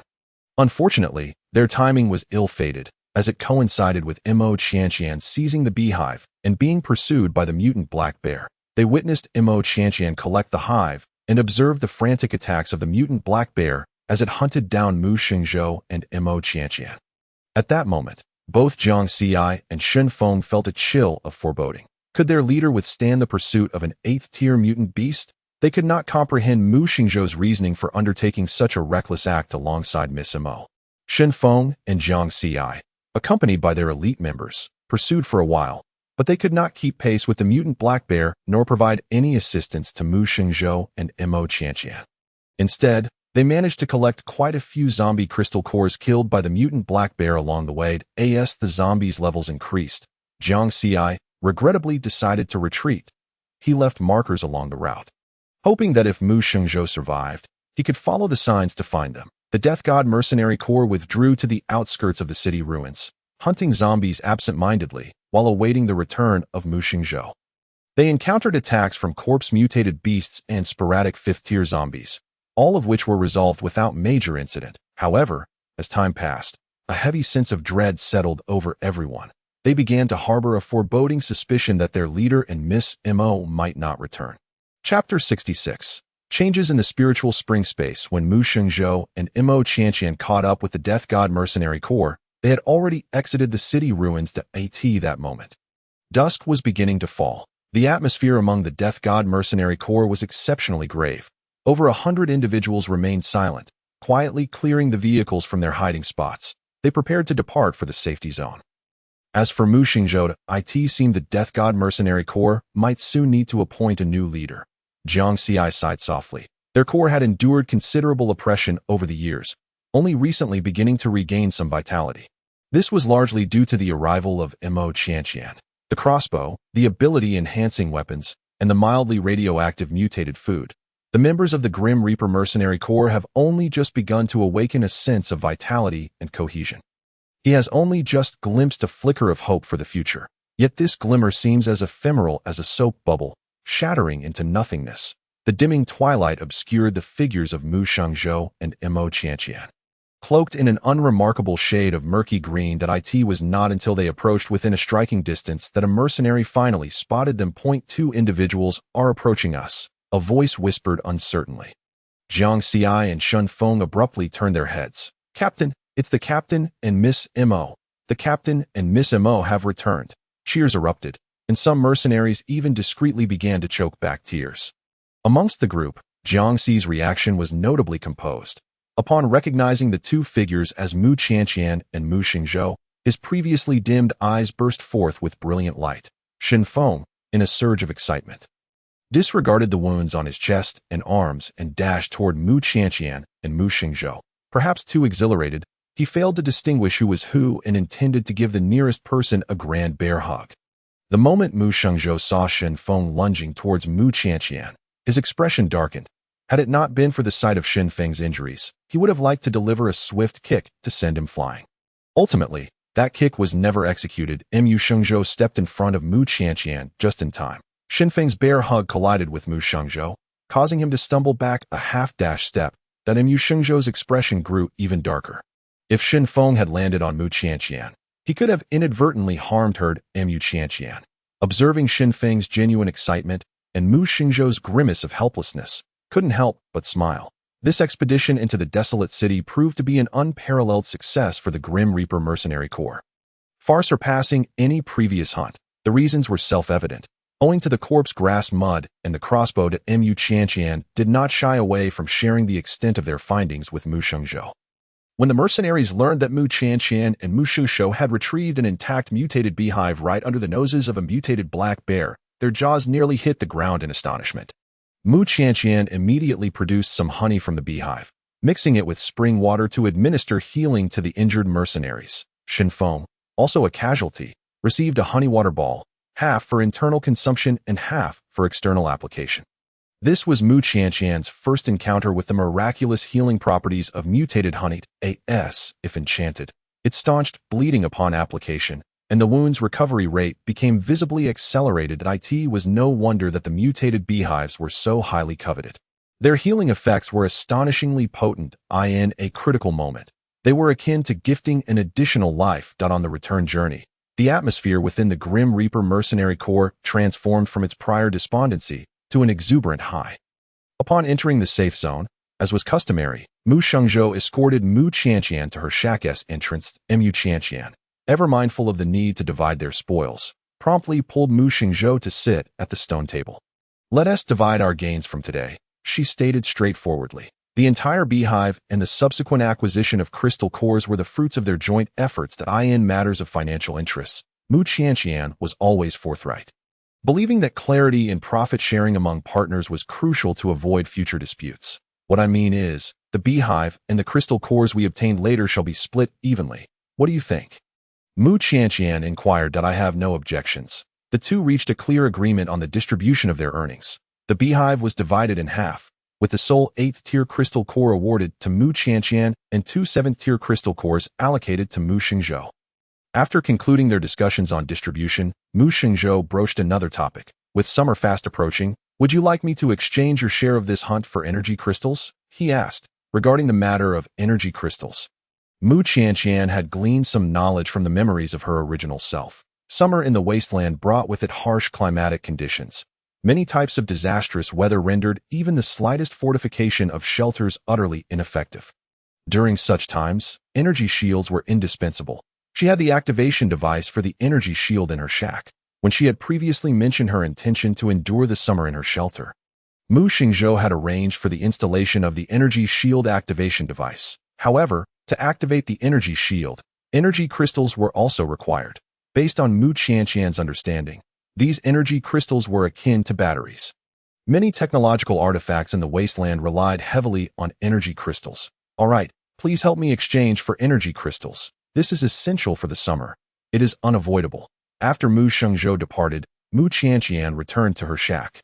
Beginning to gleefully tally the spoils of the day, she gazed at the deep purple-black 8th-tier crystal core resting in her palm, contemplating her decision to acquire it, inspired by the events of the day. This space had undergone a remarkable transformation after absorbing a 7th-tier crystal core, allowing her physical form to temporarily enter the space and evade disaster. What might occur if an 8th-tier crystal core were absorbed? Mu Qianqian was filled with anticipation. In this fervent hope, she cast the 8th-tier crystal core into the space. Almost instantaneously, the space began to tremble, apart from the small area where the spring was located. The rest of the surroundings seemed to convulse violently. The ground within the space, previously straddling the line between reality and illusion, became increasingly solidified with each tremor. When the shaking finally subsided, the ground transformed into a stretch of fertile black soil.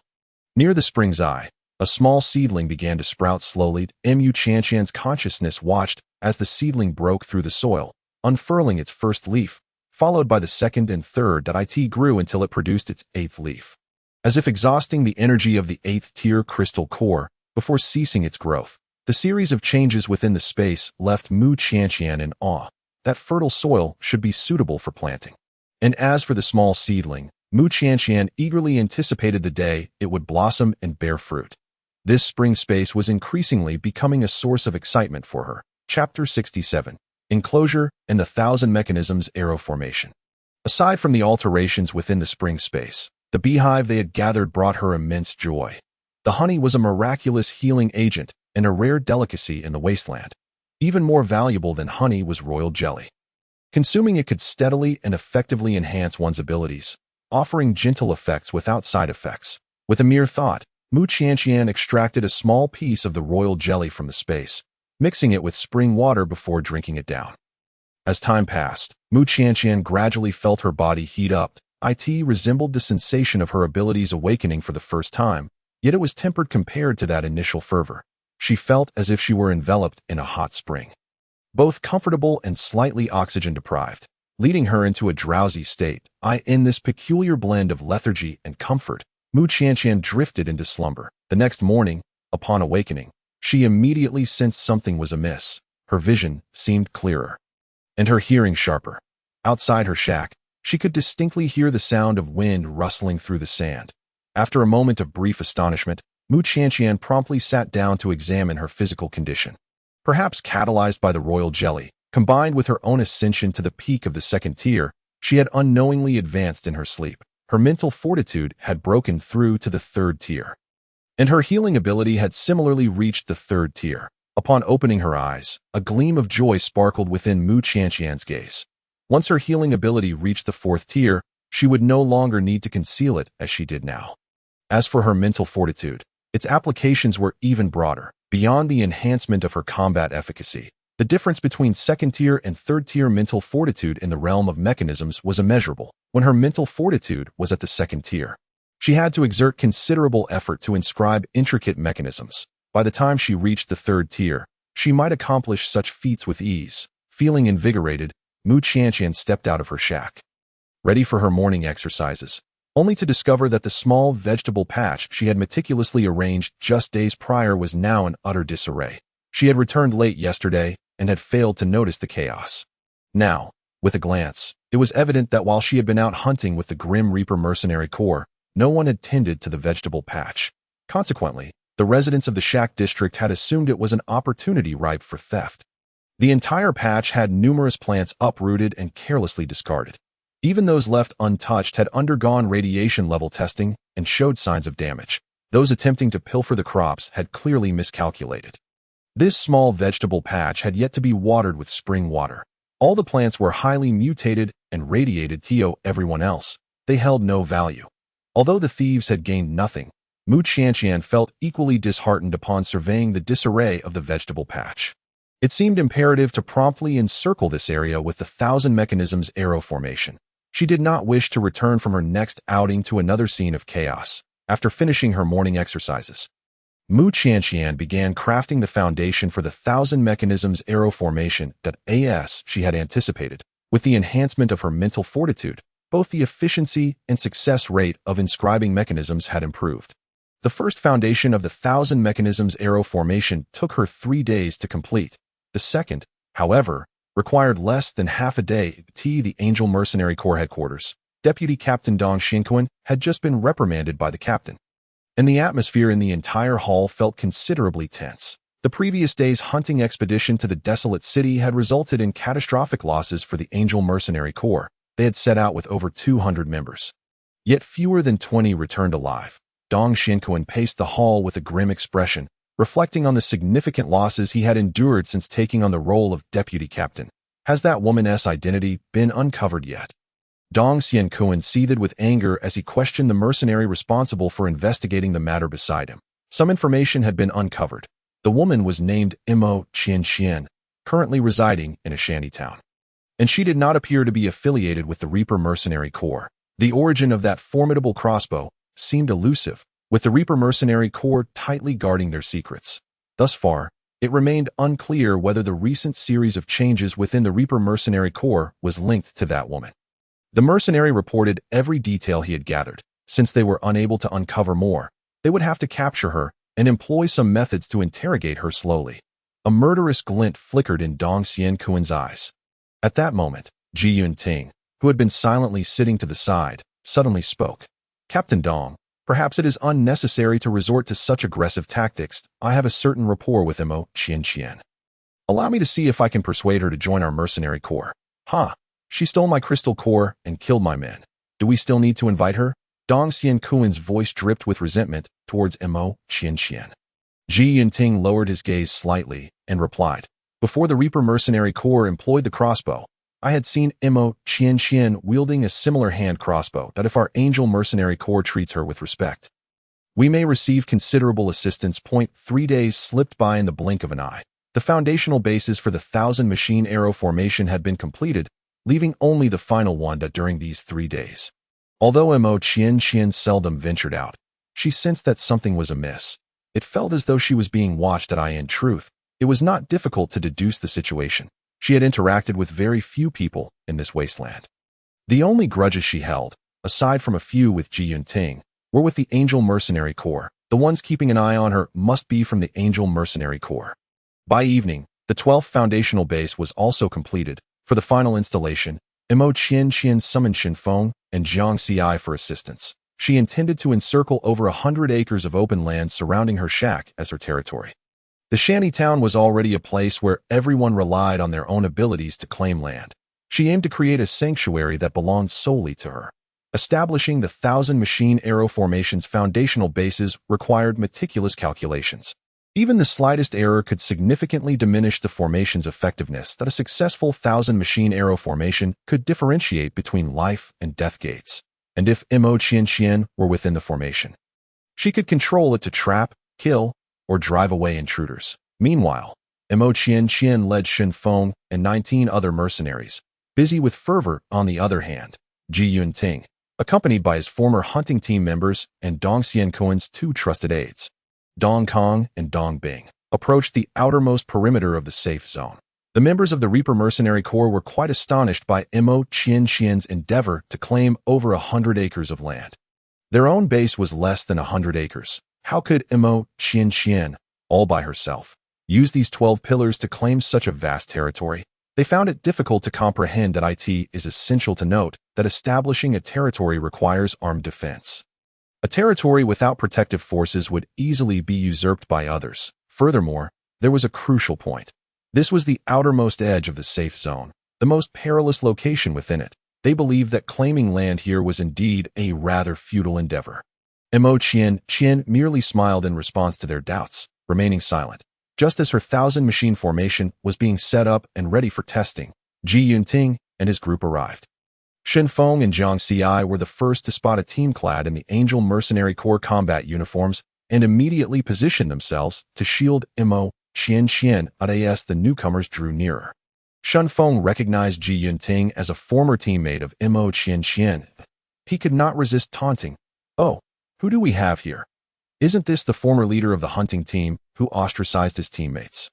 Now you've joined the Angel Mercenary Corps. Just be careful not to ruin the atmosphere there." Mo Qianqian focused on adjusting the foundational base and preparing for the final tests of the formation's power. Only realized someone had approached upon hearing Shinfeng's voice. When she saw that it was Ji Yunting and a few familiar faces, she instinctively raised an eyebrow. The members of Ji Yunting's group were remarkably fortunate, having survived encounters with mutated black bears without suffering any losses. However, their timing was rather fortuitous, coinciding perfectly with her testing of the formation. Chapter 68. Ji Yunting, don't blame me for not giving you a chance to escape. Across from them, Ji Yunting's expression darkened. He recognized Shinfeng, who always seemed to bring up past grievances to mock him, which was undeniably irksome. Ignoring Shinfeng's taunt, he turned his gaze directly toward Mo Qianqian. Taking in her unadorned beauty, her skin was translucent and fair, strikingly beautiful. Dong Kong and Dong Bing, standing by Ji Yunting, were momentarily taken aback. In such a desolate environment, it was rare to encounter a beauty like Mo Qianqian. And finding someone of her caliber within the entire safe zone was nearly impossible. A flicker of jealousy flashed in Sun Mingshue's eyes. Qian, can we talk? Ji Yunting inquired, looking past Xinfeng and Jiang Xi to address Imo Qian. Without lifting her head, Imo Qian continued adjusting the foundational base and lightly retorted, "Feel free to say whatever you wish. No one is stopping you." Her casual and carefree demeanor conveyed a complete disregard for their presence. Ji Yunting frowned. He disliked Imo Qian's dismissive attitude, yet paradoxically, her carefree and nonchalant demeanor exuded a unique charm that irresistibly drew his attention. Upon realizing his attraction, Ji Yunting's already stern expression darkened even further. At that moment, Sun Mingshue's soft voice interjected, "Qian, why do you speak to Yunting like that? Why should I speak as you dictate?" Imo Qian replied with a hint of mockery. Instantly, He Song, a sycophant, interjected defensively, "Imo Qian, don't think you can flaunt your looks and charm a few men without knowing your place." Imo Qian's expression turned icy as she directed her gaze towards He Song. Waving her hand dismissively, accompanied by a faint sound of wind, 3 sleeve arrows shot forth, aimed directly at He Song's face. He Song dodged 2 of them, but the last arrow struck deep into the left side of his face. A pain scream escaped his lips as he clutched his wounded face, blood pouring forth. None of Ji Yunting's party anticipated Imo Qian would strike so swiftly without any warning. Previously, He Song and Yang Yong had subjected her to even more egregious humiliations, and back then, she had not dared to utter a word. Yet now it took considerable effort for them to extract the deeply embedded sleeve arrow from He Song's face. Leaving half of his teeth shattered in the process, Ji Yunting's gaze towards Imo Qian had turned entirely frigid. Imo Qian, even if He Song spoke out of turn, "You should not have resorted to such excessive measures." In reply, Imo Qian merely scoffed, "Those who spout filth should have their mouths washed with blood. If it happens again, I will take his life." Nearby, He Song whimpered, attempting to voice his anger. However, the severity of his injury rendered him unable to articulate coherent words. Imo Qian cast a cold glance at He Song and raised her hand, mimicking a throat-cutting gesture. Perhaps the chill in her gaze was too intense. For the moment prior, He Song had been stammering, but he fell silent in an instant. In that moment, Ji Yunting's expression towards Imo Qian was complex. Such a commanding presence, such piercing eyes, and such a decisive nature, he could hardly find traces of the former Imo Qian in the woman before him. He disliked her current demeanor, yet he was inexplicably drawn to it. "Qian, have you changed like this despite me?" He pondered. In truth, he wanted to ask if her transformation was meant to capture his attention. If that were the case, then she had succeeded splendidly. Upon hearing his words, Imo Qian's cold demeanor shifted to one of disdain. Why on earth would she harbor any intent to spite him? After severing ties with Ji Yunting, she had been living a carefree life. "There's no need for unnecessary banter. We have no grievances to settle or old matters to discuss. State your intentions directly." Ji Yunting took a deep breath, suppressing the complexity and agitation within him as he said, "I can overlook past events if you desire. I can fulfill our marriage pact immediately." Imo Qian regarded Ji Yunting with a bemused expression, as if he were a fool. "Are you still dreaming? Or did I not make myself clear last time? Let us part ways amicably. There's no need to bring up marriage to discuss me." Imo Qian. Ji Yunting's countenance darkened further. But after a moment, the storm within him calmed to a simmering restraint. "If this is about the past, I will reign in He Song and the others. No one will target you again. If you are still upset, feel free to propose terms, and I will abide by them." This was precisely what Imo Qian had longed for. He offered her a promise, believing she would return to his side. Yet for reasons unknown, even though he was convinced she would undoubtedly come back to him, his heart descended gradually under the weight of her gaze. Imo Qian's expression remained unchanged, a blend of mockery and attentiveness. After a moment of contemplation, Ji Yunting continued, "Summer is fast approaching. Your shack will not withstand the heat. I have reserved a room for you in the Angel Mercenary Corps. Pack your things and come with me. I will afford you the respect you deserve and will not treat you as I did before." Imo Qian understood now. All those earlier comments had merely been a prelude, a ruse to persuade her to join the Angel Mercenary Corps.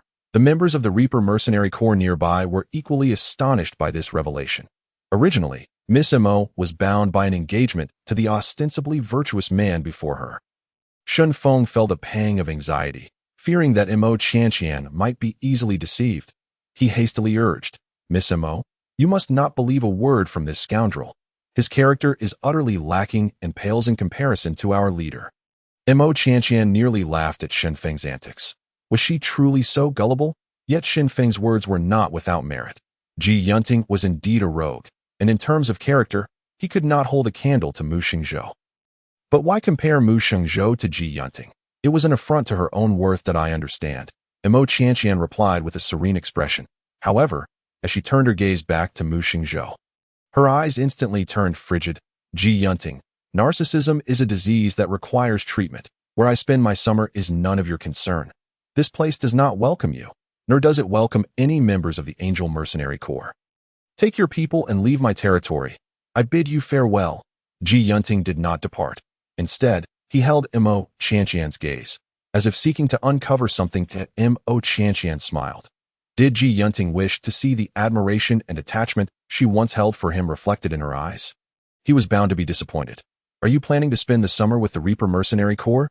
Ji Yunting inquired. Mo Qianqian bit her cheek, her patience waning. That is of no concern to you.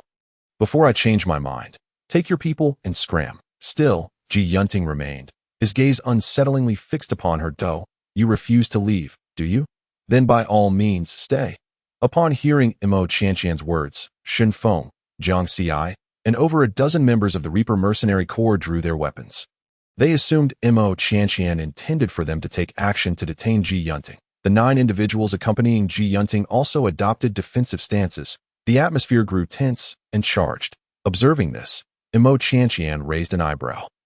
She had no intention of letting Shen Feng and the others take action. However, their obedient response did indeed please her. Jiang Xi, Shen Feng, Chu Yu, gather around me. I did not instruct you to engage. Mo Qianqian commanded in response. Shen Feng and Chu Yu appeared somewhat bewildered. Yet Jiang Xi, glancing towards the formation base not far away, began to harbor certain suspicions. The 19 members of the Reaper Mercenary Corps arranged themselves into 2 lines, encircling Mo Qianqian. At that moment, Mo Qianqian extended her psychic energy, activating the 1,000 mechanism arrow formation. Suddenly, a transformation occurred. The surrounding space seemed to envelop in a thick mist, and the once clear vision gradually blurred. What is this fog? Shen Feng observed the rising mist with caution. The members of both the Reaper and Angel Mercenary Corps exhibited expressions of surprise and vigilance. There's no need to be so tense. Let us quietly observe the spectacle. Mo Qianqian reassured Shen Feng and the others beside her. Shen Feng, incredulous, fixed his gaze upon Mo Qianqian. Miss Mo, did you conjure this mist? Have you awakened a new ability? Mo Qianqian replied. It is not an ability. It is a formation in the direction of the Angel Mercenary Corps. After an initial moment of surprise, they gradually regained their composure. Captain, this doesn't feel right. We should not linger here. Lu Yu advised Ji Yunting, frowning that Ji Yunting's gaze pierced through the thick mist, once again landing on Mo Qianqian. After a moment's contemplation, he nodded and declared, We shall depart. The 9 members of the Angel Mercenary Corps swiftly turned to leave. Witnessing this, a smile deepened on Mo Qianqian's lips. She had previously offered them an opportunity. Now, it was too late to reconsider. Shen Feng turned to Mo Qianqian, asking, Miss Mo, are we simply allowing them to leave? They cannot escape. We shall observe their plight, which will serve as a perfect test of the formation's might. Mo Qianqian replied. Once the 1,000 mechanism arrow formation was in place, it could operate autonomously. The one who set the formation was well acquainted with its intricacies and could manipulate it with psychic energy at that moment. Mo Qianqian was in control of the formation. Under her guidance, the mist before herself and the Reaper Mercenary Corps dissipated, allowing them a clear view of the movements of the 9 members of the Angel Mercenary Corps. However, the latter seemed to be completely disoriented, obscured by the fog. Why are they just going around in circles over there? Shen Feng exclaimed in astonishment that it appeared he was inclined to approach and investigate what was amiss with the Angel Mercenary Corps. Mo Qianqian cautioned, do not wander off. If you leave this small area, you will also find yourself going in circles. Shen Feng's eyes widened in shock. The others exchanged incredulous glances. Miss Mo, Is this what you refer to as a formation? Jiangxi's expression appeared calmer than the others. Yet only he knew the tempest of emotions roiling within him. Indeed, this is the effect of confinement within the formation, Mo Qianqian explained. So, the over 100 acres we just circled are encompassed by this formation. Despite Jiangxi's efforts to restrain himself, a hint of emotion slipped through in his slightly unsteady voice. Certainly, Mo Qianqian said, her face radiating pride. Within this formation, she intended to craft a veritable paradise. She even contemplated planting some peach trees, akin to Peach Blossom Island from the legend of the Condor Heroes. The thought alone was delightful. Let them meander for a while, and then I shall show you the formation's offensive capabilities. With a smile gracing her lips, Mo Qianqian appeared calm. However, the others were anything but tranquil. Techniques such as formation had previously been entirely foreign to them. The 9 members of the Angel Mercenary Corps spun about, as if trapped in a maze. And upon witnessing this, the Reaper Mercenary Corps could hardly believe their eyes. Miss Mo, they are flailing about like headless flies. If we were to shoot at them with crossbows now, wouldn't our aim be impeccable?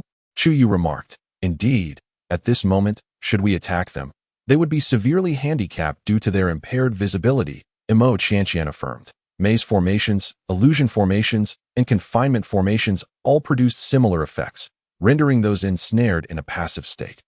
Her 1,000-mechanism formation was even more advanced. There is no need for cumbersome crossbows. Watch closely. With a mere thought, the sharp whistling of arrows filled the air as a flurry of pine needle arrows shot forth from the depths of the mist. Be careful, Ji Yunting shouted, drawing his broad blade to deflect a swiftly approaching pine needle. The sound of arrows whistling through the air continued unabated, and Ji Yunting and his companions, their vision obscured, found themselves frantically evading the onslaught. Hurry, we must escape this dense fog, Ji Yunting bellowed, urging the 9 to accelerate. His abilities had progressed from Tier 3 to Tier 4, and Lu Yu, Yang Yong, and others had also experienced varying degrees of enhancement. Initially, they managed to cope with the barrage of arrows, retreating while fending off the attack. However, shrouded in the mist and concealed by the formation, the 9 completely lost their sense of direction, and no matter how swiftly they moved. They merely circled the same small area. Wherever they went, the pine needle arrows followed suit. As time passed, injuries began to accumulate. Song was struck on the arms and legs, while arrows pierced through Yang Yong and Lu Yu's shoulders. Even Ji Yunting was not spared. A pine needle arrow lodged in his side. Mo Qianqian, we must admit that we have not treated you well in the past, but we never intended to kill you. Moreover, we came with goodwill, hoping to invite you to join the Angel Mercenary Corps. Are you truly willing to slaughter us all over a few exchanged words? Are you truly willing to slaughter us all over a few exchanged words? The one who shouted this was Yang Yong. Mo Qianqian observed Ji Yunting and the others struggling amid the arrows. As for Yang Yong's outburst, killing is but a matter of a nod. The humiliation and bullying she endured in the past were no less burdensome than taking a life. The formation continued to operate, and the relentless barrage of arrows persisted. Gradually, all 9 members of Ji Yunting's group bore injuries. Mo Qianqian, killing within a safe zone is a grave offense. If you dare to slay us here, the Angel Mercenary Corps will not spare you. Sun Mingshua's voice was frenzied, stripped of her previously feigned gentility. At that moment, Jiang Xi also quietly advised, Miss Mo, killing within a safe zone could lead to some complications. If one must resort to killing, it is preferable to act beyond the confines of the safe zone. Within the safe zone, while it is not impossible to take a life, one must exercise utmost discretion, ensuring that the act leaves no trace and that one cannot be held accountable. The 9 members of the Angel Mercenary Corps arrived here with utmost transparency. To eliminate them so directly would invite considerable trouble if the Angel Mercenary Corps were to take offense. Understood, replied Mo Qianqian, her mental prowess extending outward. Moments later, the sound of arrows ceased, and the mist gradually receded. Ji Yunting and his companions once again caught sight of Mo Qianqian and her group in the distance. The gap between the 2 factions was not great. Ji Yunting and his companions belatedly realized that although they had been fleeing, it seemed they had not moved very far at all. At this moment, Ji Yunting and his companions appeared quite disheveled, each bearing injuries, with some still impaled by the pine needle arrows they had not yet removed. Whether by coincidence or deliberate intent, One of the arrows had pierced Yisong's cheeks, leaving his dental integrity in grave jeopardy in the state of his tongue uncertain. Mo Qianqian cast a slightly mocking glance over Ji Yunting and his companions. After a brief pause, she spoke. Ji Yunting, consider this your warning for today. Do not linger near me in the future. Should you dare to provoke me again, I will render you incapacitated. Though her gaze was not fierce. None dared to dismiss her words lightly. Ji Yunting finally grasped that Mo Qianqian truly no longer regarded him with any respect. For reasons unknown, at that moment, a void seemed to open in his heart. And even the pain from the arrow wound piercing his abdomen could not overshadow the ache of loss within Mo Qianqian. Of course, paid no mind to Ji Yunting's emotions and continued. You have 1 minute to vanish from my sight along with your companions. This time, Ji Yunting dared not delay further. He cast a complex yet lingering glance at Mo Qianqian before hastily departing with his group. The members of the Angel Mercenary Corps had left. Yet the 19 mercenaries from the Grim Reaper Mercenary Corps were on the verge of exploding with curiosity. Miss Mo, how on earth did you manage this? Jiu asked in astonishment. Mo Qianqian smiled and replied. The operation of the formation is quite intricate, and I cannot explain it in detail at this moment. Even if she were to elucidate, it was likely that none present would comprehend. Shen Feng had already excitedly approached one of the formation bases not far away, examining it closely with both hands. Observing this, Mo Qianqian shook her head and then turned her gaze to the 15 individuals with Chu Yu. These 15 were the critically ill radiation patients she had rescued. Since the day of their rescue, they had made their home near her shelter, assisting her with various tasks, including patrols and protection. You 15 have been here for quite some time and have been of great help to me. Once I have the opportunity, I will gift each of you an ability-enhanced weapon. Whatever weapon you prefer, inform Chu Yu, and he will compile the requests for me. Upon hearing Mo Qianqian's words, Chu Yu and the 15 others were instantly filled with excitement. No ability wielder would turn down the prospect of an ability-enhanced weapon. However, they were also acutely aware of the rarity of such craftsmen. Out of 100 ability wielders, it was unlikely that even one possessed an ability-enhanced weapon. While they were thrilled, the 15 did not lose sight of propriety. Chu stepped forward and stated, Miss Mo, since you saved us that day, our lives now belong to you. We willingly follow you. And you need not feel obligated to reward us with ability-enhanced weapons for our assistance. The words were somewhat difficult to articulate, as the allure of the weapons was immense, yet the sentiment was clear. Mo Qianqian scanned the faces of Chu Yu and the other 14. After a moment, she remarked, I am somewhat unclear on what you mean by following. Following means we will be your subordinates, obeying only your commands. Chu Yu spoke with unwavering determination. Mo Qianqian's gaze swept past him to the other 14, asking, And what about you? We feel the same. We will obey only your commands. The 14 responded with resolute expressions. Mo Qianqian suddenly smiled. What if I were to command you to turn against Mu Shengzhou? The 15 were momentarily taken aback. After a few breaths, Chu Yu was the first to speak. From the moment Commander Mu agreed to let us follow you, we ceased to be members of the Grim Reaper Mercenary Corps. From now on, I will heed only your commands. We too, the others affirmed. Very well. I accept you 15. I will gradually assess your loyalty.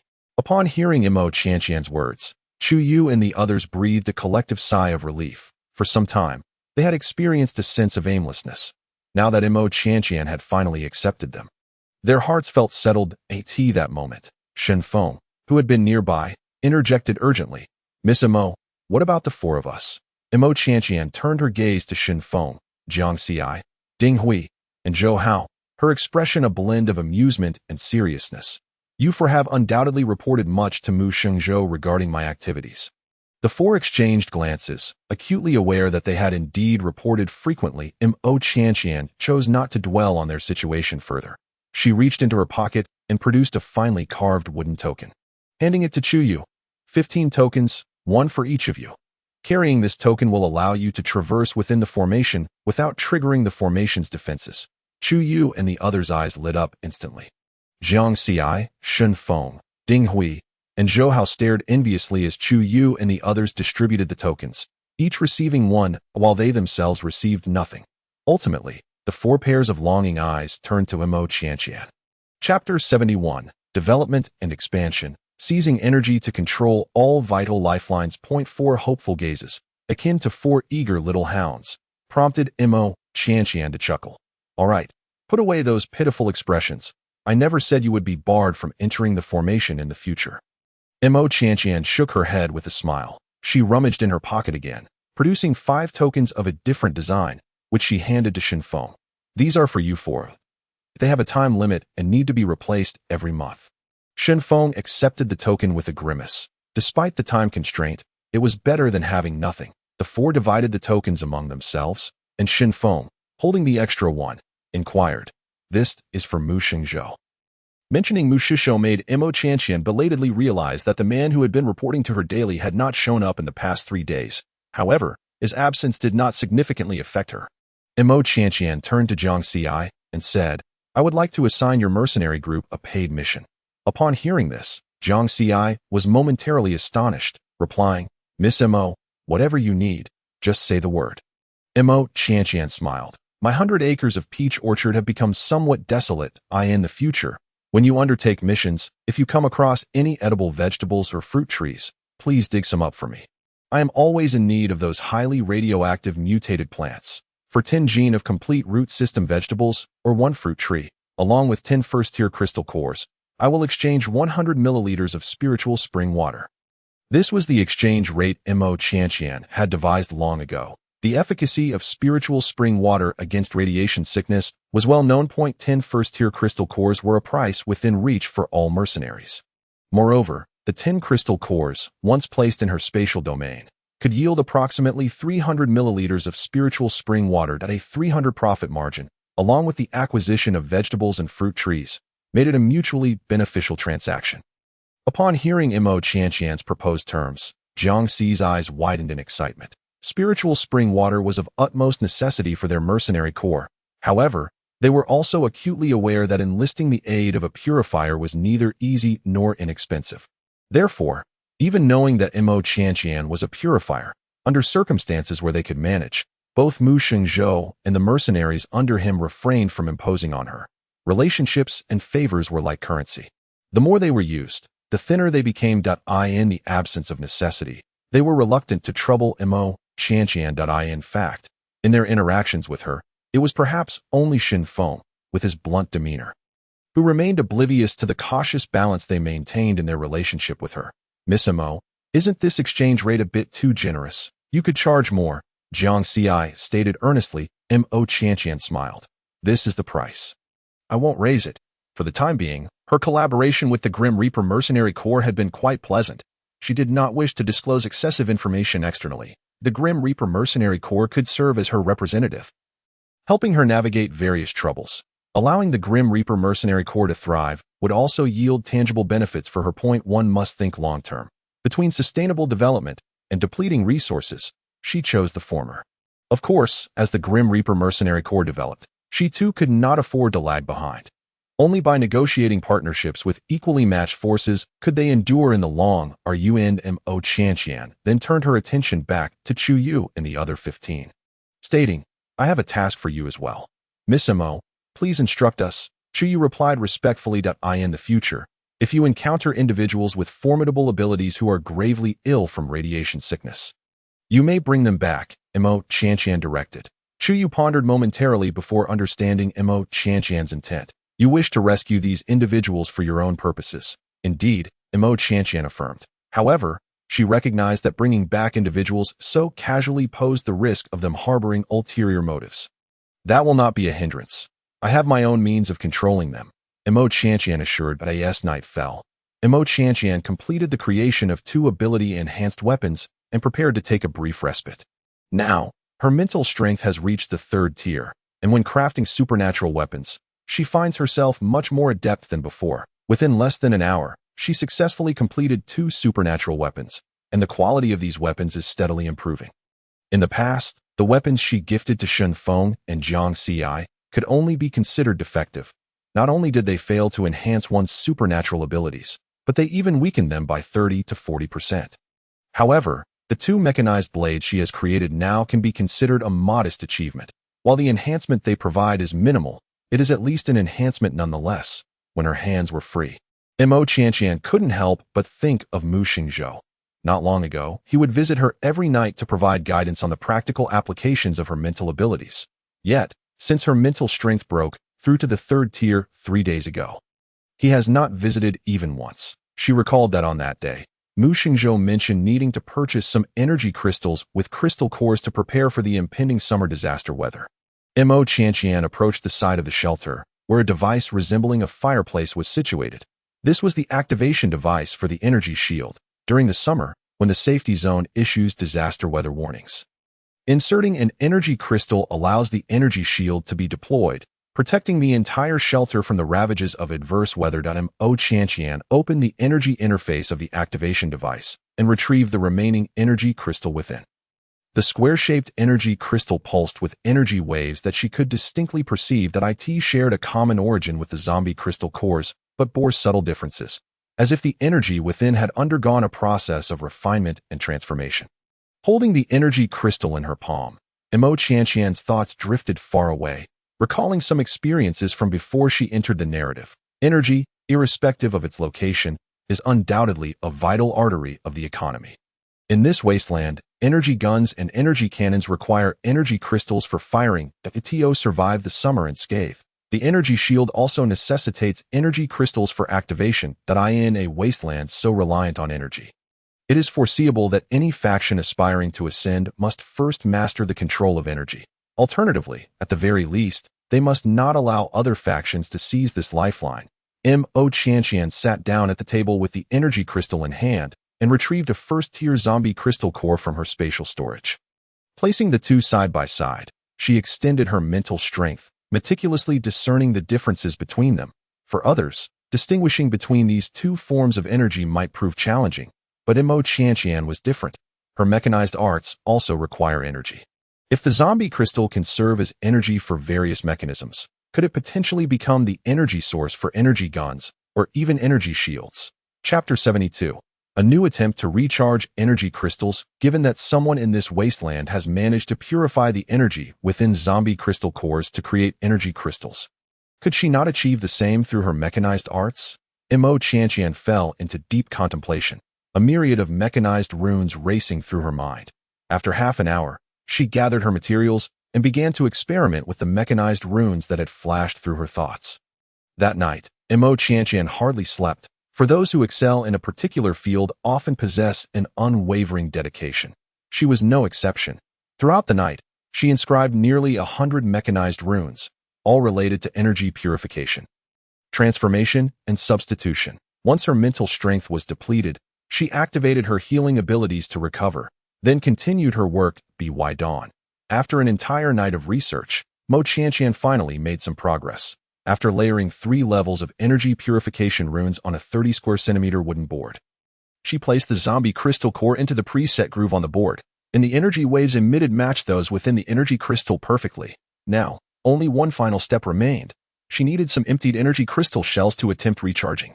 If successful, it would signify that she too could produce energy crystals. Not only would she not be beholden to other factions for energy, but she would also ensure her own autonomy. Excited, Mo Qianqian rose from her seat.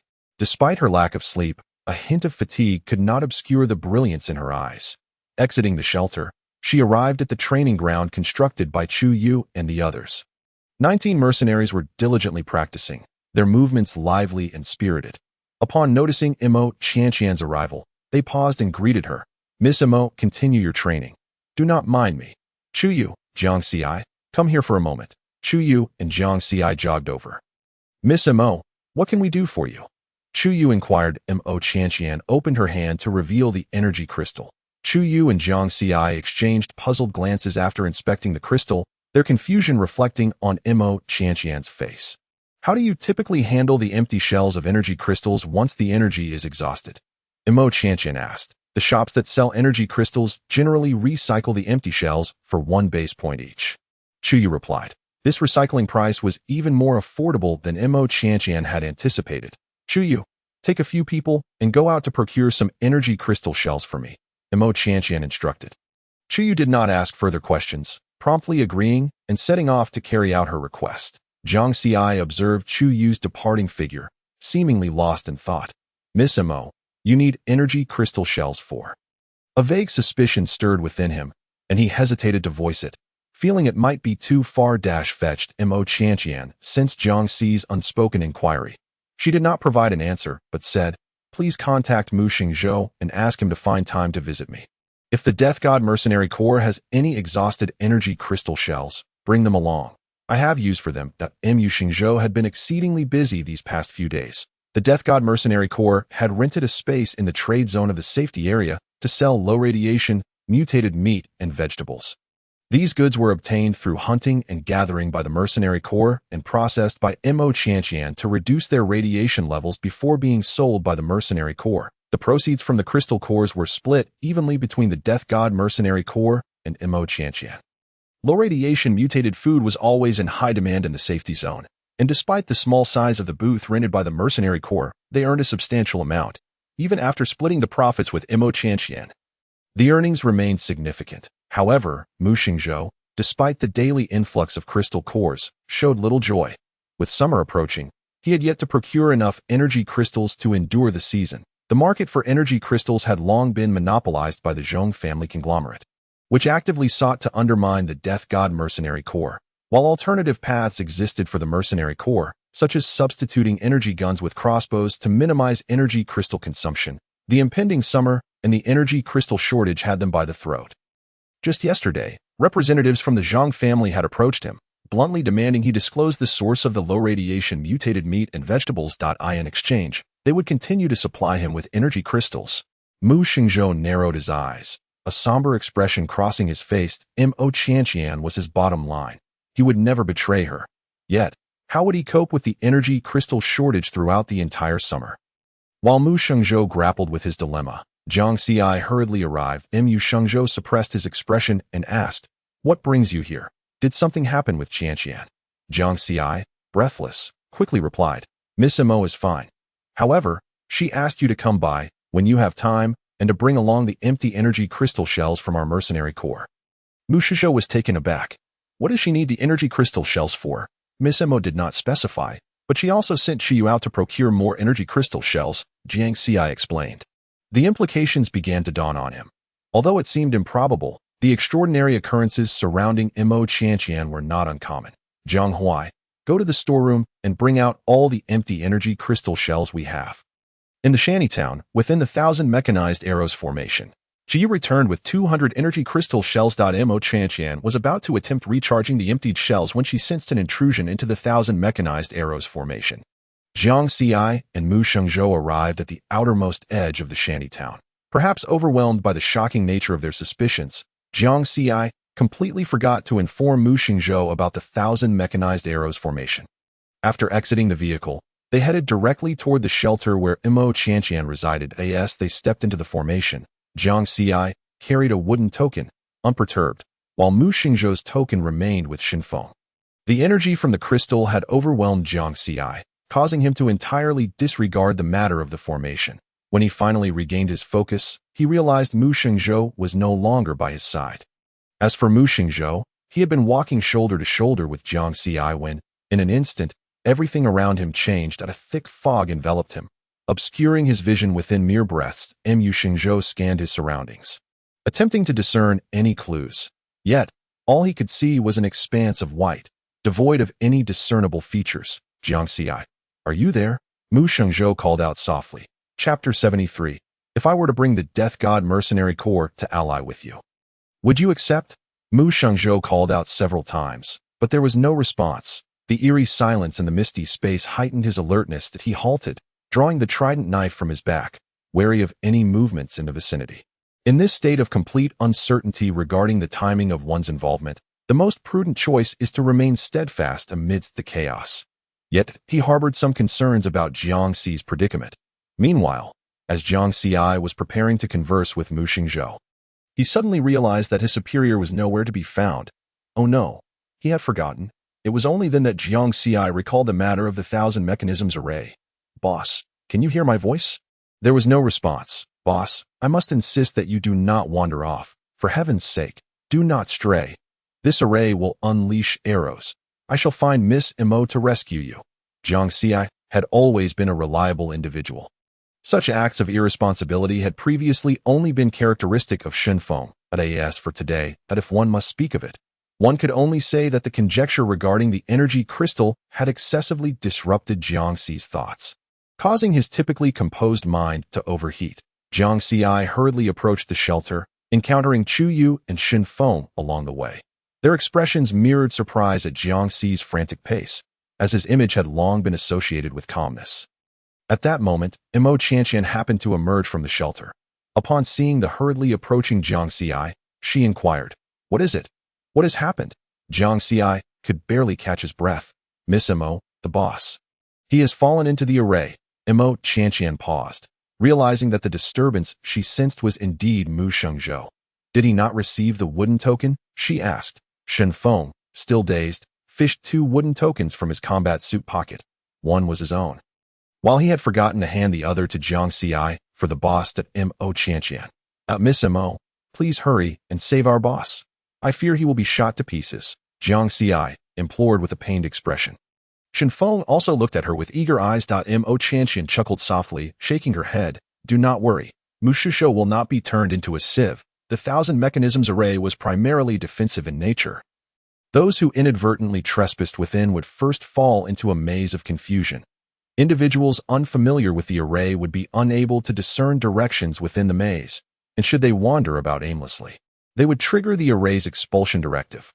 Unbeknownst to them, they would eventually find their way out of the array. I shall see where Mu Shengzhou is at present." Mo Qianqian stepped forward towards the array.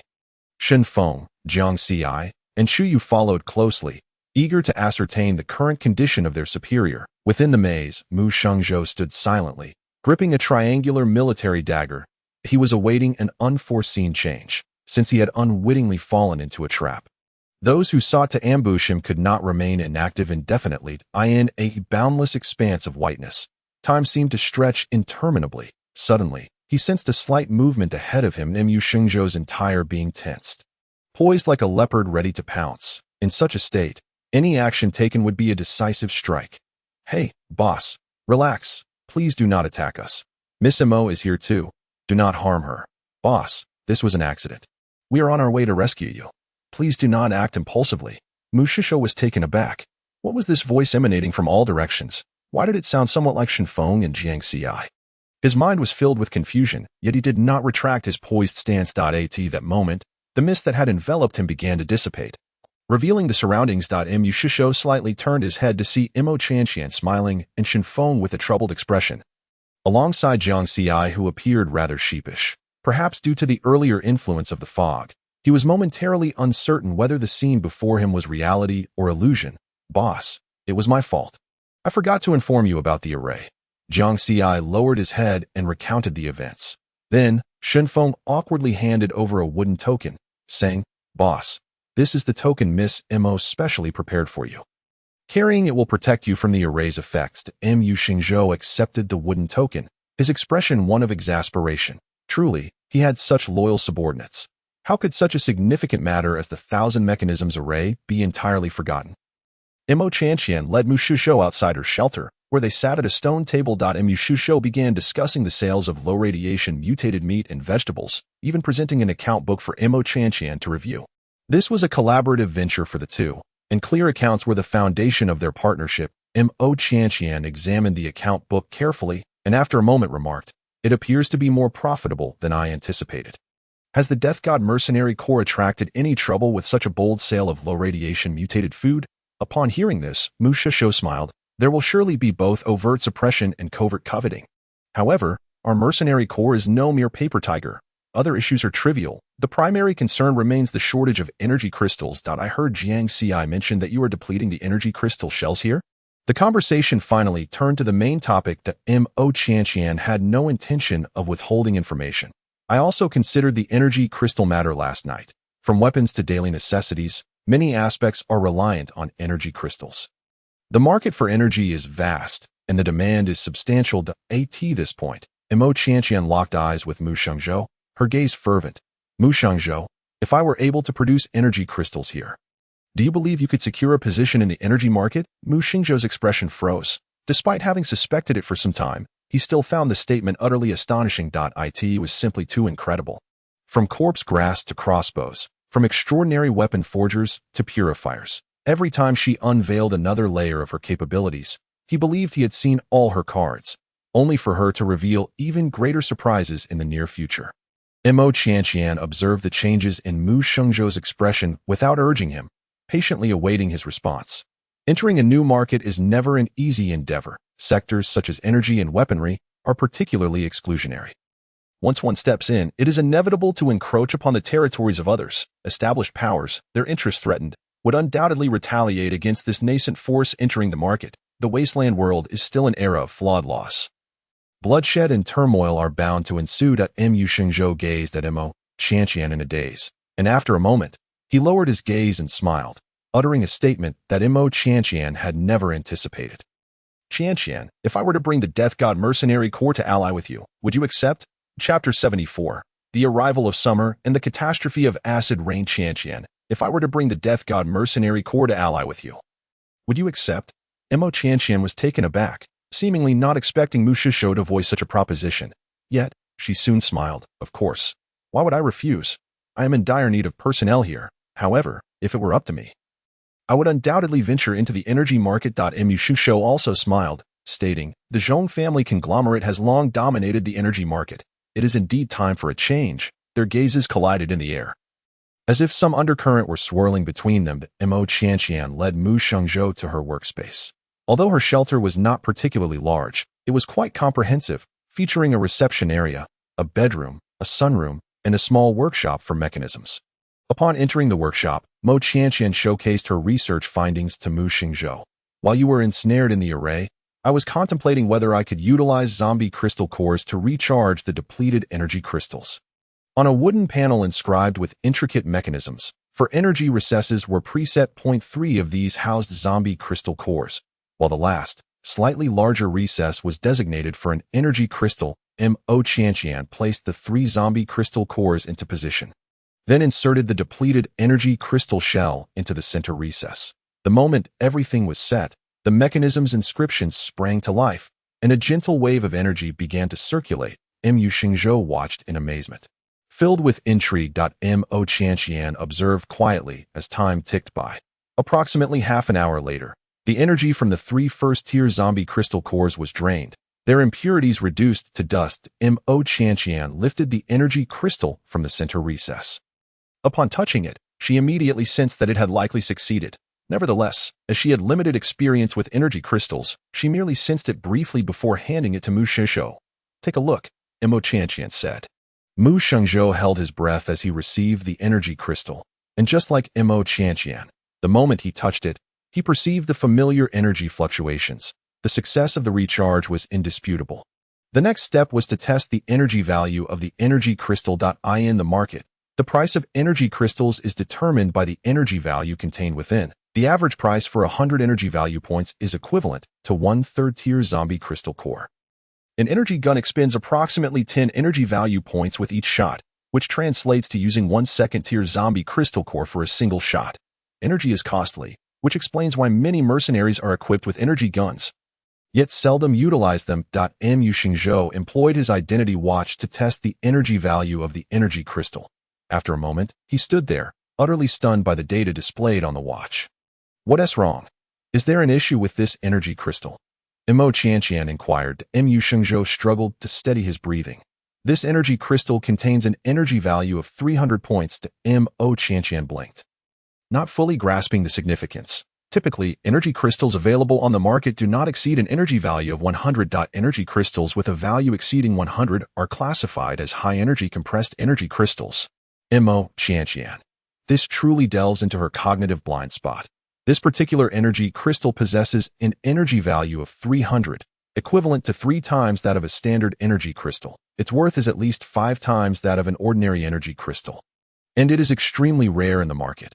Observing the bewildered expression on Mo Qianqian's face, Mu Shengzhou decided to elucidate the underlying principles. It turns out that, in many instances, the power of an energy weapon is determined by the energy value of the energy crystal used.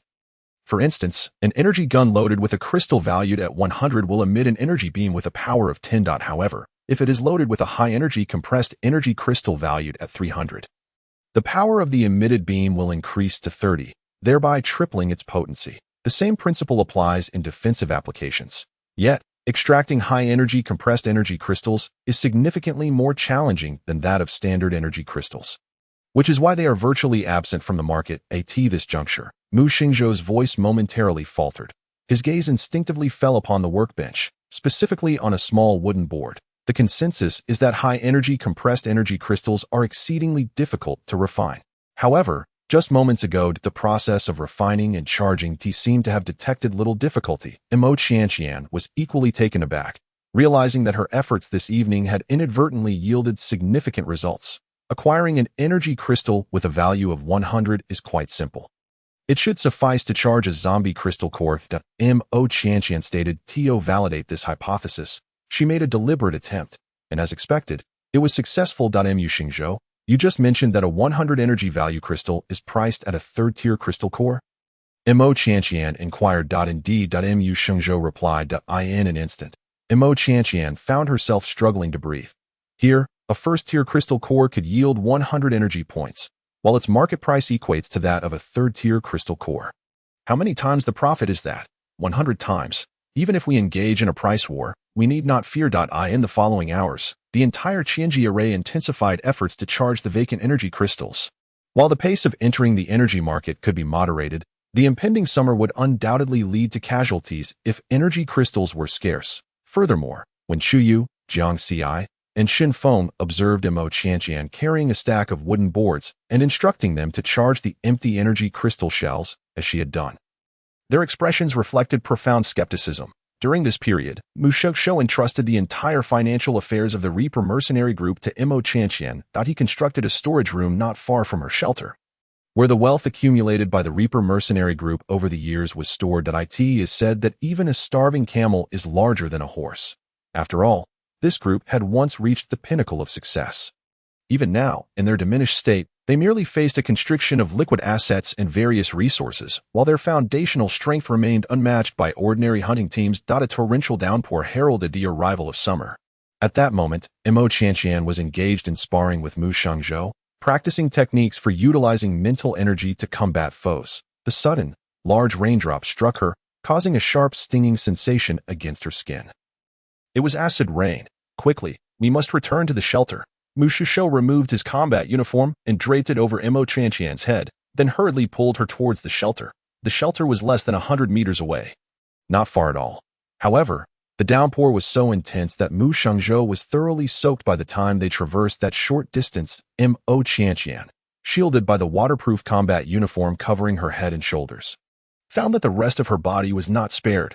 Upon entering the shelter and removing the uniform from her head, she felt the sting, an itch of rain-soaked skin on her arms, legs, and body. Turning to Mu Shengzhou, she noticed that the exposed parts of his face and neck were reddened from the corrosive rain. Quickly, go wash up and change out of your clothes that have been contaminated by the acid rain, she urged. Mu Shengzhou, unconcerned about his own acid rain burns, focused instead on Mo Qianqian's condition. The kitchen has water. I'll go to the bathroom. You head to the kitchen. Clearly, their situation allowed for no delays. Before leaving, Mo Qianqian condensed a large sphere of spiritual water for Mu Shengzhou, saying, mix it in the water, it may alleviate the burns. In the bathroom, Mo Qianqian hurriedly shed her clothes soaked by the acid rain. The skin beneath her garments was already red and stinging, akin to being stung all over by fiery peppers, a most unbearable sensation. The coolness of the spiritual water washed over her, bringing relief from the burning sting. Soon, the remnants of the acid rain were thoroughly rinsed away. As her inflamed skin gradually returned to its rosy hue, the pain began to dissipate. While changing into clean clothes, Mo Qianqian suddenly remembered, Mu Shengzhou must need to change too. Exiting the bathroom, she found that Mu Shengzhou had yet to emerge from the kitchen. Generally, men bathe faster than women, and Mu Shengzhou did not appear to be someone who would dawdle. Therefore, it must be that he had no clothes to wear. Preventing him from coming out. Mo Qianqian approached the kitchen door, which was firmly shut, and no sounds of water could be heard from within. Mu Shengzhou, she called gently. His deep voice resonated from behind the door. Are you out of clothes to change into? Mo Qianqian inquired. Yes. The awkwardness was palpable even through the door. I don't have anything you can wear here. Perhaps I could bring a bedsheet for you to wrap yourself in? The scarcity of resources in this wasteland was palpable. Had this been before her journey, she could have rummaged through her wardrobe for a larger t-shirt or bath towel for Mu Shengzhou. But here, there was truly nothing. All right. Mu Shengzhou's low voice responded. Mo Qianqian fetched a clean bedsheet and gently knocked on the kitchen door. Moments later, the door opened just a crack, and a long, Strong arm extended through the narrow opening. The sun-kissed skin and beautiful muscle definition were evident. Looking down, she could see droplets of water clinging to the bare forearm. Although only one arm was exposed, for some inexplicable reason, Imo Qianqian's thoughts wandered uncontrollably to the scenery behind the door. She quickly pulled her thoughts back and placed the bedsheet into Mu Xingzhou's hand. He retracted his arm and closed the kitchen door. The kitchen had not been designed with sound insulation in mind, and the rustling sounds from behind the door were audible. Imo Qianqian lowered her eyes, yet her mind continued to wander back to the image of that half-exposed arm. Along with that, she found herself anticipating the sight of Mu Xingzhou emerging from the kitchen wrapped in the bedsheet. Mu Xingzhou moved swiftly. In the brief moment that Imo Qianqian was lost in thought, the kitchen door swung open. The scene she had envisioned of a handsome man emerging from the bath, partially covered, was nowhere to be found. Instead, Mu Xingzhou had folded the bedsheet once, wearing it like a bathrobe, tied at the waist with a belt. Aside from his lower legs, he was completely covered. Imo Qianqian's gaze fell upon Mu Xingzhou, and she found herself at a loss to determine whether she felt more disappointment or regret. Unintentionally, her gaze drifted to a specific area below Mu Xingzhou's abdomen. Surely, the robe must be hollow beneath. As Imo Qianqian's imagination began to run wild, Mu Xingzhou's amused voice suddenly rang in her ear. "What are you looking at?" Imo Qianqian blushed and raised her eyes, attempting to cover her embarrassment as she stammered. "I was just thinking, being a space ability user, why didn't you prepare a change of clothes in your space?" As she uttered these words, Imo Qianqian suddenly remembered that she too had neglected to prepare spare clothes in her own space. Her spare clothes were already few, and she had never considered this issue. However, having learned from experience, she resolved to stash away a set once the rain ceased. That moment, Mu Xingzhou's voice reached her ears once more. "I had not anticipated encountering such a situation." The two refrained from delving further into the topic of clothing. The rain had come down unexpectedly, without any prior warning. Had they been outside or out hunting, they would have faced dire consequences. Imo Qianqian gazed out at the torrential rain, reflecting on the situation. Mu Xingzhou frowned slightly as he too looked outside, stating, "This year's rainy season has arrived early." "The rainy season?" Imo Qianqian's eyes widened. "Yes. Does it rain incessantly?" she queried. "It rarely stops." Indeed, the scenario unfolded as Mu Xingzhou had described. The torrential downpour persisted into the evening, showing no signs of abating, and even deepening in intensity as night fell. Mu Xingzhou found himself trapped in Imo Qianqian's shelter. While food was not a concern, as both had ample supplies in their spaces, the matter of sleep posed a dilemma for Imo Qianqian. Her shelter, which could comfortably accommodate one, felt rather cramped with an additional occupant. "No worries. I can make do with a few stools," Mu Xingzhou suggested. Imo Qianqian had no better alternatives. Fortunately, she had recently furnished the new shelter with an ample supply of furniture. While there was no sofa, there were plenty of stools. Combining them could suffice for one person to sleep on. Imo Qianqian retreated to her bedroom and closed the door to sleep. Whether it was the presence of another person in the space or not, Imo Qianqian found herself restless that night. After much difficulty, she finally fell asleep, only to dream of an exceedingly vivid and tantalizing scenario. In her dream, a man with broad shoulders and long legs was bathing in a tub, his partially concealed form exuding allure with every motion. As she hid outside the tub, she felt irresistibly drawn to the scene, ultimately unable to resist the urge to leap in and tackle the man. After a playful bout of teasing, she suddenly beheld the man's face. It was Mu Xingzhou. In that instant, she awoke with a start. Lying in bed, Imo Qianqian's eyes were wide open, the relentless sound of the rain failing to quell the fire ignited within her heart. Though the dream had dissipated, the fervor it had kindled remained palpably real in the waking world. With a resigned sigh, she turned over, realizing that her thoughts during the day had inevitably invaded her dreams, and the natural reactions of her matured body were simply unavoidable. But why Mu Xingzhou? She gently exhaled, closed her eyes, and attempted to drift back into slumber. Just as she began to sink into a hazy state, a deafening crash jolted her awake. As she opened her eyes, a blinding light fell from the heavens, followed by a thunderous roar. The ground seemed to quiver beneath her. Imo Qianqian, slow to comprehend, realized it was merely thunder and lightning. She prided herself on not being one to fear such natural phenomena. Yet, the apocalyptic scene before her undeniably unsettled her. Suddenly, she recalled the energy shield. Such lightning could easily pose a threat, even from its residual waves. She needed to activate the energy shield promptly. In a flurry of panic, she leapt from her bed, colliding with a chair at her bedside, creating a rather loud commotion. Then, the sound of her hurried footsteps echoed as she raced towards the door. Upon flinging it open, she was met with an enveloping darkness in the living room. Following the familiar path etched in her memory, she was about to dash towards the energy shield when, out of nowhere, she collided into a warm embrace. Chapter 76. Summer. A season of restlessness. The force of her collision was substantial, though it didn't hurt. Her mind simply momentarily emptied. The strong rhythm of a heartbeat resonated in her ears, and she could feel the solid physique of the man beneath her, the powerful texture of his muscles. The scenes from her dream replayed in her mind. The restlessness she had barely managed to suppress surged back to life in an instant. Mo Qianqian instinctively raised her hand to push against this warm embrace. Her intention was merely to steady herself, yet her palm seemed to possess a will of its own.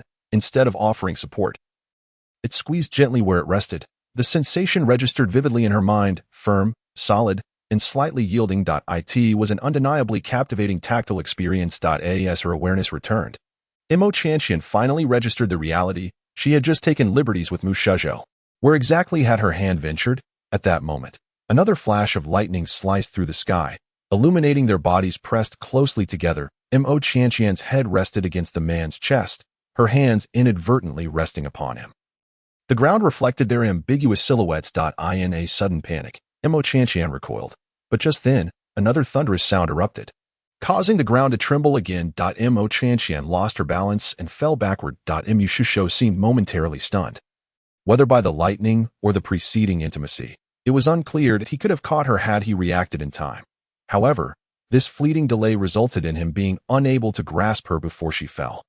With no other choice, he turned sideways, allowing himself to fall with her, cushioning her descent. This time, Mo Qianqian's head was spared from further disorientation. Upon hitting the ground, she scrambled to rise. In her hasty movements, she inadvertently pressed against Mu Shizhou in a rather awkward manner. He let out a muffled grunt, taking a moment before he managed to get up. I'll apologize later. I must activate the energy shield first. Mo Qianqian thought frantically, yet Mu Shizhou grasped her wrist to halt her. No need. I've already activated the energy shield. Mo Qianqian. Oh, the excuse to escape had vanished. I'm sorry, I was just a bit frantic. Mu Shizhou remained silent, simply watching her intently. In the pitch darkness, Mo Qianqian couldn't discern his expression, but she could feel his gaze weighing heavily upon her. The surrounding silence and darkness enveloped them. And just as Mo Qianqian was about to retreat, Mu Shizhou's deep voice finally broke the stillness. It's all right. And then, an awkward silence ensued. After I activated the energy shield, I heard movement in the room and thought you might have been startled. I came to check on you, only to see you rushing out. Mu Shizhou explained, clarifying why their paths had crossed so suddenly. His calm demeanor alleviated the earlier tension. Mo Qianqian finally regained her composure, stating, I was startled by the thunder and intended to activate the energy shield. I just got a bit carried away. Yes, I understand, Mu Shizhou replied. It's quite late. You should get some rest. I'll remain outside. Everything will be fine. His low voice seemed to carry a magical aura. The heart that had been rattled by the apocalyptic thunder began to calm under the soothing sound. Returning to her room, she shut the door and lay down. Outside, the torrential rain continued to pour, and the apocalyptic lightning intermittently flashed. Yet, surprisingly, Mo Qianqian felt an unusual tranquility enveloping her. She experienced a dreamless night. The following morning, the rain had ceased, though the sky remained overcast. As Mo Qianqian stepped out of her room, the enticing aroma of food wafted through the air. The kitchen door stood ajar, and a fleeting glance revealed a figure bustling about. Seemingly uncoordinated. Mu Shizhou had already dressed, wearing the same outfit from yesterday, which had been washed yet remained only half dry. The damp fabric clung to his body, accentuating his lean waist and the sculpted lines of his muscles. Memories of the previous night flooded her mind. After a restful night, any awkwardness had long since evaporated. The natural desires of a woman were nothing to be ashamed of. Moreover, nothing had transpired between them. Mo Qianqian leaned against the doorframe, unabashedly admiring him. Perhaps her gaze was too conspicuous, as Mu Shizhou suddenly turned to face her, their eyes locking. Oh, you find me appealing? A hint of amusement danced in his eyes.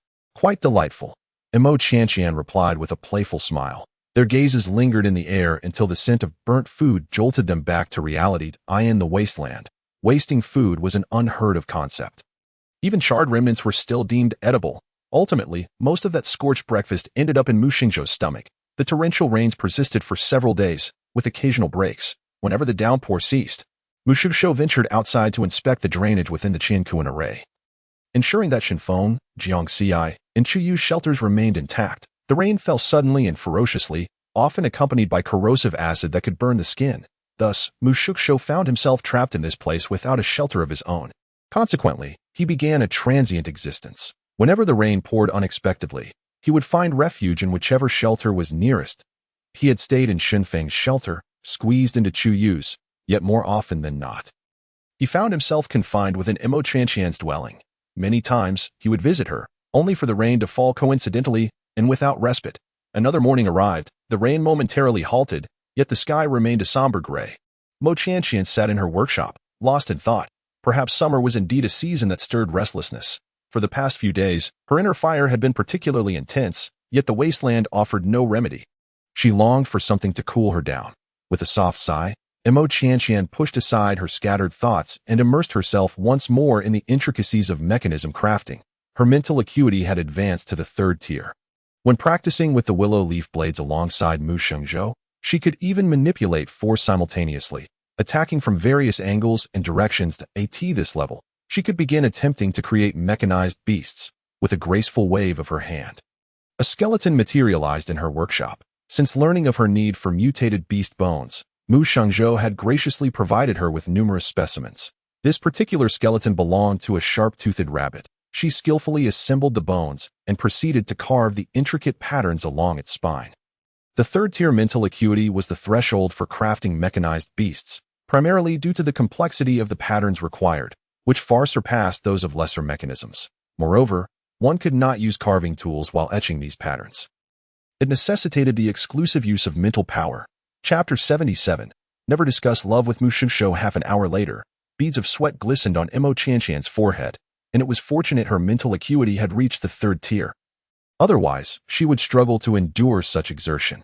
After an hour and a half, the intricate patterns were finally completed. Though her eyes reflected fatigue, they sparkled with determination.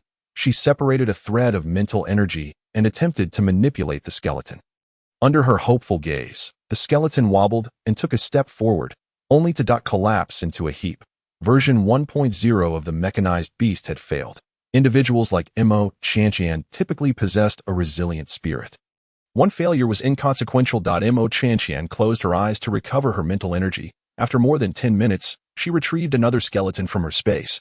Another hour and a half passed, and version 2.0 of the mechanized beast also failed. 3 hours later, version 3.0 met the same fate. Thus, Mo Qianqian spent the entirety of that day engulfed in failures. In her workshop, a pile of discarded bones accumulated. When Mu Shengzhou arrived, he found her grappling with yet another skeletal frame. The workshop door stood open, and he immediately spotted the chaotic assortment of bones. Then, he noticed the skeleton she had pieced together. Resembling that of a jackal. Mu Shengzhou could sense the fluctuations of her mental energy. It was fascinating. He perceived that she appeared to be intricately carving some type of totem onto the jackal skeleton using her mental power. Deciding not to interrupt, he quietly stood by, observing. An hour later, the intricate patterns were finally complete. Mo Qianqian did not rush to test it immediately.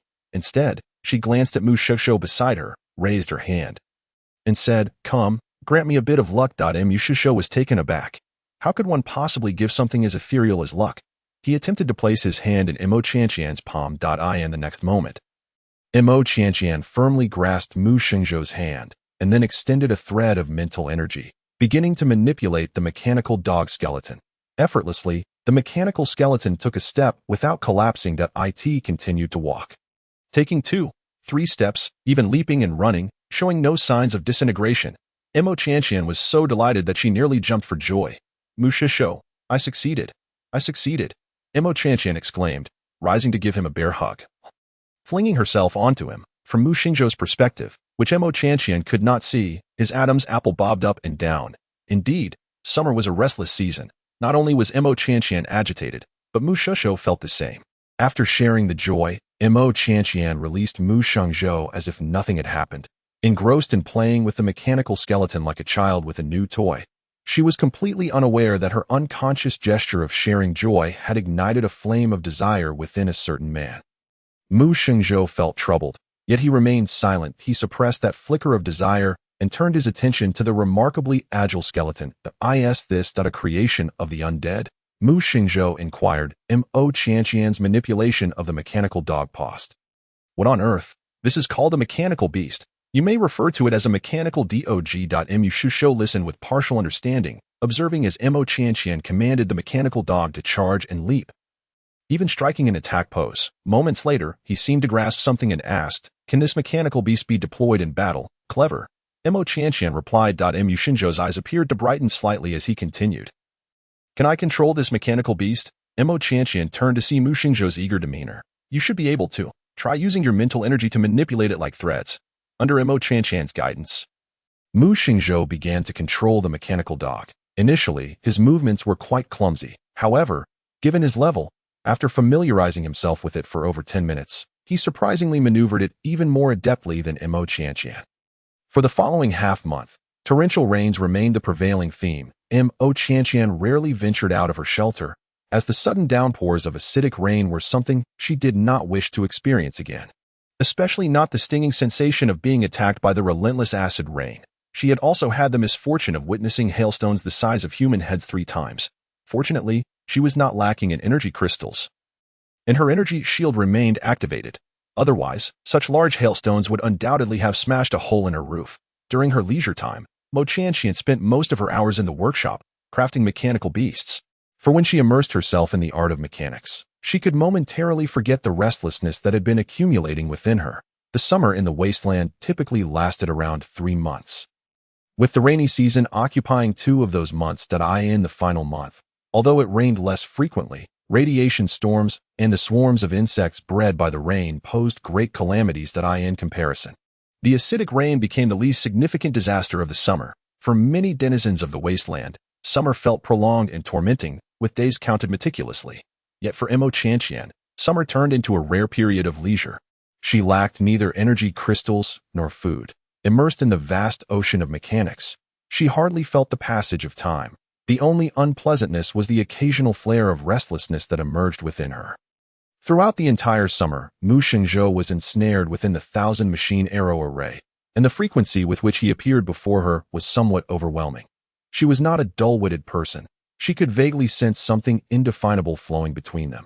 Although she had considered breaking through that barrier, there was one occasion when she nearly let impulse dictate her actions, coming dangerously close to seducing Mu Xingzhou into her bed. However, at the last moment, she recalled certain matters and managed to suppress that urge. She remembered that before her transmigration, several renowned collaborative groups had crumbled due to mismanaged emotions. For instance, the once glorious August Miracle and the Bird Band had disbanded after 2 members fell for each other, only to separate later due to incompatible feelings, leading to the dissolution of their group and the fading of their former glory. Thus, Mo Qianqian concluded that among partners, while discussions of interests and friendship were acceptable, romance must be strictly avoided. Love was the most unstable of emotions, capable of being as sweet as honey or as bitter as poison. Partners who ventured into love often found themselves in dire circumstances once that love waned.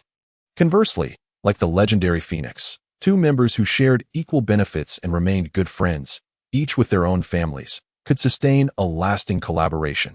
Her relationship with Mu Xingzhou had once been that of partners. Later, Mu Shishou expressed his desire to ally with her, even relocating the entire finances of the Grim Reaper Mercenary Corps into her care within the 1,000-machine array. Yet to her, this was still a partnership, albeit one that had grown closer than before. The Grim Reaper Mercenary Corps needed her as a healer, and she required their armed forces. To some extent, their relationship echoed those of the groups from her past life. Characterized by a mutual interdependence, presently their temperaments and personalities harmonized well, devoid of trust issues, and their interactions were quite pleasant. It was rare to find partners like them, and she cherished Mu Shishou as a collaborator. Drawing from these experiences and lessons, Mo Qianqian resolved to extinguish that flicker of attraction within her. She must never pursue romance with Mu Shishou. Time swiftly passed, and 3.5 months had elapsed. The oppressive heat of summer had dissipated, and the weather gradually grew cooler. Having been cooped up in the shelter for 3 months, Mo Qianqian began to eagerly anticipate the arrival of autumn. Autumn hunting, autumn outings, even venturing into the ruins of the city to tease the zombies. She was desperate to get outside and stretch her legs. However, this year's summer seemed to have taken an unexpected turn. Chapter 78. The Mechanical Beast Army mobilizes. This year's summer appeared to have been unusually prolonged, or rather, although the season had transitioned into autumn and the weather had become increasingly pleasant, the fierce radiation particle storms outside had yet to abate. The entire safe zone was shrouded in intense radiation particles, as if one were ensconced in a radiation field. In such an environment, humanity could not survive without an energy shield. Days passed one after another, and soon half a month had gone by. From the onset of summer until now, 4 months had elapsed. Even during the most protracted summer calamities in the past, it had never exceeded 3.5 months. Yet now, the radiation particle storm still loomed over the safe zone. Numerous factions, large and small, found themselves facing food shortages. Another clear morning dawned. After washing up, Mo Qianqian noticed Mu Shishou lost in thought as he gazed out the window. Yes, Mu Shishou had been trapped in her shelter for quite some time. Mo Qianqian approached and sat down beside him. Both of them staring blankly out the window. They had no idea when the radiation particle storm would pass. Mo Qianqian sighed. Such a situation has never occurred before. Perhaps it relates to the strong radiation source we discovered last time, which is far too close to the safe zone. Mu Shengzhou replied. It might be connected, but we cannot intervene now. Our food supplies are dwindling. We have 10 days' worth of meat left, and with various vegetables included, we can last at most another month. Mo Qianqian stated. If we wait another 20 days and the radiation storm has not subsided by then, we will activate the disaster emergency supplies. I will lead a team to search for resources. Mo Qianqian had been in the wasteland for a while now, and she knew well what Mu Shengzhou referred to as disaster emergency supplies. These were not food stored for emergencies, but rather a batch of medications intended for survival amid disasters. For instance, radiation antidotes could allow individuals to endure exposure to severe radiation for a limited time without suffering unmanageable harm. Such supplies were typically held by larger organizations, but seldom utilized. Once employed, it signified that they were facing a dire crisis of life and death. 20 days flew by. The worst-case scenario had occurred. The radiation particle storm had not passed nor dissipated, but continued to envelop the safe zone. From the first heavy acidic rain of summer to now, 4 months and 20 days had elapsed. With the material reserves of the Grim Reaper Mercenary Corps and Mo Qianqian, they were among the wealthiest factions. However, despite this, their food reserves had reached a critical threshold. On this particular morning, Mu Shishou rose early. After breakfast, he donned his combat gear and retrieved a vial of antidote from his storage, skillfully injecting it into himself. Mo Qianqian watched from the side, knowing that Mu Shishou was preparing to go out. She too wished to venture outside. She considered herself not one to stay cooped up at home, yet anyone who had been indoors for over 4 months would likely long to step outside, even if it meant facing harsh conditions. Are there any more of those antidotes? Give me one, Mo Qianqian requested, looking at Mu Shishou. Having finished his injection, he turned to her. It's dangerous. Yes, I know, but I must say, my survival capabilities should be stronger than yours. She spoke. Mo Qianqian shot him a challenging glance. Mu Shengzhou paused. Realizing he could not refute her claim, he handed her a vial of antidote, saying, the radiation antidote lasts for 12 hours. When you go to the warehouse later, take all the crystal cores with you. Mo Qianqian's survival depended on the crystal cores. Understood, she replied. When you go to see Shen Feng and the others later, make sure they bring the mechanical beasts along. For the past 4 months of living in seclusion, Mo Qianqian has not been idle. She has created numerous mechanical beasts. Initially, these mechanical creatures could only be controlled by psychics. Subsequently, she delved into the art of blood oath binding, inscribing mystical runes onto their foreheads. With such enhancements, even an ordinary person could manipulate these beasts with mere thoughts by dripping a single drop of blood onto their third eye. Reflecting on the first encounter that Shen Feng, Jiang Xi, Qiyu, and the other 19 had with her mechanical beasts, the sheer astonishment on their faces still brings a smile to Mo Qianqian's lips. At critical moments, these mechanical beasts have proven to be an undeniable force in battle.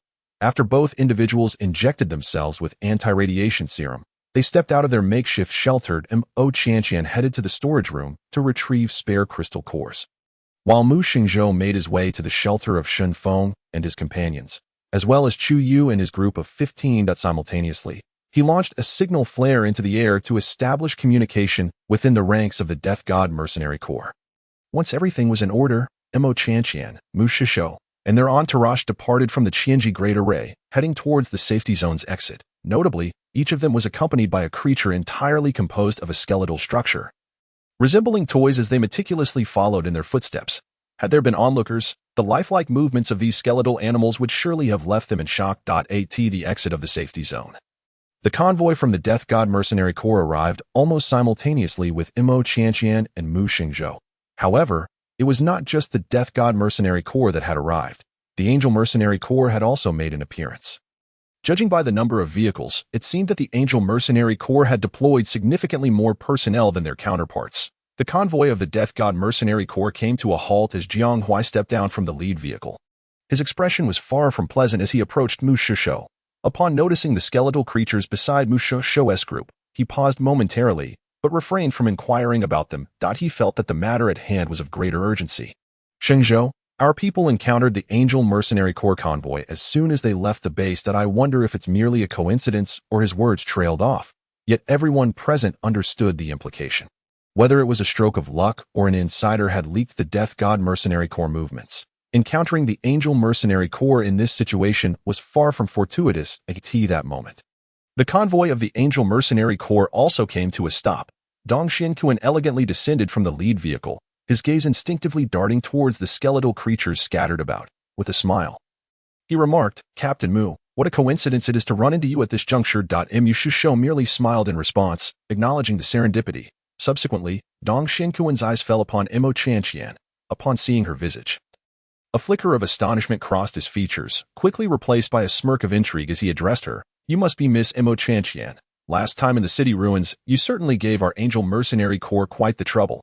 Imo Qianqian regarded Dong Xinquan with disdain, disliking the lascivious glimmer in his eyes.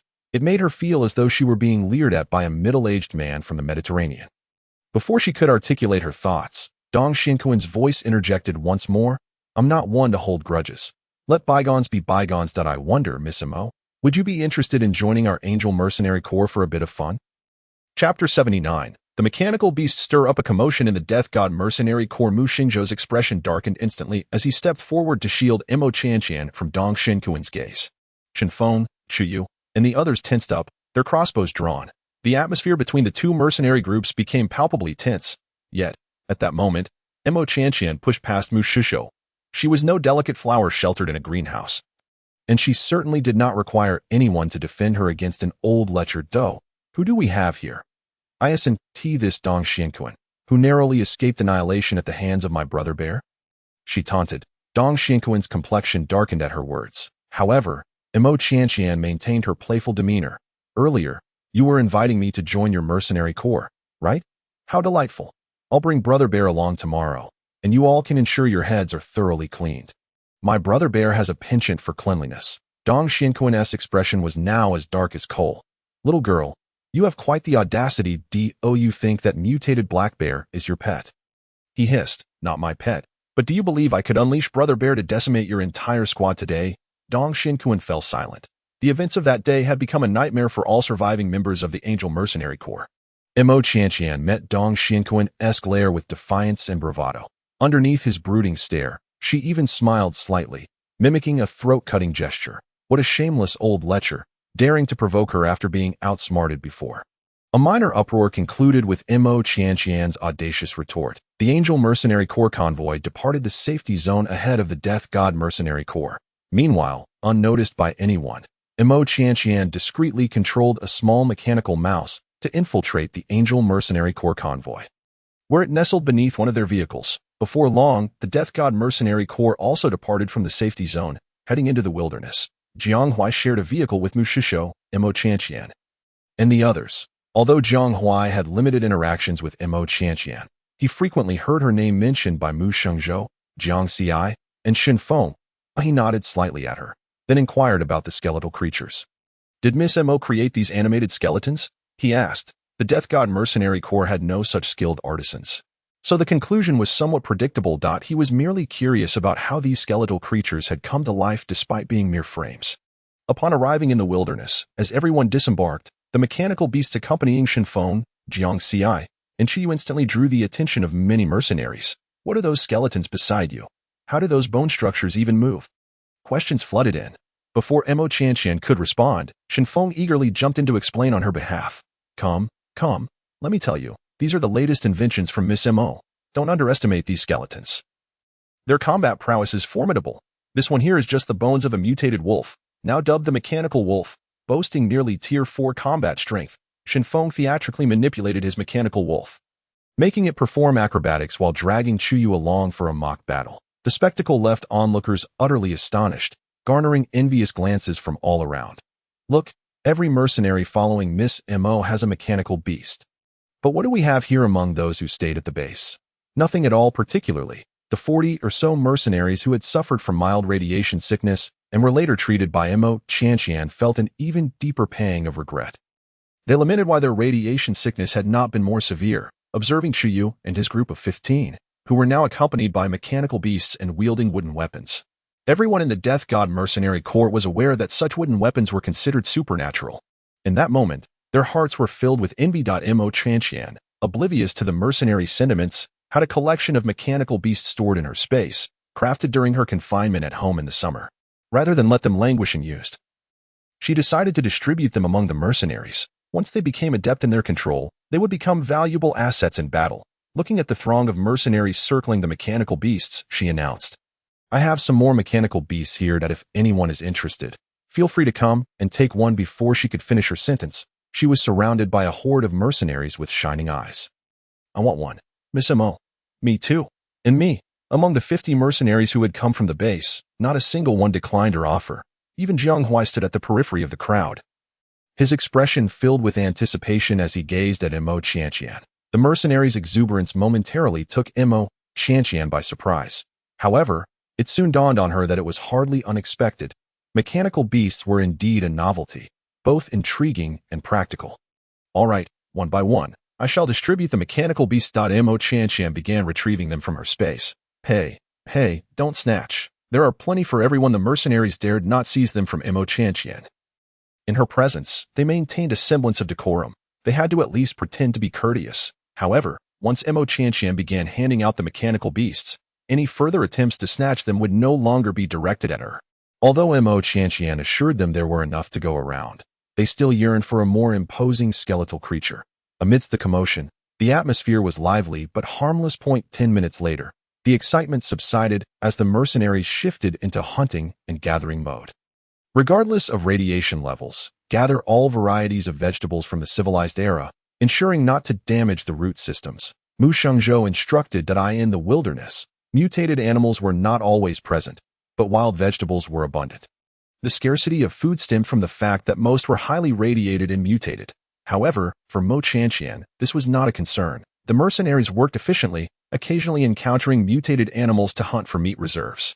Mo Qianqian remained close to Mu Shengzhou, not wasting any time. In addition to her own collection efforts, she skillfully controlled 2 mechanical beasts to assist her, effortlessly managing multiple tasks at once. Mu Shengzhou, much like her, even commanded 2 additional mechanical beasts beyond her count. The efficiency of their gathering was unmatched. As the clock struck noon, Mu Shengzhou issued a command for the mercenaries to pause and rest, each retrieving their provisions to replenish their energy. Mo Qianqian also conjured spirit spring water, distributing it to Jiang Xi and Jiang Huai, who shared it among the mercenaries. During this collection expedition, everyone braved the harsh radiation.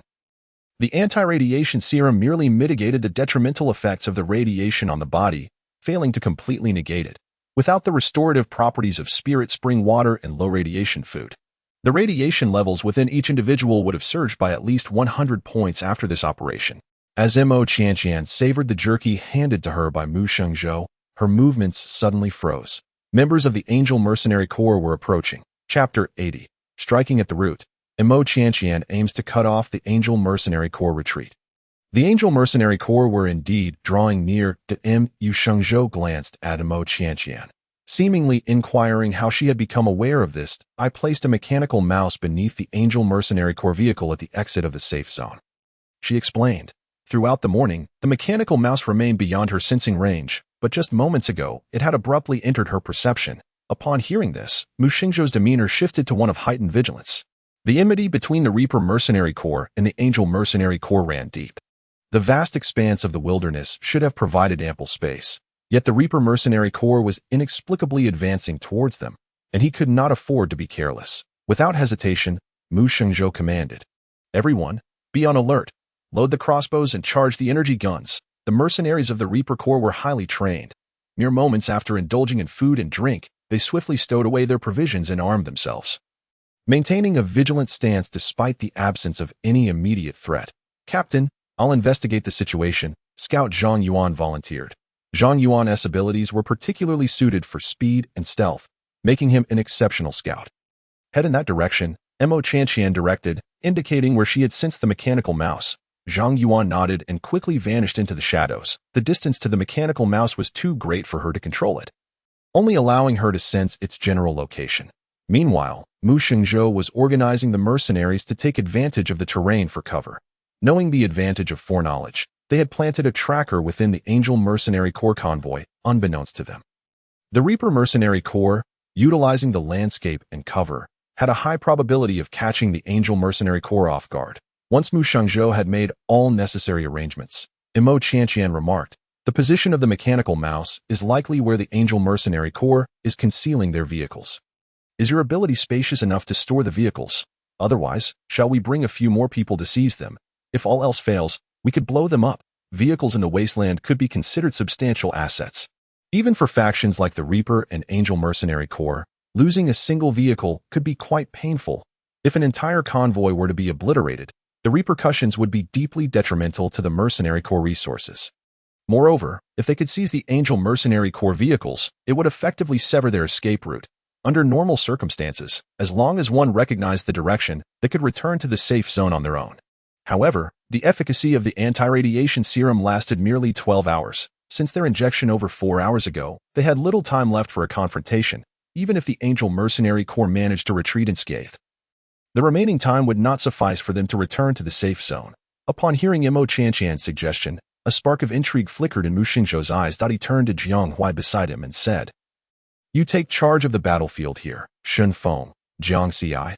Chu Yu, let's make a trip to intercept the Angel Mercenary Corps rear." The main battlefield was poised for a fierce confrontation, necessitating ample manpower. Mu Shengzhou took only Shen Feng, Jiang Ci, and Chu Yu, making a total of 5, including Mo Qianqian. As Mo Qianqian guided them toward the direction of the mechanical mouse, they walked for approximately 5 minutes before encountering the Angel Mercenary Corps convoy.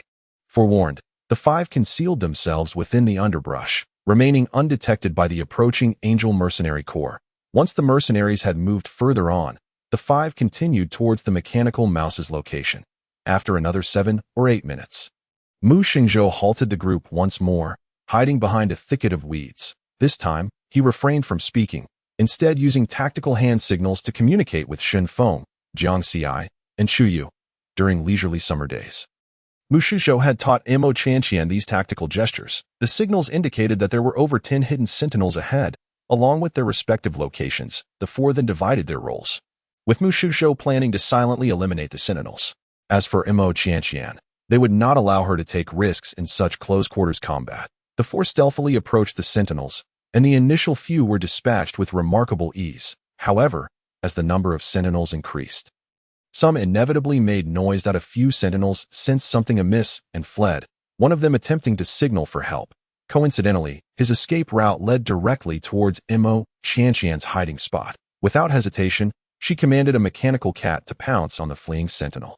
In this era of wasteland, the mutated cats were far from the diminutive size of domestic felines. The mechanical cat she controlled stood at a height of 1.2 meters, comparable to an adult mastiff from the peaceful era. The cat's leap knocked the signal gun from the sentinel's hands. The sentinel, startled by the sudden assault of the skeletal creature, found himself at a disadvantage in the ensuing struggle, ultimately succumbing to a precise strike from the flying dagger controlled by Mo Qianqian. In under 5 minutes, all sentinels guarding the vehicles of the Angel Mercenary Corps had been eliminated. Mo Qianqian reunited with Mu Shengzhou and the others, with the mechanical mouses tracking in place. Locating the concealed vehicles required little effort. 4 modified off-road vehicles and 4 troop transport trucks were found. With a wave of his hand, Mu Shengzhou stored all 8 vehicles in his spatial realm. Let us return to the main battlefield. On the primary battlefield, the Angel Mercenary Corps, under the delusion that they were executing a cunning ambush, fancied themselves the hunters while the Reaper Mercenary Corps were merely their prey.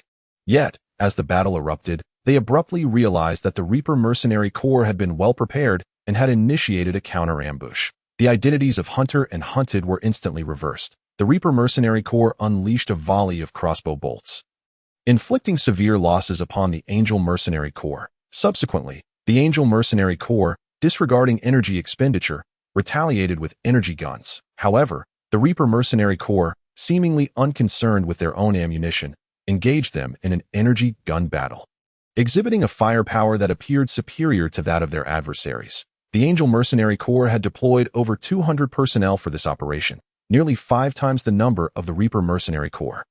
Yet, in just a few rounds of exchange, nearly half of their ranks had fallen, struck by bolts and bullets. Dong Xianquan was incensed. This was a battle he had approached with unwavering confidence, believing he could ambush Mu Xingzhou while simultaneously capturing the enchanting Mo Qianqian. Now, faced with the unfolding situation, he found himself utterly unprepared. Witnessing his forces rapidly depleting, Dong Xianquan seized the arm of a nearby comrade and barked, "Wu Guangming, quickly, activate your ability." Fortunately, he had prepared for contingencies. Although they had suffered significant losses, as long as he could eliminate Mu Shengzhou in the wilderness, he could bear the cost. At that moment, Mu Shengzhou and the 5 arrived at the main battlefield. Just as Mo Qianqian was about to command the mechanical mouse to stealthily target a particular lecherous individual, her vision suddenly blurred. Chapter 81. Mo Qianqian goes on a rampage. Casualties among the protagonists. It is said that to capture a thief, one must first capture the kingpin. Mo Qianqian was stealthily guiding the mechanical mouse towards a certain lascivious individual. Whether or not she would capture him was uncertain. But if he dared to covet her, she would first obliterate the source of his troubles. Yet, in an instant, she sensed a shift, and the chaotic battlefield fell eerily silent. All the figures around her had vanished. The once tumultuous scene transformed into a serene stillness. Severing her connection with the mechanical mouse, Mo Qianqian froze, the scene evoking memories of formations. Her Qianquan array could similarly isolate individuals quietly. However, formations required prior setup. Clearly, the Angel Mercenary Corps had lacked such an opportunity. Thus, the current situation that was it an ability, Mo Qianqian refrained from recklessly charging forward, understanding that, like being trapped in a formation, one should not act impulsively without a clear path to escape. Without a method to break free, she decided to hold her ground, adapting to the changing circumstances as they arose. With a thought, she released 3 mechanical beasts from her spatial realm, positioning them in a triangular formation to guard her from all sides. Shielding her in the center, the tranquil wait did not endure for long. She suddenly sensed subtle fluctuations in the space ahead. 6 figures materialized approximately 20 meters away. It was Ji Yunting, Lu Yu, Li Dong, Yang Yong, He Song, and Sun Mingxue. Familiar faces indeed. The instant the 6 appeared, they first gazed at Mo Qianqian, then at the 3 mechanical beasts. Under Mo Qianqian's watchful gaze, Ji Yunting spoke first. "Qianqian, the Reaper Mercenary Corps cannot contend with the Angel Mercenary Corps. Join the Angel Mercenary Corps. I am currently the captain of a small squad within the Angel Mercenary Corps. By joining us, we will once again stand united as we once did, watching over each other." Mo Qianqian. That let her go back to how things were before, watching over each other. She would rather tend to ghosts. What responded to Ji Yunting was a swiftly launched willow leaf flying knife. Mo Qianqian's mental prowess had now reached the pinnacle of the 3rd tier, while Ji Yunting had just entered the 4th tier of lightning abilities. The concealment of the flying knife was remarkably strong. It was not until the knife shot towards him that Ji Yunting finally reacted and attempted to evade. The knife left a deep gash on his left cheek. It was evident that had he not evaded in time, the willow leaf flying knife would have pierced through his skull. Ji Yunting wiped the blood from his cheek, his expression becoming inscrutable. "Qianqian, do you not wish to kill me?" Mo Qianqian laughed. "Ji Yunting, did I not tell you last time to steer clear when you see me? Since you have the audacity to approach me, do not blame me for being merciless." Mo Qianqian, do you know that the Angel Mercenary Corps originally sought to capture you alive to interrogate you about the source of the crossbow? It was our captain who negotiated, allowing Vice Captain Dong to agree to your joining the Angel Mercenary Corps. Yang Yong shouted furiously. "So, should I thank you for your consideration?" Mo Qianqian retorted with a half-smile. "No need for thanks. If you surrender immediately and reveal the origin of the crossbow, we might still accept you. Furthermore, you owe me an explanation for the injuries you've inflicted upon me several times before." The speaker was He Song, whose cheeks bore deep scars. His gaze towards Mo Qianqian was filled with malice. Nearby, upon hearing He Song's words, Ji Yunting frowned slightly, but refrained from commenting, recalling Hisong's wounds from being pierced during the Qinquan array. Imo Qianqian, however, laughed outright.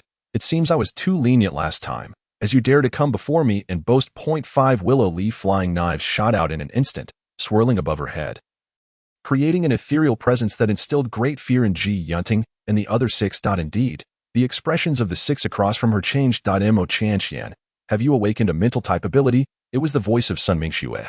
Tinged with jealousy, they had thought the flying knife that attacked Ji Yunting was merely a hidden weapon. However, now, the sight of the willow leaf flying knives swirling overhead was unmistakably a technique unique to awakened mental type ability users. Hisong's expression twisted in an instant. Imo Qianqian, has your awakening of abilities caused you to become so arrogant? Do not forget how you once crawled at our feet, begging us for scraps of food.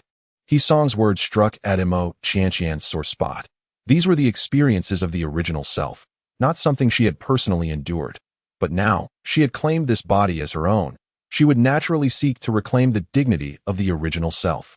Hisong's life was forfeit. The 5 willow leaf flying knives surged forth, aiming directly at the vital points of Hisong. The simultaneous attack of 5 flying knives was the limit of Imo Qianqian's precise control at present. If she did not seek precision and only desired area attacks, she could even manipulate 9 knives to attack together. However, dealing with Hisong alone was sufficient. Quickly, everyone scatter. Liu shouted. Ji Yunting pulled Hisong to evade urgently. Yet, evading the material attacks of a mental type ability user was no simple feat. 2 of the 5 willow leaf flying knives immediately turned to strike at Ji Yunting, forcing him to separate from Hisong. The remaining 3 targeted Hisong's heart, neck, and head. 3 crucial lifelines that Hisong was merely a second-tier strength type ability user. Even if he had made some progress during this time, he was at most 3rd tier. At the same level, mental type ability users held an overwhelming advantage over others. In an instant, the 3 flying knives pierced through Hisong's vital points. Hisong, it was Sun Mingxue screamed. Imo Qianqian, you killed Hisong. You actually killed Hisong. Imo Qianqian's expression turned cold as the willow leaf flying knife shot towards Sun Mingxue. Imo Qianqian, how dare you? It was Ji Yunting's furious roar, a bolt of lightning striking towards her. Imo Qianqian had long anticipated Ji Yunting's ability. A mechanical beast leapt high to intercept the lightning strike. The mental type awakened users are not adept at close combat. Find a way to attack up close. It was Lu Yu's voice. Li Dong, a speed type ability user, attempted to approach Imo Qianqian, relying on his speed advantage, but was pierced in the thigh by a willow leaf flying knife. Following that, a mechanical wolf pounced, biting through his neck's blood vessels. From the beginning of the battle until now, not even 5 minutes had passed. Ji Yunting's side had consecutively lost 2 members. Originally a team of 6, they had finally diminished to 4. Facing Ji Yunting, Lu Yu, Yang Yong, and Sun Mingxue, only Ji Yunting and Lu Yu truly posed a threat to Imo Qianqian. This was due to their abilities enabling them to attack from a distance. Moreover, they were the strongest of the 4, one at 3rd tier and the other at 4th tier. Leaving the toughest foes for last, Imo Qianqian intended to first eliminate Yang Yong and Sun Mingxue before focusing on Ji Yunting and Lu Yu. The flying knives surged forth once more, this time targeting Sun Mingxue. Chapter 82. Words come true. Encountering the mutated black bear again, a willow leaf flying knife shot straight for Sun Mingxue's eye socket.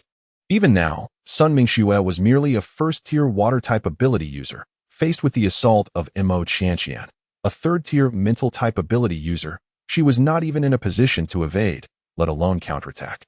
As the flying knife was about to pierce through her skull along her eye socket, Sun Mingxue screamed in terror. That moment, Ji Yunting suddenly lunged towards Sun Mingxue, using his body to shield her from the flying knife's assault.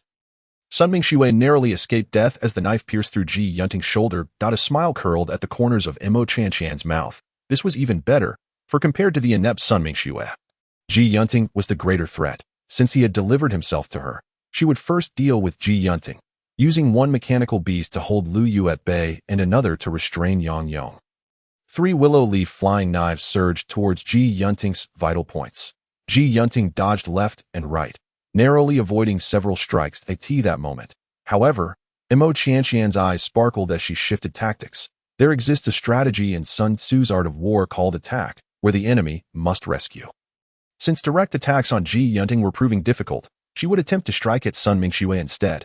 After all, Ji Yunting had been injured while saving Sun Mingxue just moments ago. Take a step back. Even if Ji Yunting did not go to save her, killing Sun Mingxue would not be a loss. The smile on Mo Qianqian's lips deepened as the three flying knives redirected towards Sun Mingxue's vital points. Sun Mingxue lacked Ji Yunting's agility, making her a far easier target. Ji Yunting had initially been on guard against the flying knives aimed at him, but did not expect them to target Sun Mingxue directly. He pivoted sharply, pushing the stunned Sun Mingxue aside and attempting to block the incoming flying knives. However, in his turning and saving maneuver, the optimal moment for defense had long passed out of the three flying knives. Ji Yunting managed to deflect only two, while the last one left a deep gash on his arm. This was hardly less exhausting than attacking Ji Yunting directly. Mo Qianqian pressed on, continuing her assault on Sun Mingxue. Ji Yunting rushed to rescue her once more. In this back-and-forth exchange, after just a few rounds, Ji Yunting's body was already riddled with wounds. Mo Qianqian, you despicable fiend, Sun Mingxue roared. You 6 against 1. Does that make you noble? Mo Qianqian mocked. While speaking, she did not cease her attacks, as another willow leaf flying knife carved a massive wound across Ji Yunting's chest. The battle raged on, with Lu Yu and Yang Yong held in place by mechanical beasts. Unable to escape, Mo Qianqian continued her prior strategy. Ji Yunting once again shielded Sun Mingxue from an attack. Yet this time, he could not evade the willow leaf flying knife, as the knife was about to penetrate through his heart. The ground suddenly shook violently. The intense tremors caused Mo Qianqian's mental focus to waver. The flying knife merely left a wound on Ji Yunting's shoulder, failing to kill him. In that instant, Mo Qianqian's thoughts drifted distant. She did not contemplate the cause of the seismic upheaval, but instead thought of Ji Yunting, the male lead from the book, who seemed to possess a certain protagonist aura. Otherwise, how could it be so difficult to kill him? The horde of zombies had not been able to finish him off, nor had the mutated black bear. Now, this tremor came at the precise moment she was about to eliminate Ji Yunting. As her thoughts returned, Mo Qianqian once again perceived a change in the scene before her. It seemed that the ability that had isolated her from the others had faltered. Moments later, her vision cleared. As if by a shared understanding, her gaze met that of Mu Shishou from a distance. Mu Xinzhou's eyes swept over Mo Qianqian, noting her stable mental state and lack of external injuries. And he finally let out a sigh of relief. However, at that moment, the atmosphere became eerily silent as everyone turned to gaze in one direction. Roar, boom. Familiar sounds echoed from behind. Mo Qianqian suddenly turned around. Looking at that familiar gigantic figure, she recalled a saying, "Enemies do not gather unless there is a grudge." She encountered once more the 8th-tier mutated black bear that she had thoroughly tricked before. The black bear's pitch-black eyes landed on Mo Qianqian, then shifted to Mu Xingzhou. It seemed to recognize them. In an instant, the mutated black bear grew furious, baring its fangs as if preparing to launch an attack on Mo Qianqian and Mu Xingzhou. At the critical moment, Mo Qianqian shouted, "Brother Bear!" The thunderous voice startled everyone present into silence. Even the mutated black bear was momentarily taken aback, retracting its bared fangs for an instant. Yet, in the blink of an eye, it re-emerged. "Brother Bear, I have brought you honeycomb." Mo Qianqian immediately took out a large piece of honeycomb from her space, mixed it with the spring water, and presented it before the mutated black bear. Everything was just as it had been on that day in the ruins of the city, only the honey water sphere was considerably larger. One must invest heavily. After all, she cherished wealth and valued her life even more. Opposite her, the mutated black bear indeed paused for a moment, torn between the urge to crush this feeble human before it and the desire to indulge in the delicious honey water. It chose the latter. The bear's logic was simple. If there was food, it would eat first. As for settling the score for that arrow from before, it could wait until after the feast to crush or devour this frail human. In any case, this weakling would not escape from its grasp today. The mutated black bear opened its mouth and swallowed the enormous honey water sphere. Its dark, fierce eyes continued to glare menacingly at Mo Qianqian, baring its fangs as if to convey, "If you cannot continue supplying me with honey water, I shall devour you." Mo Qianqian dared not delay, continuing to mix the honey water and obsequiously feeding it to the bear. Not far away, the members of the Death God Mercenary Corps were left dumbfounded at this scene. Miss Mo is truly formidable, they thought. She possesses both courage and cunning. She dares to confront such a ferocious mutated black bear. Moreover, she had indeed managed to keep that massive beast in check. Although the mutated black bear still appeared fierce, at least it had not attacked them. But as for Mu Shangzhou and Xin Feng, who had witnessed this spectacle before, their lips twitched slightly. especially Mu Shangzhou, who was sweating profusely. Only he and Mo Qianqian knew just how miserably they had outsmarted that mutated black bear in their last encounter. Meanwhile, on the Angel Mercenary Corps side, Dong Xinquan's face turned green with dread. It felt as though the very fears he harbored were manifesting before him. At the exit of the safe zone. Mo Qianqian had once warned that if they encountered the mutated black bear again, she still had a way to ensure that it would annihilate the Angel Mercenary Corps. Initially, Dong Xinquan had dismissed her words. Yet at this moment, he could not shake the feeling that her prophecy was about to come true. Chapter 83. The Mechanism Beast strikes, shattering eggs with a bite, perhaps haunted by the shadows cast by the previous encounter with the mutated black bear. Dong Xinquan felt his legs weaken. He discreetly signaled to the surrounding members of the Angel Mercenary Corps to retreat quietly, while Mo Qianqian continued to feed honey water to the mutated black bear. Her peripheral vision was keenly aware of Dong Xinquan's movements. He wished to escape, but he would have to consult her first. After the isolating power abruptly dissipated, her mental energy reconnected with the previous mechanical mouse. At this moment, the small mechanical mouse lay just under a meter from Dong Xinquan's legs. Seizing the opportunity while Dong Xinquan was distracted, she could execute her plan to annihilate his lineage. Dong Xinquan quietly stepped back, his full attention focused on Mo Qianqian and the 8th-tier mutated black bear, completely oblivious to the slight disturbance beneath him in the dried leaves. Now is the moment. The mechanical mouse, lurking beneath the withered foliage, suddenly sprang forth. Under normal circumstances, Dong Xinquan would likely have evaded this ambush, or at the very least, dodged a fatal blow. However, at this moment, his mind was taut with tension. Fixated solely on the mutated black bear, he never anticipated that danger had already lurked beside him. The suddenly emerging mechanical mouse bit down on Dong Xinquan's groin with lightning speed. A shrill, inhuman scream erupted. Under Mo Qianqian's control, the mechanical mouse swiftly bit down a second time. With each bite, an egg was shattered. Dong Xinquan's cries were so piercing that they drew the displeased gaze of the mutated black bear. Mo Qianqian's eyes lit up. She assumed the bear would exact justice and deal with Dong Xinquan. However, that was not the case. Instead, the mutated black bear's attention was captivated by the bloodied mechanical mouse. It seemed that only then did it notice the numerous skeletal remains of animals scattered around. The black bear paid little heed to the other skeletal remains, its gaze fixated on the skeletal mouse that had bitten down. Without Mo Qianqian's guidance, the mechanical mouse had become motionless. Yet, the mutated black bear took a few steps forward, lifting the tiny mechanical mouse into its massive paw. Then poked at the skeletal mouse's bony tail.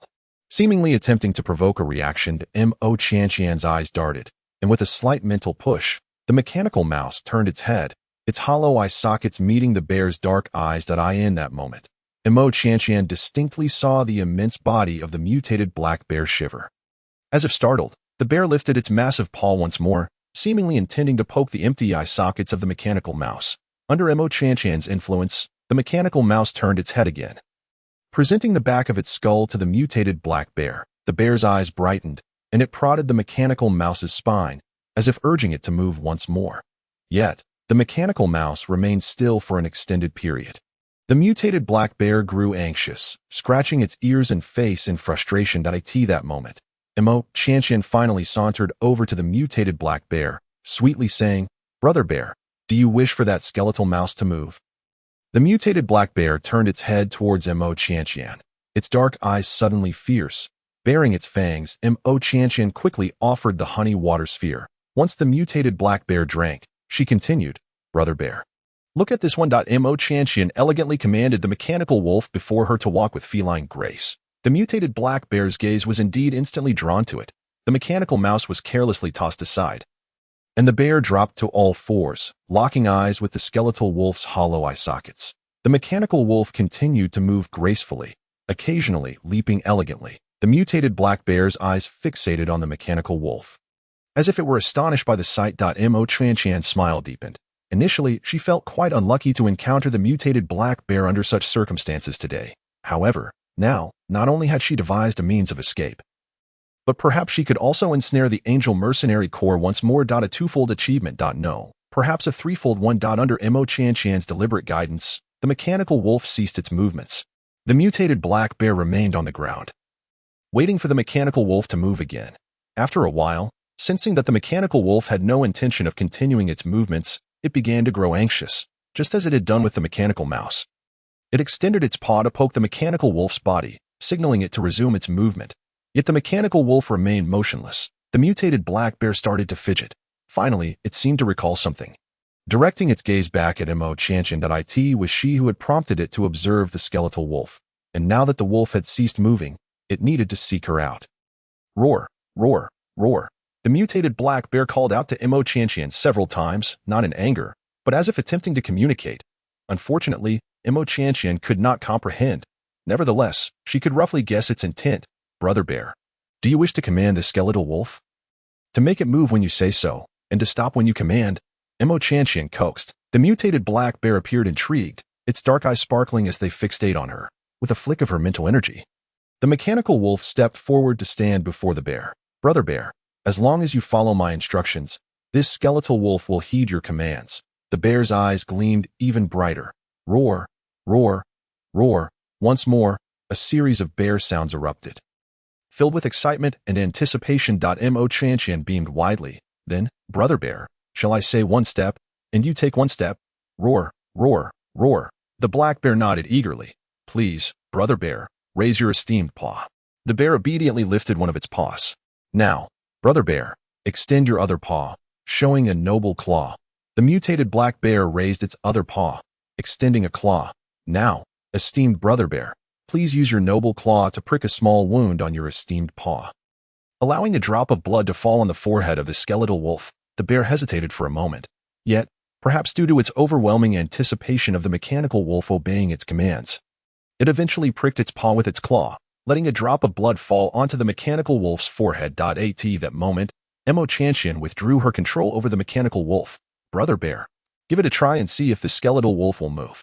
Chapter 84. The Great Wronged Mutated Black Bear. Controlling the mechanism beast with blood recognition was not difficult. The mutated black bear merely needed to exert a subtle thought, and the mechanical wolf took a step forward. After a brief moment of surprise, a brilliant light ignited in the bear's eyes. In the time that followed, the mutated black bear seemed to have discovered a new world, directing the mechanical wolf to run and leap. Executing various movements, completely forgetting about the honey water. Mo Chantian observed the bear's playful antics from the side. Letting it play for a while would save a bit of honey water, and her mood was quite pleasant. The mercenaries of the Death God Corps remained quietly in place. Without Mu Xingzhou's command, they refrained from making any unnecessary moves. Mo Chantian's series of actions, coupled with the sight of the mutated black bear playing with the mechanism beast, utterly shattered their understanding of reality. In stark contrast to the calm demeanor of the Death God Mercenary Corps, the Angel Mercenary Corps displayed an entirely different scene that in the previous battle of the urban ruins. The forces led by Dong Xinquan suffered almost total annihilation, primarily due to the presence of a formidable 8th-tier mutated black bear. This incident had already spread like wildfire within the ranks of the Angel Mercenary Corps. Now, upon learning that this very mutated black bear was indeed the one encountered in the urban ruins, many mercenaries were struck with fear, losing their fighting spirit. Particularly, those who had survived that harrowing encounter found their legs trembling at the mere recollection of the carnage. Even though the bear's current interaction with the beautiful maiden appeared somewhat foolish, none present dared to underestimate the lethal capabilities of an 8th-tier mutated beast. It was said that during the previous encounter, amidst playful interactions, that maiden had tricked the mutated black bear, subsequently escaping unscathed, while the Angel Mercenary Corps bore the brunt of the bear's wrath, especially that unexpected delight of the 9th-tier zombie Crystal Corps. Under normal circumstances, entities of the 9th tier, such as the Reaper Mercenary Corps and the Angel Mercenary Corps, are forces that one would never dare to provoke. Acquiring a 9th-tier Crystal Core is an endeavor more challenging than scaling the heavens. She had never anticipated that the 8th-tier mutated black bear would gift her a 9th-tier zombie Crystal Core. Initially, her mention of giving gifts and making friends was merely a ruse to extricate herself from a predicament. However, now, gazing at the 9th-tier Crystal Core nestled in her palm, she suddenly felt that this mutated beast might indeed become a friend. With a heart full of excitement, Mo Chantian stepped into the inner sanctum of the spiritual spring space. Simultaneously, she opened her palm, exposing the pitch-black 9th-tier Crystal Core within the confines of the space. Contrary to her expectations, the Crystal Core did not get absorbed by the space. Instead, the small sapling that had shown no signs of growth for some time appeared to emit a faint tremor. At the onset of the sapling's budding, Mo Qianqian had been eagerly anticipating its growth. She yearned to see what sort of tree it would become and whether it would bear delectable fruit. She had watered this sapling with spiritual spring water and had even buried a crystal core beneath its roots. Yet, the sapling stubbornly refused to show any inclination to grow. Thus, Mo Qianqian understood that the sapling had yet to encounter its opportunity for growth. Could this ninth-tier crystal core be that very opportunity? Filled with anticipation, Mo Qianqian approached the sapling, crouched down, and gently poked a hole in the soil close to its roots. The black crystal core was slowly placed into the hole. Before she could cover it with soil, a transformation occurred. The black crystal core seemed to melt away, seeping deep into the earth. Following this, the sapling, which had never grown before, began to stretch upward inch by inch. In less than 10 breaths, the small sapling grew to 1 meter, then 1.5 meters, and finally 2 meters. When it reached approximately 3 meters, its growth halted. However, the transformation of the sapling did not cease there. It had sprouted lush green leaves, resembling a canopy that could provide ample shade. Beneath the verdant foliage, dark black flowers bloomed. The cycle of blooming and withering, fruiting and ripening, transpired in an astonishingly brief span of time. Mo Qianqian was left in a state of stunned disbelief. It was the intoxicating aroma of fruit that snapped her back to reality. This was indeed an apple tree. Yet, the apples it bore appeared rather peculiar. She had encountered red, green, and even yellow apples before, but the apples on this tree were black, deep, obsidian black, akin to the color of the ninth-tier crystal core. Moreover, the quantity of apples was precisely 9. Instantly, Mo Qianqian's appetite was piqued. Did this signify that the essence of the ninth-tier crystal core was encapsulated within these 9 apples? Yet, the black fruits did look somewhat unsettling. Were they poisonous, even if they were not toxic? Would consuming them cause her to explode from an overwhelming surge of energy? The fragrant aroma lingered in her nostrils. Sniffing the scent and gazing at the 9 glossy black apples, Mo Qianqian found her mouth watering uncontrollably. Heaven knew that since entering this desolate land, she had not tasted the flavor of fruit. With a mix of trepidation and excitement, Mo Qianqian reached out to pluck one of the jet black apples. The moment the apple was removed from the tree, another transformation took place. It was not the shiny black apple that underwent a change, but rather the spot from which the apple had been plucked. A small, dark flower blossomed in the very place where she had just taken the apple, quickly wilting to yield fruit. In a matter of mere breaths, the fruit matured. However, this time, the apple was not as glossy as the previous ones. Instead, it exhibited a faint gray hue. It was as if some of the black pigment or energy had been depleted, losing its initial intensity. Mo Qianqian furrowed her brow in contemplation. This phenomenon was quite enigmatic. Yet, if she were to ponder it from a metaphysical perspective, it was not entirely incomprehensible. Perhaps the first batch of 9 apples had concentrated the energy essence of the ninth-tier crystal core. The subsequent fruits, being less intense in color, would naturally possess diminished energy. Thus, if these apples held any special purpose, the initial 9 would likely yield the most potent effects. Mo Qianqian lifted her wrist. Gazing at the apple cradled in her palm, the fragrant aroma once again wafted into her nostrils. She retrieved a dagger, sliced a small piece of fruit, and squeezed out a drop of juice to detect with her identity watch's probe. Moments later, the device chimed. Beep, pure natural food. No toxins detected, no radiation contamination found. Beep, unknown energy fluctuations detected. The 2 notifications made Mo Qianqian raise her eyebrows slightly. It seemed her assumptions were correct. This apple indeed contained the essence of the ninth-tier crystal core. Pure natural food, devoid of toxins and radiation, was evidently safe to consume. The only uncertainty lay in how much energy the apple contained and whether it might overwhelm her body. Exercising caution, Mo Qianqian cut a small piece and placed it in her mouth to chew. The juice exploded on her tongue, a delightful blend of sweet and sour, accompanied by the apple's distinctive fragrance. It had been far too long since she had savored the taste of fruit. Were it not for her strong willpower, she would have devoured the entire apple in one go, leaving not even the core behind. But her reason prevailed. After swallowing that small piece of apple, she began to wait patiently. The warm sensation started to spread from her stomach, a gentle energy. There was no discomfort whatsoever. Thus, Mo Qianqian felt reassured. One bite after another, she savored the black apple, relishing the happiness that the deliciousness brought her. As the juice and flesh flowed down her throat into her stomach, the warmth gradually radiating throughout her body. Once Mo Qianqian exited the space, She felt as though she were enveloped in a hot spring, utterly comfortable. It was within this cocoon of comfort that she gently drifted into slumber the following day. As dawn broke, Mu Shishou, accompanied by Shenfeng Yang, Jiang Xi, and Chu Yu, busied themselves within the confines of the Thousand Machine Array. Prior to the arrival of summer, Mo Qianqian had expressed her desire to transform the area encompassed by the Thousand Machine Array into a veritable paradise. She envisioned planting vast fields of flowers, herbs, and vegetables there. Later, during the summer calamity, both she and Mu Shengzhou found themselves confined within a cramped shelter. Mo Qianqian had once again mentioned this matter to Mu Shengzhou. He distinctly remembered her speaking of peach trees, expressing her wish to fill the area with them, akin to the Peach Blossom Island from the Legend of the Condor Heroes. But Mu Shengzhou was unaware of what the Legend of the Condor Heroes entailed or where Peach Blossom Island was located. Yet, he had retained her words. The plan was to grow not only vegetables and flowers, but also an abundance of peach trees, necessitating careful planning. Peach trees could be spaced apart, allowing them to grow without completely obstructing sunlight from reaching the ground. In the sunny spots between the peach trees, flowers and vegetables could flourish. With this plan in mind, Mu Shengzhou had already formulated his ideas before summer had even arrived, awaiting the season's passage to commence implementation. During yesterday's excursion into the wilderness, aside from gathering essential food items, he had also collected some aesthetically pleasing flowers and plants. Though the quantity was limited, it fell far short of filling the entire area of the Thousand Machine Array. However, time was on his side.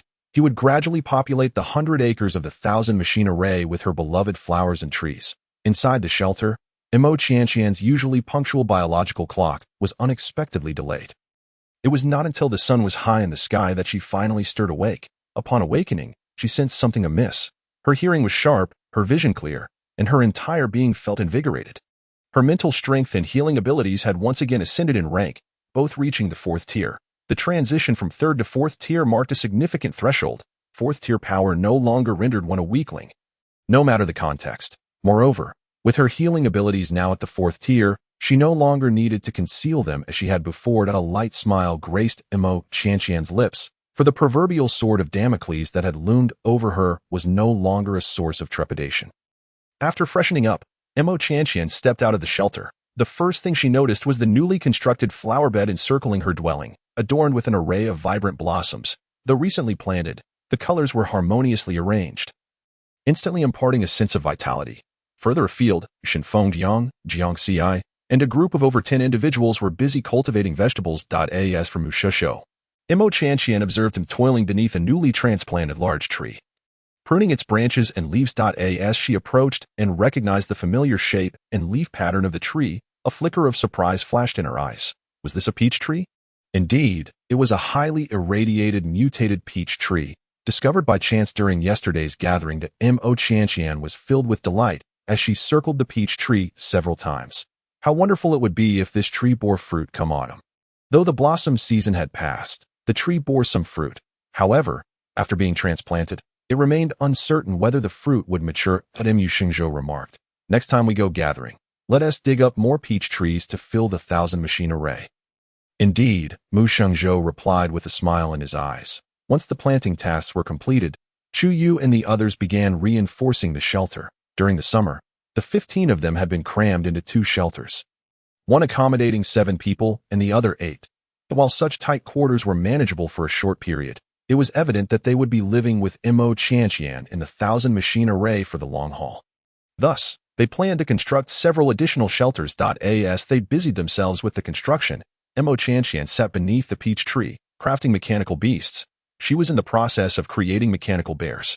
Despite promising to give 2 bears to the mutated black bear, she had no intention of going back on her word. However, lacking bear skeletons, the materials for her mechanical bears would have to be sourced from wood.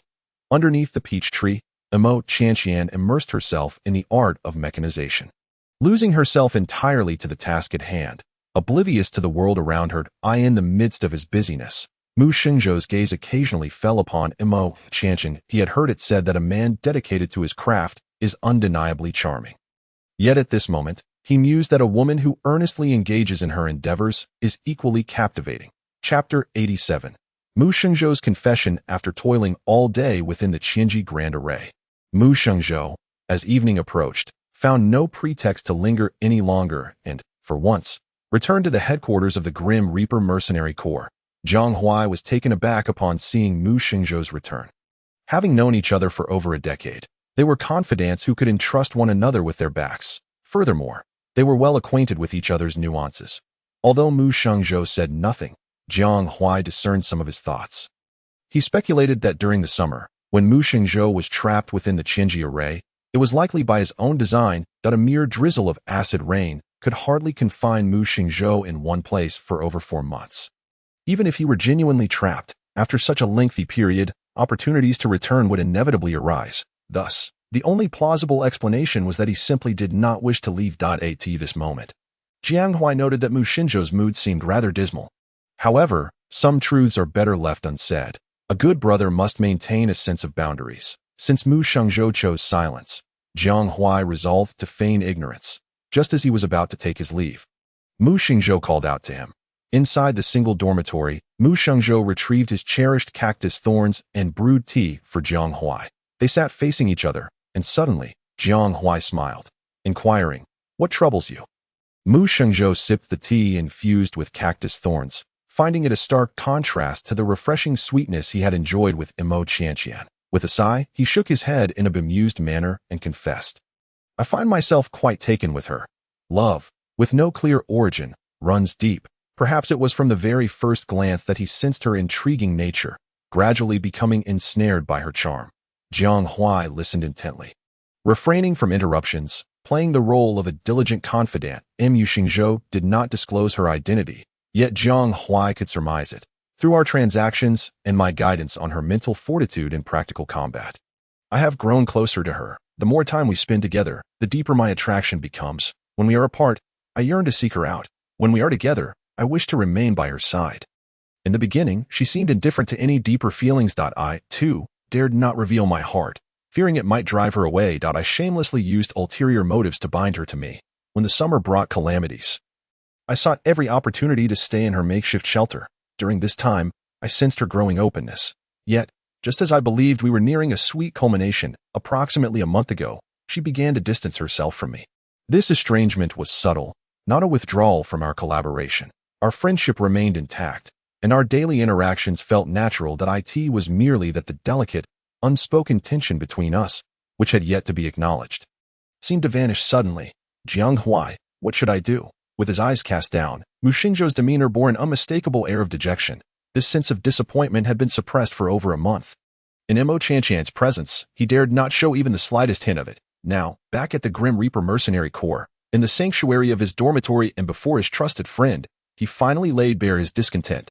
Jiang Huai appeared to lapse into contemplation, and after a moment, he asked, "Are you suggesting that you sensed her inclination to accept you, only for her to suddenly withdraw?" "It did feel that way. Yet now I cannot be certain," Mu Xingzhou replied, his expression tinged with bitterness. "Why not simply confess your feelings to her?" Jiang Huai probed. Mu Xingzhou sighed once more. "It feels akin to an instinct. If I were to confess directly, the likelihood of rejection would exceed 90%. As long as that fragile boundary remains unbroken, I can pretend nothing has transpired and continue to be by her side as before. However, if I were to confess and be rejected, I would lose any justification to maintain our previous rapport. Why concern renders me too fearful to take the gamble. Given that, I too believe refraining from confession is prudent. Perhaps I could offer you a suggestion. Within the Qianji Grand Array, Imo Qianqian arose early. Upon stepping out of her makeshift shelter, she was greeted by the vibrant flora at her doorstep, which lifted her spirits. She did not rush into her morning exercises, but instead directed the mystical spring water to nourish the plants in her vicinity. Transforming this space into a veritable paradise was not merely a notion. She was diligently putting her plans into action. The first step was to ensure that the flora thriving within the array became natural plants devoid of radiation, while watering the peach trees. Imo Qianqian caught sight of figures engaged in morning training. With a single glance, she recognized a familiar, agile silhouette at that moment. Mu Xingzhou was also jogging, but unlike her leisurely pace, he was sprinting across an obstacle-laden track. His vigorous movements exuded strength and dynamism. Unconsciously, Imo Qianqian's gaze was drawn to him. As night fell, Imo Qianqian lay alone in bed, her mind involuntarily drifting back to the morning scene. At the time, she had felt little, but now, In the stillness of night, those images flooded her mind, each frame brimming with an intoxicating allure. The long-suppressed restlessness surged anew. Autumn seemed to be a season of procreation. Indeed, how vexing it was. Mo Qianqian sighed, closing her eyes in a futile attempt to sleep. Though she did fall asleep, it was far from restful. In her dreams, she found herself entwined with that vigorous, powerful silhouette, and just as they were about to delve deeper, she awoke. The overwhelming restlessness jolted her wide awake. Rising, she donned her clothes. A cold shower could effectively quell this bodily agitation, but the chill was too harsh for a woman's constitution. As a compromise, she decided to step outside for a breath of fresh air. Opening the door and stepping out, she felt the initial autumn chill of the wasteland night. A gust of cool wind sent shivers down her spine, significantly calming the turmoil within her. Just then, she heard the sound of water nearby. Turning her head towards the source, she found herself momentarily frozen, unable to tear her gaze away. A short distance away, Mu Shengzhou was showering. The autumn chill seemed inconsequential to him at that moment. He wore nothing but a pair of shorts, seemingly dousing himself with cold water. A bucket of chilly water was lifted high above him and poured down. The sound of splashing resonating in the air. Drops of water trickled down his well-defined physique, glistening on his skin. From Mo Qianqian's angle, she could only see his back, yet even so, she felt herself captivated. In the shimmering water, the man's lean frame, broad shoulders narrowing to a slim waist, and the elegant, flowing lines of his muscles were mesmerizing. Her gaze wandered lower, to the taut contours. Mo Qianqian's throat went dry as she beheld him. At that moment, Mu Shengzhou seemed to sense something amiss and turned to look. Their eyes met. Chapter 88. Have you been toying with me these days, enjoying it thoroughly? As their eyes locked, Mo Qianqian's mind went blank.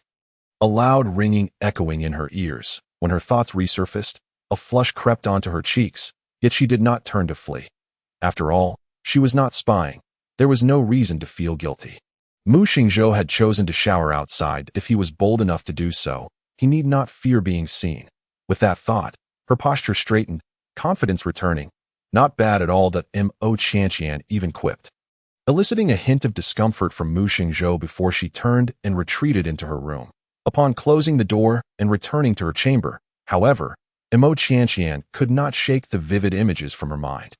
The lean back, the exquisite muscle definition accentuated by droplets of water reflecting soft light. In that moment, even the scars on his back seemed alluring. The desire she had just quelled surged once more. Fiercer and more insistent, Mo Qianqian flopped heavily onto her bed, realizing that sleep would likely elude her this night.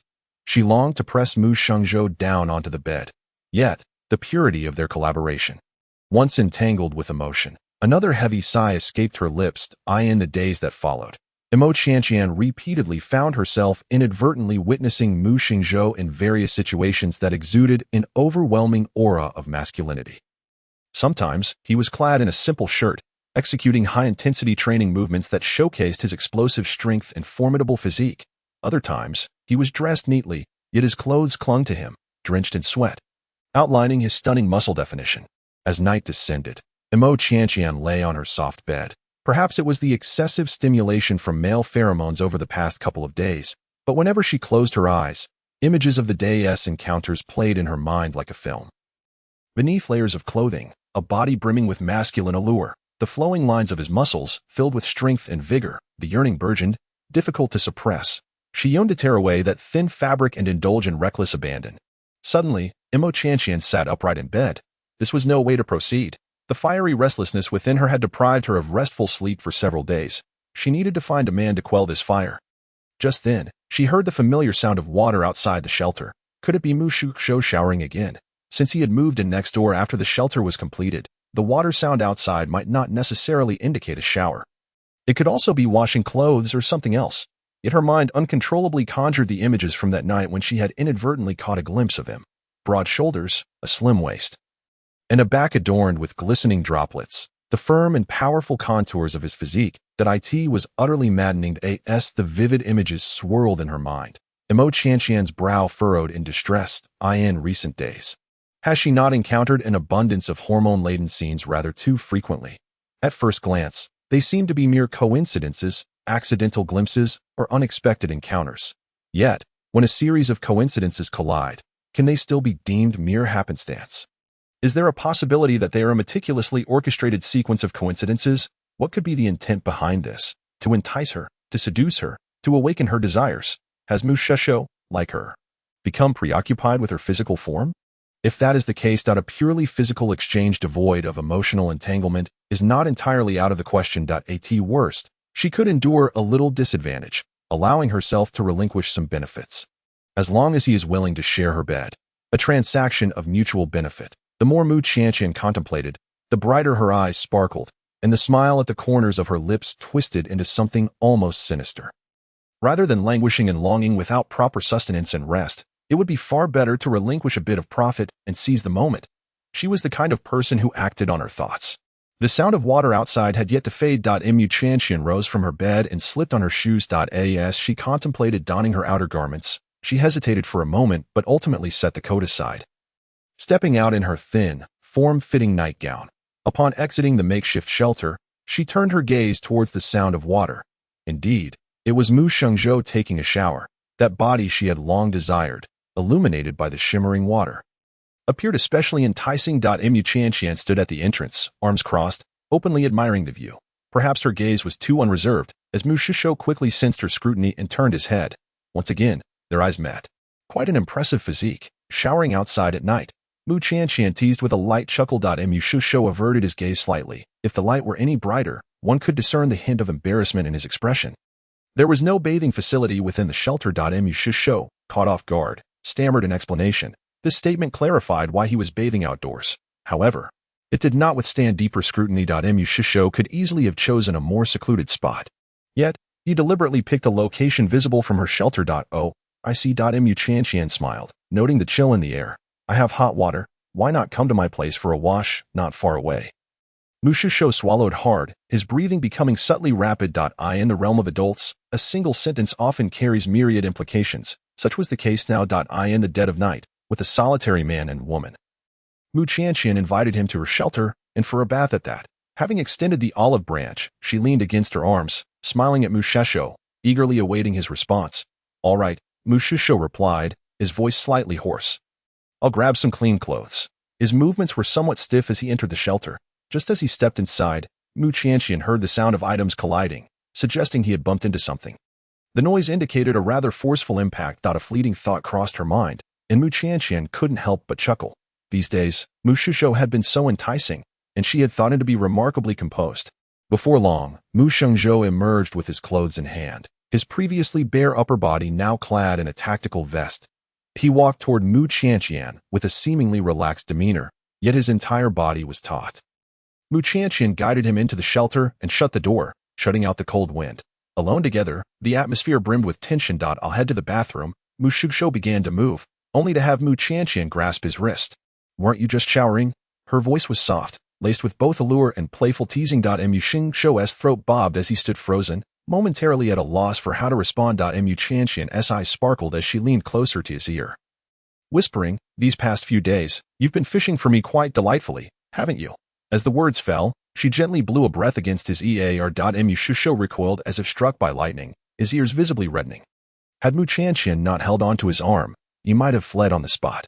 Yet, gazing at the arm she held, he ultimately did not pull away. Mu Qianqian stepped forward, wrapping her arms around his neck and kissing his lips. Mu Shishou stood frozen, allowing her to part his lips and take the lead. Chapter 89.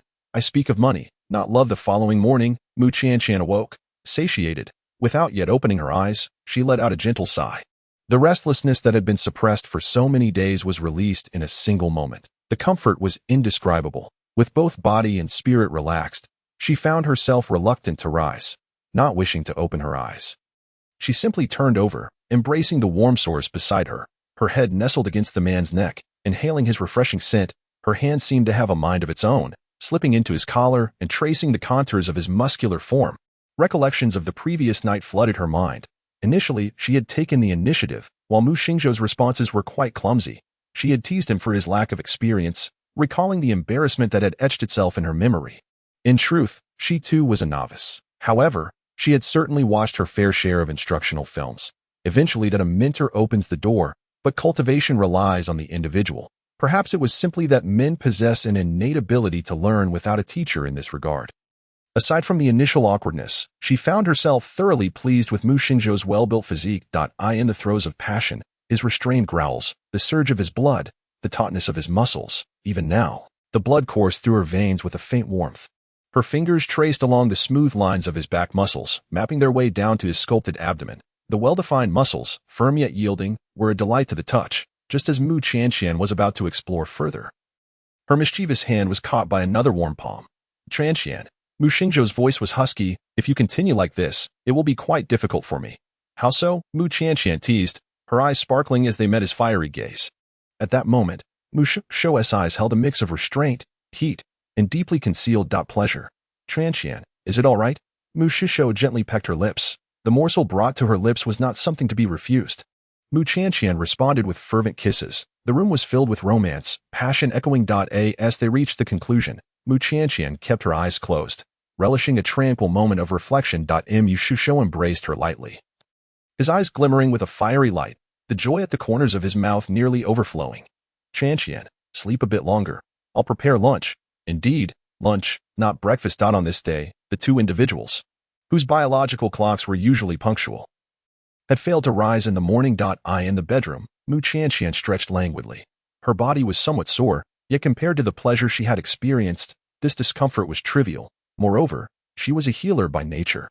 With a mere thought, she cast a healing spell upon herself. A flash of green light, and the soreness vanished, leaving her invigorated. Through the door, she could hear the sounds of Mu Xingzhou preparing lunch. Qianqian, get up and wash up. Lunch will be ready in 10 minutes, Mu Xingzhou called. All right, I'll be up in a moment, Mu Qianqian replied. Coincidentally, she intended to discuss their current relationship during lunch. Not about emotions, but about benefits. She could yield some advantages as long as Mu Xingzhou was willing to continue sharing her bed. Or if he desired something else, she was open to that too, as long as she had it. A mutually beneficial arrangement, a fair exchange. As it stood, she found herself quite enamored with Mu Xingzhou's body. Yet, she wondered if his recent advances were aimed at her body or if there were deeper feelings involved. If it were the latter, she needed to set him straight quickly. Love could lead to unhappiness. They would only speak of money, not of love. To prevent future complications or misunderstandings that might lead to awkwardness. Certain matters, even if not pleasant to discuss, must be clarified in advance. Mu Xingzhou's culinary skills were on par with Mu Qianqian's, both being of the throw everything together variety. However, today's lunch was clearly a carefully prepared affair. There was no haphazard stew. The vegetables and meat were cooked separately and thoughtfully plated. Qianqian, try today's dish. I made it based on recipes from the civilized era, Mu Xingzhou said, radiating joy and happiness. In such a context, Mu Qianqian found herself momentarily at a loss for how to broach the topic she had intended to discuss. Noticing Mu Qianqian's silence, Mu Xingzhou offered a piece of meat on his chopsticks to her lips. Mu Qianqian smiled and accepted the morsel, finding it quite tasty, better than her usual hodgepodge. Delicious, she declared. Throughout the meal, Mu Xingzhou was particularly attentive to Mu Qianqian, almost overly so. Whenever his gaze fell upon her, it sparkled with happiness, brimming with warmth, occasionally thick enough to draw out a string. Mu Qianqian had initially planned to discuss their current relationship and her intentions while eating. However, meeting Mu Xingzhou's gaze caused her words to falter. Perhaps it was best to wait until after the meal to address such potentially mood-dampening topics. After they finished eating, just as Mu Xingzhou was about to rise to wash the dishes, Mu Qianqian detained his arm. Mu Xingzhou looked up at her, his eyes sparkling with curiosity. You should sit down. We need to discuss something, Mu Qianqian said. Obediently, Mu Xingzhou sat back down. You speak. I am listening. His eyes shone brightly, filled with laughter. Mu Qianqian pondered for a moment before saying, I want to talk about our current relationship. Mu Xingzhou raised an eyebrow in surprise. Our current relationship, as boyfriend and girlfriend. Or if you wish, we could even consider marriage. Although marriage had become trivialized in this desolate world, Mu Xingzhou was more than willing to forge a marital contract if Mu Qianqian desired it. No, you've misunderstood my meaning. Mu Qianqian remarked. I do not wish to discuss emotions. Perhaps it would be more suitable for us to converse about our mutual interests. She spoke these words, having already prepared her thoughts in advance. The smile on Mu Xingzhou's face had long since vanished, and with each word uttered by Mu Qianqian, his expression darkened incrementally. Mu Qianqian continued. What I mean is this. I am quite fond of your physique and was thoroughly satisfied with your performance last night. I wish to maintain this physical relationship, to fulfill our respective physiological needs. If you require compensation, I am willing to concede 10% of the profits from our collaboration on low-radiation mutated food during the duration of our physical relationship. What do you think? Are you willing to continue this arrangement? Alternatively, if you have any conditions or requests, feel free to voice them. By the time Mo Chanqian finished her discourse, Mu Xingzhou's expression had darkened to the color of a charred pot. He took several deep breaths, struggling to suppress the frustration that bubbled within him. He had believed that he and Mo Chanqian had finally achieved a meaningful connection, only to find that she was merely interested in his body. The audacity! She even proposed to trade benefits for his physical presence. He felt a strong urge to question what she truly thought of him. Yet, he ultimately suppressed this impulse. He could not afford to be angry. Nor could he interrogate her. He sensed that if he insisted on discussing feelings, it could lead to a complete breakdown of their arrangement. Or worse, she might abandon him in favor of another man with a stronger physique. Over the past few days, he had suddenly noticed that Mo Chanqian had a particular fondness for robust and powerful men. It was with such a physique that he had captivated her. Last night, her lingering touches on his body and her covetous glances only confirmed his suspicions. With this realization, Mu Xingzhou felt deflated. Very well. A bedmate is still a bedmate. It was, at least, a step forward from before. One cannot rush to achieve everything at once. He would take it slow. All right, I accept your proposal. There is no need for profit sharing. We will satisfy our physiological needs independently, and I shall not be at a disadvantage. Instantly, Mo Chanqian's eyes sparkled with delight. This was the outcome she had envisioned, allowing her to enjoy Mu Xingzhou's physicality without sacrificing her interests. The summer calamities had just passed, and Mu Xingzhou was no longer as leisurely as before. He had returned to the Death God Mercenary Corps to attend to certain matters, from Jiang Xi and Shenfeng. Mo Chanqian learned that Dong Xianquan and others from the Angel Mercenary Corps had not suffered complete annihilation at the hands of the mutated black bears. However, their situation was hardly better. Out of more than 200 individuals who had ventured out, fewer than 20 returned alive. It was said that they coincidentally encountered members of the Zhong family conglomerate. And only with their assistance did those last few manage to survive. Mu Xingzhou rushed back to the Death God Mercenary Corps base because the leader of the Angel Mercenary Corps had come seeking trouble. Mo Chanqian had only caught wind of this and had not inquired further. During the decline of the Death God Mercenary Corps, when it was struggling to survive, Mu Xingzhou had navigated the situation with ease. It made little sense that now, with the Corps on the rise, he would fear the remnants of the Angel Mercenary Corps. In fact, when addressing this issue, Mu Xingzhou found it required little effort. After being outmaneuvered by Mo Chanqian a couple of times, the Angel Mercenary Corps had suffered significant losses in both manpower and resources. They posed no threat to the flourishing Death God Mercenary Corps. What did give Mu Xingzhou pause was the Zhong family conglomerate. It appeared that the Angel Mercenary Corps had established ties with them. Moreover, there were subtle indications that the Zhong family might be turning their attention toward the Death God Mercenary Corps.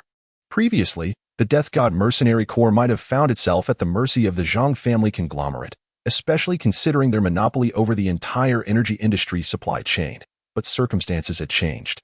The Zhong family had dominated the energy market for far too long. It was time for some fresh blood. Another evening arrived. Mo Chanqian had finally completed 2 mechanical bears, one large and one small. Resembling the mutated black bear she intended to gift, the larger one was approximately the size of the mutated black bear, while the smaller one stood as tall as an adult man. Given the size and complexity of the task, it was an accomplishment to have finished them by that evening. She stored the mechanical bears in her space, preparing to inform Mu Xingzhou later that night about her plans to venture into the wilderness in search of the mutated black bear. As for whether Mu Xingzhou would come that evening, she dismissed the thought entirely. He had been quite attached to her lately, insisting on lingering until the wee hours of the night, often whispering peculiar things in her ear. He would say things like, if he did not perform well one day, would she not grow weary of him, or that he knew she only appreciated his youthful and robust physique. In truth, he was not incorrect. She was indeed quite infatuated with Mu Xingzhou's body. Everything about him met her aesthetic standards, as if he had been sculpted to her liking. Remembering the stark contrast between Mu Xingzhou's 2 personas, one in bed and the other out, Mo Chanqian could not help but smile softly. Yet, at that moment, Ji rushed in from a distance. Miss Mo, the hunting team from the Death God Mercenary Corps has encountered an accident. Mo Chanqian paused her tasks and turned to Chu Yu. What happened? A small team led by Shenfeng and Jiang Xi was ambushed and forced into a high-radiation area. They were later rescued by another passing team and brought back to the base. However, their condition is quite dire. Captain Mu wishes for you to come and assist in their treatment. Upon hearing this, Mo Qianqian wasted no time and immediately set off toward the Death God Mercenary Corps. The vehicle sped along, and upon her arrival, Mu Shishou was already waiting at the entrance. The situation was urgent, and as they walked, Mo Qianqian inquired, "Is the situation serious?" "Not very optimistic. They spent a bit too long in the high radiation area." Mu Shishou replied.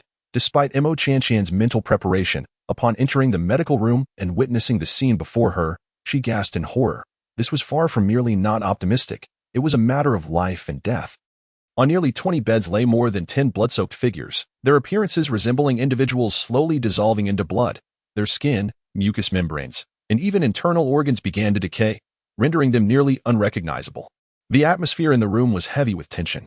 The individuals forced into the high radiation area were all in a near-death state. No one knew if Mo Qianqian could pull them back from the brink of death. Her expression mirrored the gravity of the situation. She summoned her healing spring water and called upon Cheng Ji and the assistants from the medical department to help her administer the healing water to everyone. They needed to stabilize their lives first. However, the conditions of these 10 or so individuals were exceedingly severe.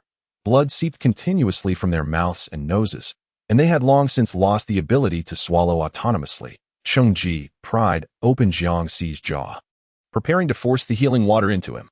Yet, before the healing water could be administered, Jiang Xi began to vomit copious amounts of blood, interspersed with fragments of internal organs. Jiang Xi, hold on. Radiation sickness is no longer an incurable disease for us. If you endure this, you will recover. Cheng Ji persisted in trying to feed Jiang Xi the healing water.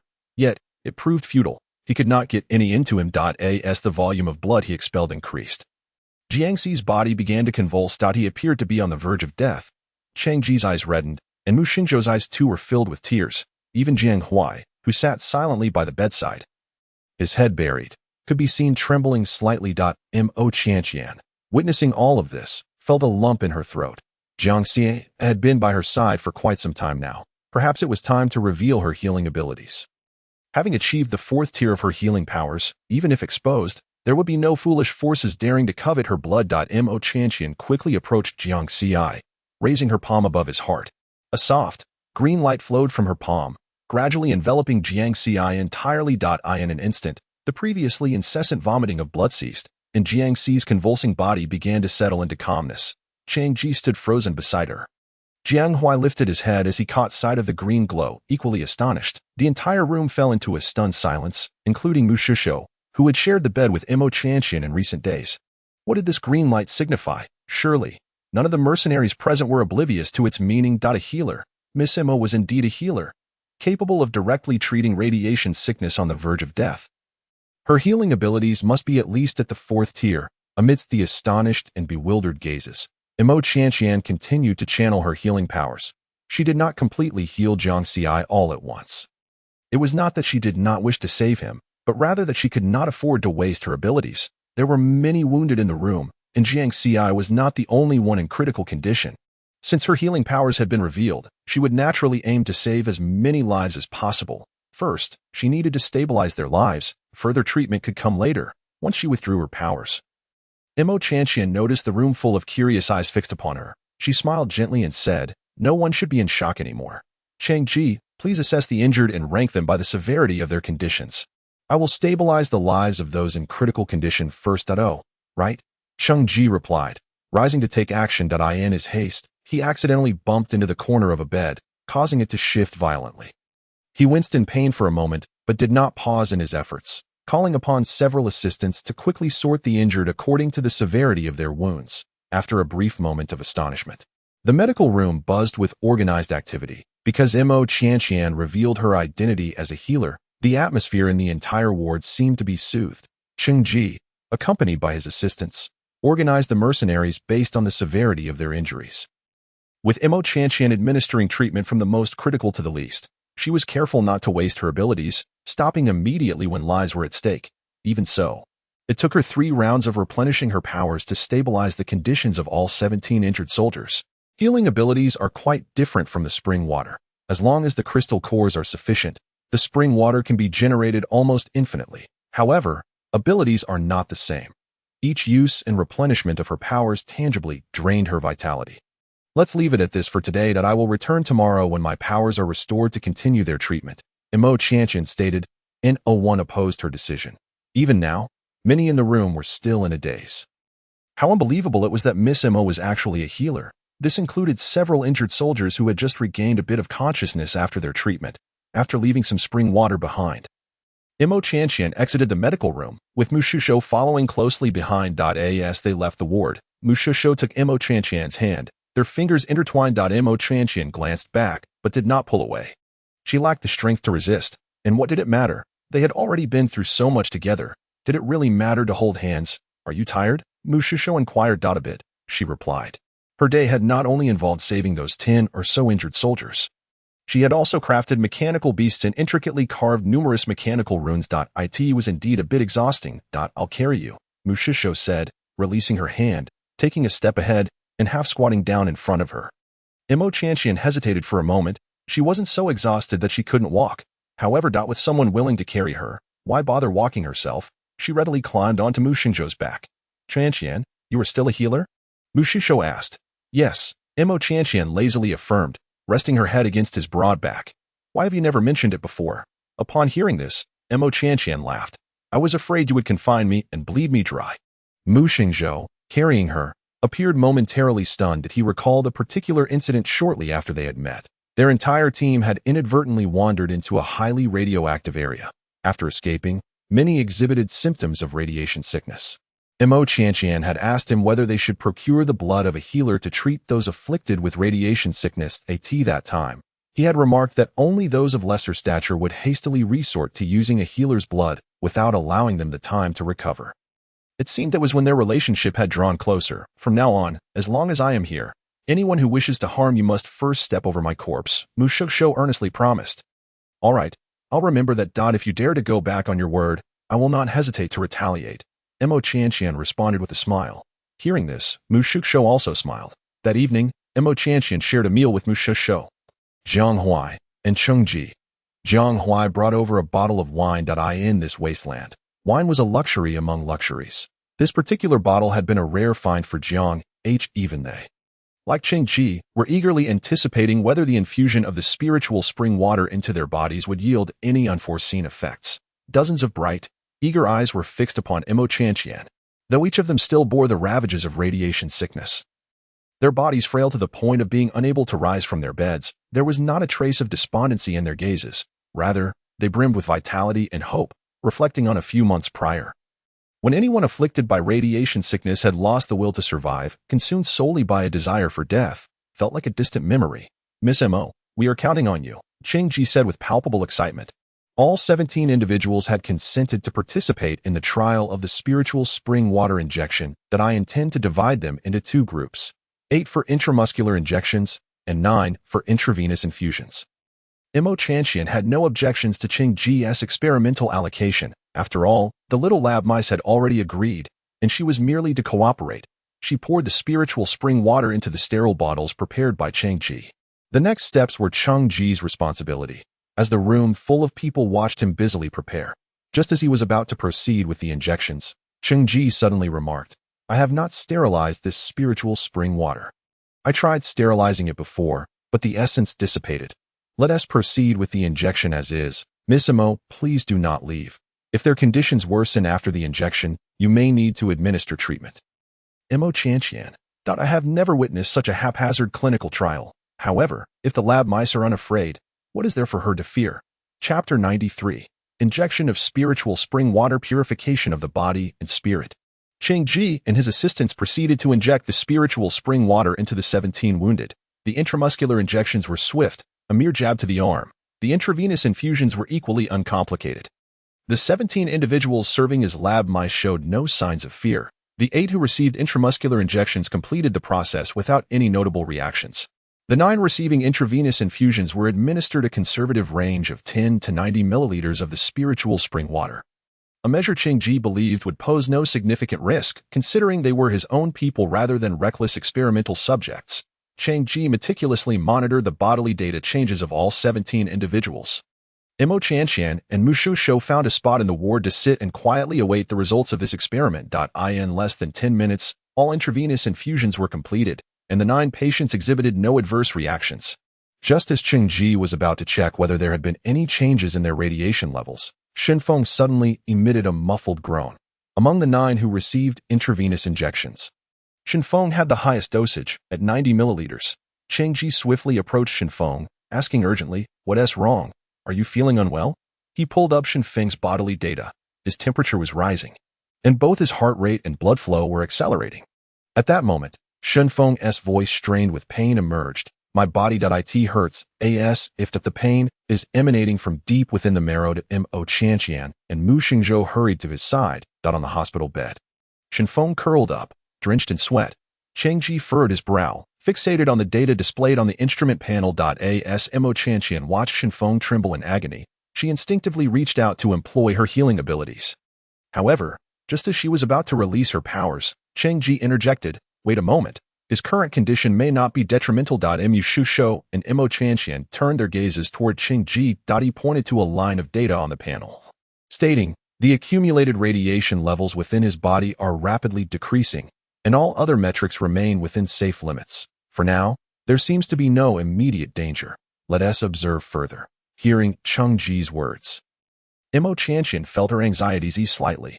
Yet, Shenfeng appeared to be in excruciating pain, writhing and growling. Mo Qianqian, deeply concerned, noticed that beads of sweat emerging from Shenfeng's exposed skin had taken on a faint red hue, reminiscent of diluted blood. Both Mu Shishou and Changji observed the same. Is this still something we should not intervene with? Mo Qianqian inquired. His internal radiation levels are still declining. Perhaps this is merely the expulsion of impurities from his body? Changji's voice carried a note of uncertainty. Mo Qianqian paused, a term suddenly surfacing in her mind, purification of the body and spirit, a phrase one might find in a fantastical novel. Could the events unfolding within Shenfeng be akin to this purification? As if to affirm her conjecture, the sweat seeping from Shenfeng grew increasingly murky. The other 8 individuals who received intravenous injections also began to exhibit similar reactions. Their heart rates quickened, temperatures rose, and they experienced an insatiable pain radiating from deep within their bones. Those who received smaller doses of the spiritual spring water exhibited milder reactions, while those with higher doses experienced more intense symptoms. Changji remained vigilant, observing everyone's conditions closely. Even Mo Qianqian was on high alert, ready to employ her healing abilities at a moment's notice should the need arise. It took a full 40 minutes for Shenfeng to finally recover from the agonizing pain. At this point, his appearance was far from pleasant. The impurities expelled from his pores nearly coated him entirely, and a foul odor permeated the air. Yet at that moment, Changji, Mu Shishou, and Mo Qianqian were too preoccupied with the situation to concern themselves with such matters. Changji, eager to know, asked, "Shenfeng, how do you feel now?" Shenfeng raised his arm, glancing at his filthy self, his face displaying a hint of bitterness. "The pain has subsided, and I don't feel any other discomfort. But I think I need to take a shower." He was so taken aback by his own stench, especially with Miss Emma watching nearby. As soon as he finished speaking, Shenfeng sprang up from the bed and dashed out. The other 8 patients gradually emerged from their own agonies, each in a similar state to Shenfeng, having expelled impurities from their pores, albeit to a lesser extent, and all emanating unpleasant odors. One by one, they scrambled out of bed and hurried outside. Mu Xingzhou, observing the retreating figures of Shenfeng and the others, suddenly remarked, "When we arrived, they should have been unable to get out of bed." "Right?" Changji chuckled. "It seems the effects of the intravenous infusion of the spiritual spring water have exceeded my expectations." The patients on the adjacent beds, including Jiang Xi, quickly grew anxious. Initially, they were all gravely injured, lying together without much thought. Now, seeing the 9 of them suddenly bustling with energy while they remained incapacitated, the disparity became glaringly apparent. "Changji, hurry, give me an intravenous infusion of the spiritual spring water."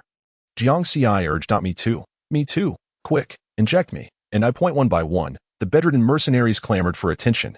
Hearing this, Changji shook his head with a smile. "Please, do not rush. Once Shenfeng and the others return from their showers, I will assess their recovery before deciding how much spiritual spring water to administer to you. You've all witnessed the pain associated with the injection. Any alleviation is worth it. We're not afraid of the pain. We just want to recover quickly," a mercenary chimed in, with others echoing their agreement. Changji reassured Jiang Xi and the other 8, "There is no need to rush. We need to observe for any side effects." In less than 10 minutes, Shenfeng was the first to return. Dressed in fresh clothing, he appeared rejuvenated, bearing no resemblance to the gravely injured individual who had been unable to rise just an hour prior.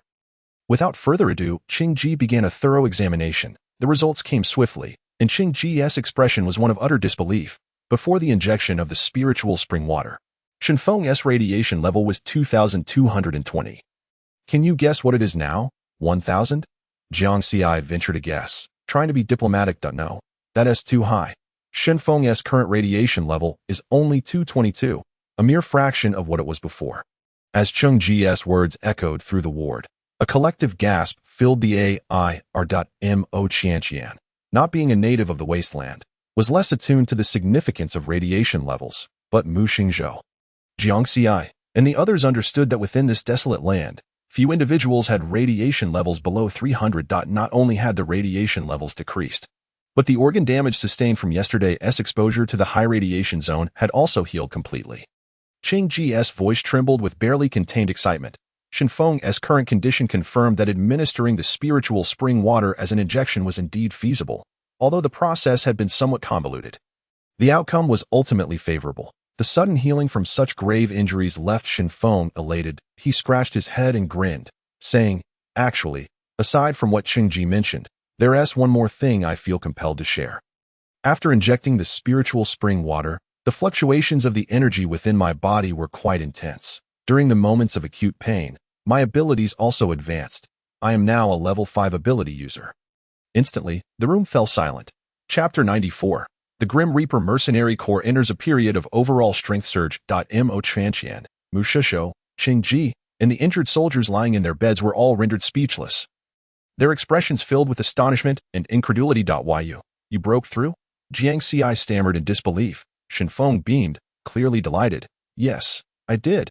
It was quite painful, but the breakthrough was worth it. Damn it. Qing Ji, hurry. Give me an intravenous infusion of the spiritual spring water. I want 100 milliliters. If it means I can level up, I'm willing to endure any pain." Jiang Xi urged frantically. "Me too. Me too. And I." The other bedridden soldiers began to bubble with enthusiasm. But Qing Ji restrained them. "There's no need to rush. Just wait a moment." Before long, the remaining 8 soldiers who had received intravenous injections returned from their showers. Qing Ji meticulously conducted thorough examinations for them. Soon, the results were compiled. The greater the volume of the spiritual spring water administered via intravenous injection, the more impurities were expelled from the body. Consequently, the residual radiation levels in their bodies correspondingly decreased. Among the 9 injured who received the intravenous injections, aside from Shenfeng, 3 others also experienced an elevation in their abilities. However, their ability levels had already reached the pinnacle of that stage. Teetering on the brink of a breakthrough, the injection of spiritual spring water seemed to serve as a catalyst. For those who did not achieve a significant breakthrough, their abilities still exhibited varying degrees of enhancement.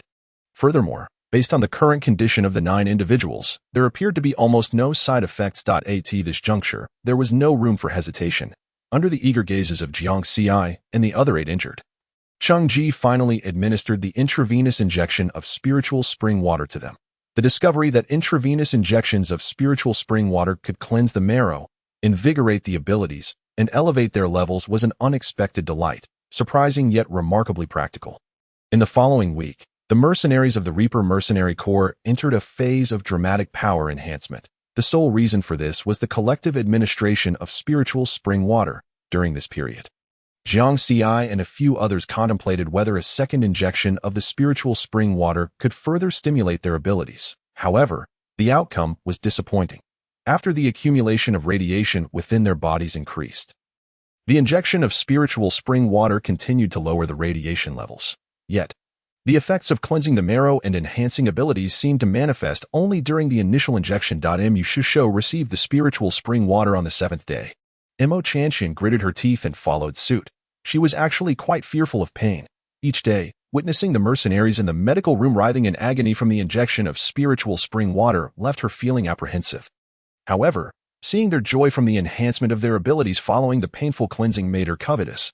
Ultimately, the allure of enhancing her strength triumphed over her fear of pain. However, the results of their injections were vastly different. Mu Shishou injected 100 milliliters of spiritual spring water. The pain was indeed intense, yet the effects of cleansing the marrow were notably remarkable. His ability level did not break through to the 7th rank but reached the peak of the 6th rank.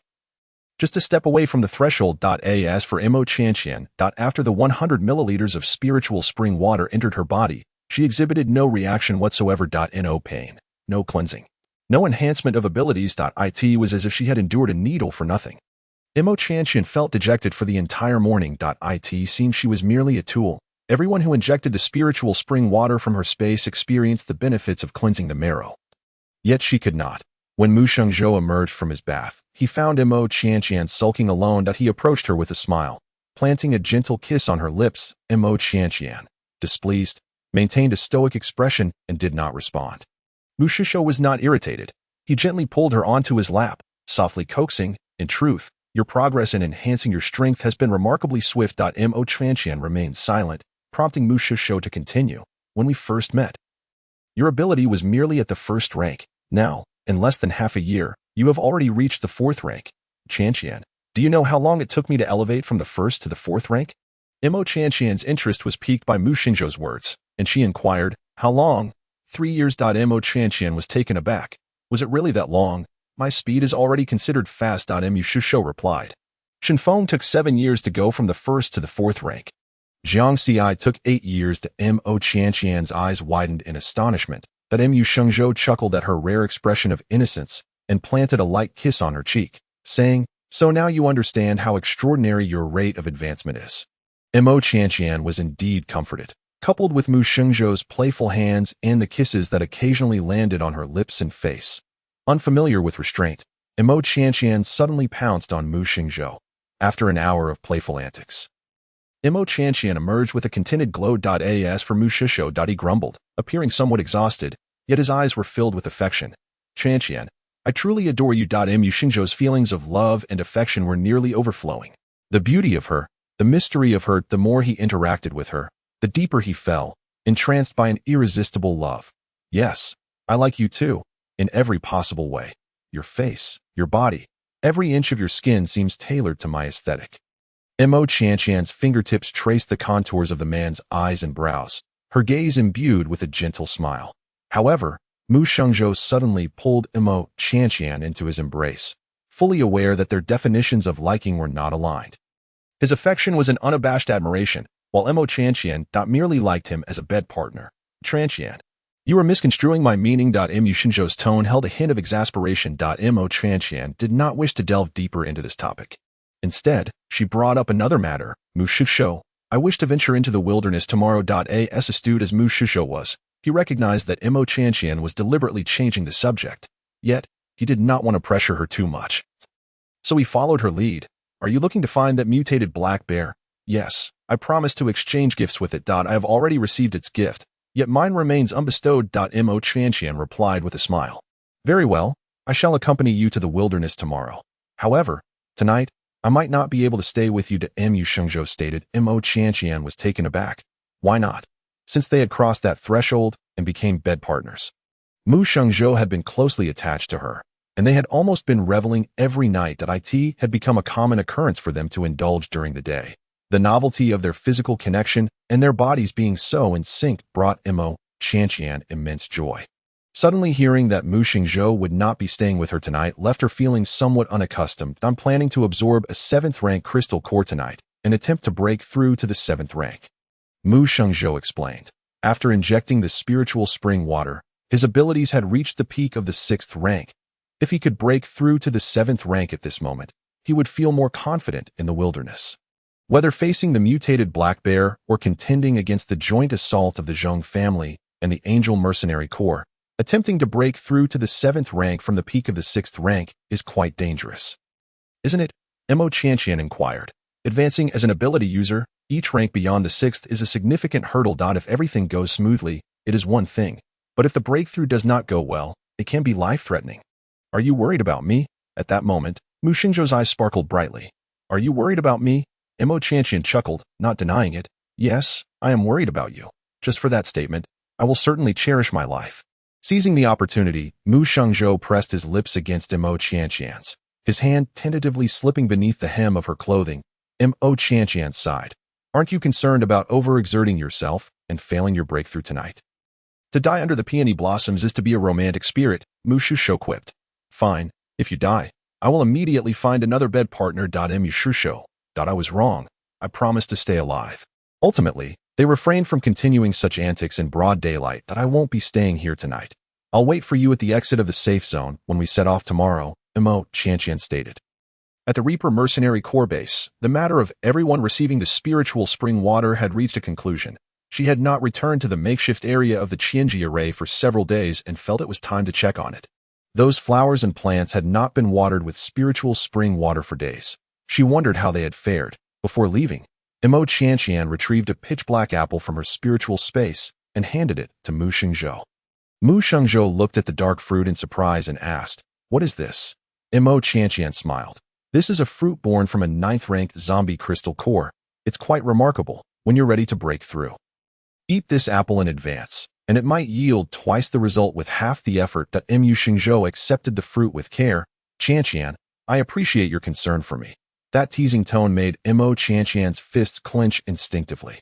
When did Mu Shengzhou become so audacious? She raised her hand and firmly grasped Mu Shengzhou's collar. He did not resist. Instead, he bent down, allowing himself to be pulled closer to her. Mo Qianqian had initially intended to deliver a sharp retort.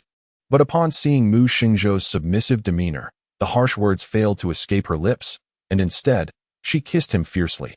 Unlike their usual tender exchanges, this kiss was wild. As the kiss ended, she even bit down hard on Mu Shengzhou's lip. Tasting the sweet, metallic tang of blood. "I'll be waiting for you tomorrow." With that, Mo Qianqian turned and walked away. Mu Shengzhou watched her retreating figure, then raised his hand to wipe away the blood at the corner of his mouth. A smile breaking across his face moments later. Perhaps Mo Qianqian's concern for him did not run as deep as his for her. Yet, the events of today assured him of one thing. He had indeed left a mark on her heart. Upon returning to the makeshift area of the Qianji array, Mo Qianqian wore a somewhat melancholic expression. It was not that she was concerned about Mu Shengzhou's potential failure to break through. With that black apple to assist him, he should face no significant issues. Instead, her melancholy stemmed from the evolving nature of her relationship with Mu Shengzhou. In her mind, she had only intended to remain as his bed partner. Yet Mu Shengzhou seemed to desire something more than that. In this life and the last, she had never ventured into the realm of emotions. However, it was quite easy to discern whether one person held genuine concern for another. Mu Shengzhou was quite attached to her. After their intimate encounters, he would often feel anxious about their bond. In a moment of subtlety, he emphasized his concern for her, yearning for her response. Mu Shengzhou, having inquired about her preferences, learned of her fondness for jewelry from the civilized era, and thus, he would procure various pieces to gift her every few days. All of these gestures indicated that Mu Shengzhou had indeed developed feelings for her. However, when two individuals who collaborate and achieve together begin to harbor emotions that surpass mere friendship, the situation often spirals out of control. Perhaps it was time for her to find an opportunity to speak with Mu Shengzhou. She could have broached the subject today, but since Mu Shengzhou was striving to ascend to the 7th tier, she chose to postpone it to avoid disrupting his advancement. Tomorrow, after encountering the mutated black bear and returning from the wilderness, she would have a thorough discussion with him about the nature of their relationship and how they ought to interact moving forward. The following day, before dawn, Missouri Qianqian found herself in a state between slumber and wakefulness. Suddenly, she felt her body being embraced by something soft, with gentle kisses gracing her lips. The familiar, crisp scent that filled her nostrils confirmed it was Mu Shengzhou. Had his attempt to ascend to the 7th tier gone smoothly? Mo Qianqian's voice was still laced with sleep. Very smoothly. "I have already reached the 7th tier, thanks to the apple you gave me. As he spoke, Mu Shengzhou seemed to lean in for a kiss, but was gently pushed away by Mo Qianqian. "Don't mess around. I haven't brushed my teeth. I don't mind." Mu Shengzhou replied. "I do," she retorted. "Then shall we not kiss? Let us just have one?" No. Mo Qianqian, still half asleep, was reluctant to move. "Let us make up for last night. I beg you. Mo Qianqian." In her dazed state, Mo Qianqian couldn't discern whether she had agreed or not. In any case, they ended up. As morning broke, both Mo Qianqian and Mu Shengzhou arrived at the exit of the safe zone, invigorated, joining forces with the Death God Mercenary Corps. The current Death God Mercenary Corps lived up to its name and was easily recognizable from afar. There was no need to look for arm patches. A mere glance was enough for onlookers to determine whether someone belonged to the Death God Mercenary Corps. Almost every mercenary in the Corps had bonded with a mechanized beast. Thus, spotting a mercenary accompanied by a skeletal creature guaranteed identification with the Corps. The skeletal mechanized beasts, marching alongside their mercenaries, perfectly embodied the essence of the name Death God. After several modifications by Mo Qianqian, The combat prowess of the mechanized beasts had generally reached the fourth tier that a single mercenary, accompanied by one mechanized beast, could unleash the combat capability of two individuals. When several mercenaries teamed up with their mechanized beasts, they could execute strategies where 1 + 1 equaled far more than 2. Compared to 6 months prior, the Death God Mercenary Corps had undergone a complete transformation. The convoy of the Death God Mercenary Corps ventured deeper into the wilderness. While en route, the vehicle's intercom suddenly crackled to life. "Captain, we have spotted other vehicles trailing behind our convoy. We suspect it may be the Angel Mercenary Corps or the Zhong Clan's fleet." "Understood. Ignore them and continue deeper into the wilderness," Mu Shengzhou responded. Chapter 96. Inviting trouble. The three-bow crossbow strikes with might. The Death God Mercenary Corps had firmly established its presence in the energy market, directly encroaching on the Zhong Clan's domain. Recently, the Zhong Clan had been taking continuous measures against the Death God Mercenary Corps. The Angel Mercenary Corps, having suffered significant losses in their competition with the Death God, had allied themselves with the Zhong Clan, becoming a weapon for the latter against their former rival. Numerous hunting and gathering expeditions by the Death God had faced harassment and ambushes from the Zhong Clan and the Angel Mercenary Corps. Just a week ago, a team led by Shenfeng and Jiang Ci was nearly annihilated when they were forced into a high-radiation zone, a meticulously orchestrated ambush by the Zhong Clan and the Angel Mercenary Corps. Over the past week, the hunting parties of the Death God Mercenary Corps had frequently encountered small-scale ambushes. The equipment and strength of the Death God Mercenary Corps had vastly improved. With preparations in place, they were no longer as vulnerable to such setbacks. However, disputes inevitably resulted in casualties and material losses. 1 or 2 incidents might be manageable, but repeated occurrences posed a significant risk. You cannot be a thief for 1,000 days without becoming a target yourself. Allowing 2 venomous snakes to linger nearby, occasionally striking, was not a viable strategy. This morning, Mu Shengzhou had arrived early, not only to be close to Imo Chanxian but also to discuss this very issue with her.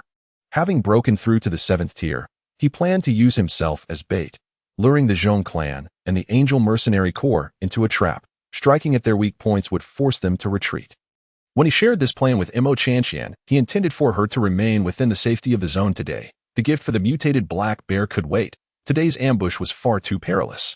However, Mu Shengzhou was unprepared for Imo Chanxian's enthusiastic reaction to his plan. "I anticipated that we would inevitably face conflict with the Angel Mercenary Corps and the Zhong Clan. From the moment she devised a method to purify the energy within zombie cores to power energy crystals and decided to enter the energy market. She foresaw that she, along with Mu Shengzhou and the Death God Mercenary Corps, would eventually find themselves at the center of a storm, with the trees wanting tranquility while the winds persisted. And though standing out in the forest drawing inevitable destruction, she had begun her preparations early. Imo Chanxian, brimming with excitement, left Mu Shengzhou momentarily speechless. "Let us go. We'll grab some gear from the warehouse and show them what we're made of." Mu Shengzhou, still in a daze, followed her to the warehouse. The convoy of the Death God Mercenary Corps continued its journey into the wilderness. Halfway through, the intercom crackled again. "Captain, we've noticed vehicles from another team following closely behind us. We suspect it could be the Angel Mercenary Corps or the Zhong Clan." "Understood. Ignore them and continue deeper into the wilderness," Mu Shengzhou replied. Hearing the voice from the intercom, Imo Chanxian turned to glance at the rear of the convoy. In the distance, another fleet had indeed appeared, tailing them. The size of this fleet was considerable, with more vehicles continuously merging into their ranks. Turning back, Imo Chanxian smiled, teasing Mu Shengzhou. "It seems your bait is quite enticing. You've caught quite a few fish." This morning, Mu Shengzhou had mentioned using himself as bait to lure out the Zhong Clan and the Angel Mercenary Corps.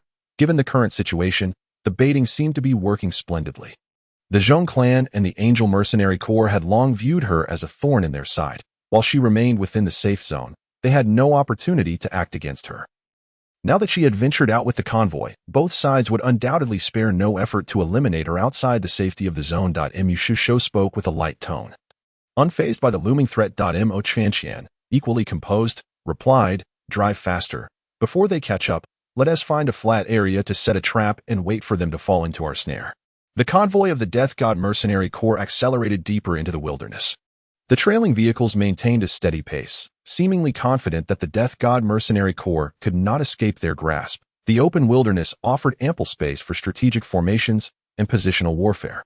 Mu Shengzhou selected a location backed by trees, yet wide open in front. Should they falter, The woods behind would serve as their escape route. As everyone disembarked, each mercenary and mechanized beast stood poised for the impending battle.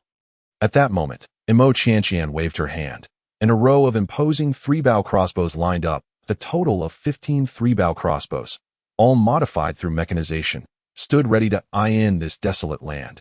Energy guns had a range of approximately 150 meters, with effective precision up to 50 meters. However, her modified three-bow crossbows boasted a range of 1,500 meters. Precision was unnecessary, for she had inscribed explosive runes on the bolts. When a bolt was launched, it detonated like a cannonball, delivering area damage. The mercenaries of the Death God Corps stared in astonishment at the sudden appearance of the crossbows. Is that a giant crossbow? Shenfeng inquired. Hearing this, Imo Qianqian smiled. It is called a bed crossbow, scientifically known as a three-bow crossbow. It was a siege weapon in the era of cold weapons. Shenfeng. But although he didn't fully grasp it, he sensed its formidable power. Imo Qianqian called out, and 15 individuals who followed her immediately sprang into action, each taking 2 assistants to stand behind a crossbow, preparing for the upcoming assault. The mercenaries pulled into service as assistants were bewildered. Yet they managed to collaborate seamlessly in their preparations. Imo Qianqian had no intention of explaining. Once the battle commenced, they would comprehend the potency of these 15 crossbows. Just envisioning the impact 15 mortars could have in modern combat. Mu Shengzhou observed Imo Qianqian's arrangements with a smile. Earlier that morning, she had shared the capabilities of the 15 crossbows, asserting that they were sufficient to defend a city against thousands. It seemed incredible. Yet he believed in Imo Qianqian. The miracles crafted by her hand were far from few. Mu Shengzhou issued a simple command, instructing the idle mercenaries to prepare for battle, ready to hunt down any stragglers. Before long, a convoy appeared in the open vista ahead. Miss Imo, those vehicles have entered our range. Shall we fire? Chu Yu eagerly asked, ready for action. Not yet. Let them come closer, Imo Qianqian replied confidently at this moment. The gunfire erupted, sending the assailants fleeing in terror, rendering the bait set by Mu Shengzhou utterly futile in their line of sight. Nearly 100 vehicles surged towards their location. Imo Qianqian cast a sidelong glance at Mu Shengzhou and remarked with a smile. Look at this spectacle. The Zhong family conglomerate and the mercenaries must have invested significantly. She continued. If we were to seize their vehicles and eliminate the remaining personnel in the wilderness, do you suppose the Zhong family and the Angels Mercenary Corps would not be infuriated? Surely, they would be beside themselves, given the sheer number of vehicles and personnel involved. Even the Zhong family, despite their wealth, would find it challenging to cope. Before Mu Shengzhou could respond, the convoy had already entered within a kilometer range. Imo Qianqian curved her lips into a smile and instructed Mu Shengzhou, when the time comes, make sure to capture any stragglers alive. I have grand plans for them. As her words fell, Imo Qianqian signaled. And Chu Yu and the other 14 understood her intent. 15 modified three-bow crossbows simultaneously unleashed their deadly projectiles. The bolts, as thick as a man's arm, flew forth with a velocity that could pierce the eardrums with their whistling sound. Chapter 97. Imo Qianqian seeks to utilize the captives. The modified three-bow crossbows boasted immense power. The thick bolts, coupled with their incredible initial velocity, generated kinetic energy comparable to the artillery of the civilized era. Adding to this was the explosive rune's might. In an instant, the distance of 1,000 meters was traversed. The moment the explosion resonated, not only was the convoy engulfed in chaos, but even the mercenaries of the Death God Corps, witnessing the devastating impact of the bolts, were left astonished. The wasteland, while not quite the age of cold weapons, bore a striking resemblance due to the scarcity of energy resources. These 15 three-bow crossbows were akin to mortars from the age of cold weapons. The shock and intimidation they instigated were beyond imagination. Chu Yu and his companions had long witnessed the power of the three-bow crossbows, yet they remained composed, continuing their precise fire amidst the stunned gazes. The relentless barrage from the crossbows suppressed the convoy of nearly 100 vehicles that had entered the firing range. With every explosion, a vehicle would be sent tumbling. The once orderly procession had descended into disarray, with some vehicles speeding forward, others veering to the sides, and a few attempting to turn back and flee. Alas, it was too late. The thunderous artillery fire persisted for over 10 minutes. The convoy that had come to ambush Mu Shengzhou, comprising nearly 100 vehicles, was reduced to fewer than 10 still intact. Eventually, the mercenaries aboard the vehicles realized that the crossbows were specifically targeting their cars. As the occupants abandoned their vehicles and scattered, The bolts found no concentrated targets. Yet, it was sufficient. The relentless barrage had directly claimed the lives of nearly 70% of the pursuers, with the remaining 30% suffering significant injuries. Even those uninjured had been thoroughly intimidated by the onslaught. Their initial fervor for the chase utterly extinguished, Mo Qianqian halted Chu Yu and his comrades, her mission accomplished. Now, it was the battleground for Mu Shengzhou and the mercenaries of the Death God Corps. Bring forth your mechanical beasts. Surround this group. With Mu Shengzhou's command, the valiant mercenaries charged into battle. The pursuers, now thoroughly cowed, possessed no remnants of their earlier bravado. Mu Shengzhou, leading the Death God Corps, swiftly captured nearly 100 individuals with little effort. In times past, such a scenario would have left no room for captives. The vanquished faced only death. The battle was one of mutual annihilation, with no room for mercy. Over 100 captives were escorted by a cadre of skeletal mechanical beasts towards the 3-bow crossbows set up in the distance. Just then, a heavy thudding sound echoed from the nearby dense forest, accompanied by the roar of a beast. Roar, boom boom. The familiar sounds and rhythms led the mercenaries of the Death God Corps, who had previously encountered the mutated black bears alongside Mo Qianqian, to vaguely deduce the identity of the approaching creature. Their expressions soon morphed into one of bewilderment. In their battles across the wasteland, they had never once spared captives. Today, these captives could not possibly be gifts prepared for their bear brethren by Miss Mo. Could they? Such thoughts were not limited to just 1 or 2 mercenaries. Even Mu Shengzhou, Jiang Xi, and Shen Feng shared similar sentiments, their gazes toward the captives tinged with pity. Upon hearing the sounds, Mo Qianqian peered into the depths of the forest. "Brother Bear, is that you?" she called out softly. Roar, roar, confirming the voice. There was no mistaking it. It was indeed her bear brother. The footsteps in the forest grew denser, as the enormous mutated black bear made its entrance into view. "Brother Bear, I've missed you so much," Mo Qianqian exclaimed, darting forward to embrace the bear's massive leg. The mutated black bear looked down, giving a few glances before responding with a series of roars. Though it could not comprehend her words, it did not hinder Mo Qianqian from communicating freely with it. "Brother Bear, I finally found you. You have no idea. I have traversed the wastelands several times searching for you." Yet to no avail, the mercenaries of the Death God Corps exchanged perplexed glances, while Mu Shengzhou merely raised an eyebrow. "You're spinning fanciful tales since the last time you parted ways with the mutated black bear and returned to the safe zone. You haven't ventured outside at all." Yet, the mutated black bear remained oblivious to this. Roar, roar. The bear rummaged through its own fur and, moments later, produced a cow horn from a tuft of hair.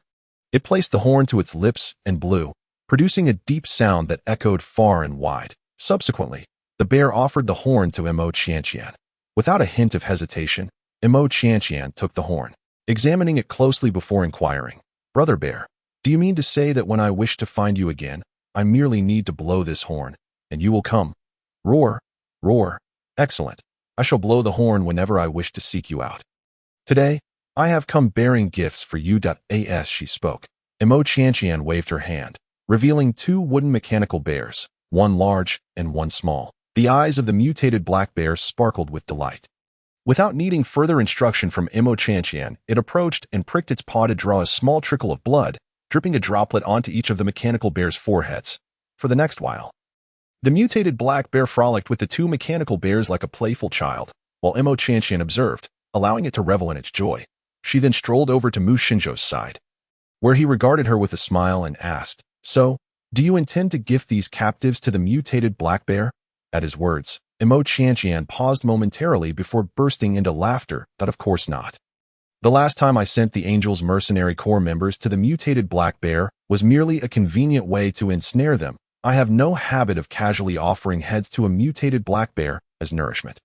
The expressions of Jiang Xi, Shen Feng, and the others bore a peculiar look upon hearing her words. They found it hard to believe, considering the lasting impression left by her earlier actions of sending members of the Angels Mercenary Corps to the bear.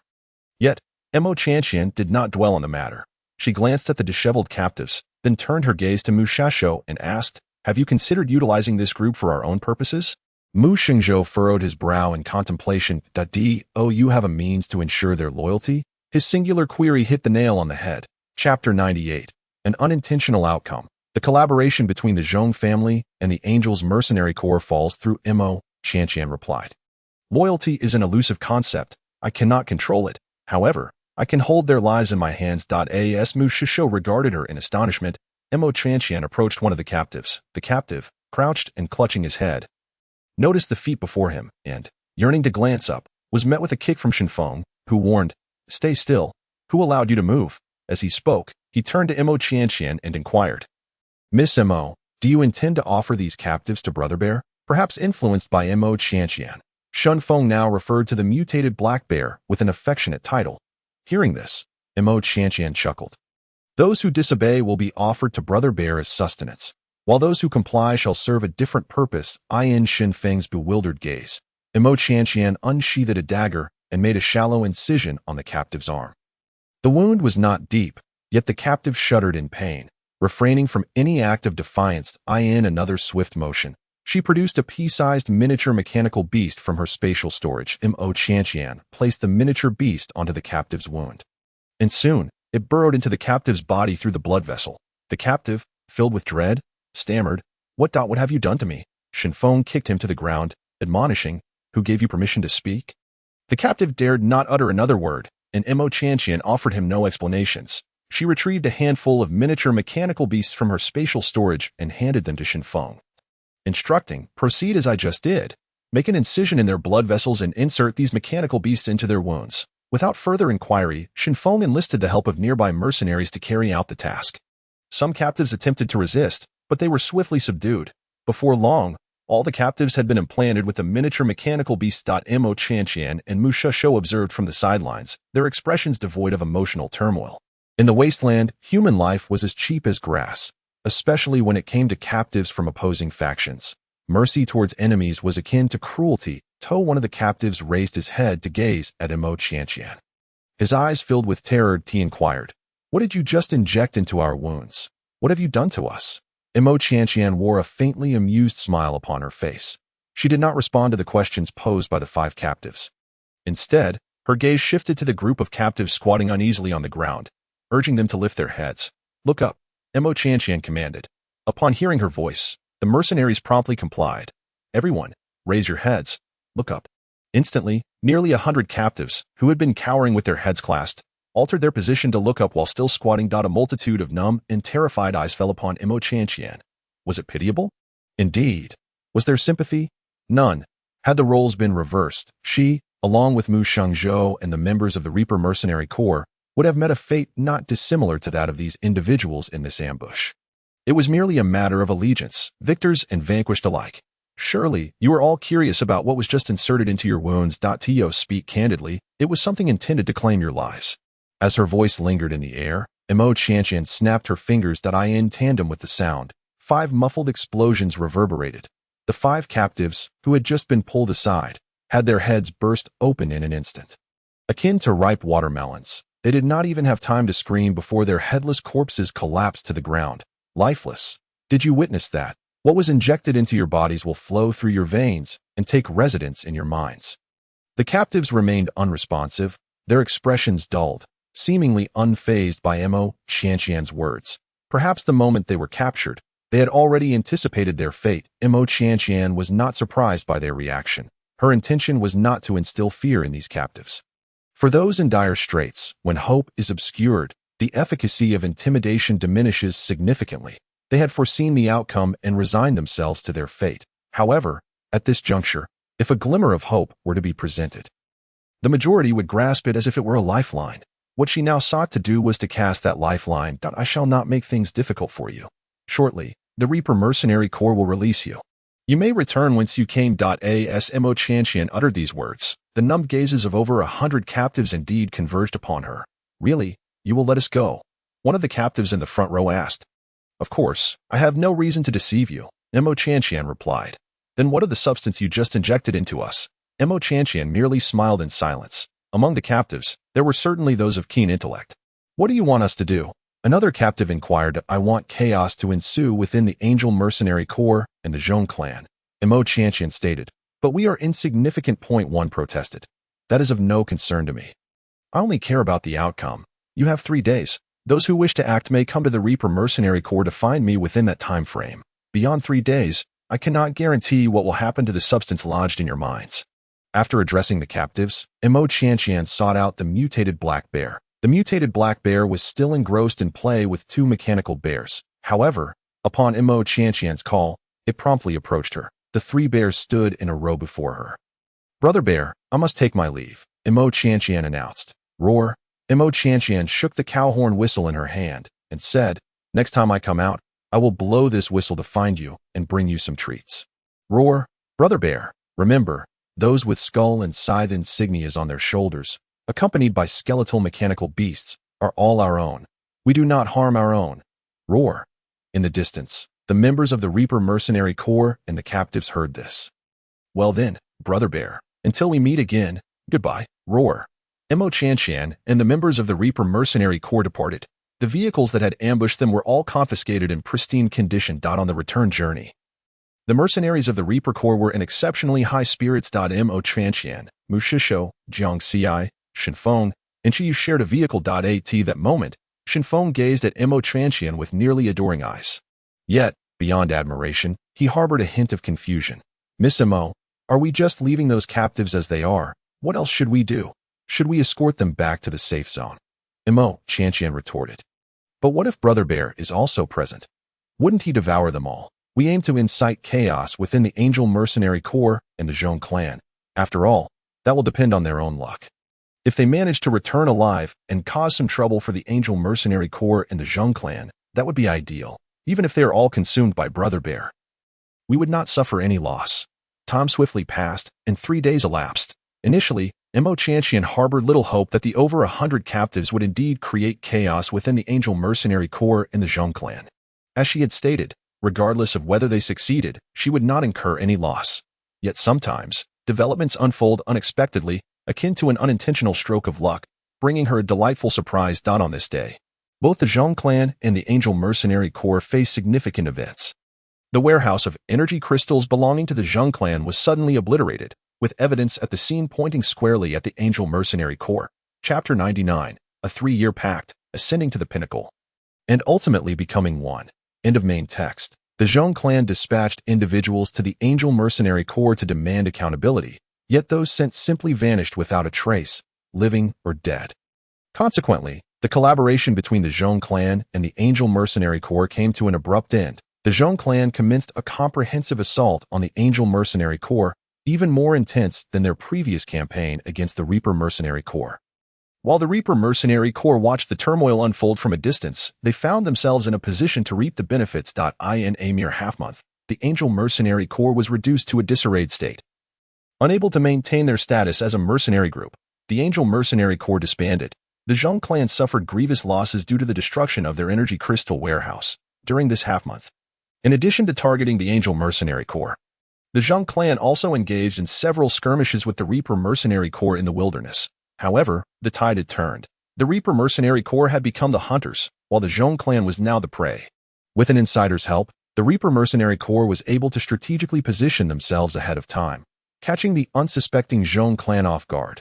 After several encounters, the Zhong clan sustained significant losses. On the day the Angel Mercenary Corps was disbanded, the Zhong clan sought peace with the Reaper Mercenary Corps. On that day, Mo Qianqian just so happened to be at the Angel Mercenary Corps base, although she did not partake in the negotiations. Mu Shengzhou brought her to the negotiation site as a good luck charm. The Reaper Mercenary Corps was a rising force in the safe zone, their momentum unstoppable. The Zhong clan, an established power in the safe zone, despite suffering setbacks, remained formidable due to their deep-rooted foundation. If both parties continued to clash, it was likely they would end in mutual destruction. Amidst the negotiations, the Zhong clan ultimately conceded some benefits, leading to a handshake of reconciliation. As they prepared to depart, the Zhong clan presented a gift to the Reaper Mercenary Corps. They sent over the captured members of the Angel Mercenary Corps. It seemed the Zhong clan had conducted prior investigations, as nearly all those sent were individuals with whom the Reaper Mercenary Corps had long-standing grievances. The reason for the nearly was that among these individuals, Mo Qianqian recognized several familiar faces: Ji Yunting, Sun Mingxue, Lu Yu, and Yang Yong. The four of them appeared quite disheveled. Perhaps sensing her gaze, the envoy from the Zhong clan cheerfully spoke up. "I believe this is Miss Mo, right? It is an honor to meet you." Mo Qianqian raised an eyebrow at the envoy. "I have heard that Miss Mo had some past grievances with Ji Yunting and the other three. The others will be dealt with by Captain Mu." But those 4 are specifically for Miss M.O. Mo Chantian turned to Ji Yunting and asked, "What do you plan to do with the members of the Angel Mercenary Corps?" "Kill them," Mu Xingzhou replied, a flicker of malice flashing in his eyes. After a moment, his gaze shifted to Ji Yunting. Mu Xingzhou was aware of the entanglements between Mo Chantian and Ji Yunting. Including their former engagement, he then inquired of Mo Chantian, "What about the 4? How do you intend to handle them?" At that moment, Ji Yunting seemed to sense something, glancing toward Mo Chantian. Their gazes met, one filled with inscrutable emotions. The other calm and composed. "Disable their abilities, cast them into the Hovel district, and let them fend for themselves." Mo Chantian declared that it was not out of mercy. Killing them would be too lenient. I end the narrative. Ji Yunting had always sought to trample the female protagonist into the dust. Now that she had inherited the female protagonist's body, it was only fitting that she reciprocate by crushing Ji Yunting into the dust. Having dealt with the members of the Angel Mercenary Corps and sent off the envoy from the Zhong clan, Mo Chantian returned to the Qianji Array in the Hovel district, with Mu Shishou following closely. They sat at a stone table outside the hovel. Half a month prior, Mo Chantian had intended to discuss matters with Mu Shishou, yet so much had transpired that she had not found the opportunity. As she pondered her words, Mu Shengzhou suddenly produced an exquisite small box, opened it, and gently pushed it toward Mo Chantian across the table.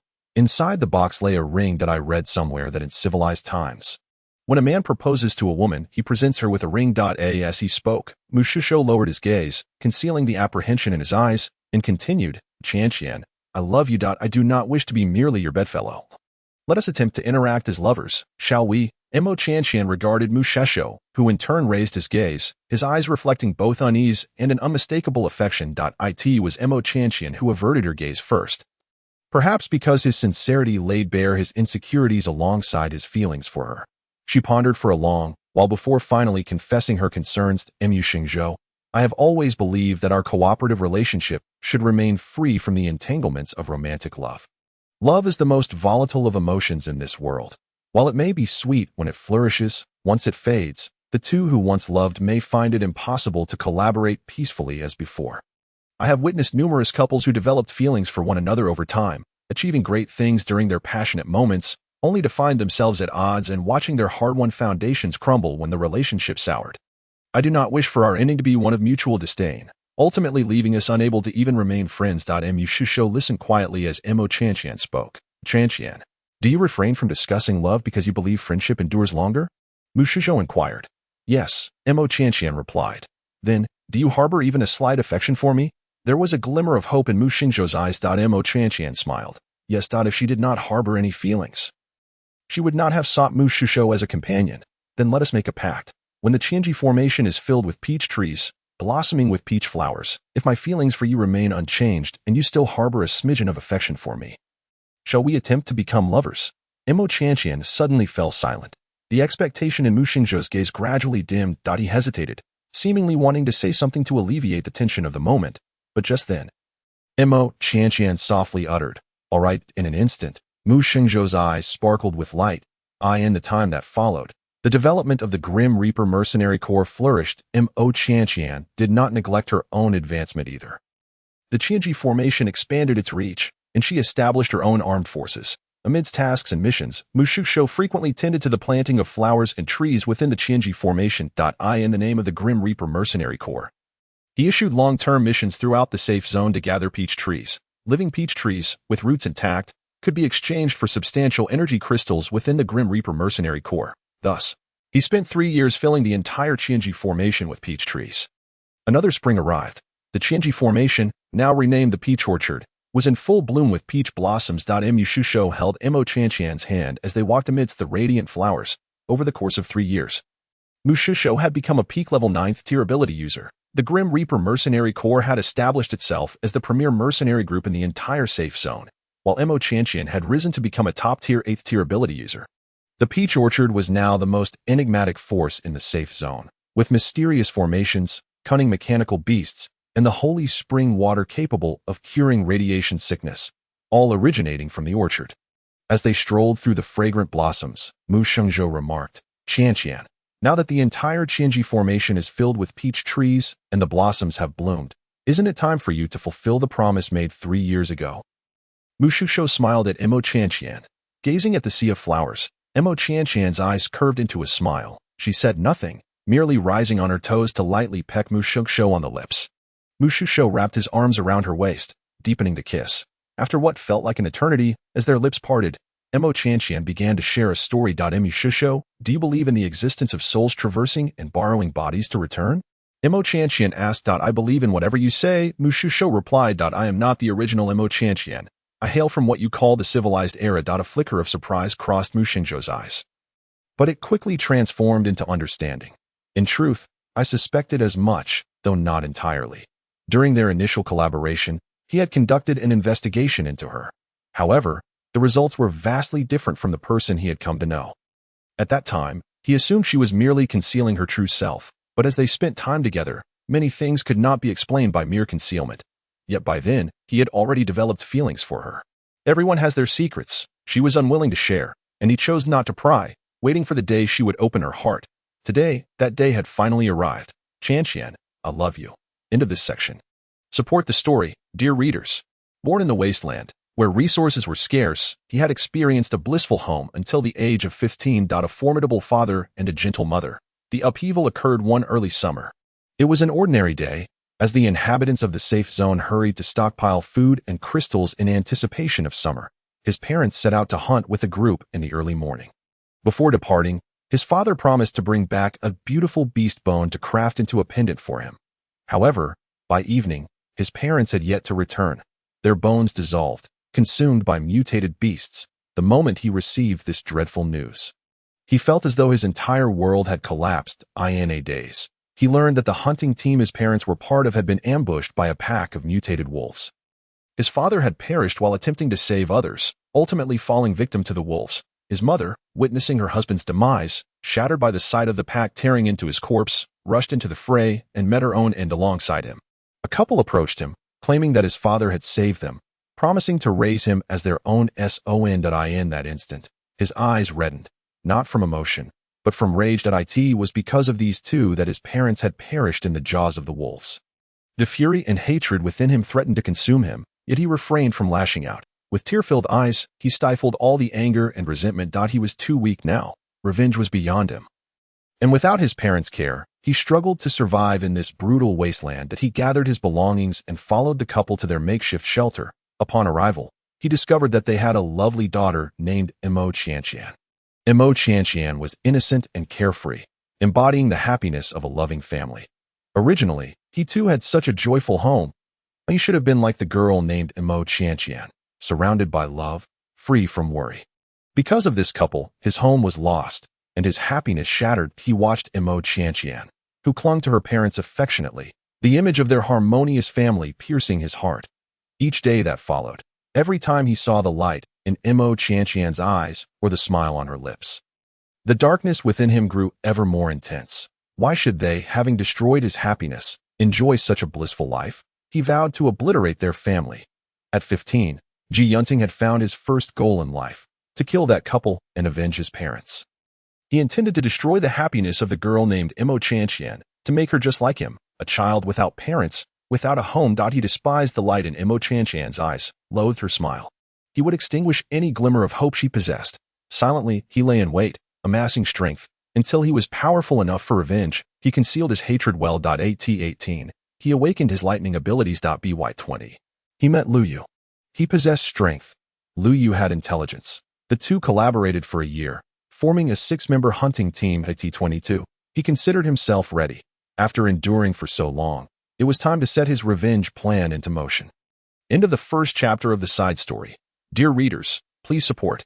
During that time, his hunting team frequently interacted with the hunting team of Mo Qianqian's parents. The two teams often worked together, gathering resources, hunting zombies, and encircling mutated beasts. Facing numerous dangers together, Mo Qianqian's parents treated him with great care and kindness, trusting him completely without a hint of suspicion regarding his intentions. Throughout this period, he had several opportunities to lead Mo Qianqian's parents to their doom at the hands of mutated beasts or zombies. Even he did not understand why he refrained from doing so. After every close call, he was filled with regret for not having taken advantage of the situation to carry out his plan. Following another harrowing escape, he finally resolved to take action. The opportunity soon presented itself. During a joint resource-gathering mission, they were ambushed by a pack of mutated wolves. 7 years prior, his parents had met their end in a similar manner. Perhaps this was poetic justice, allowing this couple to perish as his parents had. The moment he laid eyes on the wolves, his wavering resolve solidified. It was time to avenge his parents. However, the plan soon unraveled. This danger exceeded his expectations. Before he could execute his scheme, he found himself ensnared by the wolves. As a massive mutated wolf lunged at him, he suddenly felt a sense of release. Dying was acceptable. Having failed to avenge his parents, accompanying them in death seemed a fitting choice. He closed his eyes, awaiting his fate. Yet the pain did not come. It was that man who charged at the mutated wolf, and then that woman, with all her strength, pushed him out of the wolf's grasp. This couple was slightly more fortunate than his parents. They were ultimately rescued. Yet, in the harsh conditions of the wasteland, their severe injuries rendered survival impossible. Mo Chantian's father, clinging to his last breath, entrusted Mo Chantian to him, urging him to marry her and care for her. In the presence of both hunting teams, he agreed. The couple perished. Their broken bodies could not be returned to the safe zone, so they found a nearby spot to bury them, though he had not been the one to wield the weapon. His objective had been met. Yet, for reasons unknown, he felt little satisfaction from his revenge. Instead, he was overwhelmed by an inexplicable sense of oppression. His original plan had been to kill the couple and then inform Mo Chantian of their demise. He wished to witness Mo Chantian's breakdown, to see the radiant glow of happiness in the eyes of that bright young woman shatter, before allowing her to fend for herself in this cannibalistic wasteland. After losing the protection of her parents, that innocent and carefree girl should have been unable to survive, but now should he proceed with the plan? His hesitation lasted only a fleeting moment. Upon returning to the safe zone, he informed Mo Chantian of her parents' demise. He told her that they had perished in their attempt to save him. As he watched her weep and crumble, he found that he felt little satisfaction from revenge. He had expected to see hatred in her eyes, hatred directed at him. After all, it was upon hearing that his own parents had died while trying to save others that he had come to loathe that couple. Yet, there was no hatred in Mo Chantian's gaze. Only sorrow and devastation remained. Perhaps it was a remnant of his last shred of conscience that prevented him from abandoning her entirely. However, he had no intention of treating her kindly either. The lives of their respective parents stood as an insurmountable barrier between them, rendering any possibility of amicability impossible. As for the engagement, he dismissed it entirely. What surprised him most was that Mo Chantian had actually fallen in love with him. It seemed absurd. Her parents had died saving him, and yet she had developed feelings for him. He allowed his companions to bully her. Once, the light that had shone in Mo Chantian's eyes had often pierced his own. He was unaware of when that light had dimmed completely. For a long time thereafter, he ceased to pay attention to her. The next time he noticed her was on a clear morning when his hunting team was preparing to depart. Mo Chantian appeared, holding a small wooden crossbow. On that day, she was strikingly different. Her eyes no longer reflected dullness and despair, nor did she exhibit her usual submissiveness. Instead, she stood her ground, articulating her arguments with sharpness, managing to silence both Yang Yong and He Song. Even he found himself at a loss for words. That day, for the first time, he took Mo Chantian beyond the confines of the safe zone. He had assumed that someone who had never ventured outside would be paralyzed with fear at the sight of zombies. However, when he witnessed her raise the crossbow and skillfully dispatch a zombie, he was left speechless, as if meeting Mo Chantian for the very first time. From that moment on, his gaze was uncontrollably drawn to her, the fluidity of her movements as she killed zombies and collected crystal cores. Along with her incisive remarks, she bore no resemblance to the Mo Chantian he had known. Had he, in the past, truly failed to understand her, suddenly he felt an urge to reacquaint himself with her. But before he could, Mo Chantian abruptly distanced herself from his group. Together with Yang Yong and Lu Yu, he ventured to the outskirts of the shanty area where she resided in search of her. Up until that moment, he had never acknowledged her feelings nor treated her as a member of his hunting team. However, that day, he earnestly contemplated the idea of accepting her as part of the team. He intended to rediscover who Mo Chantian was, and even considered that if she insisted on honoring their engagement, it might be worth discussing. Yet, he was unprepared for the sight of members from the Grim Reaper Mercenary Corps stationed near her shanty. When Mo Chantian emerged, he was taken aback. Her fair skin and delicate features made her appear as beautiful as a painting in an instant. As he recognized her familiar face, his heart was struck with an intense pang. Was this truly the Mo Chantian he had known? The familiar eyes and voice betrayed no deception. However, it seemed that in an instant, she had grown cold and indifferent towards him. He recalled how previously her gaze had been filled with timid affection and admiration. Now, all he could see in those stunning eyes was a sharp glint of disdain. It felt like a game of cat and mouse. After all, for 3 years, Imo Qianqian had harbored feelings solely for him. How could emotions change so abruptly? Despite this thought, an inexplicable uncertainty welled up within him, as if something vital was slipping away. He felt restless, eager to confirm that everything Imo Qianqian was doing was merely a fade. He stubbornly believed she was simply sulking, convinced that if he apologized, she would once again regard him with the same affection she once had. He thought that even without an apology, as long as he promised to uphold their engagement, she would return. For an extended period, he sought Imo Qianqian, hoping to tell her he was willing to honor their engagement. Yet, the Grim Reaper Mercenary Corps seemed to have set up an impenetrable barrier to keep him from her. On several occasions, he found himself near her shanty, only to be driven away by the mercenaries. Summer in the wasteland was fast approaching again. In previous years, Imo Qianqian had spent every summer with his hunting team. Where would she spend this summer? With the Grim Reaper Mercenary Corps? A sense of unease settled in his heart.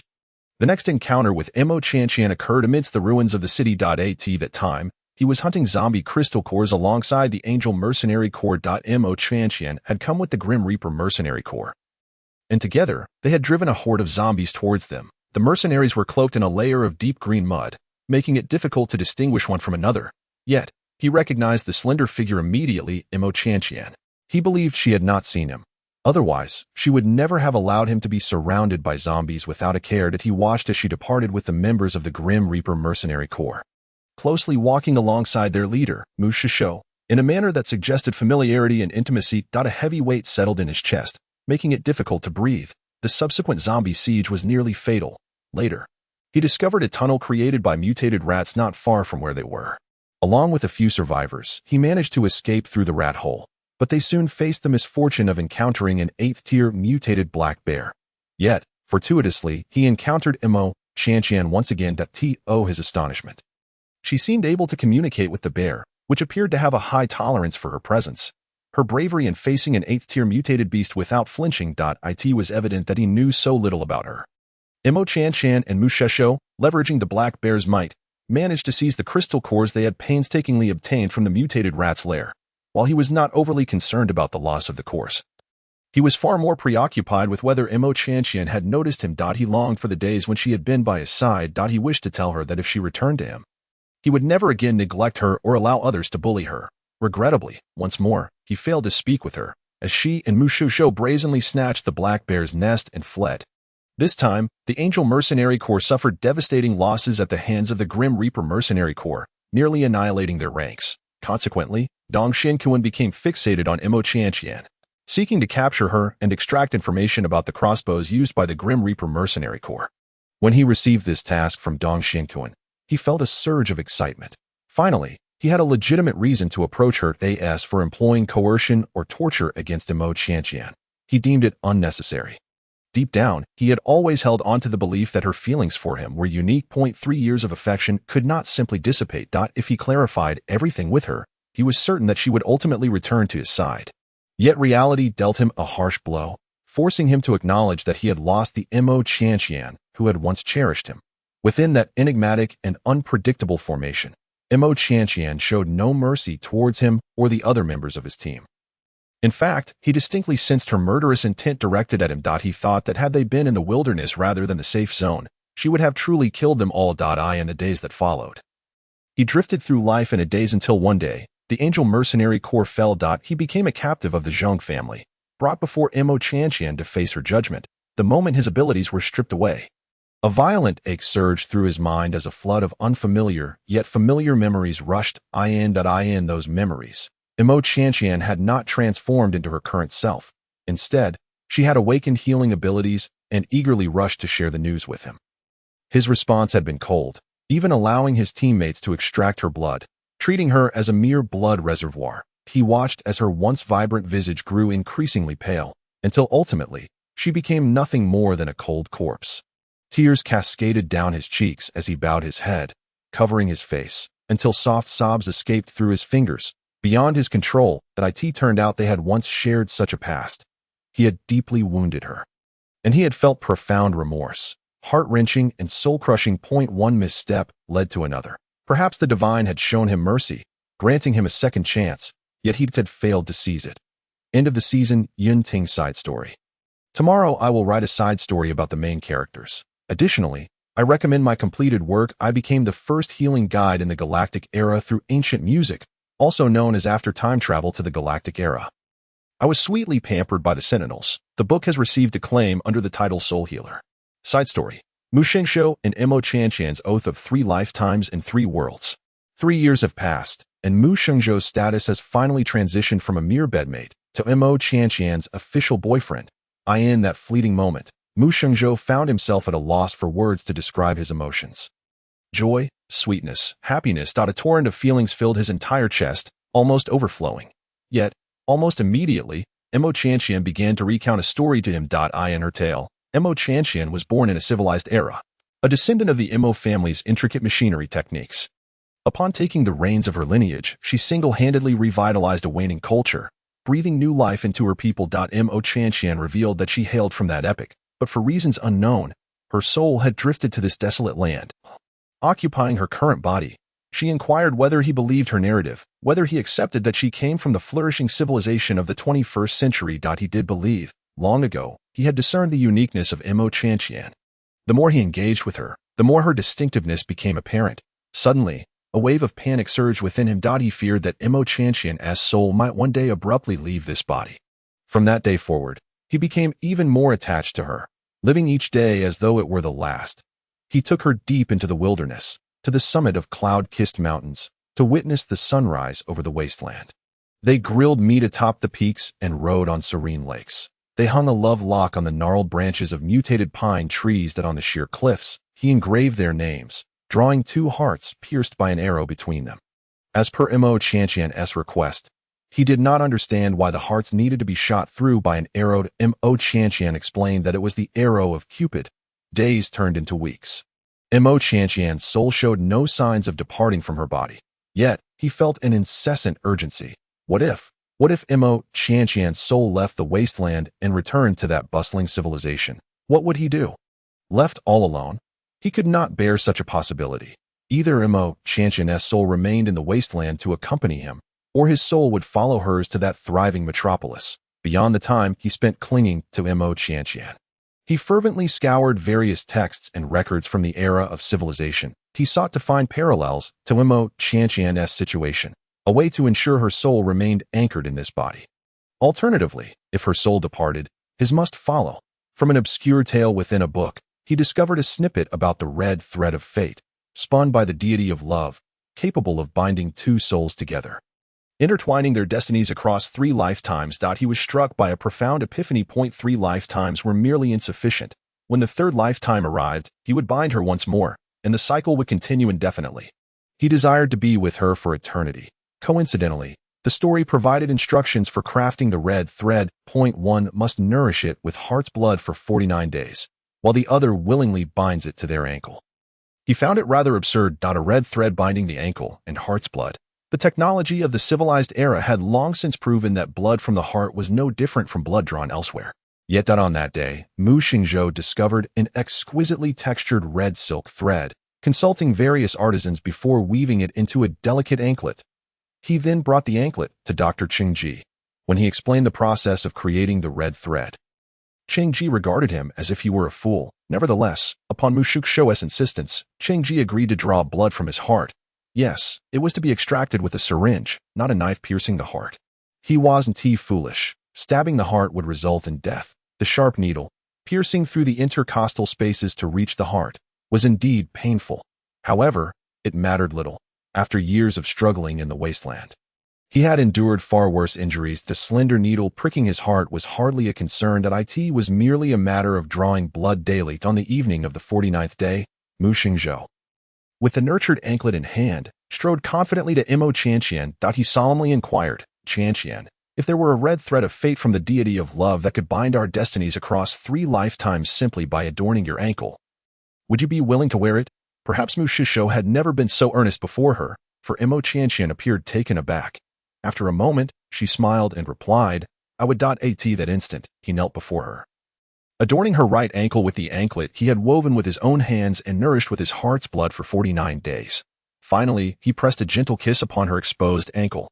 How wonderful it was, he had bound her to him, across 3 lifetimes, together for eternity. That night, after bathing, he assumed a poised stance, awaiting Mo Qianqian's embrace. However, when she emerged from the bathroom, her expression was not her usual playful demeanor, but rather an uncharacteristic seriousness. Mu Xingzhou's heart skipped a beat. What could have transpired? Before he could voice his concern, Mo Qianqian pushed him onto the bed. His breath quickened, and a fleeting thought crossed his mind. Was she in the mood for something new tonight? If so, he would gladly oblige that a bit of roughness wouldn't deter him. He was now at the 9th level and could endure. Yet, her subsequent words pulled him back from his wandering thoughts. What is this red thread? Why does it bear traces of blood? She questioned Mu Xingzhou. The red thread, nourished with his heart's blood for 49 days. How could it not bear such marks? Under the fierce scrutiny of Mo Qianqian's gaze, he confessed he divulged the entire process of creating the red thread of fate. Mo Qianqian fell silent, her expression a mixture of complexity. After a moment, she broke into a laugh, saying, Mu Xingzhou, are you foolish? He lifted his gaze, rolling over to pin Mo Qianqian beneath him, and then kissed her. He wasn't foolish, he was merely desperate. After a passionate entanglement, Mo Qianqian leaned toward Mu Xingzhou's ear and whispered, Mu Xingzhou, I love you. If one day my soul truly leaves this body uncontrollably, I will follow the red thread to find you. I vow to our 3 lifetimes. Mu Xingzhou's eye sparkled. So, does this mean we have simultaneously made our vow to the deity of love for our 3 lifetimes? Indeed, a vow for 3 lifetimes. Once those 3 lifetimes conclude, shall we continue to make another vow for 3 more lifetimes? What do you say? He asked. Sounds good. Is it settled then? Yes. Qianqian, shall we marry? Yes. Shall we have 5, 6, 7, or 8 children? Mu Xingzhou, are you being greedy? I highly recommend my completed work. I rely on ancient music to become the premier healing guide of the galactic era. Also known as After Crossing the Galaxy, I was tenderly pampered by Sentinels, which has received positive acclaim. Additionally, I strongly endorse my new book, The Cold Buddha Child Pressed Against the Wall, She Flirts Without Responsibility. Also known as Crack. When she flirts, the cold Buddha child's soul will drift. This is a story of a woman pursuing a man, with elements of slight redemption, featuring a high and aloof flower being brought down from its pedestal. The female protagonist is a fragrance master, and the male lead is the true Buddha child. For those who enjoy this genre, I encourage you to dive in. The lower ratings are due to its niche content, resulting in fewer readers, but those who have read it have given excellent reviews, and the retention data is promising. In summary, if you find it unappealing, feel free to come after me through the internet.